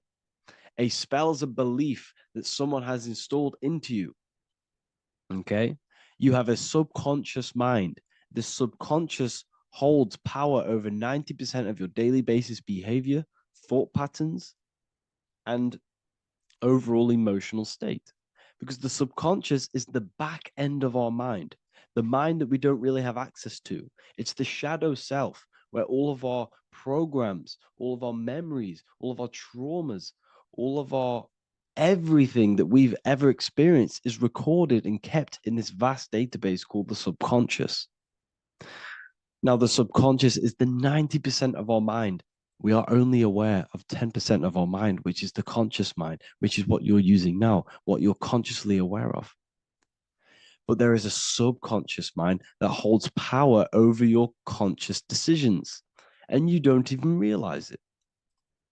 For example, as a child, You had a very, very traumatic event happen. Let's say as a child, you were not loved enough by your parents.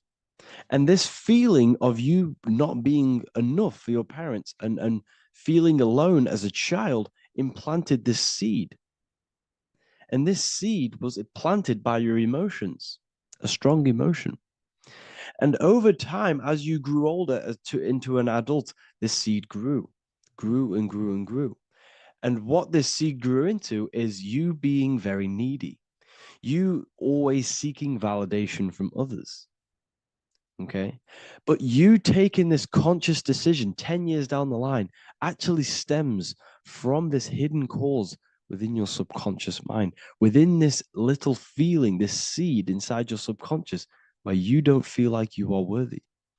So this results in a conscious decision of you seeking validation from others, being very needy from others. Okay. This is what the subconscious is. The subconscious holds power over us. For example, posting on social media. Why are you actually posting on social media? If you take a selfie with your new watch, new car, and you go and post that onto your social media, why are you actually doing that? On the deepest root cause, it's not because you just want to post a picture. No, it's much deeper. It comes from a subconscious belief or a subconscious emotion of you seeking external validation, whether you believe that or not. But that's what it is. If you're posting on social media, you're seeking attention, you're seeking validation from others on a deep level, on a subconscious level. You may not even realize this because it's subconscious. Now, this is what a spell is. Money is a type of spell. Remember, money doesn't actually exist. Money does not exist. Money is a physical object inside of the material plane. But the physical object has a belief in the mental plane. See, the mind is the highest plane. This is the root cause of reality, the mental plane. Okay? So our belief in our mind has given this piece of paper value and a meaning. But in reality, it's just a piece of paper with a belief behind it. But this subconscious belief behind this piece of paper is controlling your daily basis behavior, is controlling your emotional state and controlling your life without you even realizing it. Without you even realizing that it's all an illusion. Money does not exist. It's the belief that gives the piece of paper a power. And the way we break the spell is by realizing that the money doesn't actually exist. The whole world is under the spell of money, and it's controlling all of us. But the spell is the belief. Once we all wake up and realize money has no value, it doesn't actually exist, it's only a belief. There is no actual money. That's how we break the spell.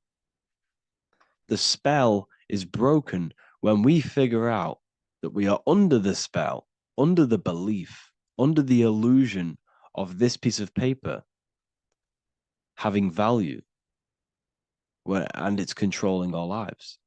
That's why the word money has mon within it. Mon is moon, and the moon represents our hidden aspect of our mind, our subconscious, and the sun represents our conscious mind. So you have two versions of yourself. You have the self that you show to everyone, the conscious mind, and you have a shadow self called the subconscious, which is the hidden aspect of you. For example, do you really love your partner who you're with, or are you just with them is there a subconscious fear of being alone? Do you really want to be with this person, or is it stemming from, are you staying with them because it's stemming from this fear of being alone, of being lonely? Or are you just with them because you have a subconscious sexual addiction?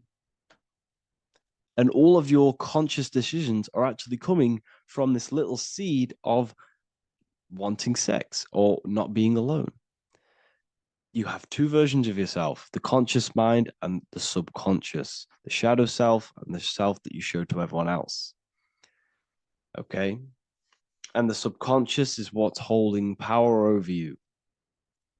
When you drive your car, you don't consciously have to think about changing gear. You've done it that many times. It's on autopilot. That's the subconscious doing it. You can be walking down the street. Your conscious mind can be thinking about what you're going to cook for tea later, but your subconscious mind is controlling your body and walking your body. You don't have to think about moving the body. You just do it because you've done it that many times. It's a program. It's a belief in the subconscious that's giving this movement power. You see, the subconscious holds a lot of power over you. Our beliefs hold power over our daily basis behaviors and actions. Okay, like I said, posting on social media, this is seeking external validation. There's a subconscious stem, there's a subconscious urge bringing this desire into conscious reality. So we must break the spell of our emotions controlling us, our traumas from a child controlling us. For example, another example of this, let's say you were in a car crash years ago, and this car crash led you to having a very traumatic event, very traumatic emotion you felt in that car crash. You felt a lot of pain. That was impressed into your subconscious. And even to this day, you're probably scared of going into trains, going onto cars, going inside of vehicles. And you might not even be aware that it's actually stemming from this event that happened 10 years ago. That's the spell. That's the spell that's holding power over you. And you don't even realize it. You realize the spell when you realize you're being controlled by this old belief, this old trauma. That's what a spell is. A spell is not something I cast over you with a wand like Harry Potter. Spell's much deeper. It's the hidden aspects of our mind that hold power over us, that control us. Okay? So how do we get rid of the spell? How do we break the spell? By installing new belief systems, by installing new programs into our subconscious. The subconscious is impressed by repetition and emotion. Everything you do on repeat, for example, tying your shoelaces, you can be looking up into the sky, closing your eyes, thinking about what you're going to create for tea while doing your shoelaces. You've done it that many times, you don't have to think about it. That's the subconscious taking over. Okay? That's the repetition aspect of the subconscious. For example, you could probably run down your stairs. You know exactly how to run down the stairs. If I tried to run down your stairs, every staircase is different. I'd probably fall over. But you've done it that many times, you know exactly how to do it. It's what we call ritual. When you have an evening ritual, when you tidy the house, you do your skincare routine, you wash your teeth, that's a ritual. This is what the ancients called ritual. When we do rituals, we're trying to implant something into our subconscious to either remove an old program, an old seed that is controlling us, for a new one that's going to grow into new light, into a new reality. So you can implant messages, implant new programs into our subconscious, which will then grow into a new reality. Okay? Because if I tell you something over and over and over again every single day, for example, if I say, you do what I say every single day I repeat this statement into your ears, about a month or 2 months in, you're going to start to believe in that statement and you're going to start to be under my spell. You're going to start to do everything that I say. So this is what spells are. Spells are subconscious beliefs that hold power over you, and you don't even realize it. So we need to remove these old programs we have that are controlling us for new programs. And we do that through ritual, affirmation, and imagination. Repetition and emotion is key to impressing the subconscious. They are the two ways that spells are created, that programs are created. The subconscious only knows the now, and it only knows you. So every word you say is a spell. So when you call someone else a name, you're calling yourself a name, because your subconscious takes everything you say as truth, because it only knows you. It doesn't know anyone else. So every night we can do affirmation. We affirm the reality we want. This is what we call a ritual. We sit down or we stand up, whatever it is, you affirm the reality you are, I am statements. And then you imagine that reality. And you do this over and over again, every day, twice a day, 3 times a day, however many times. And this will cause repetition. This will install a new belief system into your subconscious, which will then start to show in your external reality. It will start to put you under a spell of the new program. For example, if I install into my subconscious that I believe that I am rich, every single night I affirmate that I am rich, I am wealthy, I am free. And then I do a ritual. I start to imagine this reality. Every single night, I do these two things on repetition, and I start to feel the reality and imagine the reality. Over time, I'm going to start to believe that I am rich, that I am free, and I am wealthy without having the physical reality. And what this will do is that it'll implant a message deep within your subconscious mind. It will plant the seed of this belief. And this belief over time will grow into 90% of my thoughts, 90% of my actions, 90% of my words. My words, my thinking will change due to this new belief. I may not even realize it, but I'm looking for more opportunities to make money. I'm speaking to more people because of this belief that I've installed. This belief has triggered new ways of thinking. My mind, my conscious mind, is now only operating to fulfill this belief. And my conscious mind might not even be aware of it. You won't even realize that you're manifesting this belief of being rich. And that's how it happens. You implant the belief within your subconscious. You implant the spell into your subconscious, which will then gain control over you. So we need to make sure we're removing the negative spells, the negative programs that are controlling us, for new regenerated ones, for new ones that are going to create new realities, a better life. Okay? You don't want negative traumas, negative seeds controlling you and growing into your life. If you don't cut them off, they will continue to grow and grow and grow. Your anxiety will get bigger and bigger and bigger. Your depression will get bigger and bigger and bigger. But it's all actually stemming from one belief system or one trauma. Okay? So this is important. Everything in this physical plane is an effect of the higher planes. It's a shadow of the mind.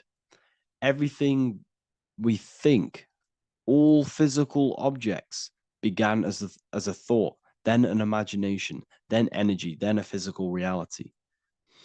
So we must change the mental plane. We must plant seeds into our mind to change down into our physical material life.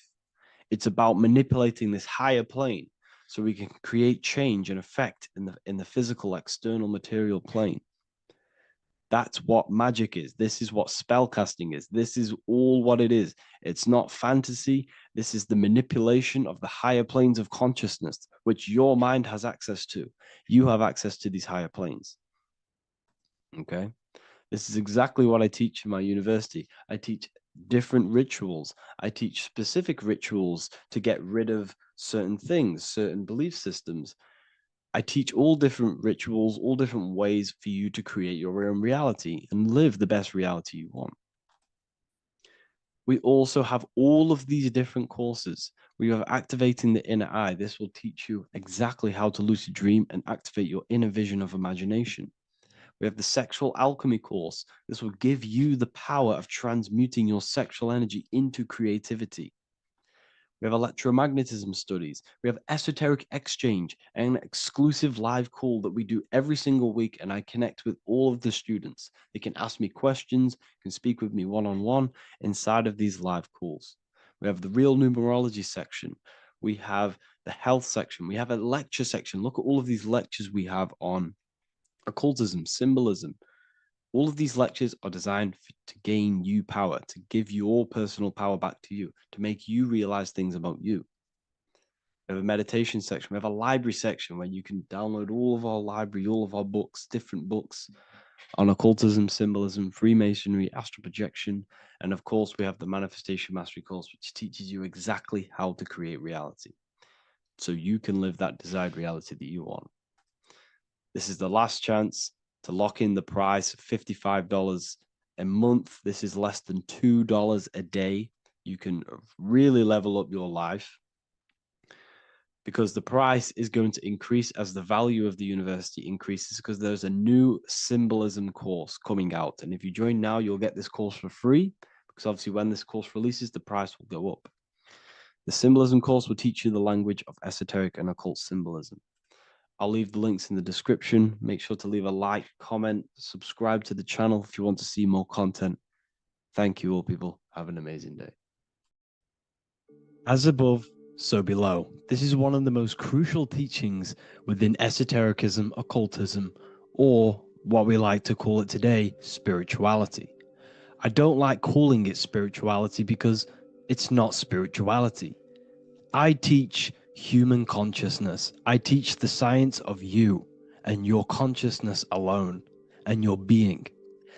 And in order to fully understand you and this world around you, you must understand this number one principle of as above, so below.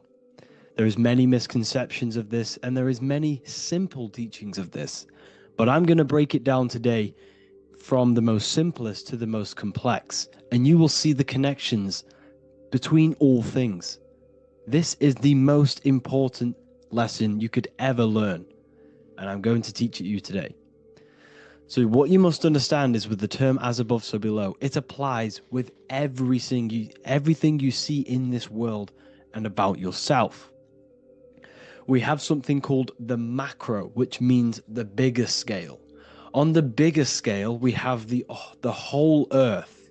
If we look down from the sky on top of rivers, this is what we see. We see this tree pattern. Then on a smaller scale, we see trees have the same pattern. Then we look even closer. We're going smaller and smaller into the leaves of the tree. We see the same pattern. Then we go even more micro into the human brain and look at the human brain cells, and we see the same pattern. This is proof this is a fractal universe, and everything is in the micro is reflected in the macro.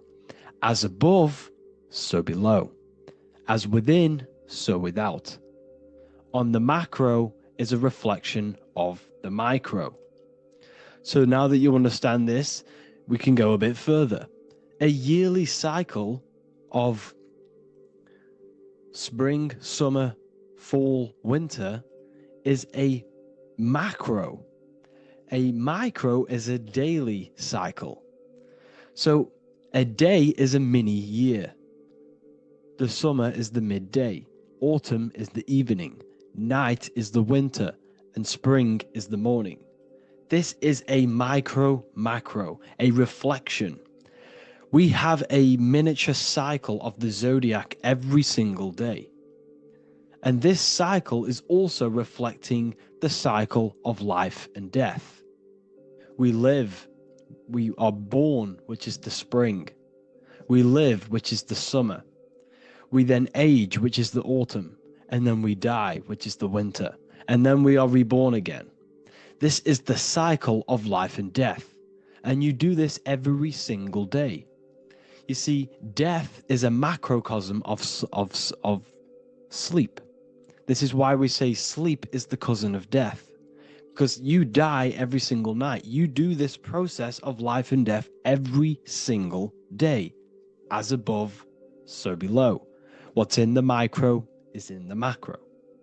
So when you go to sleep, you are essentially dying. And then in the morning when you wake up, you are then born again.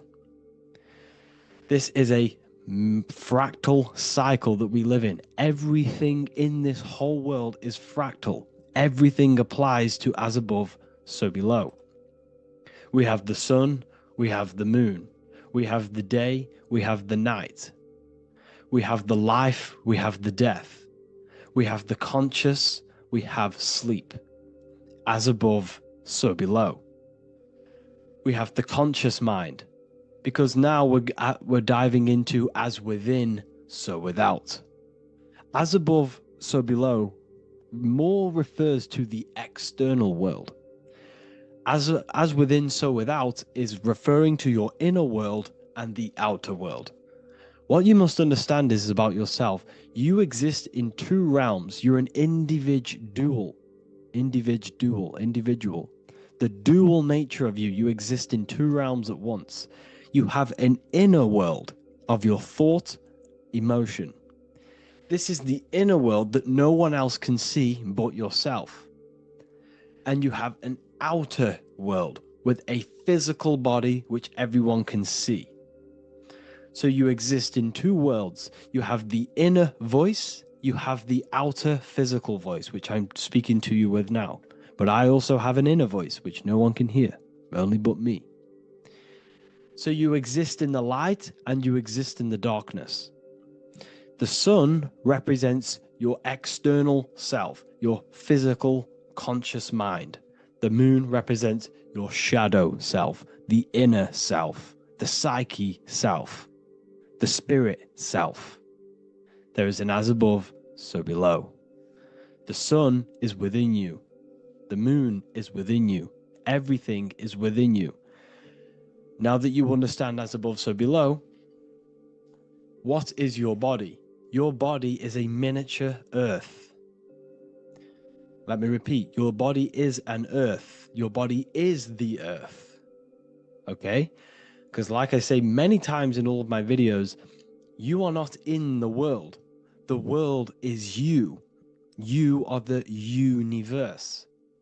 Your brain is a computer creating this reality. What you see with your eyes is produced in the back of the brain called the visual cortex. You don't look into the world, the brain produces the world. The body produces the world. When you touch something, you're not actually touching something. This is the electrical nervous system. When you touch something, what you feel is actually electrical signals on your nervous system reporting back to your brain. Therefore, when this body dies, you leave the earth because this body is the earth.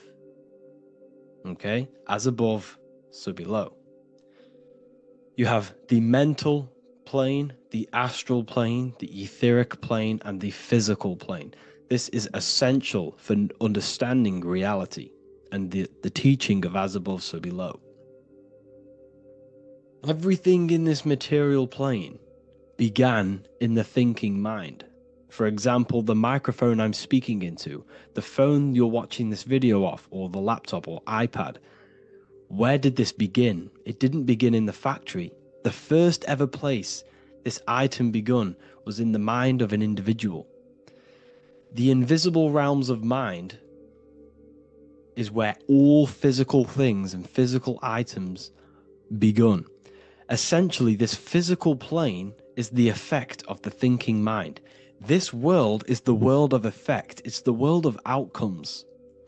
When you see something, it is already manifest. It is already being manifested. It is an effect. And in the effect of the cause, which is the thinking mind. Therefore, the mind creates thoughts, which is the mental plane. Then after thoughts creates imagination, which is the astral plane. These two are spiritual. They are non-physical. So spirit kind of means non-physical. Then you have the physical planes, the etheric and the physical plane. As above, so below. What happens in the mind is manifest on the physical plane. Like I said, the phone that you are holding, it was a thought, and then it brought down into a physical reality. As above, so below. You change the mind, you change your reality. Your environment. The word environment has ment in it because your environment is mental. So now that you understand this, so what is the world around you? The world around you was created by the mind of God. It was manifested through God's thought. So you are living in the mind of God. You are a thought in the mind of God. God thought you into existence. But like I said, we are all fractals. Everything is fractal. If God exists, this means that you are God, as above, so below. God created you through the thinking mind, and he gave you a thinking mind. So God created the macrocosm. God created the macro, the whole world. He designed the whole world, the sun, the stars, the moving. He designed this. But then he gave you the thinking mind to design your own life and create your own life in his world. You are a microcosm of God's macrocosm. Just like God thought you into existence and the whole world into existence, you are a microcosm thinking your world, your reality into existence. You see this now? Everything is a reflection. Everything is a mirror. Everything is fractal. So in order for you to change your reality, you must change these higher planes. Your thought and imagination are the two key aspects of creating physical reality. Every object you see around you was begun in these higher planes of the non-physical, and they were brought out of spirit into physical matter through the thinking mind and physical action. So now we're going to get a bit deeper. The brain is not the mind. Now that you understand, we have spirit and matter. As above, so below. You have a non-physical side of reality and a physical side of reality. The mind is the spiritual brain. The brain is a physical manifestation, a physical effect of the mind. The mind uses the brain to operate in the physical world. And it's the same with the heart. The soul manifests itself physically through the heart. The heart is a physical manifestation of the soul, of the emotion, thought and emotion, the mind and the soul, the brain and the heart, heaven and earth. So you have the inner world and the outer world, the spiritual, non-physical, and the physical. So we are all on this process of awakening, an expansion of our minds into new fields of thought, into new fields of awakening ourselves. Because essentially we are born into this world. But you are born many, many times. You can be born physically and you can be born spiritually. Like I said, everything is fractal. So just like when the baby finds out that there is a world outside of its mother, what does the baby do? The baby seeks a way out of its mother, and then the baby is now born into a new world, a world outside of its mother's womb. It's the same with you and your spiritual process. As your mind becomes aware that there are other realities beyond your physical body, it then seeks a way out. And this is why you are probably watching my YouTube, because you are now on the path. Something within you has guided you to this path of knowledge, truth, enlightenment, and expanding your consciousness. And it is your soul who brought you here. Your soul speaks through emotion, like guidance. Emotion is the language of the soul. When you feel very bad, this is your soul telling you you're not in the right place. You're doing the wrong things. Because the soul is always unfolding its purpose, which is expansion and learning. That is it. The mastery of the self And the learning of the mind is the only thing that counts in the end after this life. So you are on a journey of expansion, of learning, creating, and spiritual rebirth. As above, so below. What does this body tell you? When I see someone overweight, I don't see the overweight. I don't see the body. I see the mind. I see an undisciplined mind. I see a mind that lacks self-control. I see a mind that seeks external validation. That's what I see when I see an overweight person. I don't see his body. I see the result of his mind. Because what does the Bible tell you? You shall know them by their fruits. It's the same saying as above, so below. You shall know them by their fruit. The fruit is their manifestation. Your body is a direct correlation and manifestation of your mind. Your inner world projects your outer world. As within, so without. As above, so below. Now, what do you see when you see this man's body? I see discipline. I see strength. Mental strength, not physical strength. I see mental resilience of pain. Because all of this man's mental energy has been manifested physically within his muscle. This body is a direct manifestation of this man's mind's pain and suffering, and it shows discipline. This is why people instantly respect you if you are in shape. You walk into a room and you are in shape, people will instantly give you respect because they know that you are mentally disciplined. The body is a reflection of your inner world, and it's the same with your friends, your family, your connections with people.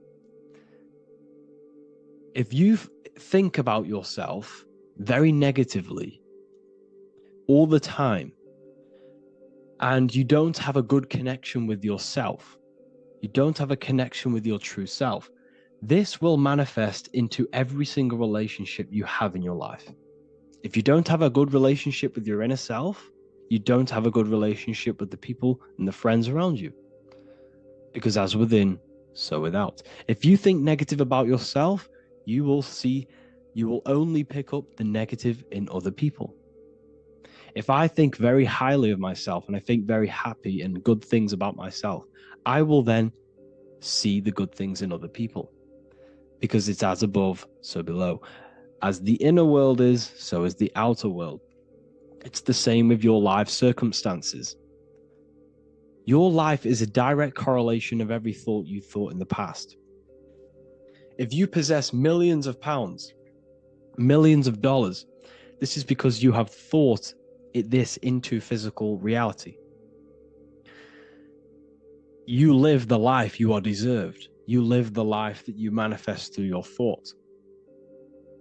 If you live a very poor life, this is a reflection of your mind. This is a reflection of what you have thought into physical existence. Because like I said, everything begins in the mind. As above, so below.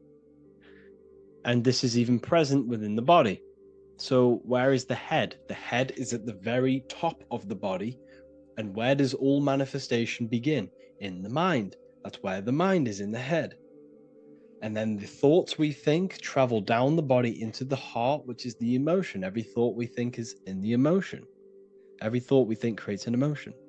This emotion then drives the action. Where does the action come from? The feet, because the feet move our body. We move with our feet to take action. Our hands. You see, so the body is even a reflection. I can't even say it. Reflection of the order of manifestation. This blew my mind when I figured this out. You see, the head, the thoughts begin here. This is the beginning of all manifestation. Then it comes down to the heart. This is the emotion. Then you take the action. The thought and emotion then sparks the action, which is taken with the hands and the feet. And where's the lowest point on the body? The feet, and that's touching the physical earth. So the head is where the thought is, the non-physical, and the lowest point on the body, which is touching the physical earth. So the head represents spirit, the feet represent matter, spirit and matter. Your room, if I walk into your room and I see a messy room, I don't see the room, I see a messy mind. The room is a reflection of the mind.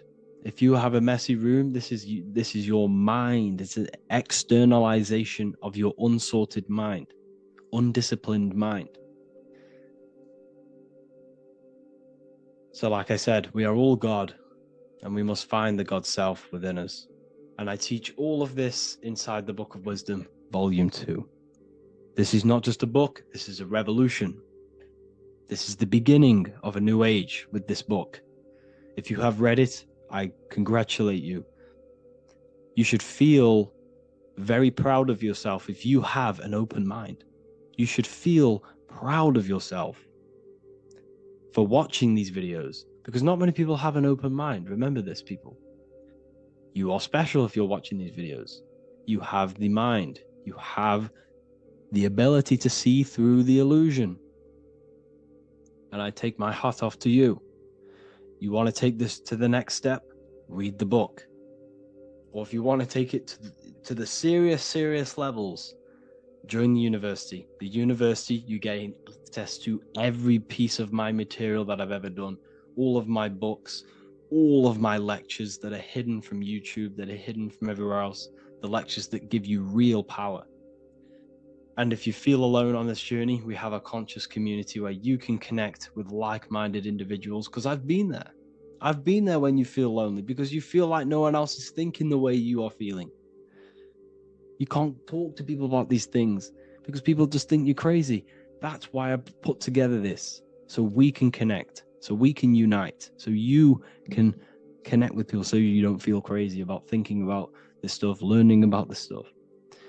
And if you truly want to level up your life, people, and take your studies serious, this is for you. We do live calls, we do lectures. There's a whole library filled with books you can read. It's the perfect place for the truth seeker. I thank you all for joining. Please leave a like, a comment, a subscribe.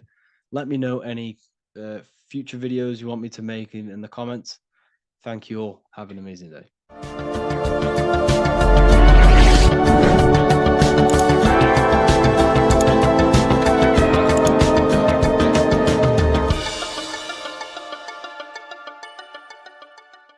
What if I told you the devil is closer than you think, and it's not actually a real person, force, or spiritual entity outside of you, but a being and an aspect of your own mind and psyche? In this video, you will learn exactly what the devil is and the true esoteric meaning of the devil. The first thing we need to understand is that the universe is a mental universe. Look around you. Every action, every building, everything you see around you was begun first as thought in the mind, then manifested. We use the mind to build and shape our reality. The universe, the world, only exists inside of our mind. Therefore, God and the devil exist inside of our own psyche. So first of all, the devil is not a literal being, but a symbol of the lower self. It represents the unmastered, ego-driven part of the human mind, a symbol of destructive thoughts, emotions, behaviors, lives in realms of chaos, fear, hatred, lust, and ignorance. This is why we see the devil as red, because red is the lowest vibrational color on the color spectrum. It also corresponds with the root chakra, which is all to do with survival instincts. Red represents chaotic and intense emotions like hatred and anger. When we are angry, our face turns red. The devil represents our animalistic fundamental needs, our instinctual needs, our survival state of consciousness. We have a survival state of consciousness and a godly state of consciousness. Our godly state of consciousness is creating, not just experiencing in the animal state, but consciously creating reality.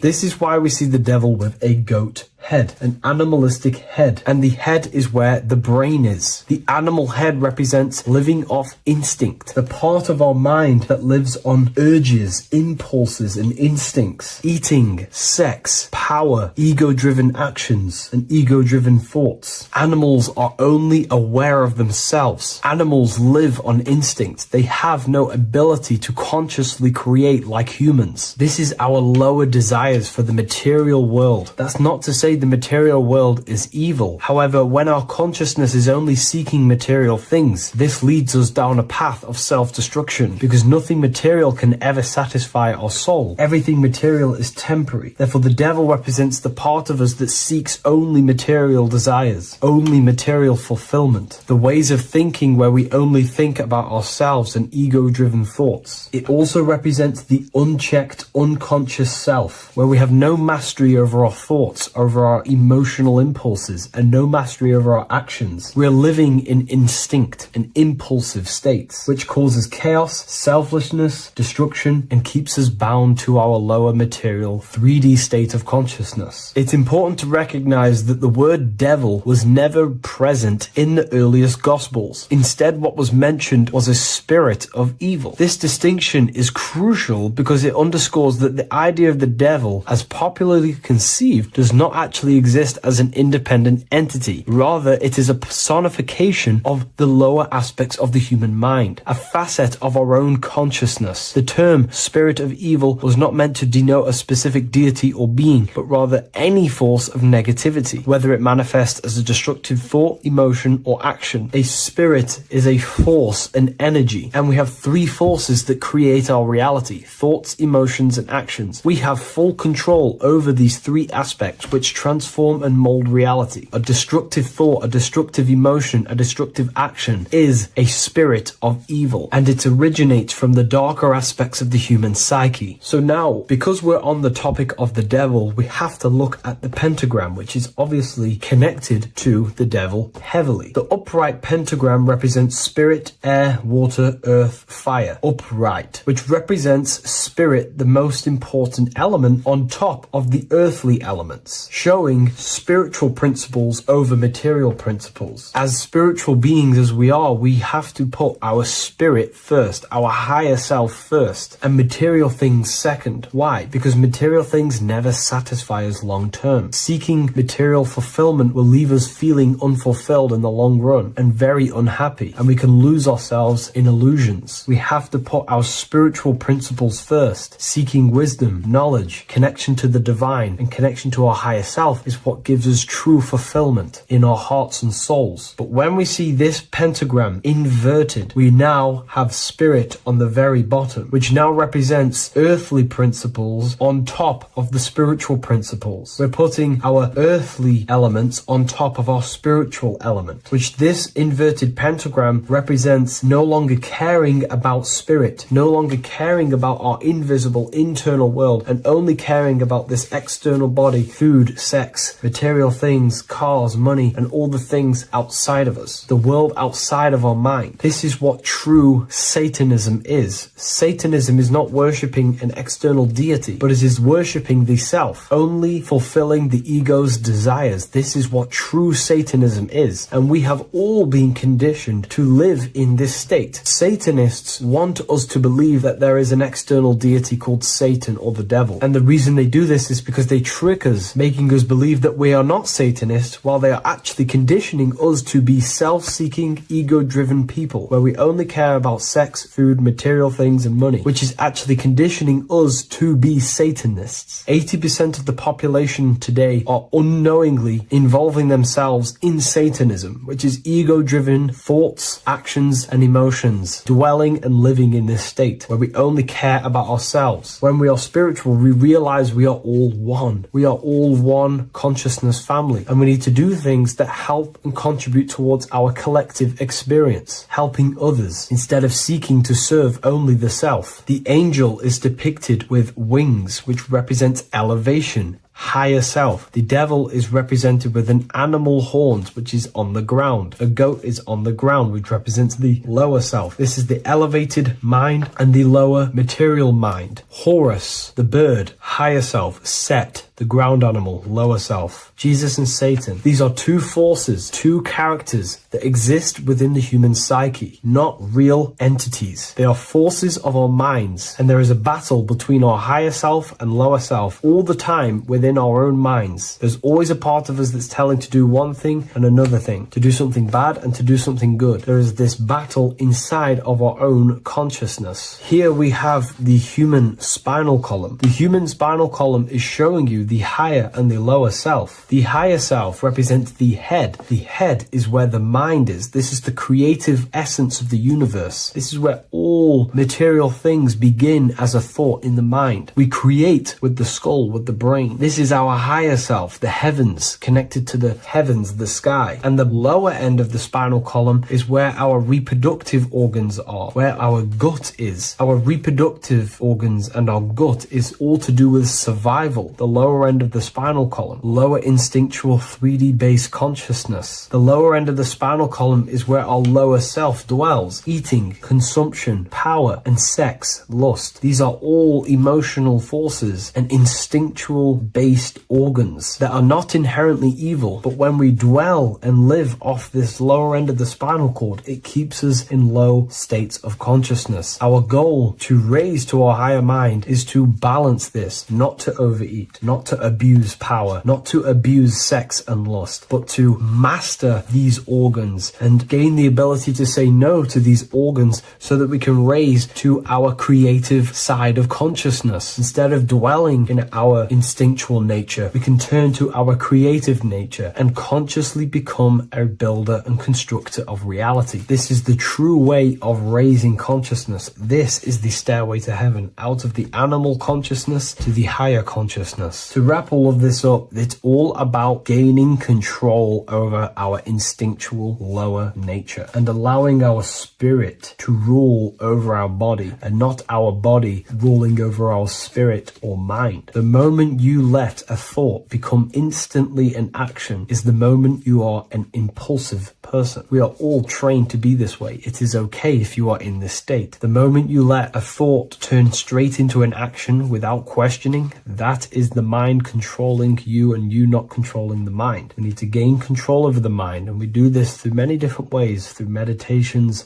affirmations, and discipline. We slowly gain control over our minds. And once we gain control over our minds, we gain control over our thoughts, and we gain control over the attention that we give certain thoughts. We can then start to uplift our mind, our thoughts, out of our instinctual state to the higher mind. If you wish to learn more about consciousness, I'll leave a link in the description for the Book of Wisdom, Volume 2.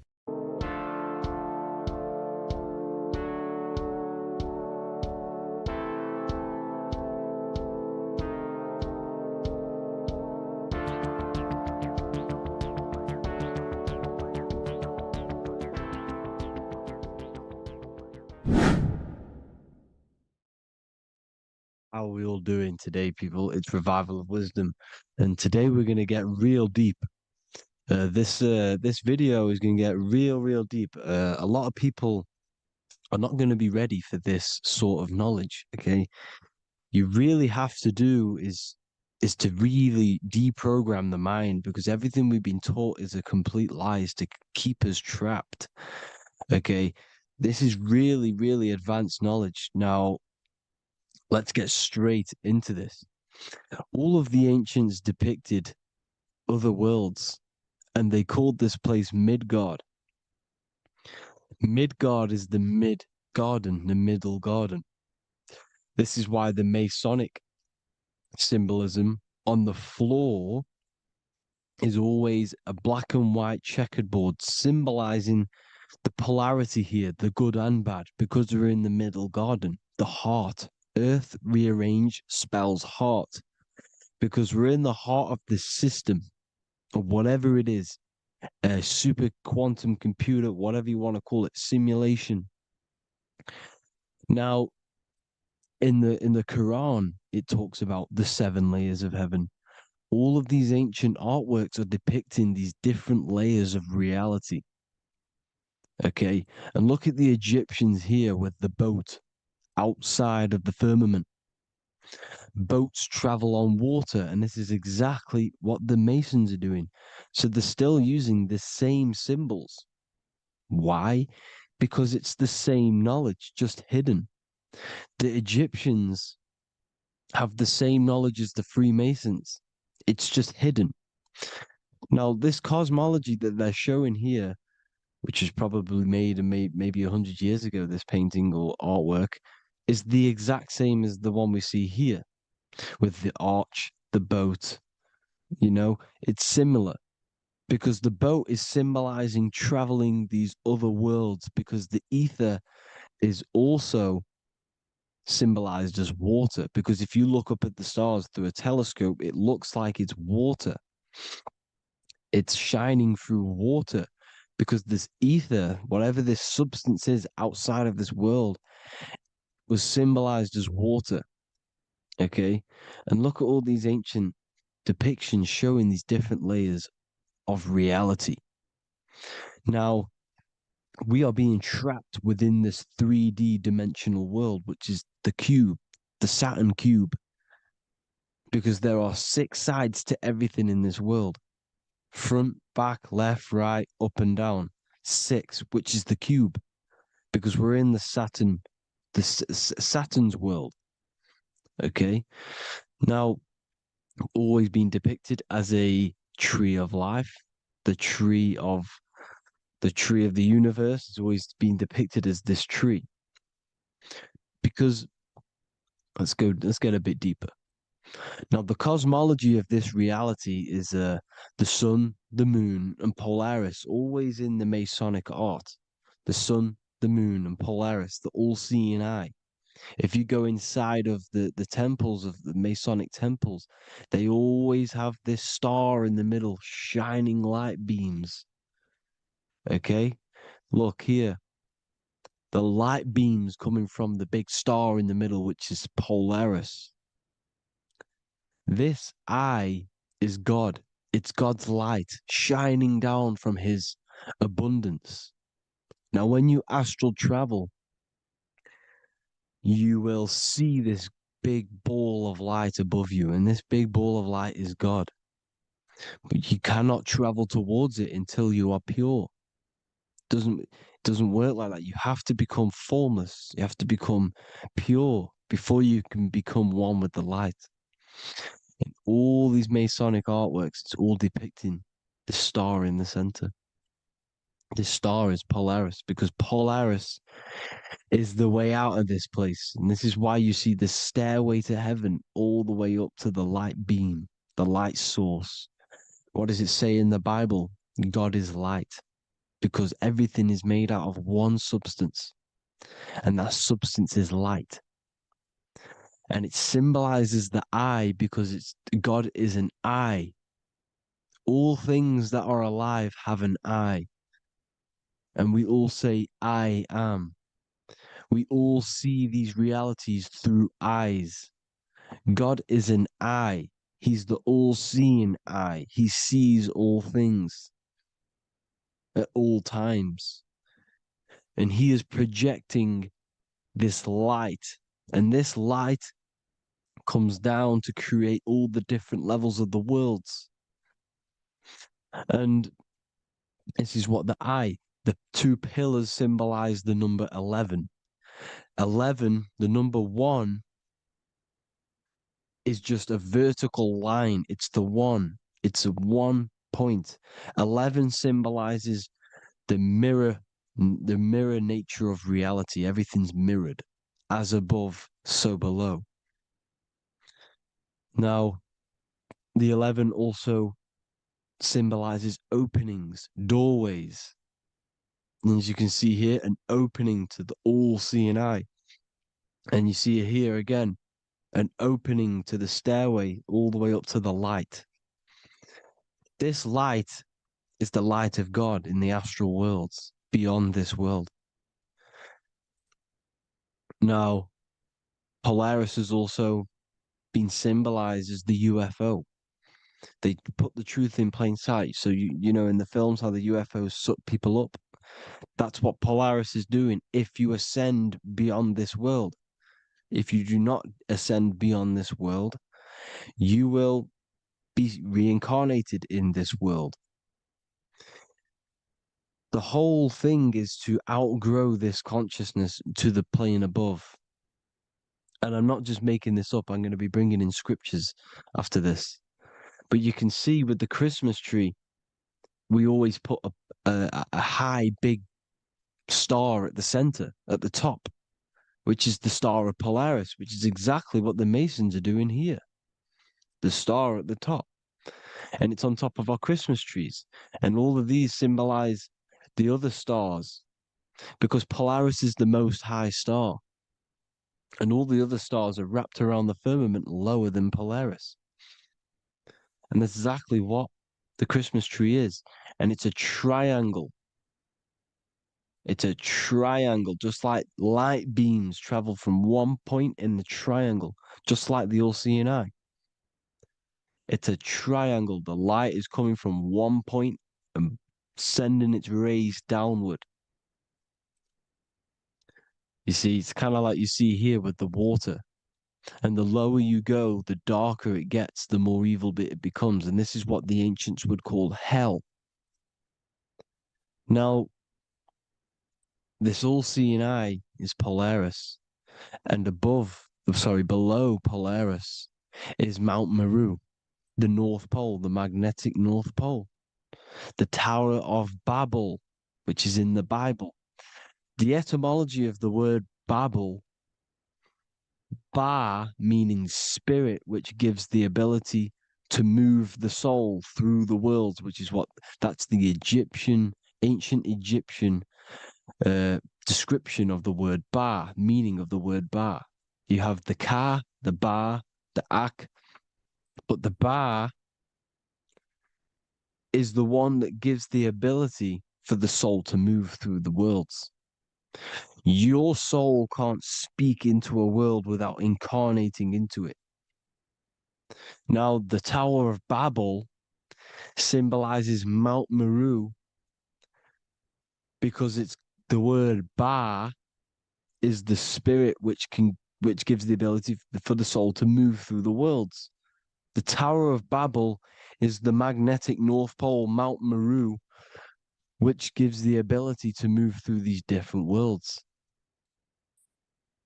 And you can see the ancient Tibetans always showing this depiction of these different worlds coming from the center.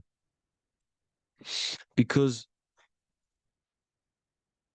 we have to ascend our consciousness. It's not about how good you are to reach heaven. It's about how you expand your consciousness, you expand your mind. So they teach now that you have to be good in order to reach to heaven. It's about expanding the mind, expanding your consciousness to these different planes, these different realms. So that's what it's about. And Jesus was known as the fisher of man. Now, Jesus is a massive part of this. He was known as the fisher of man because he was fishing. He could have been fishing. He could have been one of these deities that had come down from these different higher realities and pull people up. So they would so they called Jesus the fisher of man. And he says unto them, follow me and I will make you fishers of men. So these deities that we see in the past, like Buddha, Krishna, Hermes, Thoth, Jesus, could all be these entities who were coming down to pick up the minds that were worthy enough to see the higher planes of reality. And this is why they called him the fisher of man. Now, when Jesus walks on water, there is a parable with Paul. And he says, but Jesus immediately said unto them, take courage, it is I, don't be afraid. He's talking about astral travel here. He's talking about leaving the body. Because when you leave the body in astral travel to see these alternative realities, you can't be afraid because fear is a bondage, which is what the Emerald Tablets talks about. Lord, if it's you, Peter replied, tell me to come to you on the water. The water. Come, he said. And Peter got down from the boat, walked on the water, and came towards Jesus. But when he saw the wind, he was afraid and began to sink. When you become afraid in astral travel, you sink back into your body. Lord, save me. So this is talking about Jesus pulling people up into different realities. And you can see the fish is the symbol of Jesus, is another symbol of Jesus, a fish. Because fish symbolize deep occult knowledge, because fish travel the depths of the ocean.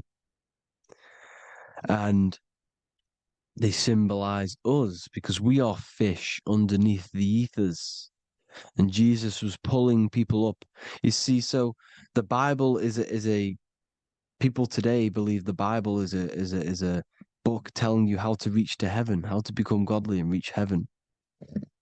But you've got to become the Jesus Christ to see these alternative realities. Now look at the Emerald tablets is a massive part, and it speaks so much about these different realities. Look what it says here. This is in Emerald Tablet 3. Then in my heart grew a great longing to conquer the pathway that led to the stars, which is exactly what the Masons depict in all of their art. Look, the ladder to the stars. And then he goes on to say, years after years, I sought after wisdom, seeking new knowledge, following the way, until at last my soul, in great travail, broke from its bondage and bounded away, broke from the bondage of the body. Free was I from the bondage of earth men. Free from the body, I flashed through the night. The stars. The stars are a massive part in the astral world. Each star is a different reality. And the true astrology is the star that you came from. You came through a star to reach this, to reach here. There is a reason why you are here. There's a reason why you have the personality traits, because your soul came from a specific star. This is why we call them star gates, because they are gates in and out of this reality. And Polaris is the way out to the higher worlds. Now look, far into space, my soul traveled freely into the infinite circles of light. Beyond knowledge were some planets and great gigantic beyond dreams of men. Then he goes to say, lift up your flame from out of the darkness, fly from the night and ye shall be free. Lift up your flame. Your flame is your soul, because it has to be lifted up out of the darkness. This is the darkness, this world, this body is the darkness. Because it's a bondage. You need to break free. You need to learn how to astral travel, people. You have to learn this. If you want to get out of this world, you have to learn how to astral travel and see the other realities. Traveled I through space-time, knowing my soul at last was set free, knowing that now I must pursue wisdom until at last I pass to a plane hidden from knowledge, known not to wisdom, extension beyond all that we know. So he's talking about he went to a place where we cannot even comprehend here, a place that is not even known to earth men. He's telling you he's ascended out of this world to the planes that are beyond. And it says here in the Emerald Tablets, man is in process of changing to forms that are not of this world. Grows he in time to the formless, a plane on the cycle above. Know ye must be one, ye must become formless before ye are one with the light. The light, the same light that I was talking about, the Masonic light, with the triangle, God, the one source. Ye must become formless before ye are with the light. Formless, you have to leave the body. You have to leave the body. You have to gain the ability to leave this body and travel to these other worlds. Now, it says here, not as man am I, for free have I become of dimensions and planes. In each I take on a new body. In each I change my form. Know I now that the formless is all there is of form. You see, all things created come from the things that, all things that you see come from the things that you cannot see. All of us have the same spark of consciousness, the same I am. Every dog, every animal, every human has this same I, this same thing which sees through the eye. It's formless. It takes this formless entity is the same entity of us. We are all the same entity in different bodies. And this entity it was represented as the flame, the cosmic flame, which is inside of all of us. And this is why the Masons depicted your spine as a candle or the Holy Grail. You would either see this or a candle with a flame on the top, because the Holy Grail is your consciousness, which is on top of your spine, which is the candle. Now, Jesus, Thoth, Buddha were all these deities which were coming down to lift people up because they were fishermen of men. And he would lift you up to the higher worlds, out of this world, to the ones above.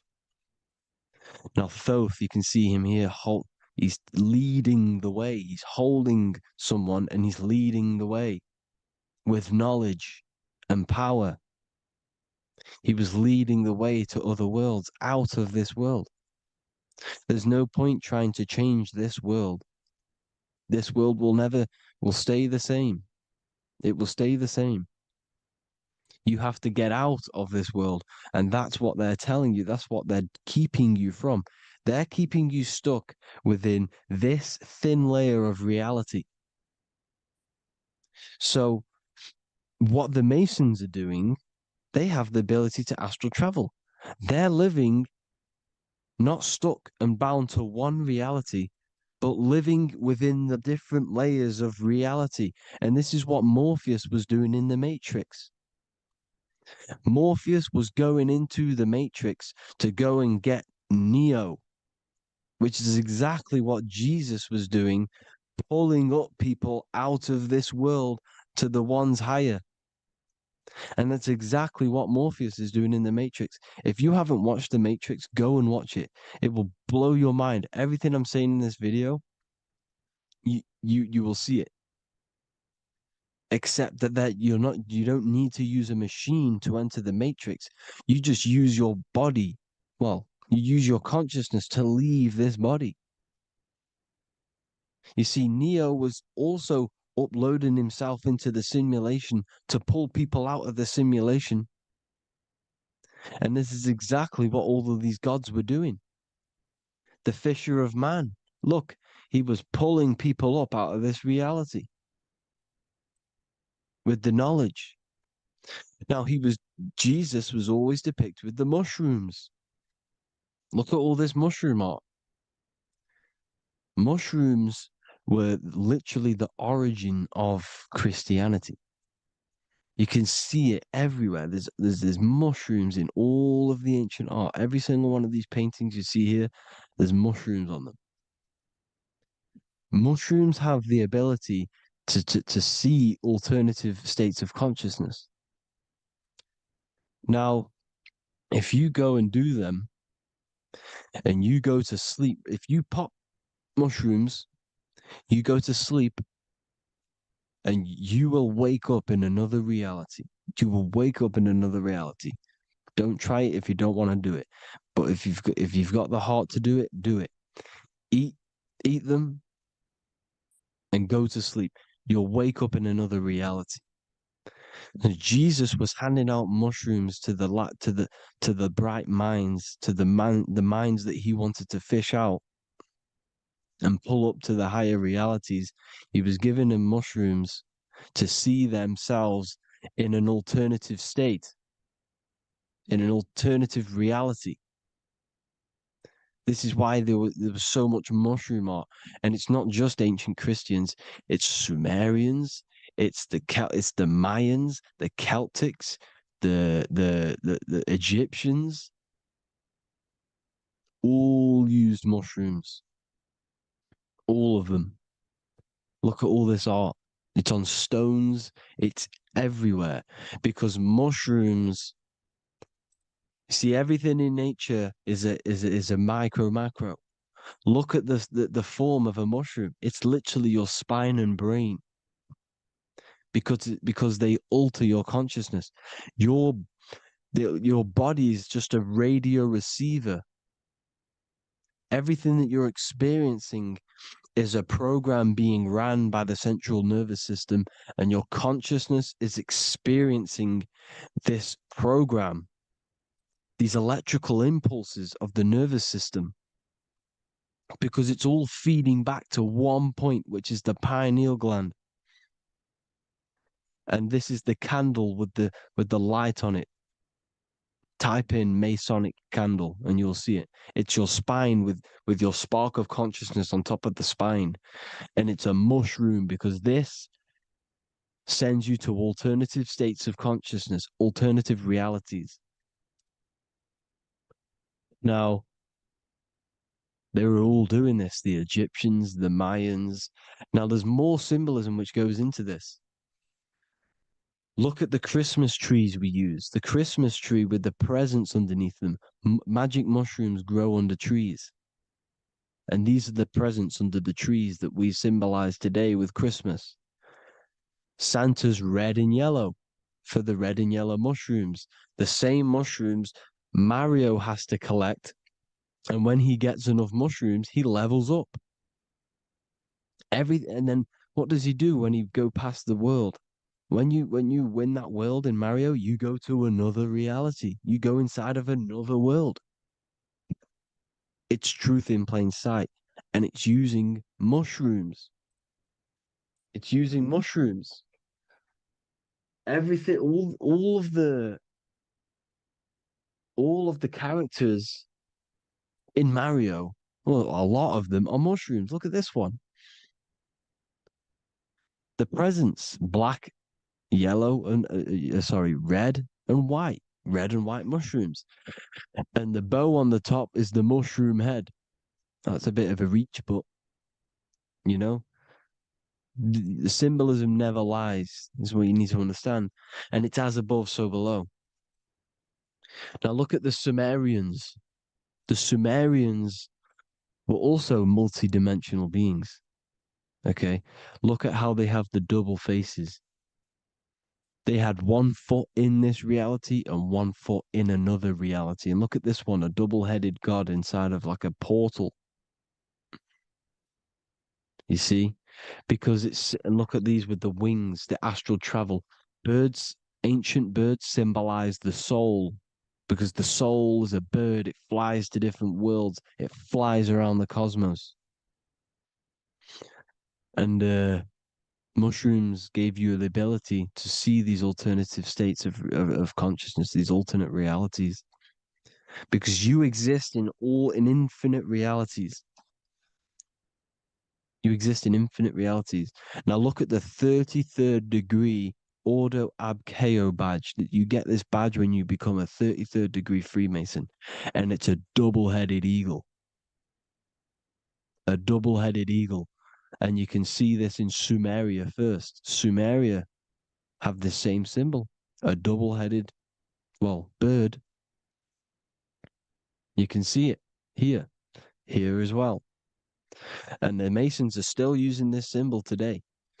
And when you become a 33rd degree, 33 vertebrae on the back of your spine, above the vertebrae is your consciousness, and it's a double-headed eagle. One reality in one. You become a multi-dimensional being in the 33rd degree. And I've heard many interviews of Masons say it becomes Luciferian. You see, they speak in code. These Masons can't tell you about what they learn about, but they will speak in code. They said it becomes Luciferian. The word Luciferian is lucid. The root word of Luciferian is lucid, and lucid is lucid dreaming, alternative realities, dream worlds. You become a god. Luciferian means you're becoming your own god, pretty much. Because you are becoming a multi-dimensional being living in between the different layers of reality at the 33rd degree of Freemasonry. And look at the double-headed eagle, because the birds symbolize the soul. And they reach high, they fly high, just like the soul wants to fly high to the light, to become one with the light, like the Emerald Tablet says. Now look at Janus. Janus was another god, and he's known as the god of doorways. Janus always depicted with a double head. Janus is why we say janitor or January. And January is entering a new year. Janus is known as the god of doorways with keys, always got a key, because keys open doors. That's why the janitor holds all the keys. And Janus always has double heads, because he had one foot in this reality, one foot in another. He was a multi-dimensional being, a Luciferian, living between the different layers of reality, except from instead of being stuck in one like we are. Well, a lot of people. And that's the whole point. You see, all of this stuff is about like changing the world and stuff like that. This world will probably never ever change. It's probably been like this forever. Well, forever, for a long time. But it's about moving out of this reality to the higher states. And the Masons always depict the ladder to the luminaries, the stars, with a key, the same key of Janus. The Vatican is a key, and it's in charge of all the religions. Why is it a key? Because they're holding back the key. They're keeping you stuck within this reality, keeping you stuck as identifying yourself with the body, identifying yourself with this world. You are not in the world is within you. This is a program being ran by your central nervous system, and your consciousness is experiencing this reality.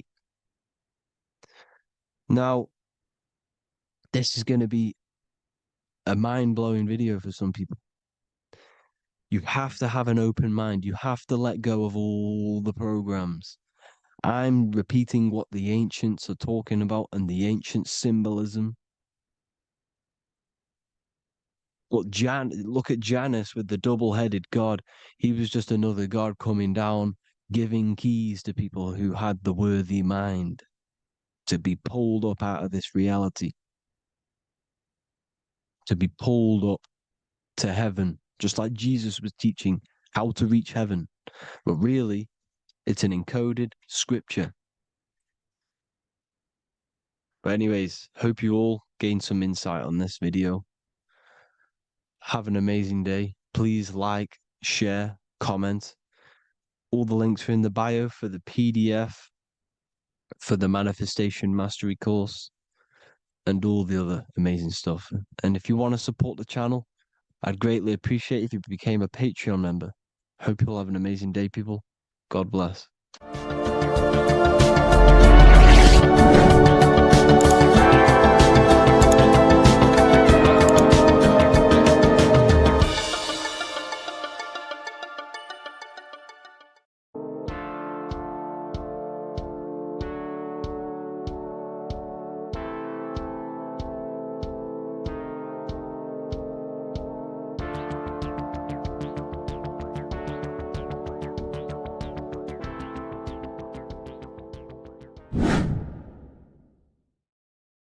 How are we all doing, people? Survival wisdom. Today we're going to be breaking down the Bible and its real, true metaphysical meaning. All of these slides within this video is taken from my book, The Book of Wisdom. So you can get all of these slides. So the Temple of Solomon, you are body, mind, and soul, which is the Holy Trinity. The moon, sun, and earth. The sun is your soul because the sun is its infinite source of energy. It is its own source of energy. And that is what your soul is. It's its own source of energy. The moon is mind. This is why you call people a lunatic. You're a lunatic. Luna means the moon. And inside of your mind, you have a specific mood. Mood is moon. And mind in German is Mond. And the word Mond means moon. And earth is your physical body because your body contains of the four elements, the four physical elements. Well, the Temple of Solomon is the temple of the soul and the mon, the soul and the mon, the soul and the mind. And it's the temple of the Holy Spirit in the Bible. Everything leads back to one singular point in the center of the brain. The brain is not the mind. It's mind over matter. Okay? The brain is the physical manifestation of the mind. The brain is the electrical computer which decodes the light waves given to it by the mind. This is why everything in the body leads back to one singular point. And we'll go over this in a minute. But this is controlling the physical body. This is the within. If you rearrange within, it spells high twin because within you is your twin, your true self. And it's just an entity in the center of the mind. And if you shut your eyes, you can feel it. Your awareness is in the center of the brain.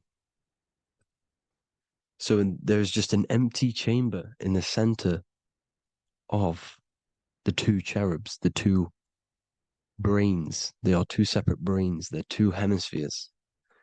And the empty chamber, when scientists chop it up and see it's just an empty chamber, well, because you can't see in that plane of reality, you cannot see the mind. You cannot see thoughts. It is invisible to the human eyes, to the visible light spectrum, to the two eyes. The reason why we call it the third eye in the center of the brain, it's not the third eye, it's your true self. It's the mind and soul. It's an eye because it does see. It's the all-seeing eye that you always see here.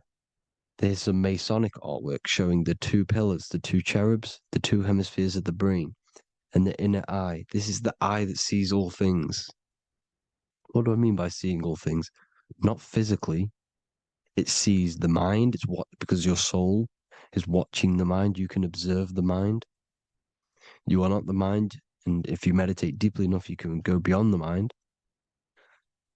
It's the all-seeing eye. It sees the mind. It sees what emotions you're feeling. It sees what you're thinking. It sees what you're seeing with the two eyes.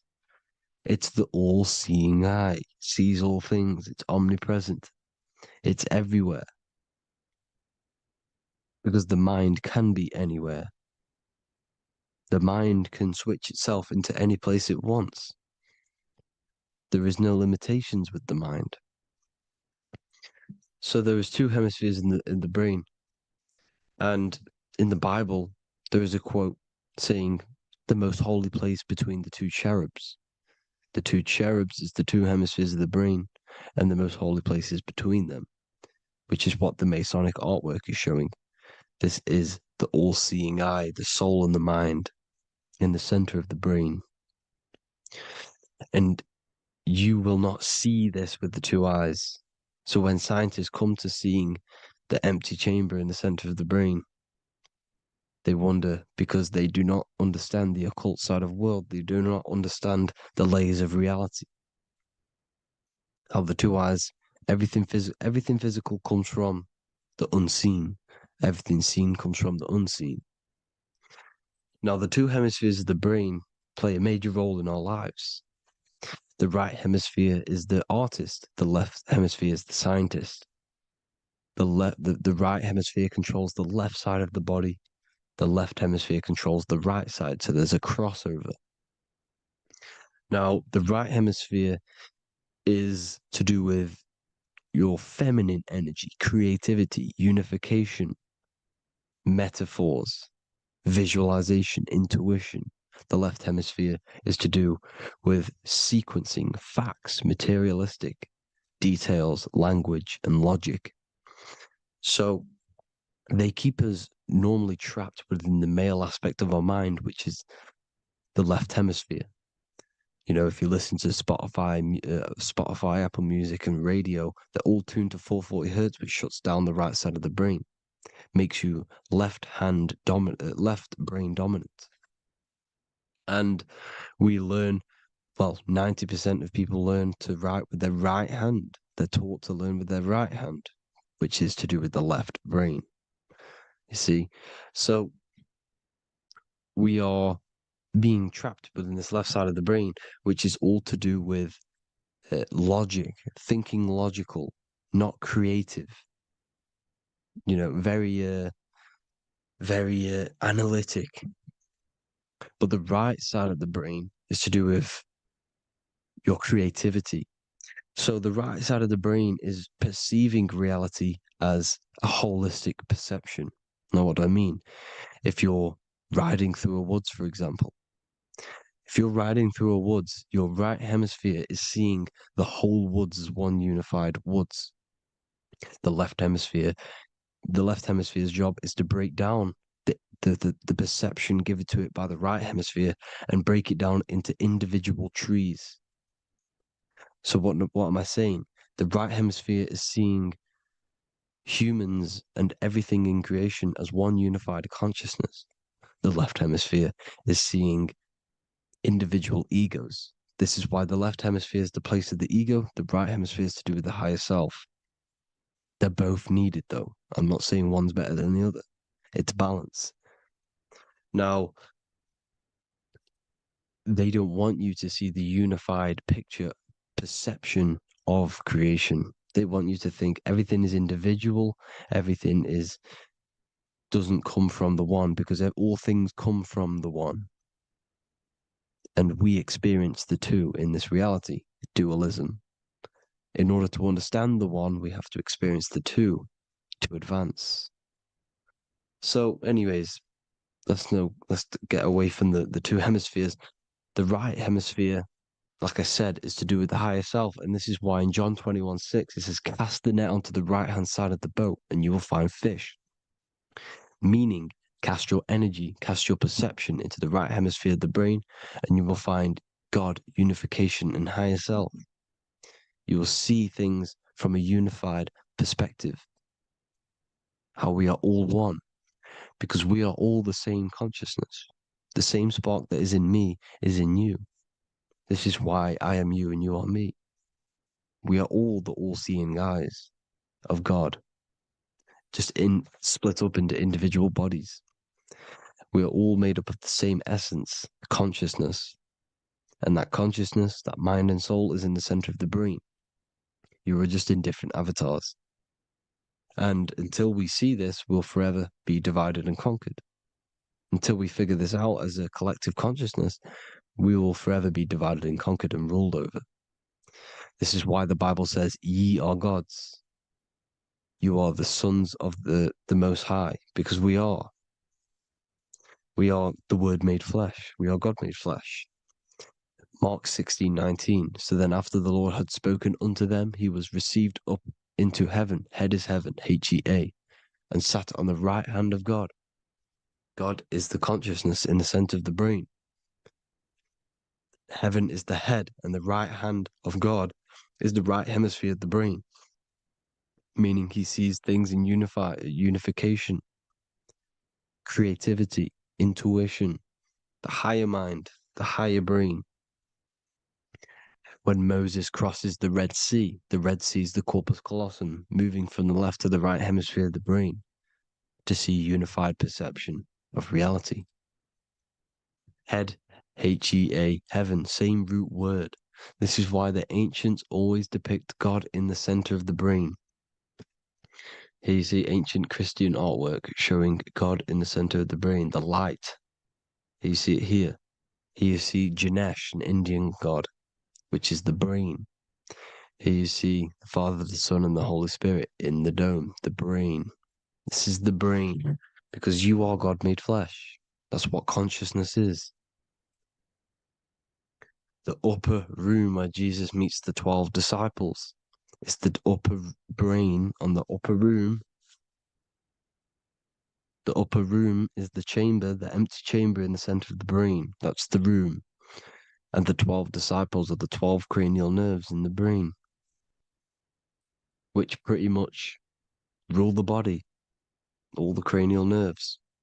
The tree of life, the cardiovascular system. This is why in Genesis it says the tree of life was in the midst of the garden. Midst meaning middle, because the middle of the body is the cardiovascular system, which is controlling all of the systems in the body. The tree of knowledge of good and evil is the nervous system. It's the spine and brain. This is what's detecting good and evil. The brain is the electrical computer with the left and the right hemisphere, decoding the dualistic world, decoding the light waves given to it by the external world. It is an electromagnetic computer. It is artificial intelligence. It is very intelligent, the brain and the nervous system, the human body as a whole. But the tree of knowledge of good and evil is the nervous system, because it is the tree that detects good and evil, makes you learn good and evil in this dualistic reality. Here you see Adam and Eve around the tree of knowledge of good and evil. Adam and Eve, male and female energies, with the serpent in the tree, and the tree of knowledge of good and evil. Well, this is the spine, the brain, and the serpent is the kundalini of the spine. The serpent is the S. That's why S, serpent, S, the letter S is the serpent. Sex and serpents make an S noise. You know, the Bible cursed the serpent. So we don't figure out the true religion. The true religion is raising the kundalini and becoming God-man and reaching our higher states, our true God self. Because once the kundalini is saved and hits the pineal gland, it activates 100% of the brain, when we're only using around 20 to 10% as of right now, without the kundalini awakening. So when you use it, you're activating 100% of the brain. You're activating all the dormant brain cells. You're regenerating the body. And this is the serpent in the tree of knowledge of good and evil. This is the spine, brain. This is Adam, Eve, the male and female energies. The light of the body is the eye. Therefore, if thine eye be single, thy whole body should be full of light. Matthew 6:22. This is the single eye in the center of the brain. It is not the pineal gland. It is what's inside the pineal gland. You have to go beyond the physical world, and there are no words to describe things that are not physical, metaphysics. And the whole body should be full of light. Well, this light is the same pyramid that you see. You are the pyramid with the all-seeing eye on top.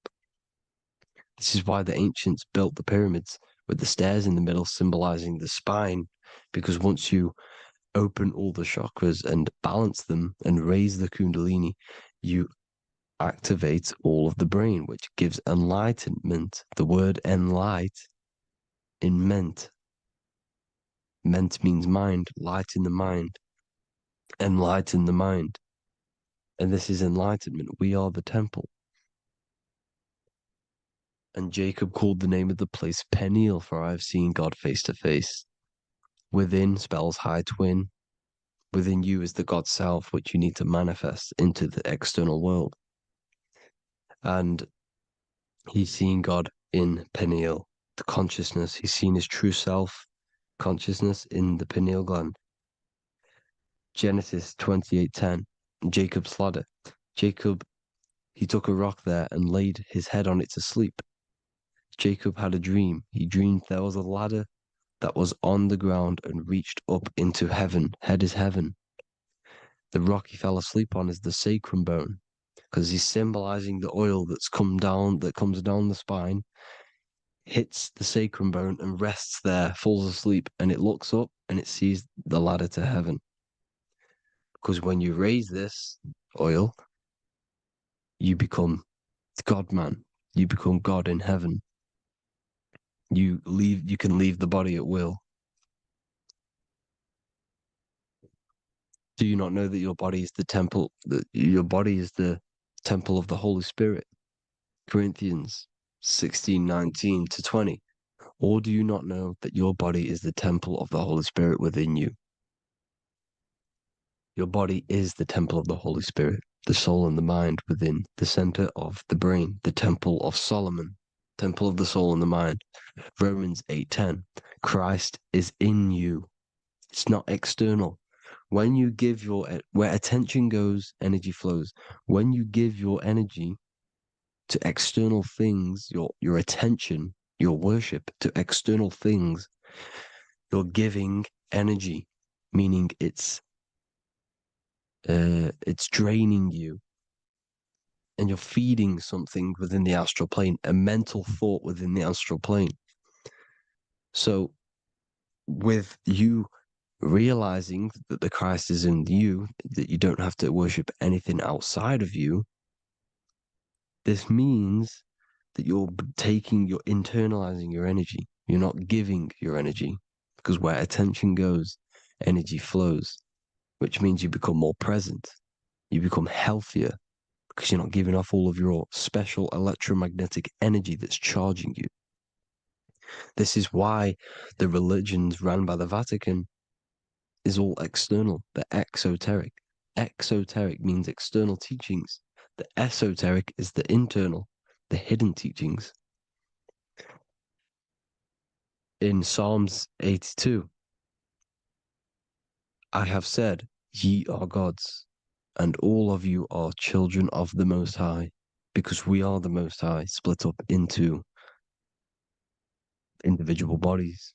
That's what consciousness is. Consciousness is the Most High, and we have to raise ourselves to the Most High.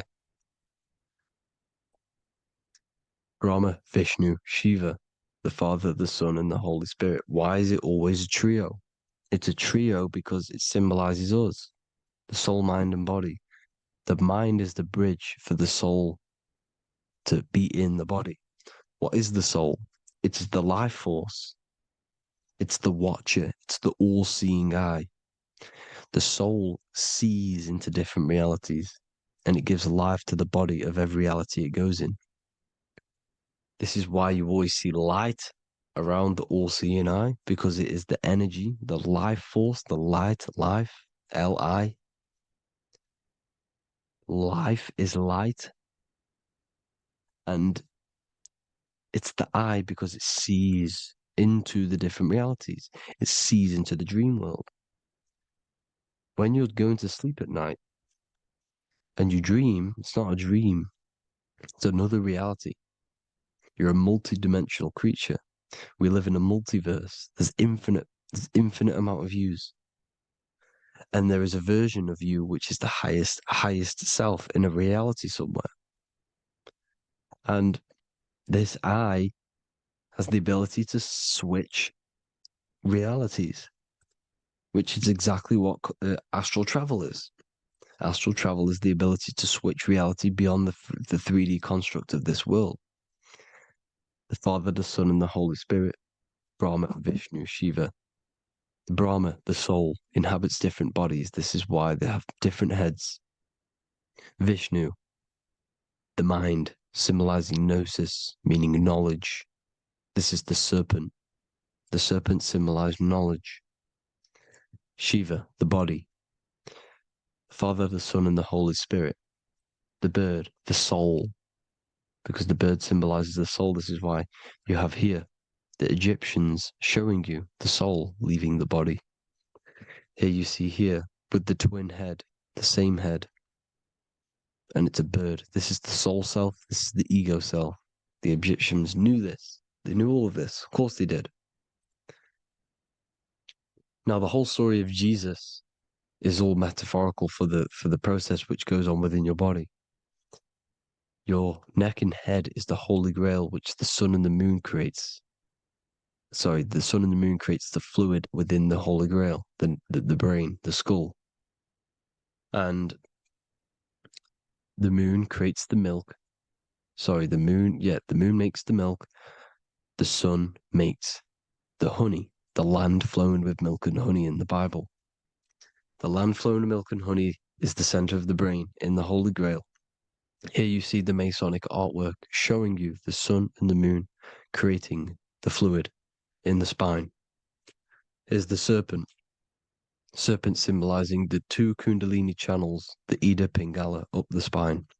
Here's the furnace raising the Kundalini, raising the oil, heating it up, and rising it to the crown. You see? So here you see more Masonic art, seeing the sun and the moon creating the holy fluid in the brain, in the cup, filling the cup. This is why it's a cup, because it's the Holy Grail. This is the holy oil in the center of the brain that gets released down the spine, which is Jesus coming down from heaven. It comes down the spine, down the River Jordan in the Bible. This is when Jesus goes from Nazareth to Jerusalem. He comes down the River Jordan, and Joseph and Mary are in Nazareth waiting for Jesus' return. Joseph and Mary symbolize the pineal and pituitary gland, which produce the two oils created by the sun and the moon. And he returns. When he returns, he gets crucified at 33, because there's 33 vertebrae at the back of the spine, and it crosses the vagus nerve. The crucifixion of the oil past 33 vertebrae creates God-man, and it creates your higher self, and it activates 100% of the brain. And you turn into spirit, you turn to your spirit self. This is why Jesus dies. He didn't physically die, it metaphorically dies, and becomes his higher self. The ego self is left behind. It's the same with the whole story of Jesus. Jesus comes down from heaven, which is the oil. He dies in a cave for 3 days, which is the oil in the cave. Here's the cave. And resurrects after 3 days. If you resurrect the oil, comes up and gets crucified at 33 in Golgotha. Golgotha translates to a place in the skull. The three wise men from the east. Well, if you look at the Masonic artwork, they'll always show you a ladder up to the east. Okay? Here you see north, south, west. This would be east. Here you see east here. East here. The ladder up to the east. The east is the top, up. Three wise men from the east. The thalamus, pituitary, and pineal gland in the center of the brain. The most important glands in the body. Here you see the Egyptians with the spine, the sun, and the two hemispheres of the brain. What did I say at the beginning? The sun is the soul. The sun is its own source of energy. It's the life force, which gives life to anything it inhabits. The soul is the same thing. That's why sun and soul mean the same thing. So, what I'm saying is consciousness is God. And this is why when it refers to as God in the Bible, means your higher self, pretty much. And returning back to this higher self, because God is something that you need to manifest. Consciousness is God, and your body is a reflection of the creation by God. This is why everything in the body corresponds with the stars. The stars rule the body. We are an image of the stars. This body is an image of the whole of creation. Aries rules the head. This is the cerebrum, the ram in the brain. Here's the ram, Aries. And we have something called the cerebrum, Aries, the ram. This is the Lamb of God moving to the higher mind. Taurus, which is the lower brain and neck, the cerebellum, the bull Taurus, the lower mind. And the cerebrum and the cerebellum, the ram and the bull, is what makes you ramble on. Ramble meaning walking. The higher mind and the lower mind working together makes the body ramble. Ramble is what makes you walk along. Thank you to Santos Bonacci. Gemini, the two twins, rules the two arms, the hands, and the lungs. These are the two twins of the body. Sagittarius, the horse, which rules the hips. Hips means hippo. Hippo means horse. Hippopotamus means water horse. Hippo means horse, and this is why we call them hips, because horses have massive hips. Capricorn, the kneecaps. Pisces, the two fish, the 2 feet. Then they make us swim. We are an image of the stars, people. Well, the body is anyway. Consciousness is God, and the body is the image of the whole of creation. It's a reflection of the whole creation, as above, so below. 12 systems in the body, 12 cranial nerves for the 12 constellations, 12 cell salts. The body's made out of 12 cell salts. So, this is where it gets kind of deep. You know, this is where we get deep. And he said Jesus was known as the fisher of man. And fisher of man, meaning man does not mean man as in the male. Man means mind. He's the fisher of minds. So the Bible is not patriarchal. It's not patriarchal. Man just means mind, pretty much. So the fisher of mind, man, because he was fishing minds out of this reality into the higher realities. He was teaching people how to leave the body when he walks on water. Walking on water is the physical, etheric, astral, and mental. These are the different planes of reality. The ether is the either, because the ether is the substance that's on either side, astral and physical. It's the fifth element is ether. And the fifth element is the water. The same water at the beginning of the Bible when it says, let the firmament divide from the waters above from below. The water symbolizes the ether. It's the base of all physical matter. And the ether is known as the water. So when you're walking on water, you're walking on the ether, meaning you're leaving the physical body. So when Jesus walks on water and he's teaching Paul to walk on water, Paul becomes scared and falls back into the water. Well, when you astral travel and you become scared when you're projecting, you'll fall back into your body.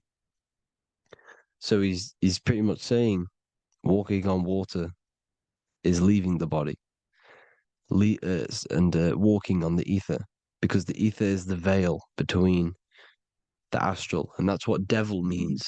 Devil has the word veil in it, because the devil is trapping you between one veil, which is this world. They're trapping you in this world, this thin layer of reality. Your dreams are different veils. The ether, the astral, the mental are different veils. Devil is the veil. The veil. You need to escape being stuck in one reality and live in between realities.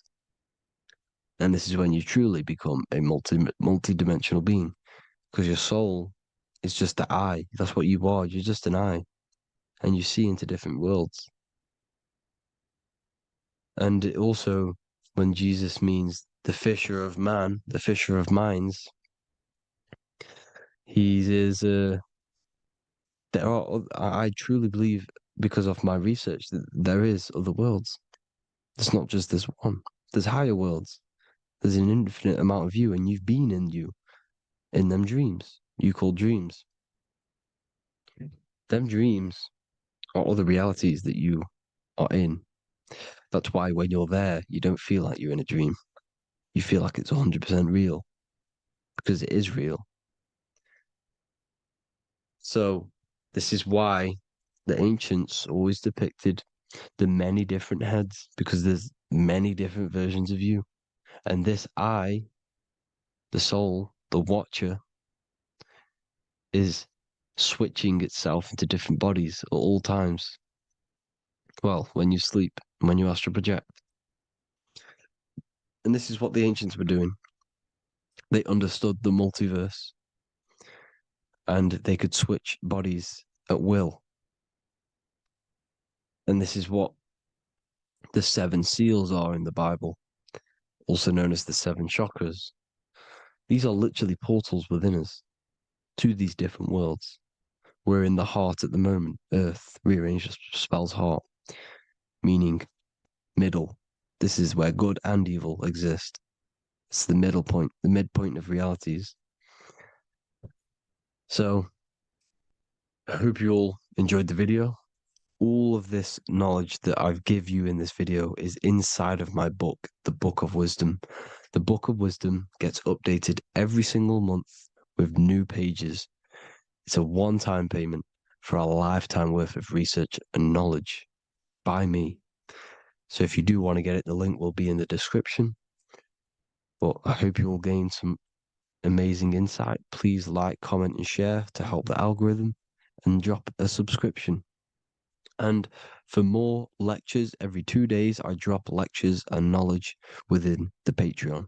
If you want to support the channel, join the Patreon. Everything's in the description, because we are not monetized on YouTube. Thank you all. Have an amazing day.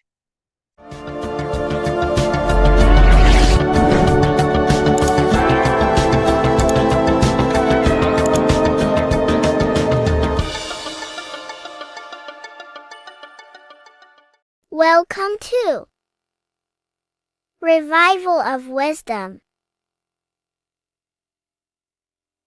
Welcome people, we're back with another video. Please make sure to hit the like, the subscribe button, and turn on notifications to never miss a video. The Vatican is a giant key from a bird's eye view, and it also contains an 8-pointed star. The Anunnaki Sumerian gods also depicted this 8-pointed star. The sky god Anu from the Anunnaki also uses the 8-pointed star for his symbol. And even Freemasons depict an 8-pointed luminary with a ladder and a key. This is symbolizing the key to ascension up to the 8-pointed star, which is Polaris. Polaris is always depicted as an 8-pointed star. Polaris is the standstill star at the very center of our realm, which is perfectly aligned with the North Pole. The Earth is a giant torus field, and at the center is where the most electromagnetic energy is stored. This is why all compasses point to the north. Hence why a compass is an 8-pointed star, because it points you to Polaris, which is the North Pole, the center of this realm. The 8 points of the 8-pointed star symbolize the 8 points in space and time. So yes, Polaris is the portal which you ascend through if you outgrow this consciousness by aligning your chakras. Our earthly realm is a macrocosmic reflection of us, and we as humans are the micro reflection, with the earth containing its 7 chakras as well as us. The North Pole is the 7th chakra, which is the crown chakra. So the key to ascension is held by the Vatican, hence why it's a giant key, because they mislead the masses through their religions, which teaches the masses to look outside of themselves. As stated in the 20,000-year-old emerald tablets written by the Egyptian god Thoth, On Earth, man is in bondage, bound by space and time to the Earth plane. Encircling each planet, a wave of vibration binds him to his plane of unfoldment. Yet within man is the key to releasement. Within man may freedom be found. So the 7 planets are associated with each 7 chakras. The lowest chakra being the root chakra, which is associated with Saturn. This is why the elites love Saturn and reflect it in all of their symbols. Because the chakras are an ascension of spiritual principles, starting from the material and ascending up to the spiritual, the crown chakra. However, evil love bondage, and they are trapping souls in the physical realm by stopping and provoking the ascension process. They do this by abusing the energy of Saturn, and Saturn is associated with the lowest chakra. The lower 3 chakras are associated with survival mode, which keeps the consciousness in a constant state of fear and only aware of its surroundings. Once you start to ascend up your chakras, you become more consciously aware of spiritual deeds. And this is the process of returning back to your true spiritual form. Going back to Polaris and its connection to ascension, Kanye West symbolizes this on his music video 24. As you see him rise up into the sky, you see an 8-pointed shape around him, which symbolizes the 8-pointed star, as you see the beam of light. And even NASA symbolize this in their Space Delta logos, a bear holding a key with an arrow up to Polaris, the 8-pointed star. Here's another NASA logo of an arrow from the Earth to Polaris.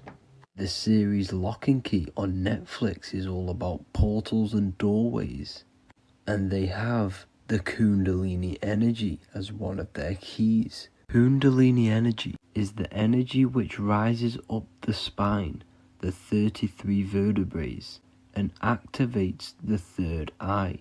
The third eye is the spiritual gland which connects humans to other spiritual realms. We are not the body. Our spirit, our soul inhabits the body. We exist physically, spiritually, and mentally. Therefore, we are multidimensional. The intellectual and spiritual inhabit the body. Therefore, this is just an avatar within this timeline. However, within each and every one of us, we all have the key to releasement, as says in the Emerald tablets. This releasement is ascension, up until higher states of consciousness. As stated in the Emerald tablets, man is in process of changing to forms that are not of this world. Grows he in time to the formless, a plane on a cycle above, and another one saying, man is a flame bound to a mountain, but we in our cycle shall ever be free. Know ye, O man, that when ye have progressed into the cycle that lengthen above, life itself will pass to the darkness, and only the essence of the soul shall remain. That's it for this video. I hope you all enjoyed. Please feel free to leave a like, subscribe, and comment any subjects you want me to talk about. God bless you all.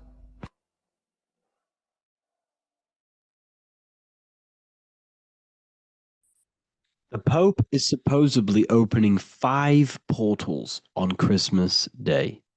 Now, I know this video is a bit late, but I'm going to be commenting on what I think this symbolism and this ritual truly means and what they are trying to do to society with this symbolic ritual.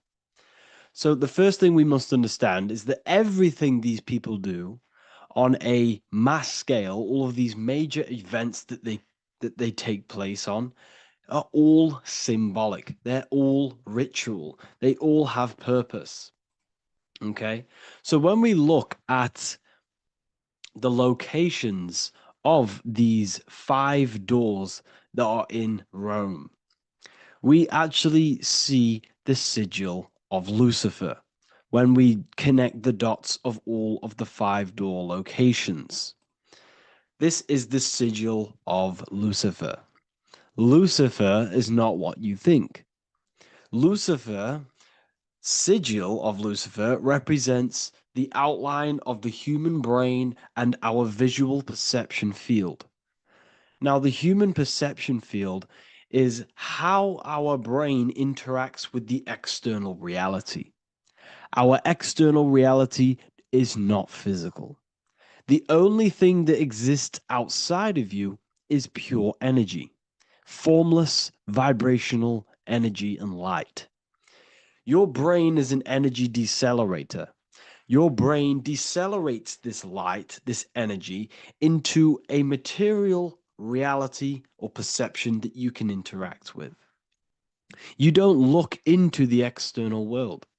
The energy, the light enters the eye retinas, goes through the optic nerve, and travels to the back of the brain called the visual cortex. And the visual cortex is what shapes your visual screen. Now, if you are seeing the screen, this means that you are not the body, you are not the brain, you are the perception observing the screen that you are seeing. You are the eye behind that, you are the person behind that. So, what this is actually symbolizing is perception. This is a symbol of perception, of perceiving the material plane, of how spirit interacts with matter. Now, what's Lucifer? Now, the word Lucifer means the light bearer. He's known as the light bearer. The word Lucifer originates in Latin. Luci means light, and fer means to bring. It's the light bringer. The eyes, the visual perception of the light bringer to your reality. You see, everything outside of you is light. You are made of light. The word hue man means light. Hue means color, which is a form of light. And man means manifest. We're light manifested into material form. Every single one of us is Lucifer. When we fall for the material world, the external world, is an illusion. It is the false world. It can elude you. It can make you fall in love with the material things, material pleasures, lust, money, fame. These things make you fall. This is the fall of Lucifer. This is the mythological story. This is the symbolism behind Lucifer. It's you. Are you falling for material pleasure because you are a divine spiritual being from the higher planes, not from this plane? Now, if you let your divine being fall for this material plane and fall for the evil that can take place in this plane, then you are Lucifer. It represents the false light, the false reality. This symbol, the sigil of Lucifer, it symbolizes the interplay between light, consciousness, and the perceptual experience of the physical reality. The external world is truly internal. What we visually perceive is essentially light waves carrying information, which then gets processed by our brain, the central computer of our nervous system. Okay? So, how many doors are open? 5 doors. So 5 is the number of perception as well. 5 fingers on each hand, 5 points on the human body, 5 toes on each foot. We have 5 senses. 1, 2, 3, and 4, they're spiritual numbers. 6, 7, 8, and 9, they're material numbers. 5's the gateway. 5 is the middle bridge of how our spiritual self interacts with the physical self, how spirit interacts with matter. So this ritual is symbolic of perception. This is maybe bringing in a new perception. A new event will happen after this, a new perception of the world. Or personally, I think this ritual was to obviously shape the collective consciousness, because your reality is an externalization of your inner consciousness. It's simply just a mirror. Your material life, your material world outside of you is simply a mirror reflecting with mathematical and geometric precision of your internal consciousness. Your consciousness is creating and causing the effect called reality, physical reality. Your life is a result of every thought you thought in the past. Therefore, with that being said, everyone who perceives this ritual of, oh, the Pope's opening 5 spiritual portals, who's letting in demonic energy into the world, they're going to let demonic energies and demonic spirits all in the world. Well, what if I told you the only portal they're opening is a portal in your own mind for negativity? By you believing in negative forces coming into the world and going to possess everyone, that's opening up your own mind. The collective spiritual community has been brainwashed in thinking there's going to be demonic energy. Therefore, what will happen? There will be demonic energy. Not because the Pope opened up a portal to the demonic energy, it's because everyone opened up their own minds to the demonic energy. Therefore, we as a collective consciousness shape the external world on a macrocosm scale. For example, the microcosm is your personal life. Your personal life. You have created it through consciousness. Your belief system is just externalized in your world. But on a collective scale, we all believe in money, for example. And because we all believe in money and we believe that this piece of paper holds value in our minds, okay, in the mental plane, this has an effect on the physical plane by shaping the physical plane by being ruled by this belief on a macrocosm scale. Yes, I know that money doesn't exist. It's just a belief in my mind. But that doesn't have an effect because the collective consciousness believes that money has effect, has power. When it doesn't, it's just a piece of paper with a belief behind it. If the collective consciousness stopped stopped believing in money, then the collective consciousness would have broke the spell and we would have no longer had a material plane ruled by money. You see, our beliefs is ruling and shaping our physical plane. This physical world outside of you is truly just an effect of the mind, an effect of our consciousness, our inner world. So I believe this ritual was done to change our perception, to make us think the Pope is bringing this spiritual energy and negative forces into the world. And it's just simply us creating the negativity in the world by believing in this, by thinking this. Remember, they have the power to send messages into millions of people's minds through media. And then messages are then believed, and that belief is shaping our world. What have I told you? That the New World Order is not manifested by the elite, it's manifested by you and us. We're all manifesting the New World Order. They can't manifest it. We can, because we are the ones believing it. We believe it. It is reality. It shapes our own prison. We're all shaping our own prison by believing in the prison, by believing in money. So this ritual was all to do with perception, creating a new perception, creating fear in our minds to, of course, distract us from what's really going on.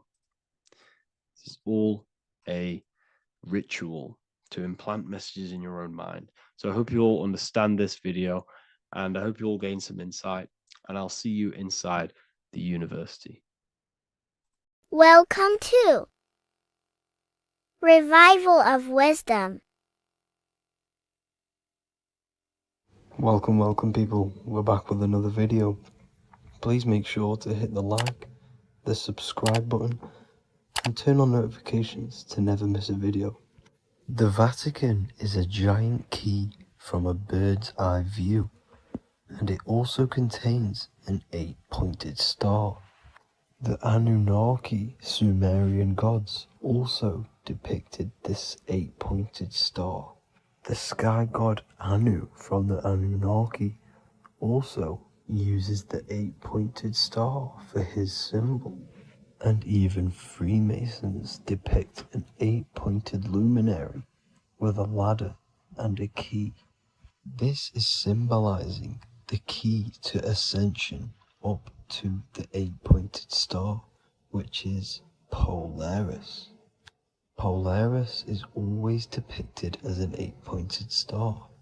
Polaris is the standstill star at the very center of our realm, which is perfectly aligned with the North Pole. The Earth is a giant torus field, and at the center is where the most electromagnetic energy is stored.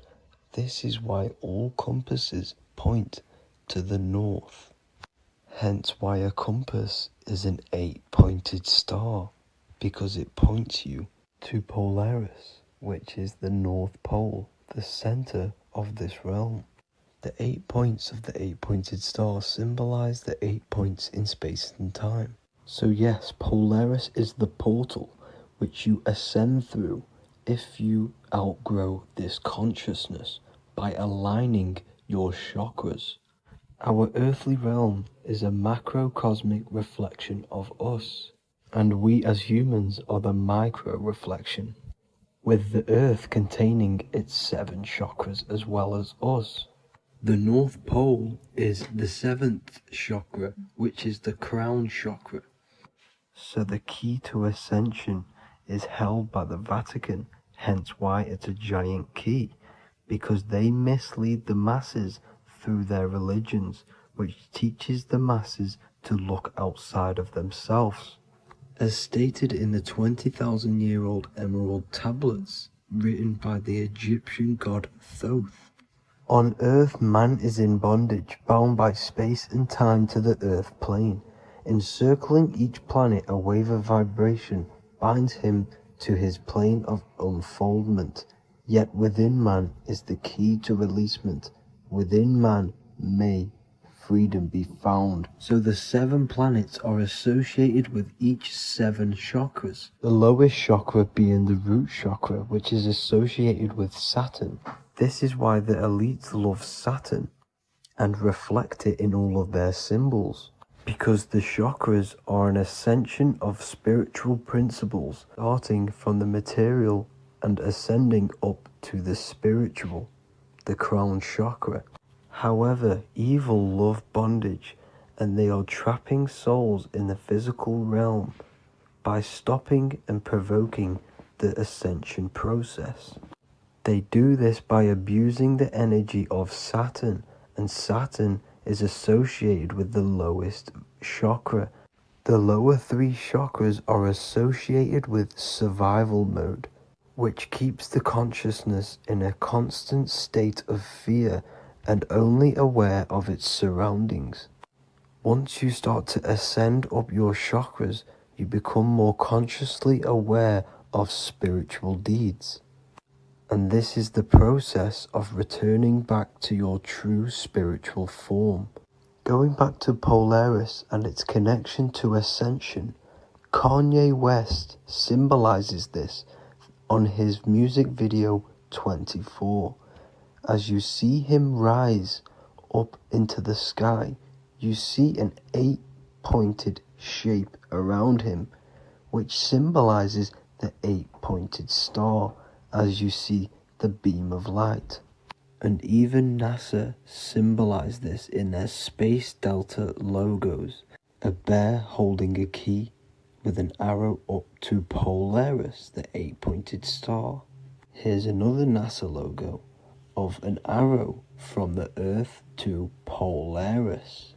The series Lock and Key on Netflix is all about portals and doorways, and they have the Kundalini energy as one of their keys. Kundalini energy is the energy which rises up the spine, the 33 vertebrae, and activates the third eye. The third eye is the spiritual gland, which connects humans to other spiritual realms. We are not the body. Our spirit, our soul inhabits the body. We exist physically, spiritually, and mentally. Therefore, we are multidimensional. The intellectual and spiritual inhabit the body. Therefore, this is just an avatar within this timeline. However, within each and every one of us, we all have the key to releasement, as says in the Emerald tablets. This releasement is ascension up until higher states of consciousness. As stated in the Emerald tablets, man is in process of changing to forms that are not of this world. Grows he in time to the formless, a plane on a cycle above, and another one saying, man is a flame bound to a mountain, but we in our cycle shall ever be free. Know ye, O man, that when ye have progressed into the cycle that lengthen above, life itself will pass to the darkness, and only the essence of the soul shall remain. That's it for this video. I hope you all enjoyed. Please feel free to leave a like, subscribe, and comment any subjects you want me to talk about. God bless you all.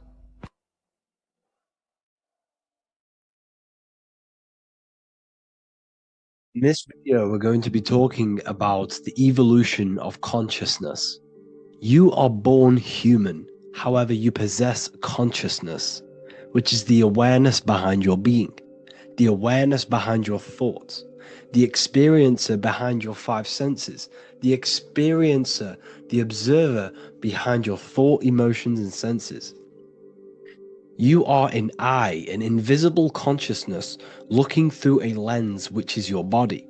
Your body produces this physical world that you experience.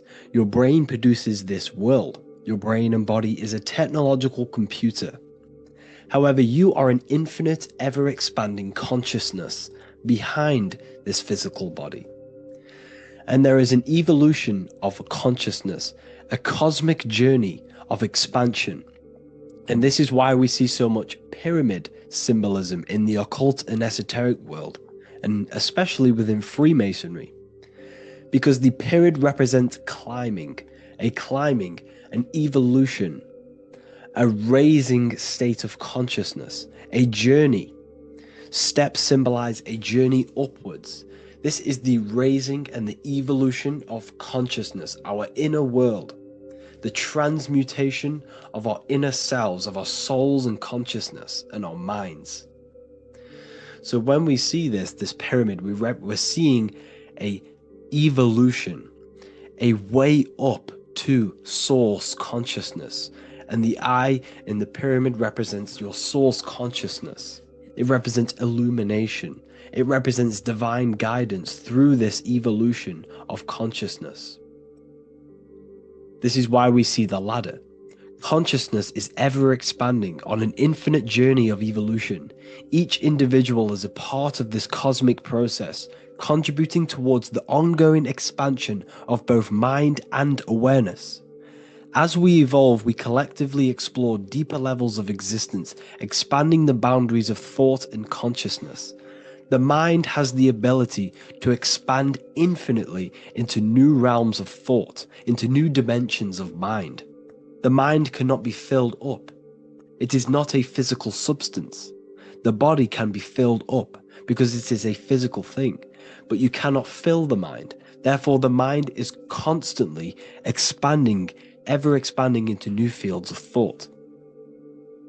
So what we see in Freemasonry, the ladder, is again a journey, an elevation of consciousness. When we are born with an infant consciousness, and as we gain older, we gain an adult consciousness. Our inner world, our inner mind, and our emotional intellect changes and evolves. We are significantly different from when we were very young as an infant. It's because our consciousness evolutes, it changes, it alters like water. So just like this evolution of your own consciousness as growing up, there is consciousness of beings existing in cycles beyond our own. And their consciousness is unimaginably different from ours. They operate on a higher level of understanding and knowing, experiencing reality in ways that transcend our current comprehension. Our minds right now cannot comprehend the highest states of consciousness. There are entities, there are beings beyond our own, existing in higher dimensions of consciousness that we cannot comprehend because they have expanded. They are on a further way up the ladder of consciousness. However, we are all on the same journey. None of us can take the same journey. There is one ultimate goal, reaching source consciousness. However, this is always ever expanding.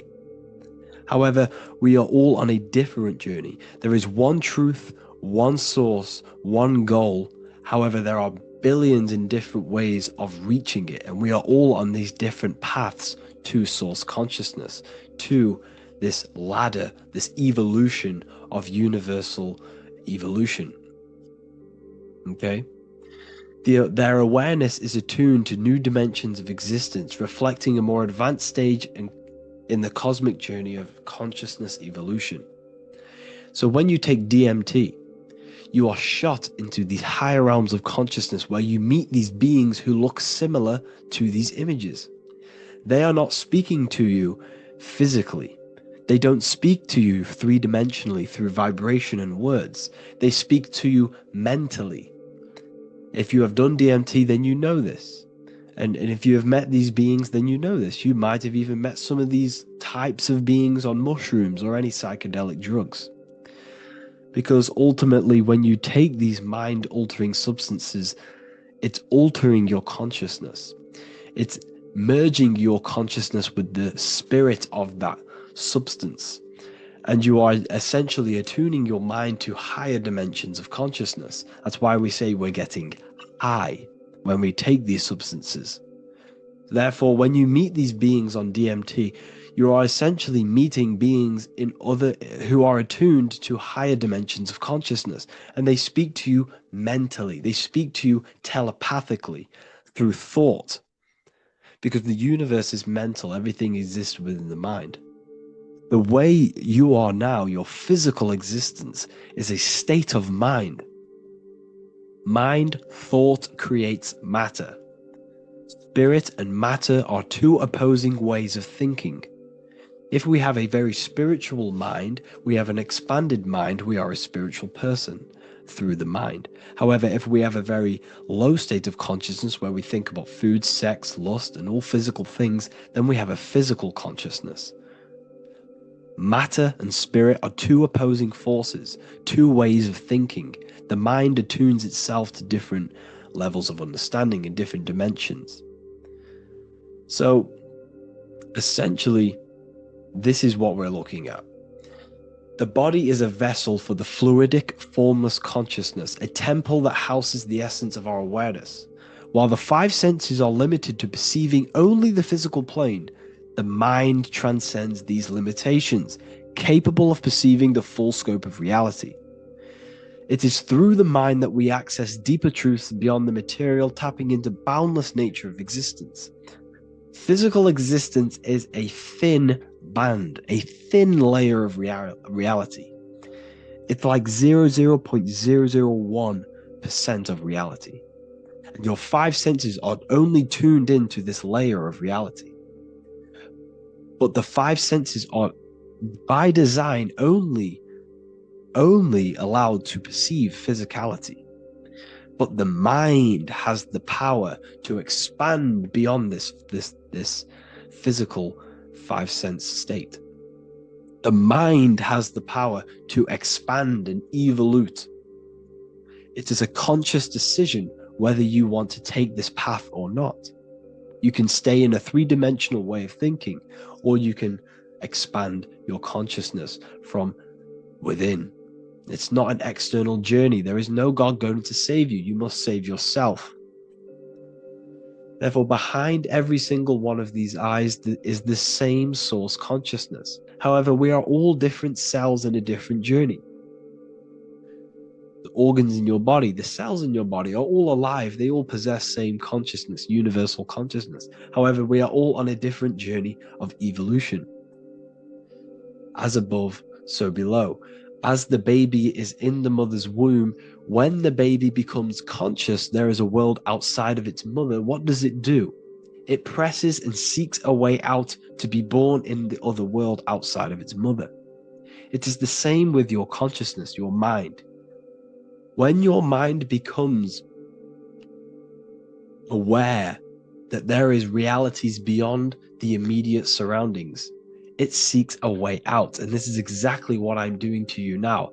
I am now expanding your mind and telling you there is other ways of reality. There's other dimensions of consciousness which you can access through inner transmutation, through different ways of thinking, spiritualism, and meditating and connecting with yourself and detaching from external things.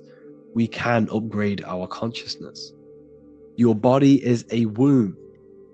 Why Jesus says you must be born again to see the kingdom of God, because you are born physically and then you must be born again spiritually, awakening your inner consciousness.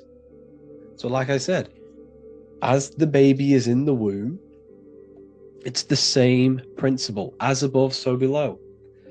You were a baby, you were in your mother's womb, and you figured out there is a world outside of your mother, so you seek to weigh out your mother to be born in another world. It's the same now.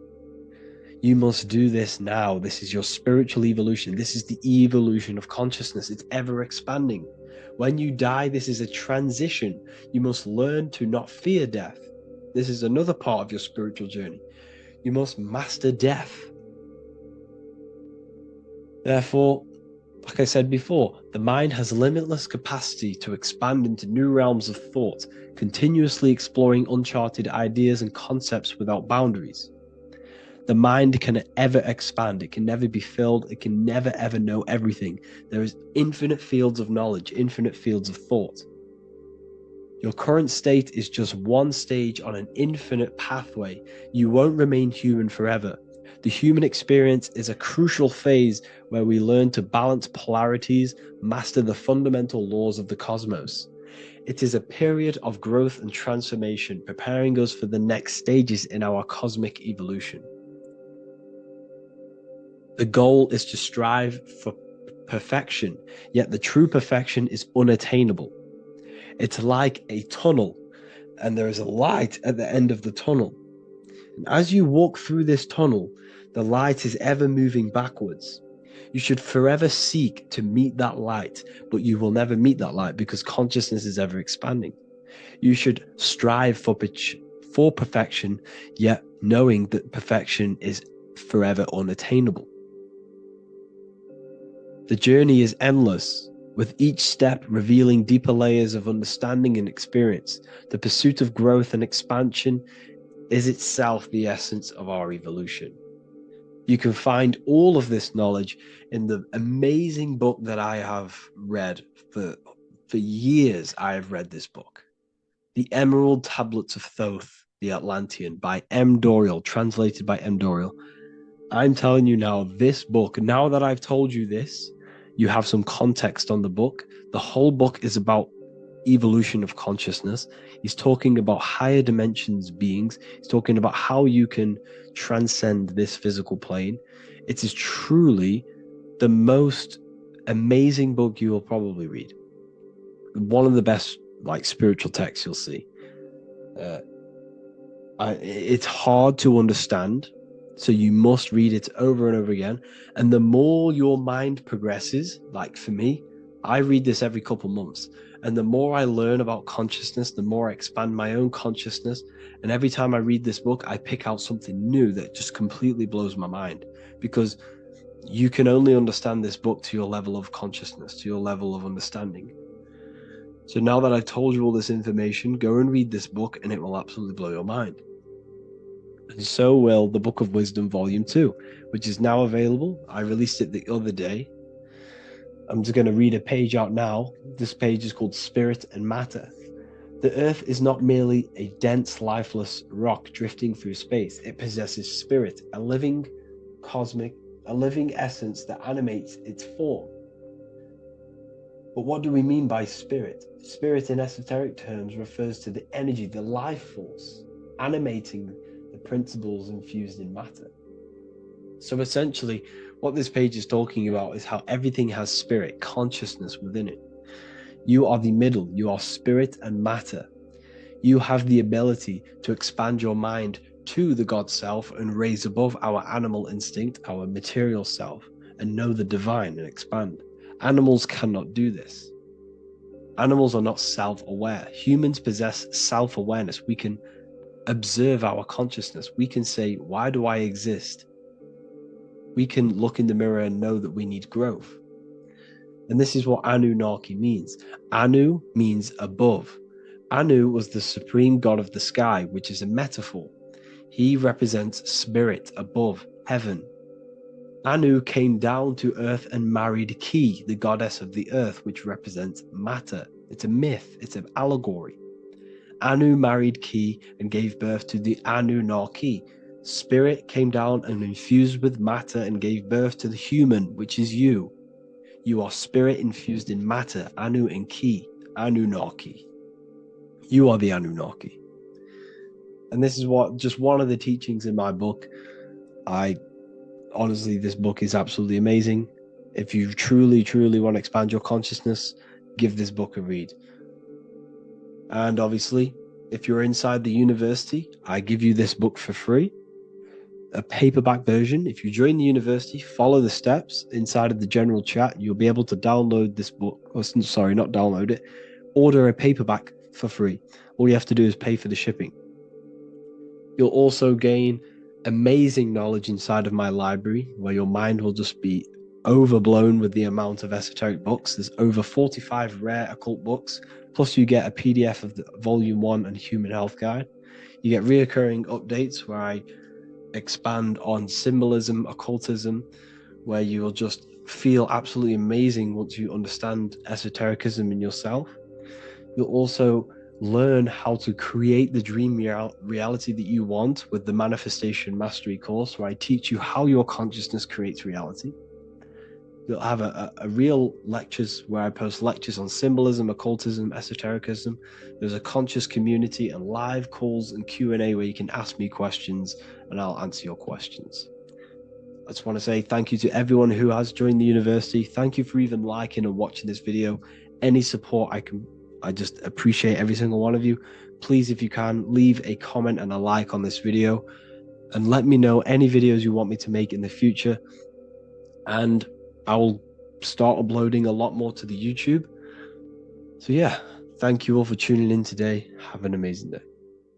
Do the elites actually worship Saturn? In this video, we're going to be discussing the occult and esoteric meaning of the 7 planets and the abuse of the Saturnic energy within today's world. This will help you gain a deeper understanding of reality, yourself, how you create reality, and what these 7 planetary energies actually truly are. In order to understand anything within the universe, we have to understand the law of correspondence, the law of as above, so below. There is one consciousness expressed in infinite forms. Me, you, the squirrel, everyone who possesses consciousness within this universe is an expression of the one divine consciousness, what we like to call Source, God, or the grand architect of the universe. We have to understand there is a large scale, but the large scale is mirrored in the small scale. If we look at lightning, this is a large scale. This is the macrocosm. Then we go a bit smaller to the trees. We see the same pattern. Then we look a little bit smaller into the human body. We see the same pattern of the nervous system. Then if we zoomed into the microcosm, brain cells, we still see the same pattern. This reveals the universe is a fractal universe. The large is reflected in the small. And this is the symbol of the Fibonacci sequence, which represents this as above, so below principle. The big spiral represents the macrocosm, but then this spirals into the tiny spiral. This symbol goes for eternity, never touching, never finishing. The large is mirrored in the small. With understanding this, we can realize that we are a microcosm of God. We are our own universe. We are our own world. Your body is the earth. Your mind is the mind of God, just in a smaller version. You are a drop in the ocean of the vast collective consciousness. With that being said, everything you see outside of you is inside of you. As above, so below. The 7 planetary energies on a macrocosmic scale are the 7 energies that form the physical world. The physical dimension is crystallized thought. Everything you see around you was thought made manifest. Thought imagined, then created in the physical reality. Therefore, these 7 planetary energies are 7 astral forces that create and weave the material existence. For example, if we look at a tree has 7 categories of consciousness, 7 creational forces that create the tree. This is the reason why we have 7 days of creation in the Bible. This is the reason why we have 7 days of the week for the 7 planetary energies. Monday is for the moon, Mars is for Tuesday, Mercury for Wednesday, Jupiter for Thursday, which is Thor. Thor is Jupiter. Venus for Friday, Saturn day for Saturn, Sunday for the sun. This is also the reason why we have 7 major energy centers within the body. The 7 life forces that flow through the body to give physical existence to the physical form. Man is a microcosm of the universe. With that being said, if we look at a tree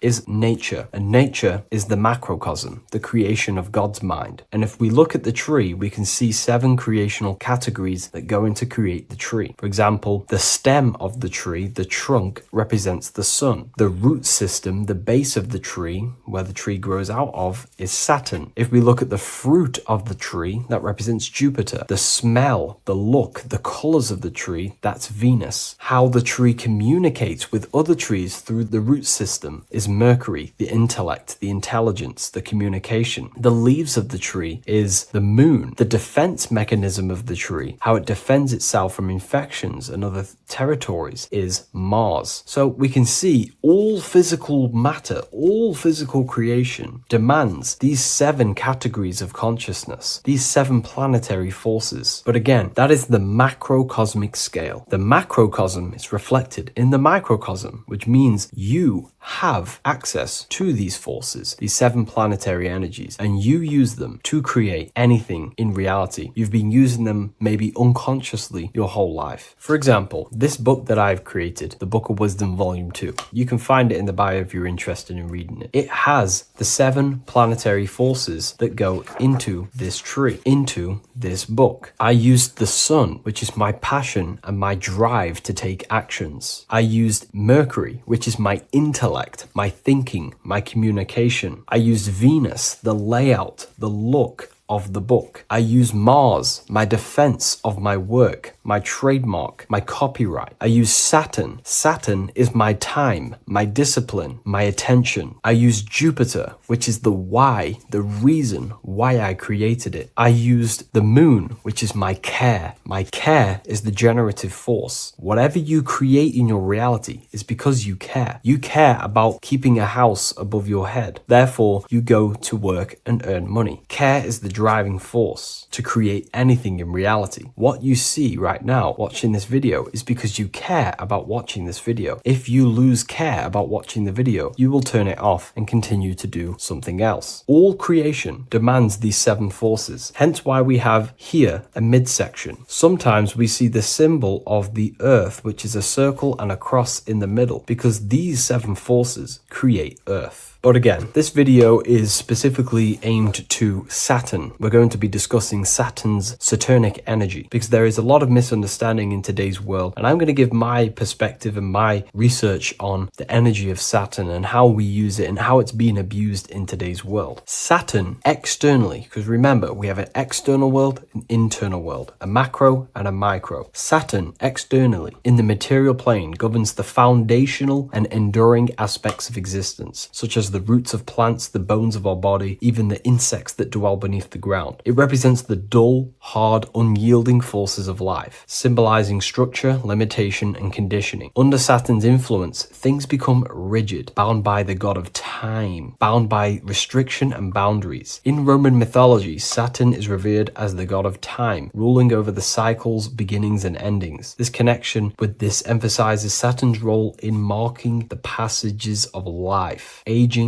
and inevitable constraints we all face. Internally, inside yourself, the microcosm. Internally, Saturn embodies the conditioning within our own consciousness. When Saturnian aspects of consciousness dominates, we become overly rigid, fixated, restricted in our thinking and actions. For example, Saturn's influence is strongly felt in today's world, where many people's minds are confined to societal norms and conditioned responses. The pervasive control Saturnian energy can lead to the sense of limitation, as people become trapped within structure imposed by society and power structures. However, we have to remember that limitation, there is dark and light. Limitation is not bad. This is why Saturn is connected to the god Satan. They are the same being. It's something that restricts, holds back, and keeps you limited, conditions and limits consciousness to its lower power. Saturn is a great teacher, guiding us through difficult life lessons that ultimately lead to growth and expansion and power. Although Saturn's energy is harsh and often challenging, it helps us to develop resilience, discipline, and wisdom. Yet in modern age, this energy has overpowered the minds of the masses, fostering excessive rigidity and limitation. Instead of being ruled by Saturn's constraints, we should seek to embrace more freedom, love, joy, balancing Saturn's lessons with openness and fluidity in our life. So like I said, Saturn rules law. Anything that is limiting or holding back, something that is a restriction or a wall. This is why we see judges wear black robes. The color black is associated with Saturn because Saturn rules over the nighttime and the winter time. Capricorn, they wear black robes. A graduate also wears a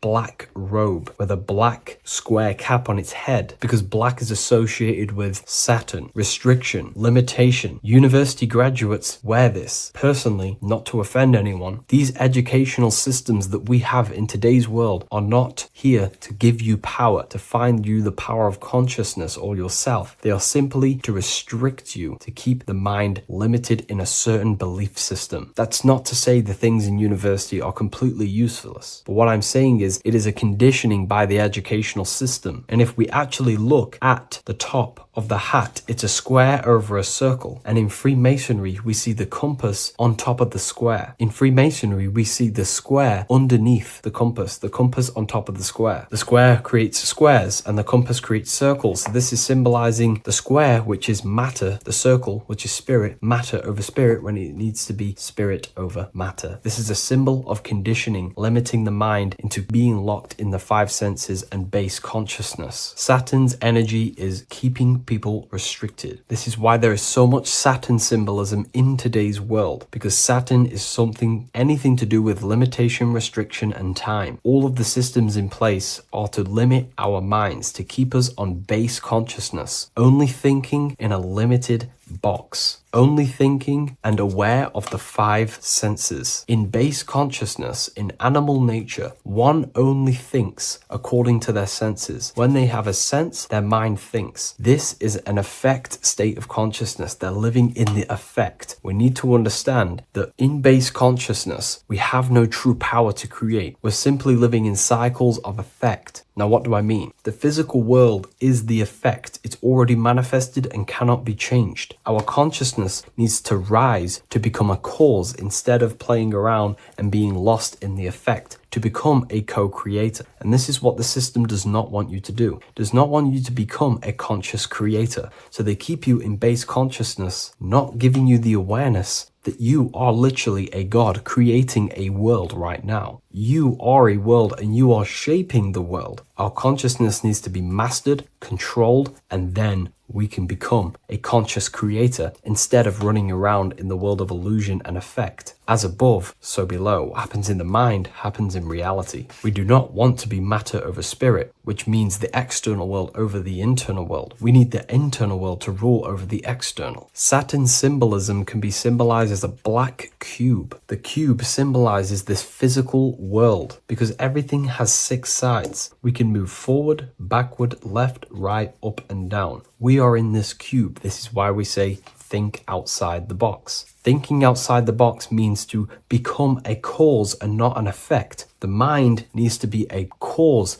an instruction center and not just thoughts that are reinforcing the effect and lost in the effects of the material world. Instead of reacting, we need to become a commander. This is a symbol of conditioning and the physical plane. Black is dull, lifeless. The physical world is lifeless. It has no power to create. It has no power to do anything. It is simply a projection and an effect. You, the mind, consciousness, are the cause. You can create the effect. In today's system, Saturn's energy is heavily relied on, which is just simply man-made laws, restrictions, time wasting, and keeping people in base consciousness, only aware of the physical five senses. Let's get something straight about the elites. They do not worship Saturn. There is nothing to worship. They simply use the energy of Saturn to keep people limited. They're not using the planet Saturn, but they're limiting people in their belief systems and physically where they can go, restricting boundaries, countries, restricting people's minds through mass media, which is all symbolism of limitation and restriction of Saturn. They're not worshipping it, they're using it and abusing it. Saturn could be anything in your mind that keeps you limited. If you have a limited thought that does not allow you to take action on something, that is a Saturnic energy within your own mind. Anything that is indoctrination, anything that is boundaries on you, that is a Saturnic energy. Some people say that the Saturn and the moon are working together to trap our soul. This is highly symbolic. Saturn and the moon are not forming a matrix to trap your soul and keep you reincarnated. Again, this is symbolic, and in the esoteric version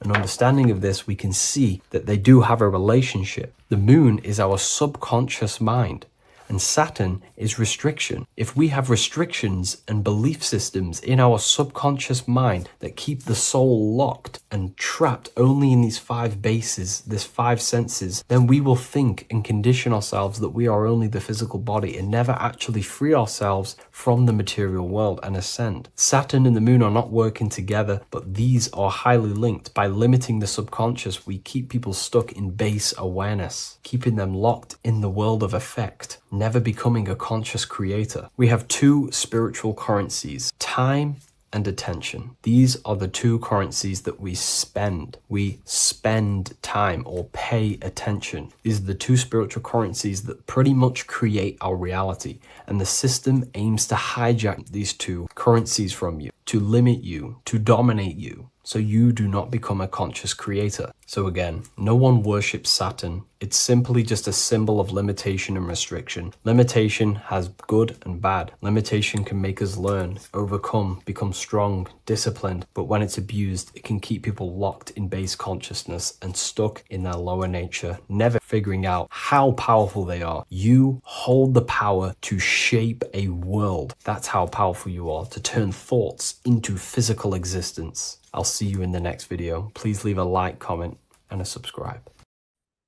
You are not breathing correctly. 98% of people only use a third of their lungs capacity, which is shallow breathing, which ages you, lowers your brain capacity, and also lowers your state of consciousness. So it's essential that you breathe consciously on a day-to-day basis, because this is what truly elevates your consciousness. I am going to give you the key for you to raise your consciousness just through breathing alone. Such a simple thing, but yet the most effective way for raising your state of consciousness and becoming more spiritually and mentally advanced. So tune in for this video, and I'm going to show you exactly how to do it and the symbolism behind breathing. Air is more than just air. It carries electromagnetic energy. So now I'm going to give you the science behind this spiritual truth. This invisible force is what sustains all physical life, providing the life force energy essential for existence.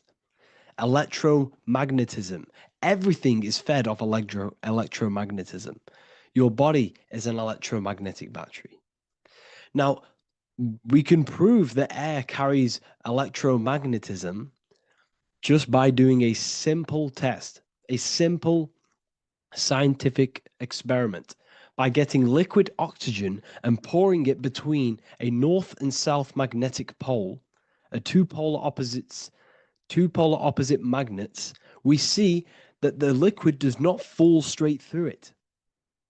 It is sucked, it is magnetically attracted to these two opposing forces, opposing magnets.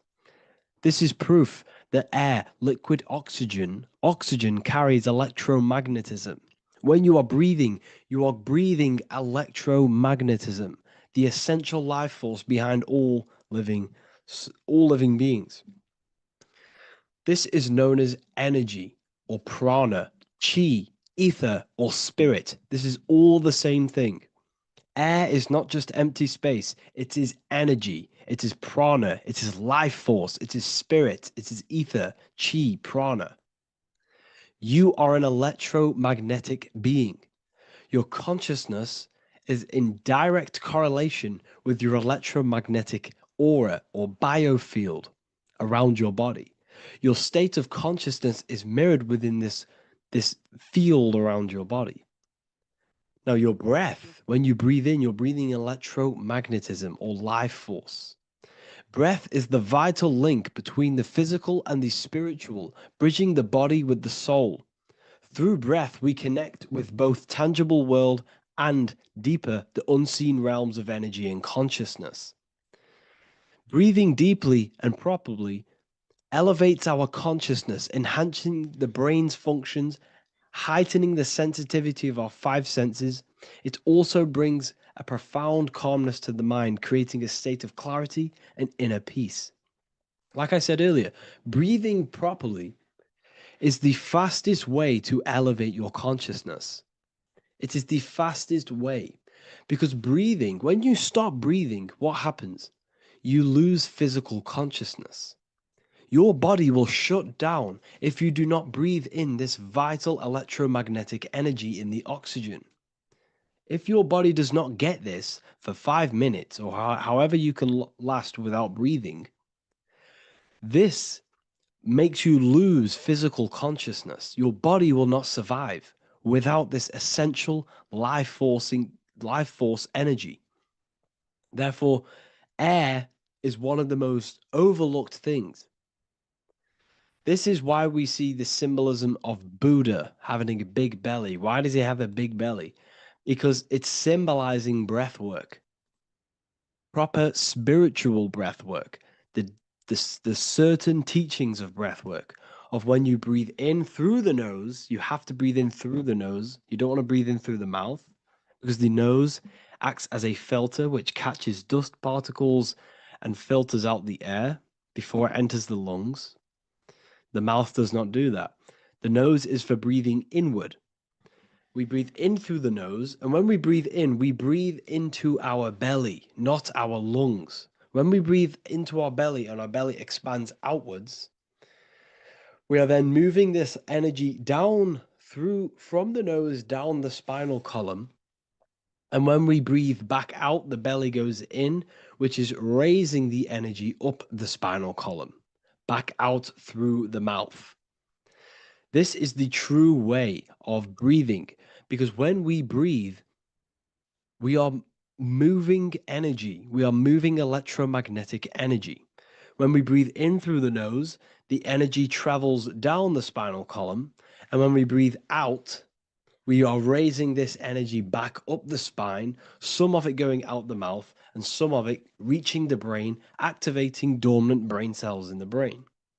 But when we breathe, we need to make sure we are using 100% of our lungs' capacity, because the lungs is what transforms this special energy into consciousness, physical consciousness. So this is why Buddha has a big belly. It's not because he was fat. It's not because he was overweight. It's symbolism. It's symbolism of breath work. So try this. Do this for 2 minutes while you watch this video. Breathe in through the mouth as hard as you can until you no longer can fill any more air into your lungs and belly. Breathe it into your belly, not your lungs. And breathe out through the mouth. Do this for 5 minutes or 2 minutes, however long. I promise you, breath affects your consciousness. you will notice the difference. If you do it quicker, the quicker it'll affect your consciousness, and you might go lightheaded. But that lightheaded is you activating your spirit, your energy body. So try this just by when watching this video. When you breathe consciously, you are renewing both your energy body and astral body, aligning your consciousness with a higher state. This practice feeds new life force energy into the body, revitalizing and enhancing your overall well-being. Like I said, your brain requires the most amount of oxygen. When we have shallow breathing, this is reducing the brain's capacity. Because when we are not breathing properly, which 98% of people are only using a third of their lungs capacity, we are essentially only using a third of our consciousness, because your breath is directly correlated to your consciousness, your state of consciousness. When you breathe in through the mouth, out through the mouth, out in through the nose, out through the mouth, consciously and deeply for 5 minutes, you will notice that your senses are more powerful and sensitive. Your brain is quicker.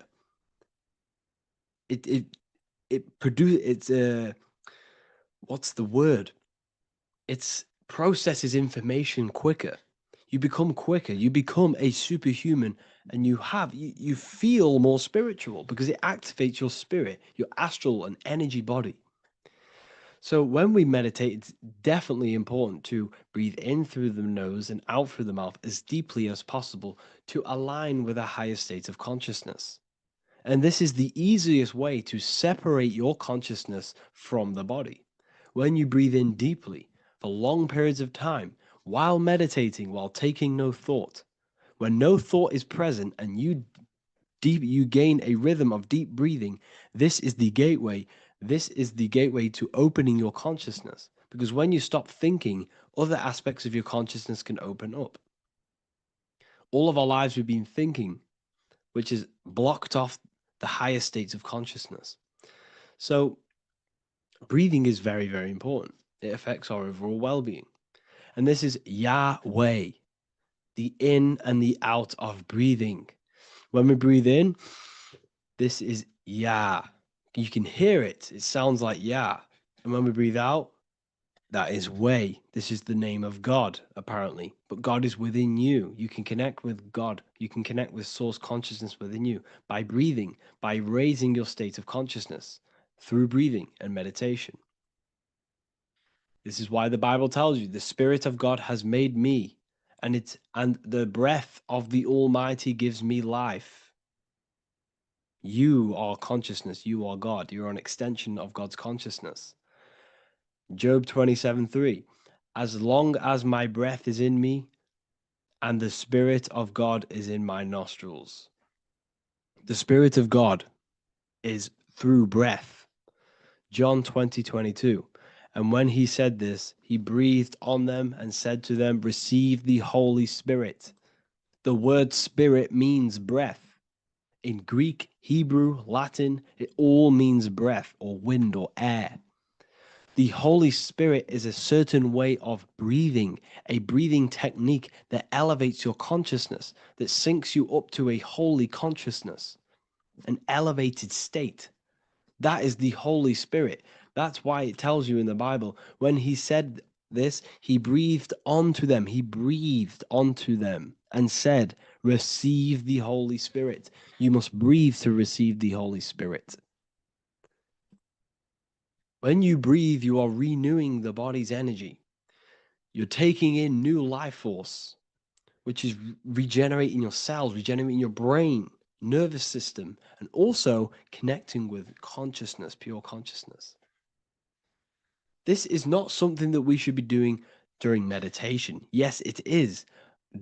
We should be doing it during meditation, but this is something that we need to apply all of the time. This is the fastest way you can raise your consciousness. I just want to say, all of this knowledge is inside of the Book of Wisdom, Volume 2. Make sure to give a like and a comment on this video to help the algorithm. And let me know what you think about the last book or this book if you have read them, to let the new people know what they're looking at with this book. This is truly life changing, the volume 2 and volume 1 is truly life changing. You can get them in a bundle also. Learn hidden knowledge inside of the Ethereal University. This is where truth seekers belong. I'm not here to try sell you this, but this is the place for truth seekers. And if you are serious about your spiritual journey and serious about gaining knowledge, which gives you the advantage over life, join Ethereal University. This will definitely help you. Thank you for watching this video. Please leave a like and comment. Make sure to give me any suggestions on videos you want me to make in the future. Thank you all.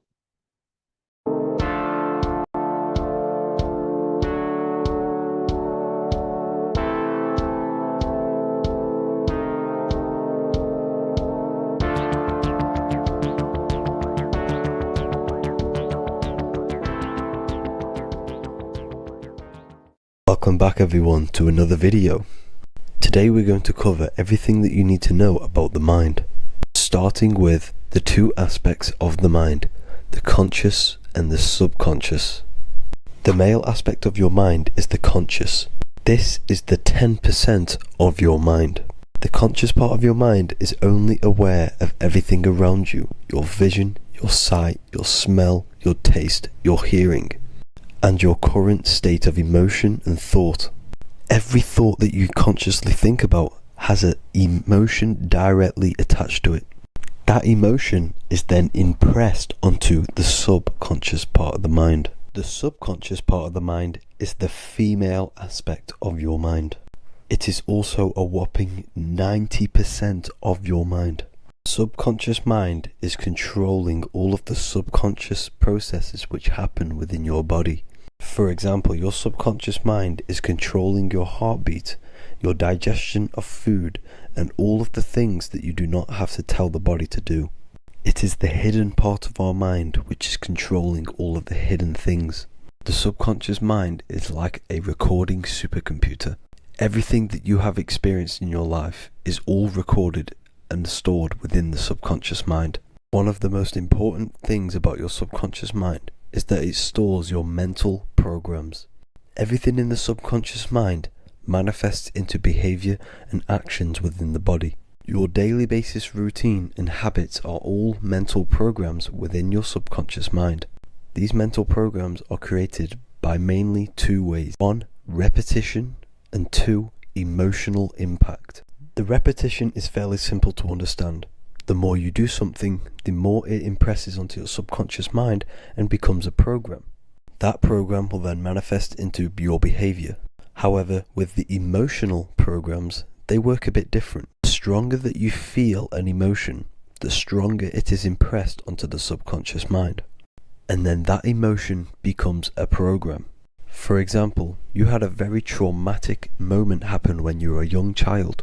The emotion that you felt was so strong in that moment that it impressed into your subconscious mind so hard that you can recall that moment like it was yesterday. That traumatic event that happened to you when you were young will still manifest into your daily basis behavior even to this day.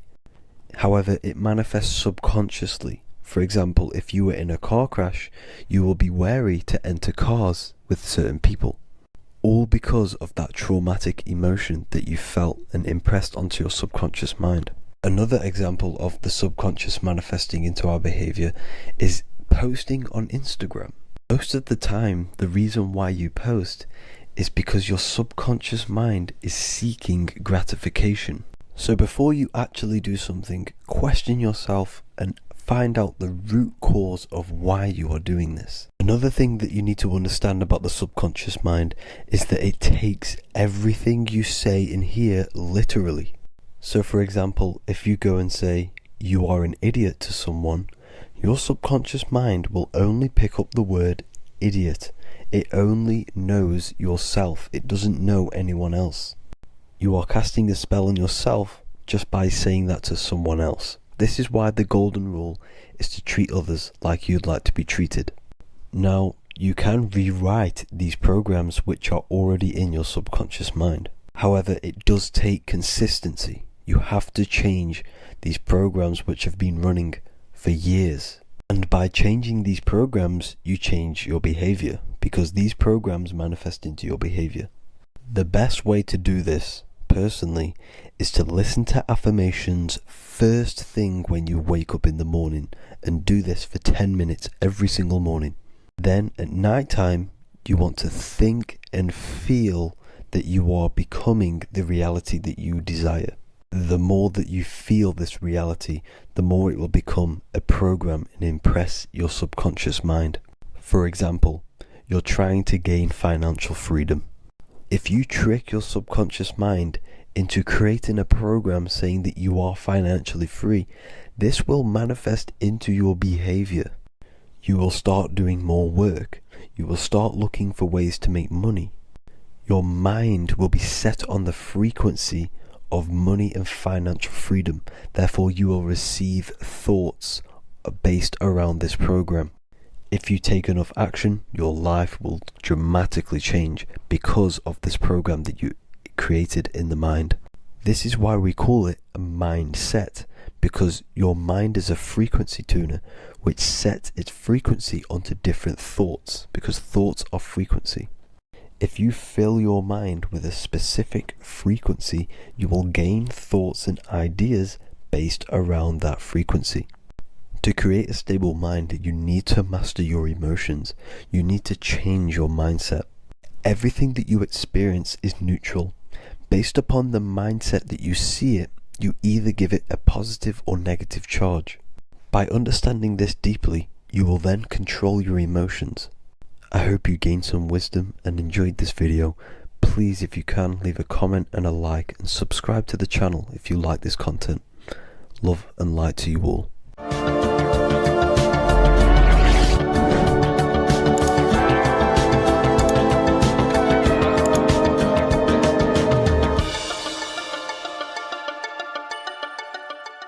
Religions were made to hide the truth about yourself, God, and the universe. You see, religion teaches there is a God separate from you. He created the universe separate from himself. They did this to truly disconnect you from consciousness, from God, and from yourself. Now let me explain. It's going to be very difficult to understand this from a left hemisphere dominated perception. The left hemisphere sees everything individual. The right hemisphere sees the whole. For example, if you're walking through a woods, the left hemisphere sees individual trees, leaves, twigs, and branches. The right hemisphere sees the interconnectedness of the whole woods. We've been trained our whole life to be trapped in the left hemisphere, to think logically, scientifically, with evidence. This way of thinking traps you in illusion, division, and separateness from everything. Plus, in science, they teach you the universe exists outside of you. You exist in a universe, and the universe exists whether you exist or not. This is completely false. You are the universe experiencing itself. There is only one person in the universe. There is only one awareness in the universe, and that is God. That is your consciousness. Not your name, your job, your reputation, your thoughts, your beliefs. That is not God. God is the infinite awareness that you are, the alertness, the essence of life. You are an individual. You have a dual nature, an inner world, consciousness, and an outer world, this physical body.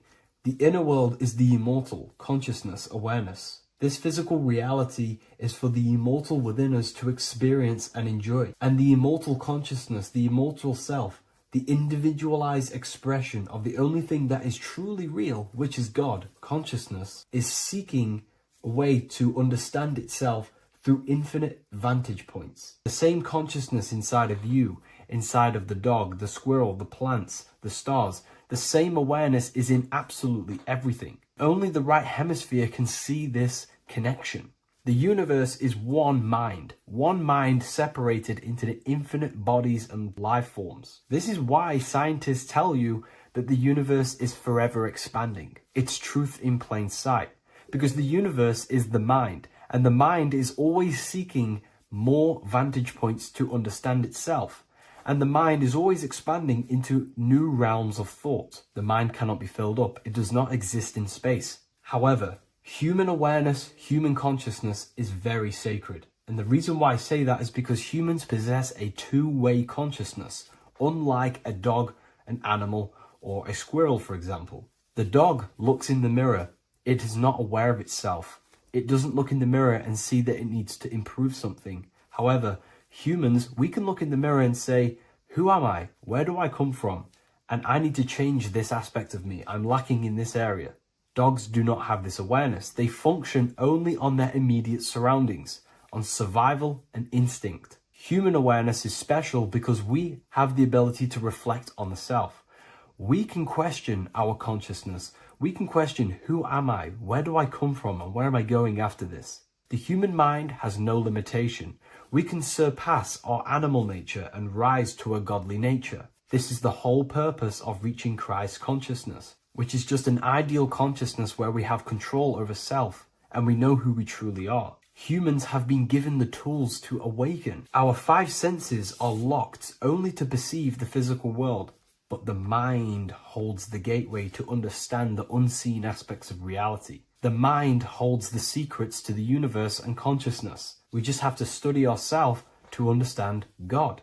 We are all individualized aspects of consciousness. There is only one pure consciousness in the universe, but we're fractaled into infinite life forms, experiencing this consciousness in a different form, molding this consciousness into individual egos and individualized consciousness. Me and you are made of the same fabric. However, I have thought different things, believed different things, experienced different things, which has conditioned my consciousness to be my own individualized aspect of God. And that's what makes me, me, and you, you. God is the creative power within us to turn thoughts into physical reality, to create things. We are a creator. Each one of us is a miniature earth, creating and building in this physical 3D reality. Our consciousness holds power over the 3D reality. We can mold it and create anything we wish. However, we have been conditioned to live like an animal, living in our animal nature, eating, surviving, lusting, and these low-level desires keep us trapped from figuring out our creative power. This is why the ancients always depicted God inside of the brain. Even in ancient Christian artwork, William Blake, Anton Raphael, all depict God inside of the brain. Why is this? Because God is our creative power. The spinal column acts as a type of ladder of consciousness. If you just think about sex and act on sex, eating, consuming, and living in a survival animalistic state, then your consciousness is functioning on the lower end of the spinal column, where your reproductive organs are and your gut organs are to consume food. In order to activate the God within us and to us to truly know God, we have to be aligned with the God consciousness. We have to unlock the God within us so we can truly actually experience God and understand it. However, God exists beyond our personal consciousness, beyond our human identity. In secret societies, satanic rituals and satanic societies, they are seeking a way to escape the human identity through ritual work, meditation, and trance-like states. A trance-like state is like the state that you enter just before you fall asleep, where there is no thought present in your mind, because you are not the mind, you are the observer, you experience the thoughts. And when we escape the human identity through rituals, meditation, or trance-like states, we can actually experience beyond the veil of this material world. However, satanic rituals do this in a negative way. Satanic rituals include ways to make the human mind tap out by pushing the human minds to the limit through pain, suffering, and even torture, to allow the mind to pass out so you can temporarily pass on the veil of the physical world and escape the limitations of the human identity and the human thinking mind. Now, you do not have to do it this way.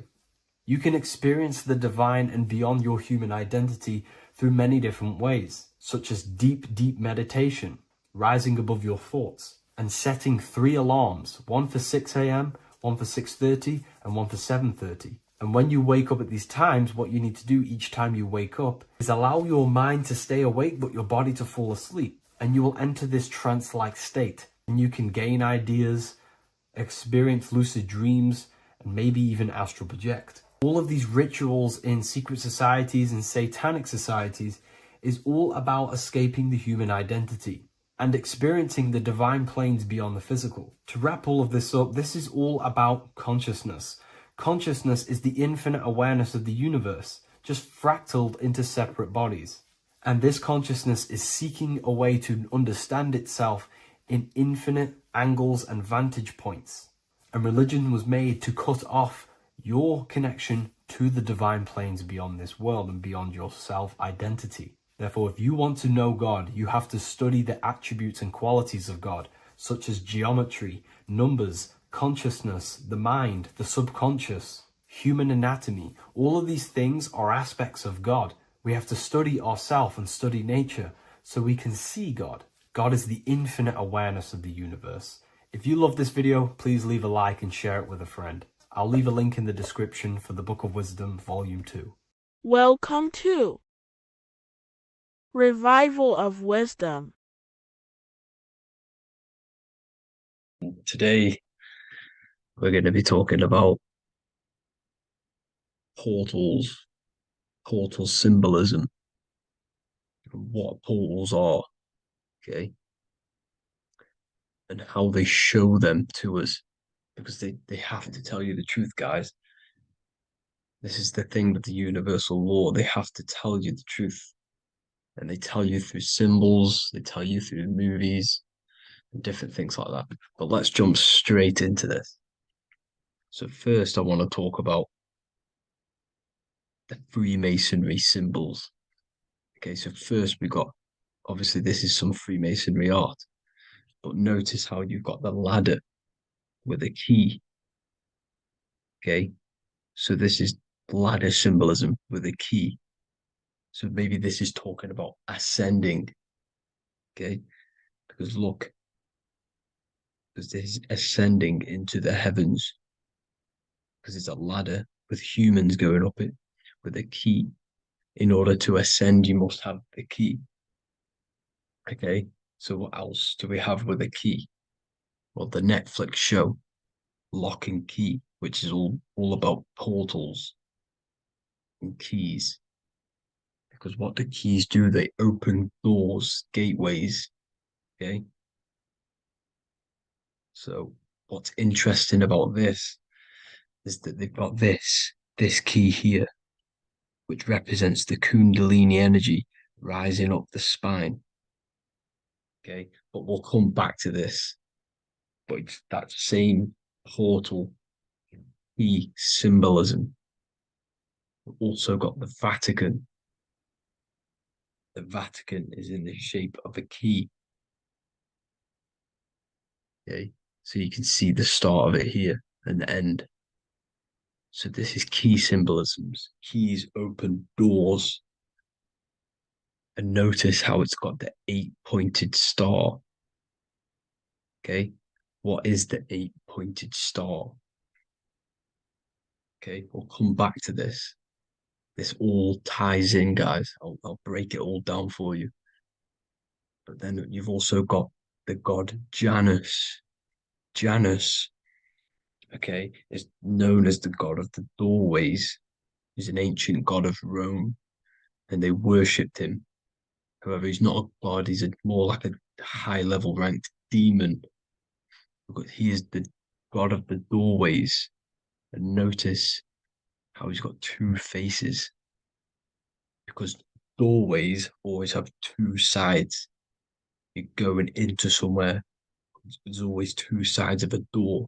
And he's always depicted with two sides of a face and a key, because he holds the key to the doorways, to the portals, to other worlds and realms. Okay, as you can see, he's always got two faces and a key. Okay, so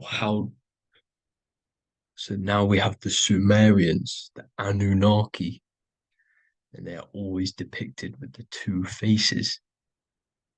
Why do they have the two faces? Because they're symbolizing doorways, and the Anunnaki come to Earth through doorways and portals. So these are what these gods are symbolizing in their artwork.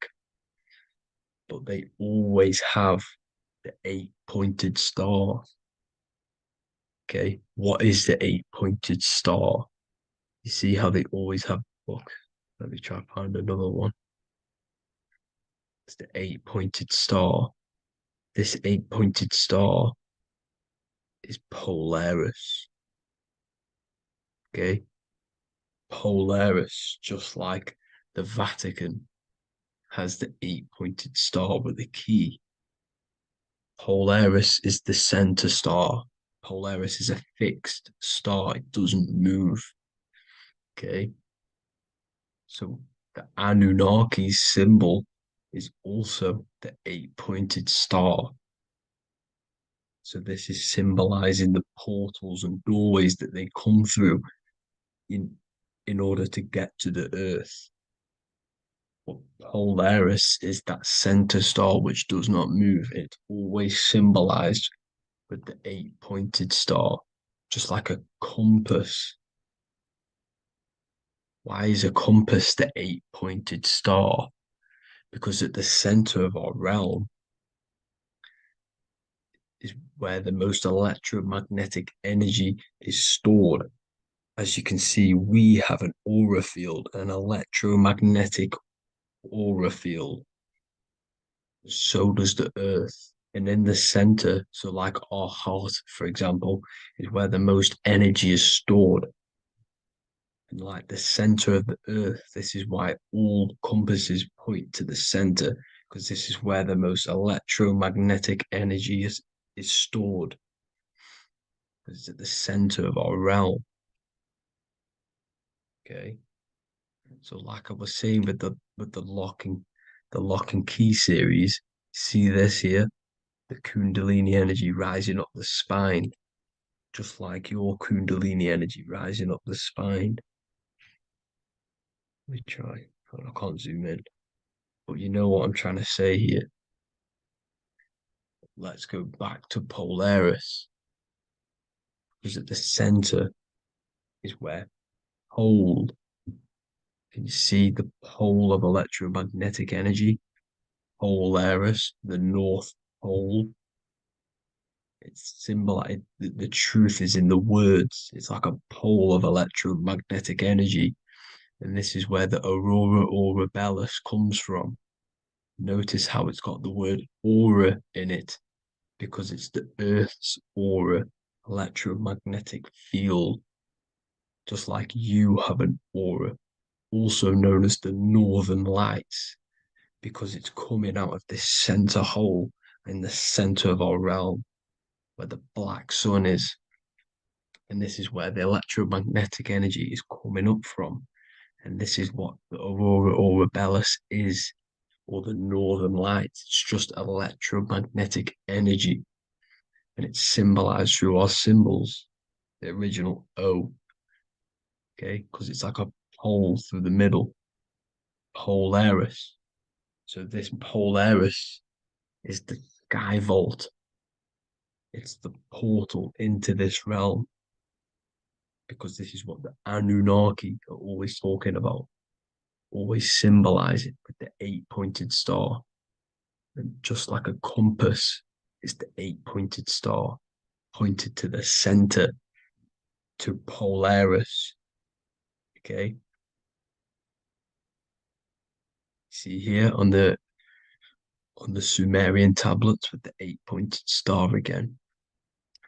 And how we know it's talking about portals with this 8-pointed star is because CERN 666 are opening up portals to the underworld, letting in demonic entities into this realm. How do we know it's a portal? Because their Hydro Collider has 8 points, just like the 8-pointed star. So they are creating synthetic portals to the underworld to let these demonic entities into our realm. But what is the key? Because if we're talking about ascending through Polaris, notice how here on the masonry art, this luminary here, so this is the sun, that's the moon. This is Polaris because it's a luminary with what? 1, 2, 3, 4, 5, 6, 7, 8 beams coming off the luminary. just like the 8-pointed star. So you see the ladder with the key going up to Polaris. It's symbolizing ascending out of Earth. So what is this key that they're keeping from us? Because it's a human holding a key going up the ladder to Polaris. Well, chakras. We have 7 chakras. Okay, so this is what they are telling us in the lock and key symbolism. The Kundalini energy rising up the spine. Okay, just like they have 33 vertebrae on the back of your spine. Okay, this represents the Kundalini energy going up your 33 vertebrae, just like in Masonry has 33rd degrees. Okay, so what is the key? Your chakras. Your chakras have to be unlocked. Okay, you have to unlock your chakras, and you can't unlock this one without going through this one. You have to go through them all. It's like a ladder, just like Jacob's ladder. You can't go from the bottom to the top. You have to unlock each one.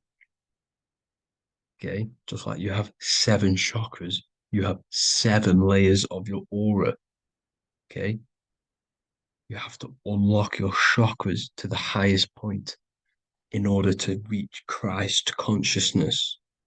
And this is the key that they're talking about. They're symbolizing the organic portal within each and every one of us to ascend out of this realm. Okay, so this is the key that they're talking about, and they're holding back this knowledge to keep us trapped in this 3D realm. Okay, so like I was saying with the 33 vertebrae and the Kundalini energy coming up the spine, 33 vertebrae, you can see this sort of symbolism going up to the light, because it's the light you see here. Your crown chakra turns on and becomes enlightened, just like the Illuminati symbol. Can you see it? But also, Jesus also died at 33. So this is symbolizing, okay? They're symbolizing the death of the ego, the body. So once you open up your chakras and reach Christ consciousness, which is your 33rd vertebrae, once your Kundalini energy goes up your 33rd vertebrae, your body technically, not physically, but spiritually dies, because you then become formless. You reach Christ consciousness.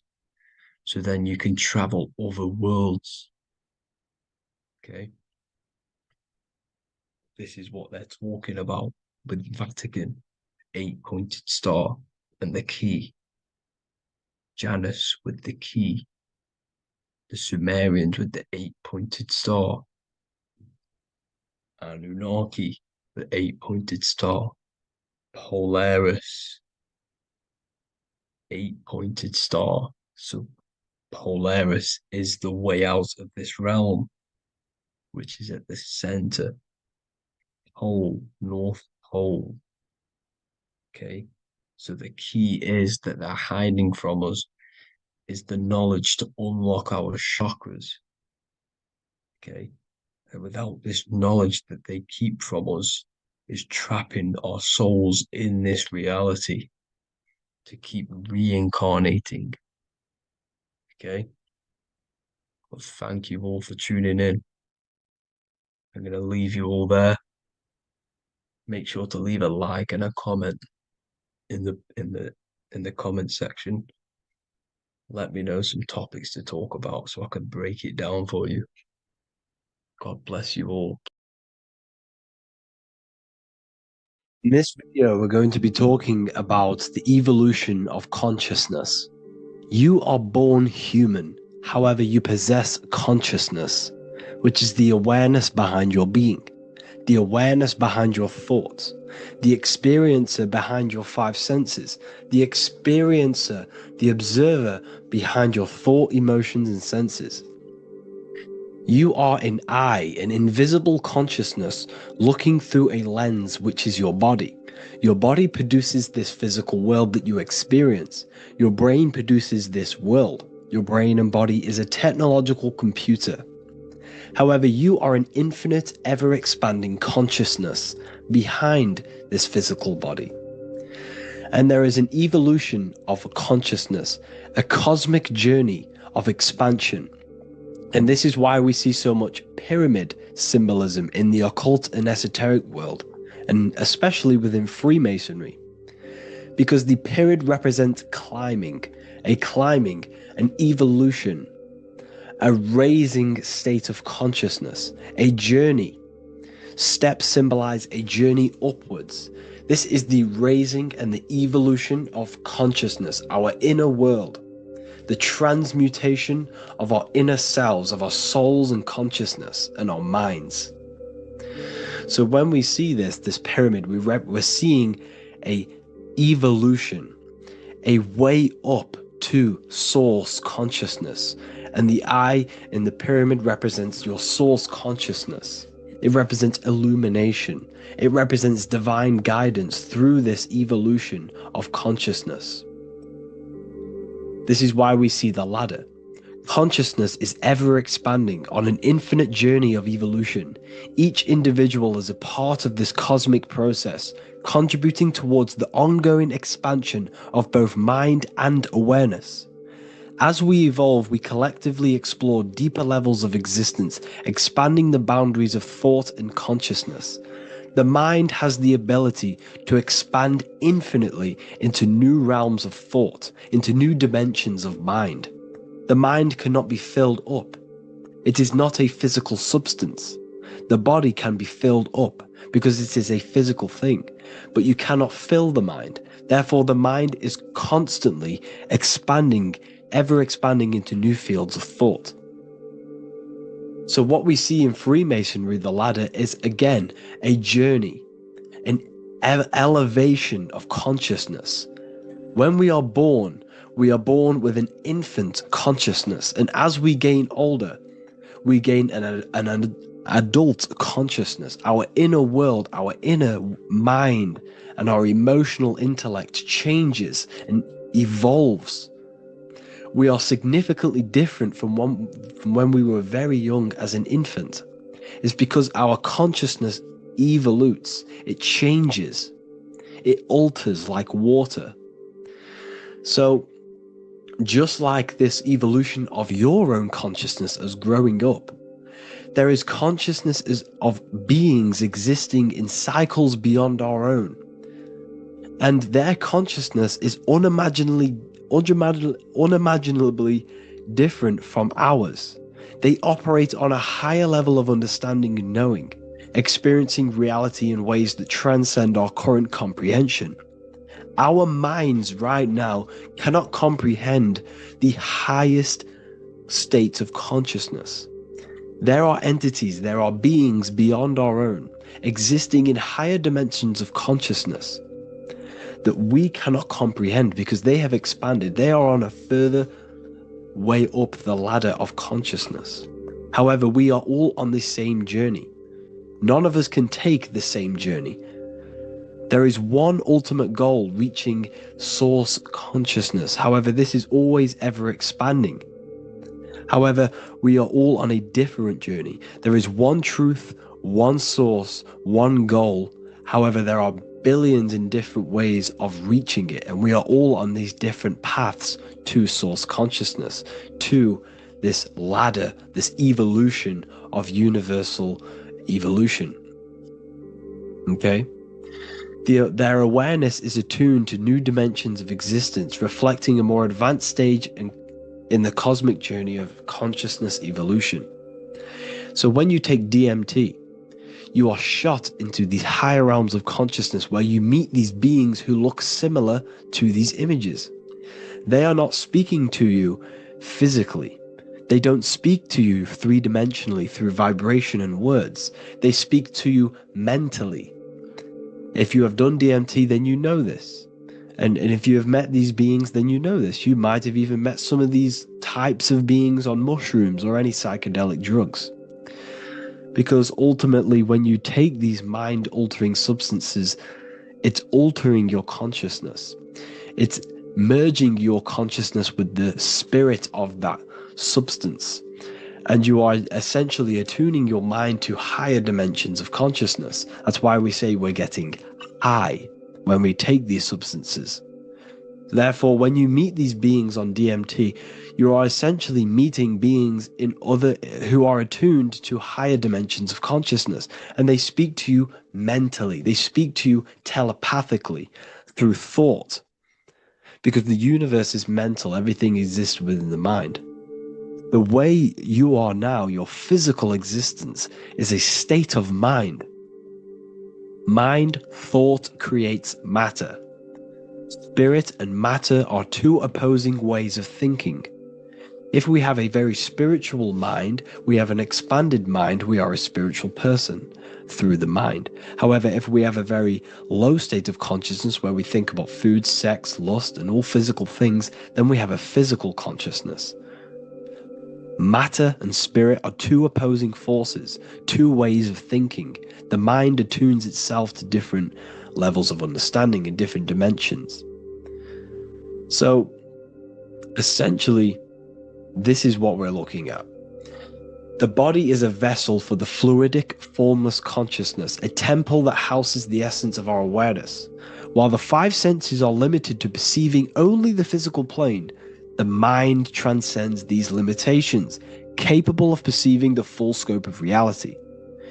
It is through the mind that we access deeper truths beyond the material, tapping into boundless nature of existence. Physical existence is a thin band, a thin layer of reality. It's like 0.001% of reality.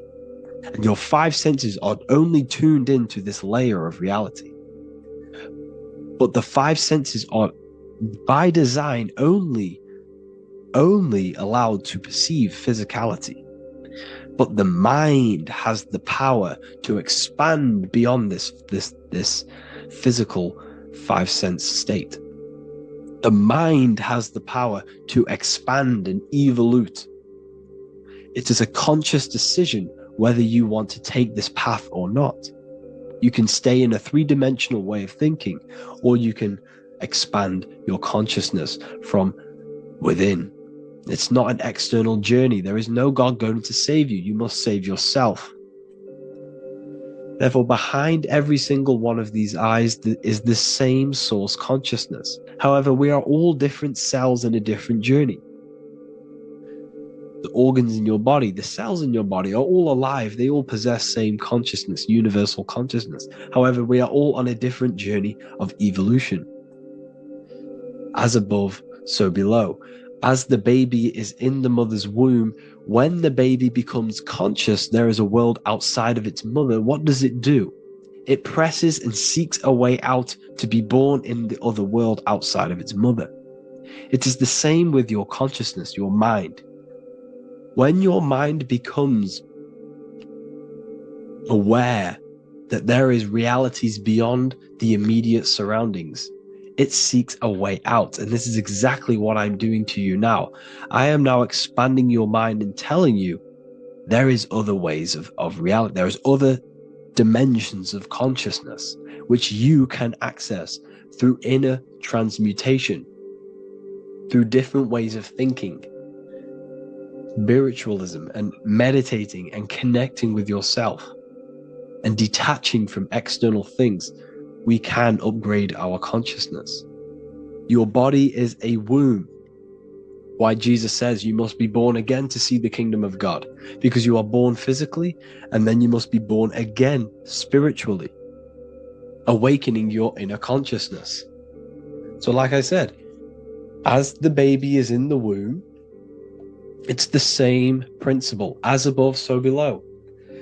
You were a baby. You were in your mother's womb and you figured out there is a world outside of your mother. So you seek to weigh out your mother to be born in another world. It's the same now. You must do this now. This is your spiritual evolution. This is the evolution of consciousness. It's ever expanding. When you die, this is a transition. You must learn to not fear death. This is another part of your spiritual journey. You must master death. Therefore, like I said before, the mind has limitless capacity to expand into new realms of thought, continuously exploring uncharted ideas and concepts without boundaries.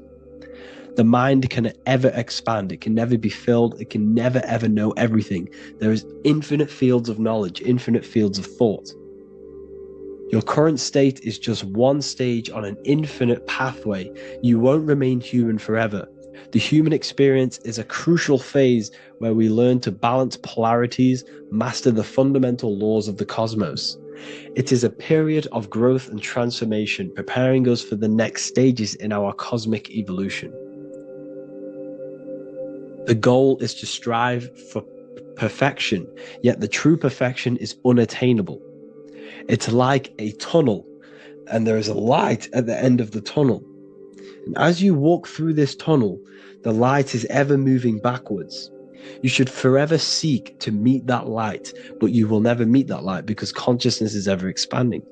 You should strive for perfection, yet knowing that perfection is forever unattainable. The journey is endless, with each step revealing deeper layers of understanding and experience. The pursuit of growth and expansion is itself the essence of our evolution. You can find all of this knowledge in the amazing book that I have read for years. I have read this book, The Emerald Tablets of Thoth, the Atlantean, by M. Dorial, translated by M. Dorial. I'm telling you now, this book, now that I've told you this, you have some context on the book. The whole book is about evolution of consciousness. He's talking about higher dimensions beings. He's talking about how you can transcend this physical plane. It is truly the most amazing book you will probably read. One of the best spiritual texts you'll see. It's hard to understand, so you must read it over and over again. And the more your mind progresses, like for me, I read this every couple months. And the more I learn about consciousness, the more I expand my own consciousness.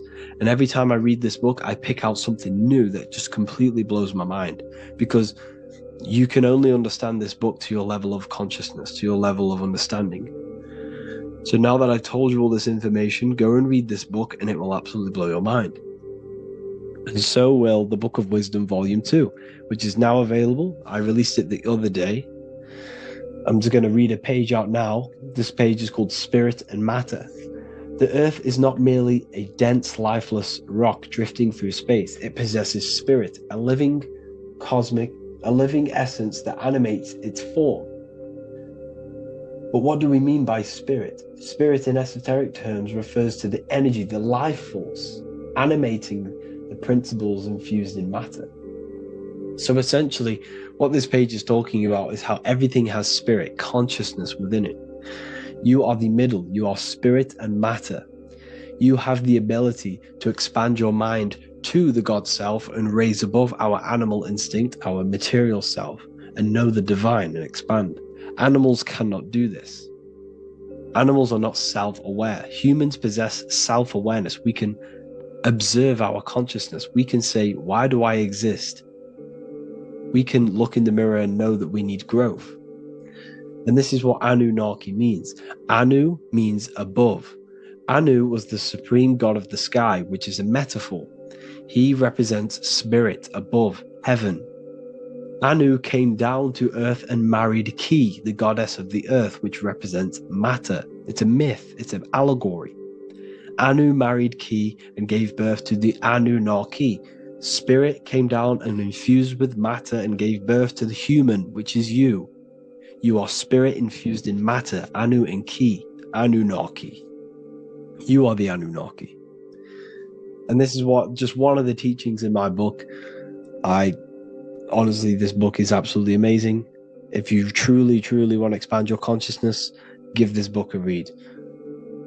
And obviously, if you're inside the university, I give you this book for free, a paperback version. If you join the university, follow the steps inside of the general chat, you'll be able to download this book, or sorry, not download it, order a paperback for free. All you have to do is pay for the shipping. You'll also gain amazing knowledge inside of my library, where your mind will just be overblown with the amount of esoteric books. There's over 45 rare occult books, plus you get a PDF of the Volume 1 and Human Health Guide. You get reoccurring updates where I expand on symbolism, occultism, where you will just feel absolutely amazing once you understand esotericism in yourself. You'll also learn how to create the dream reality that you want with the Manifestation Mastery course, where I teach you how your consciousness creates reality. You'll have a real lectures where I post lectures on symbolism, occultism, esotericism. There's a conscious community and live calls and Q&A where you can ask me questions and I'll answer your questions. I just want to say thank you to everyone who has joined the university. Thank you for even liking and watching this video. Any support I just appreciate every single one of you. Please, if you can, leave a comment and a like on this video and let me know any videos you want me to make in the future. And I will start uploading a lot more to the YouTube. So yeah, thank you all for tuning in today. Have an amazing day.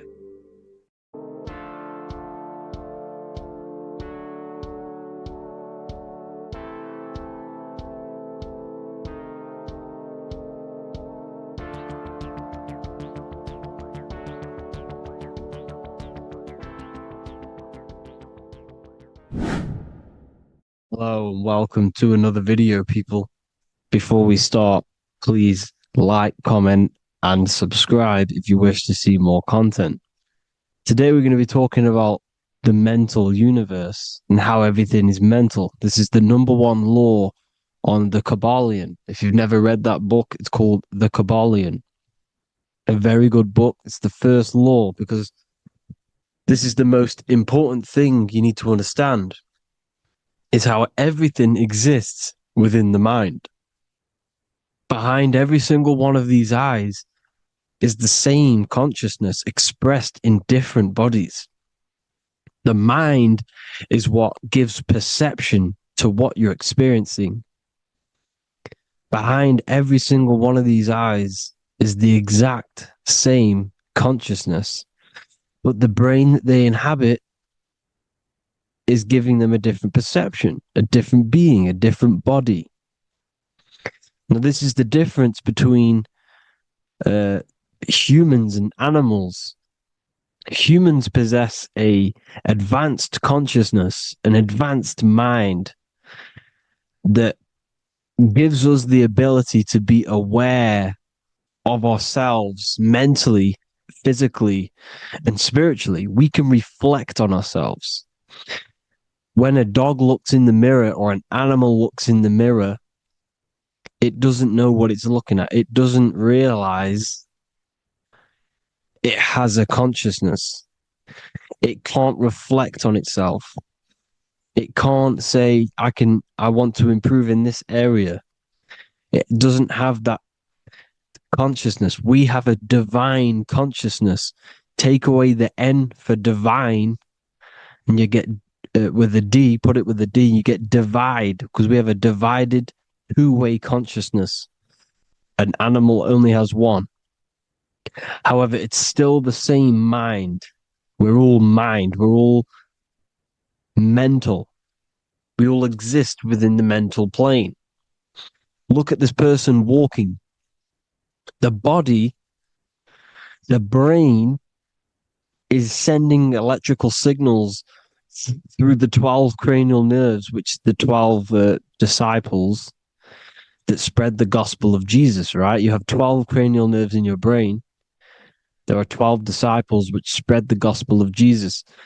Jesus represents the mind, the intelligence, the invisible intelligence that we all are, the same intelligence, the same exact consciousness, which then sends a command into the brain.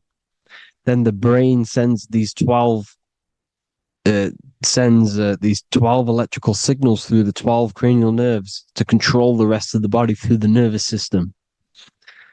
This person walking is not, the body is not walking. The mind is telling it to walk. And the brain is it's a supercomputer which is decoding these demands given to it by the mind. Because the pineal gland will have something to do with the ether, because the ether is physical and non-physical. The mind is sending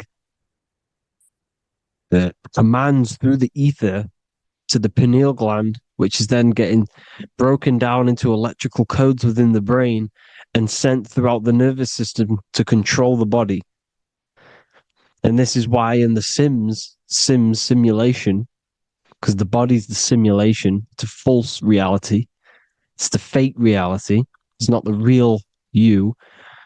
You are formless. There is no form. But the third dimension is a dimension within your mind. Matter, mind, light is all a product of your mind. It's all in the mind.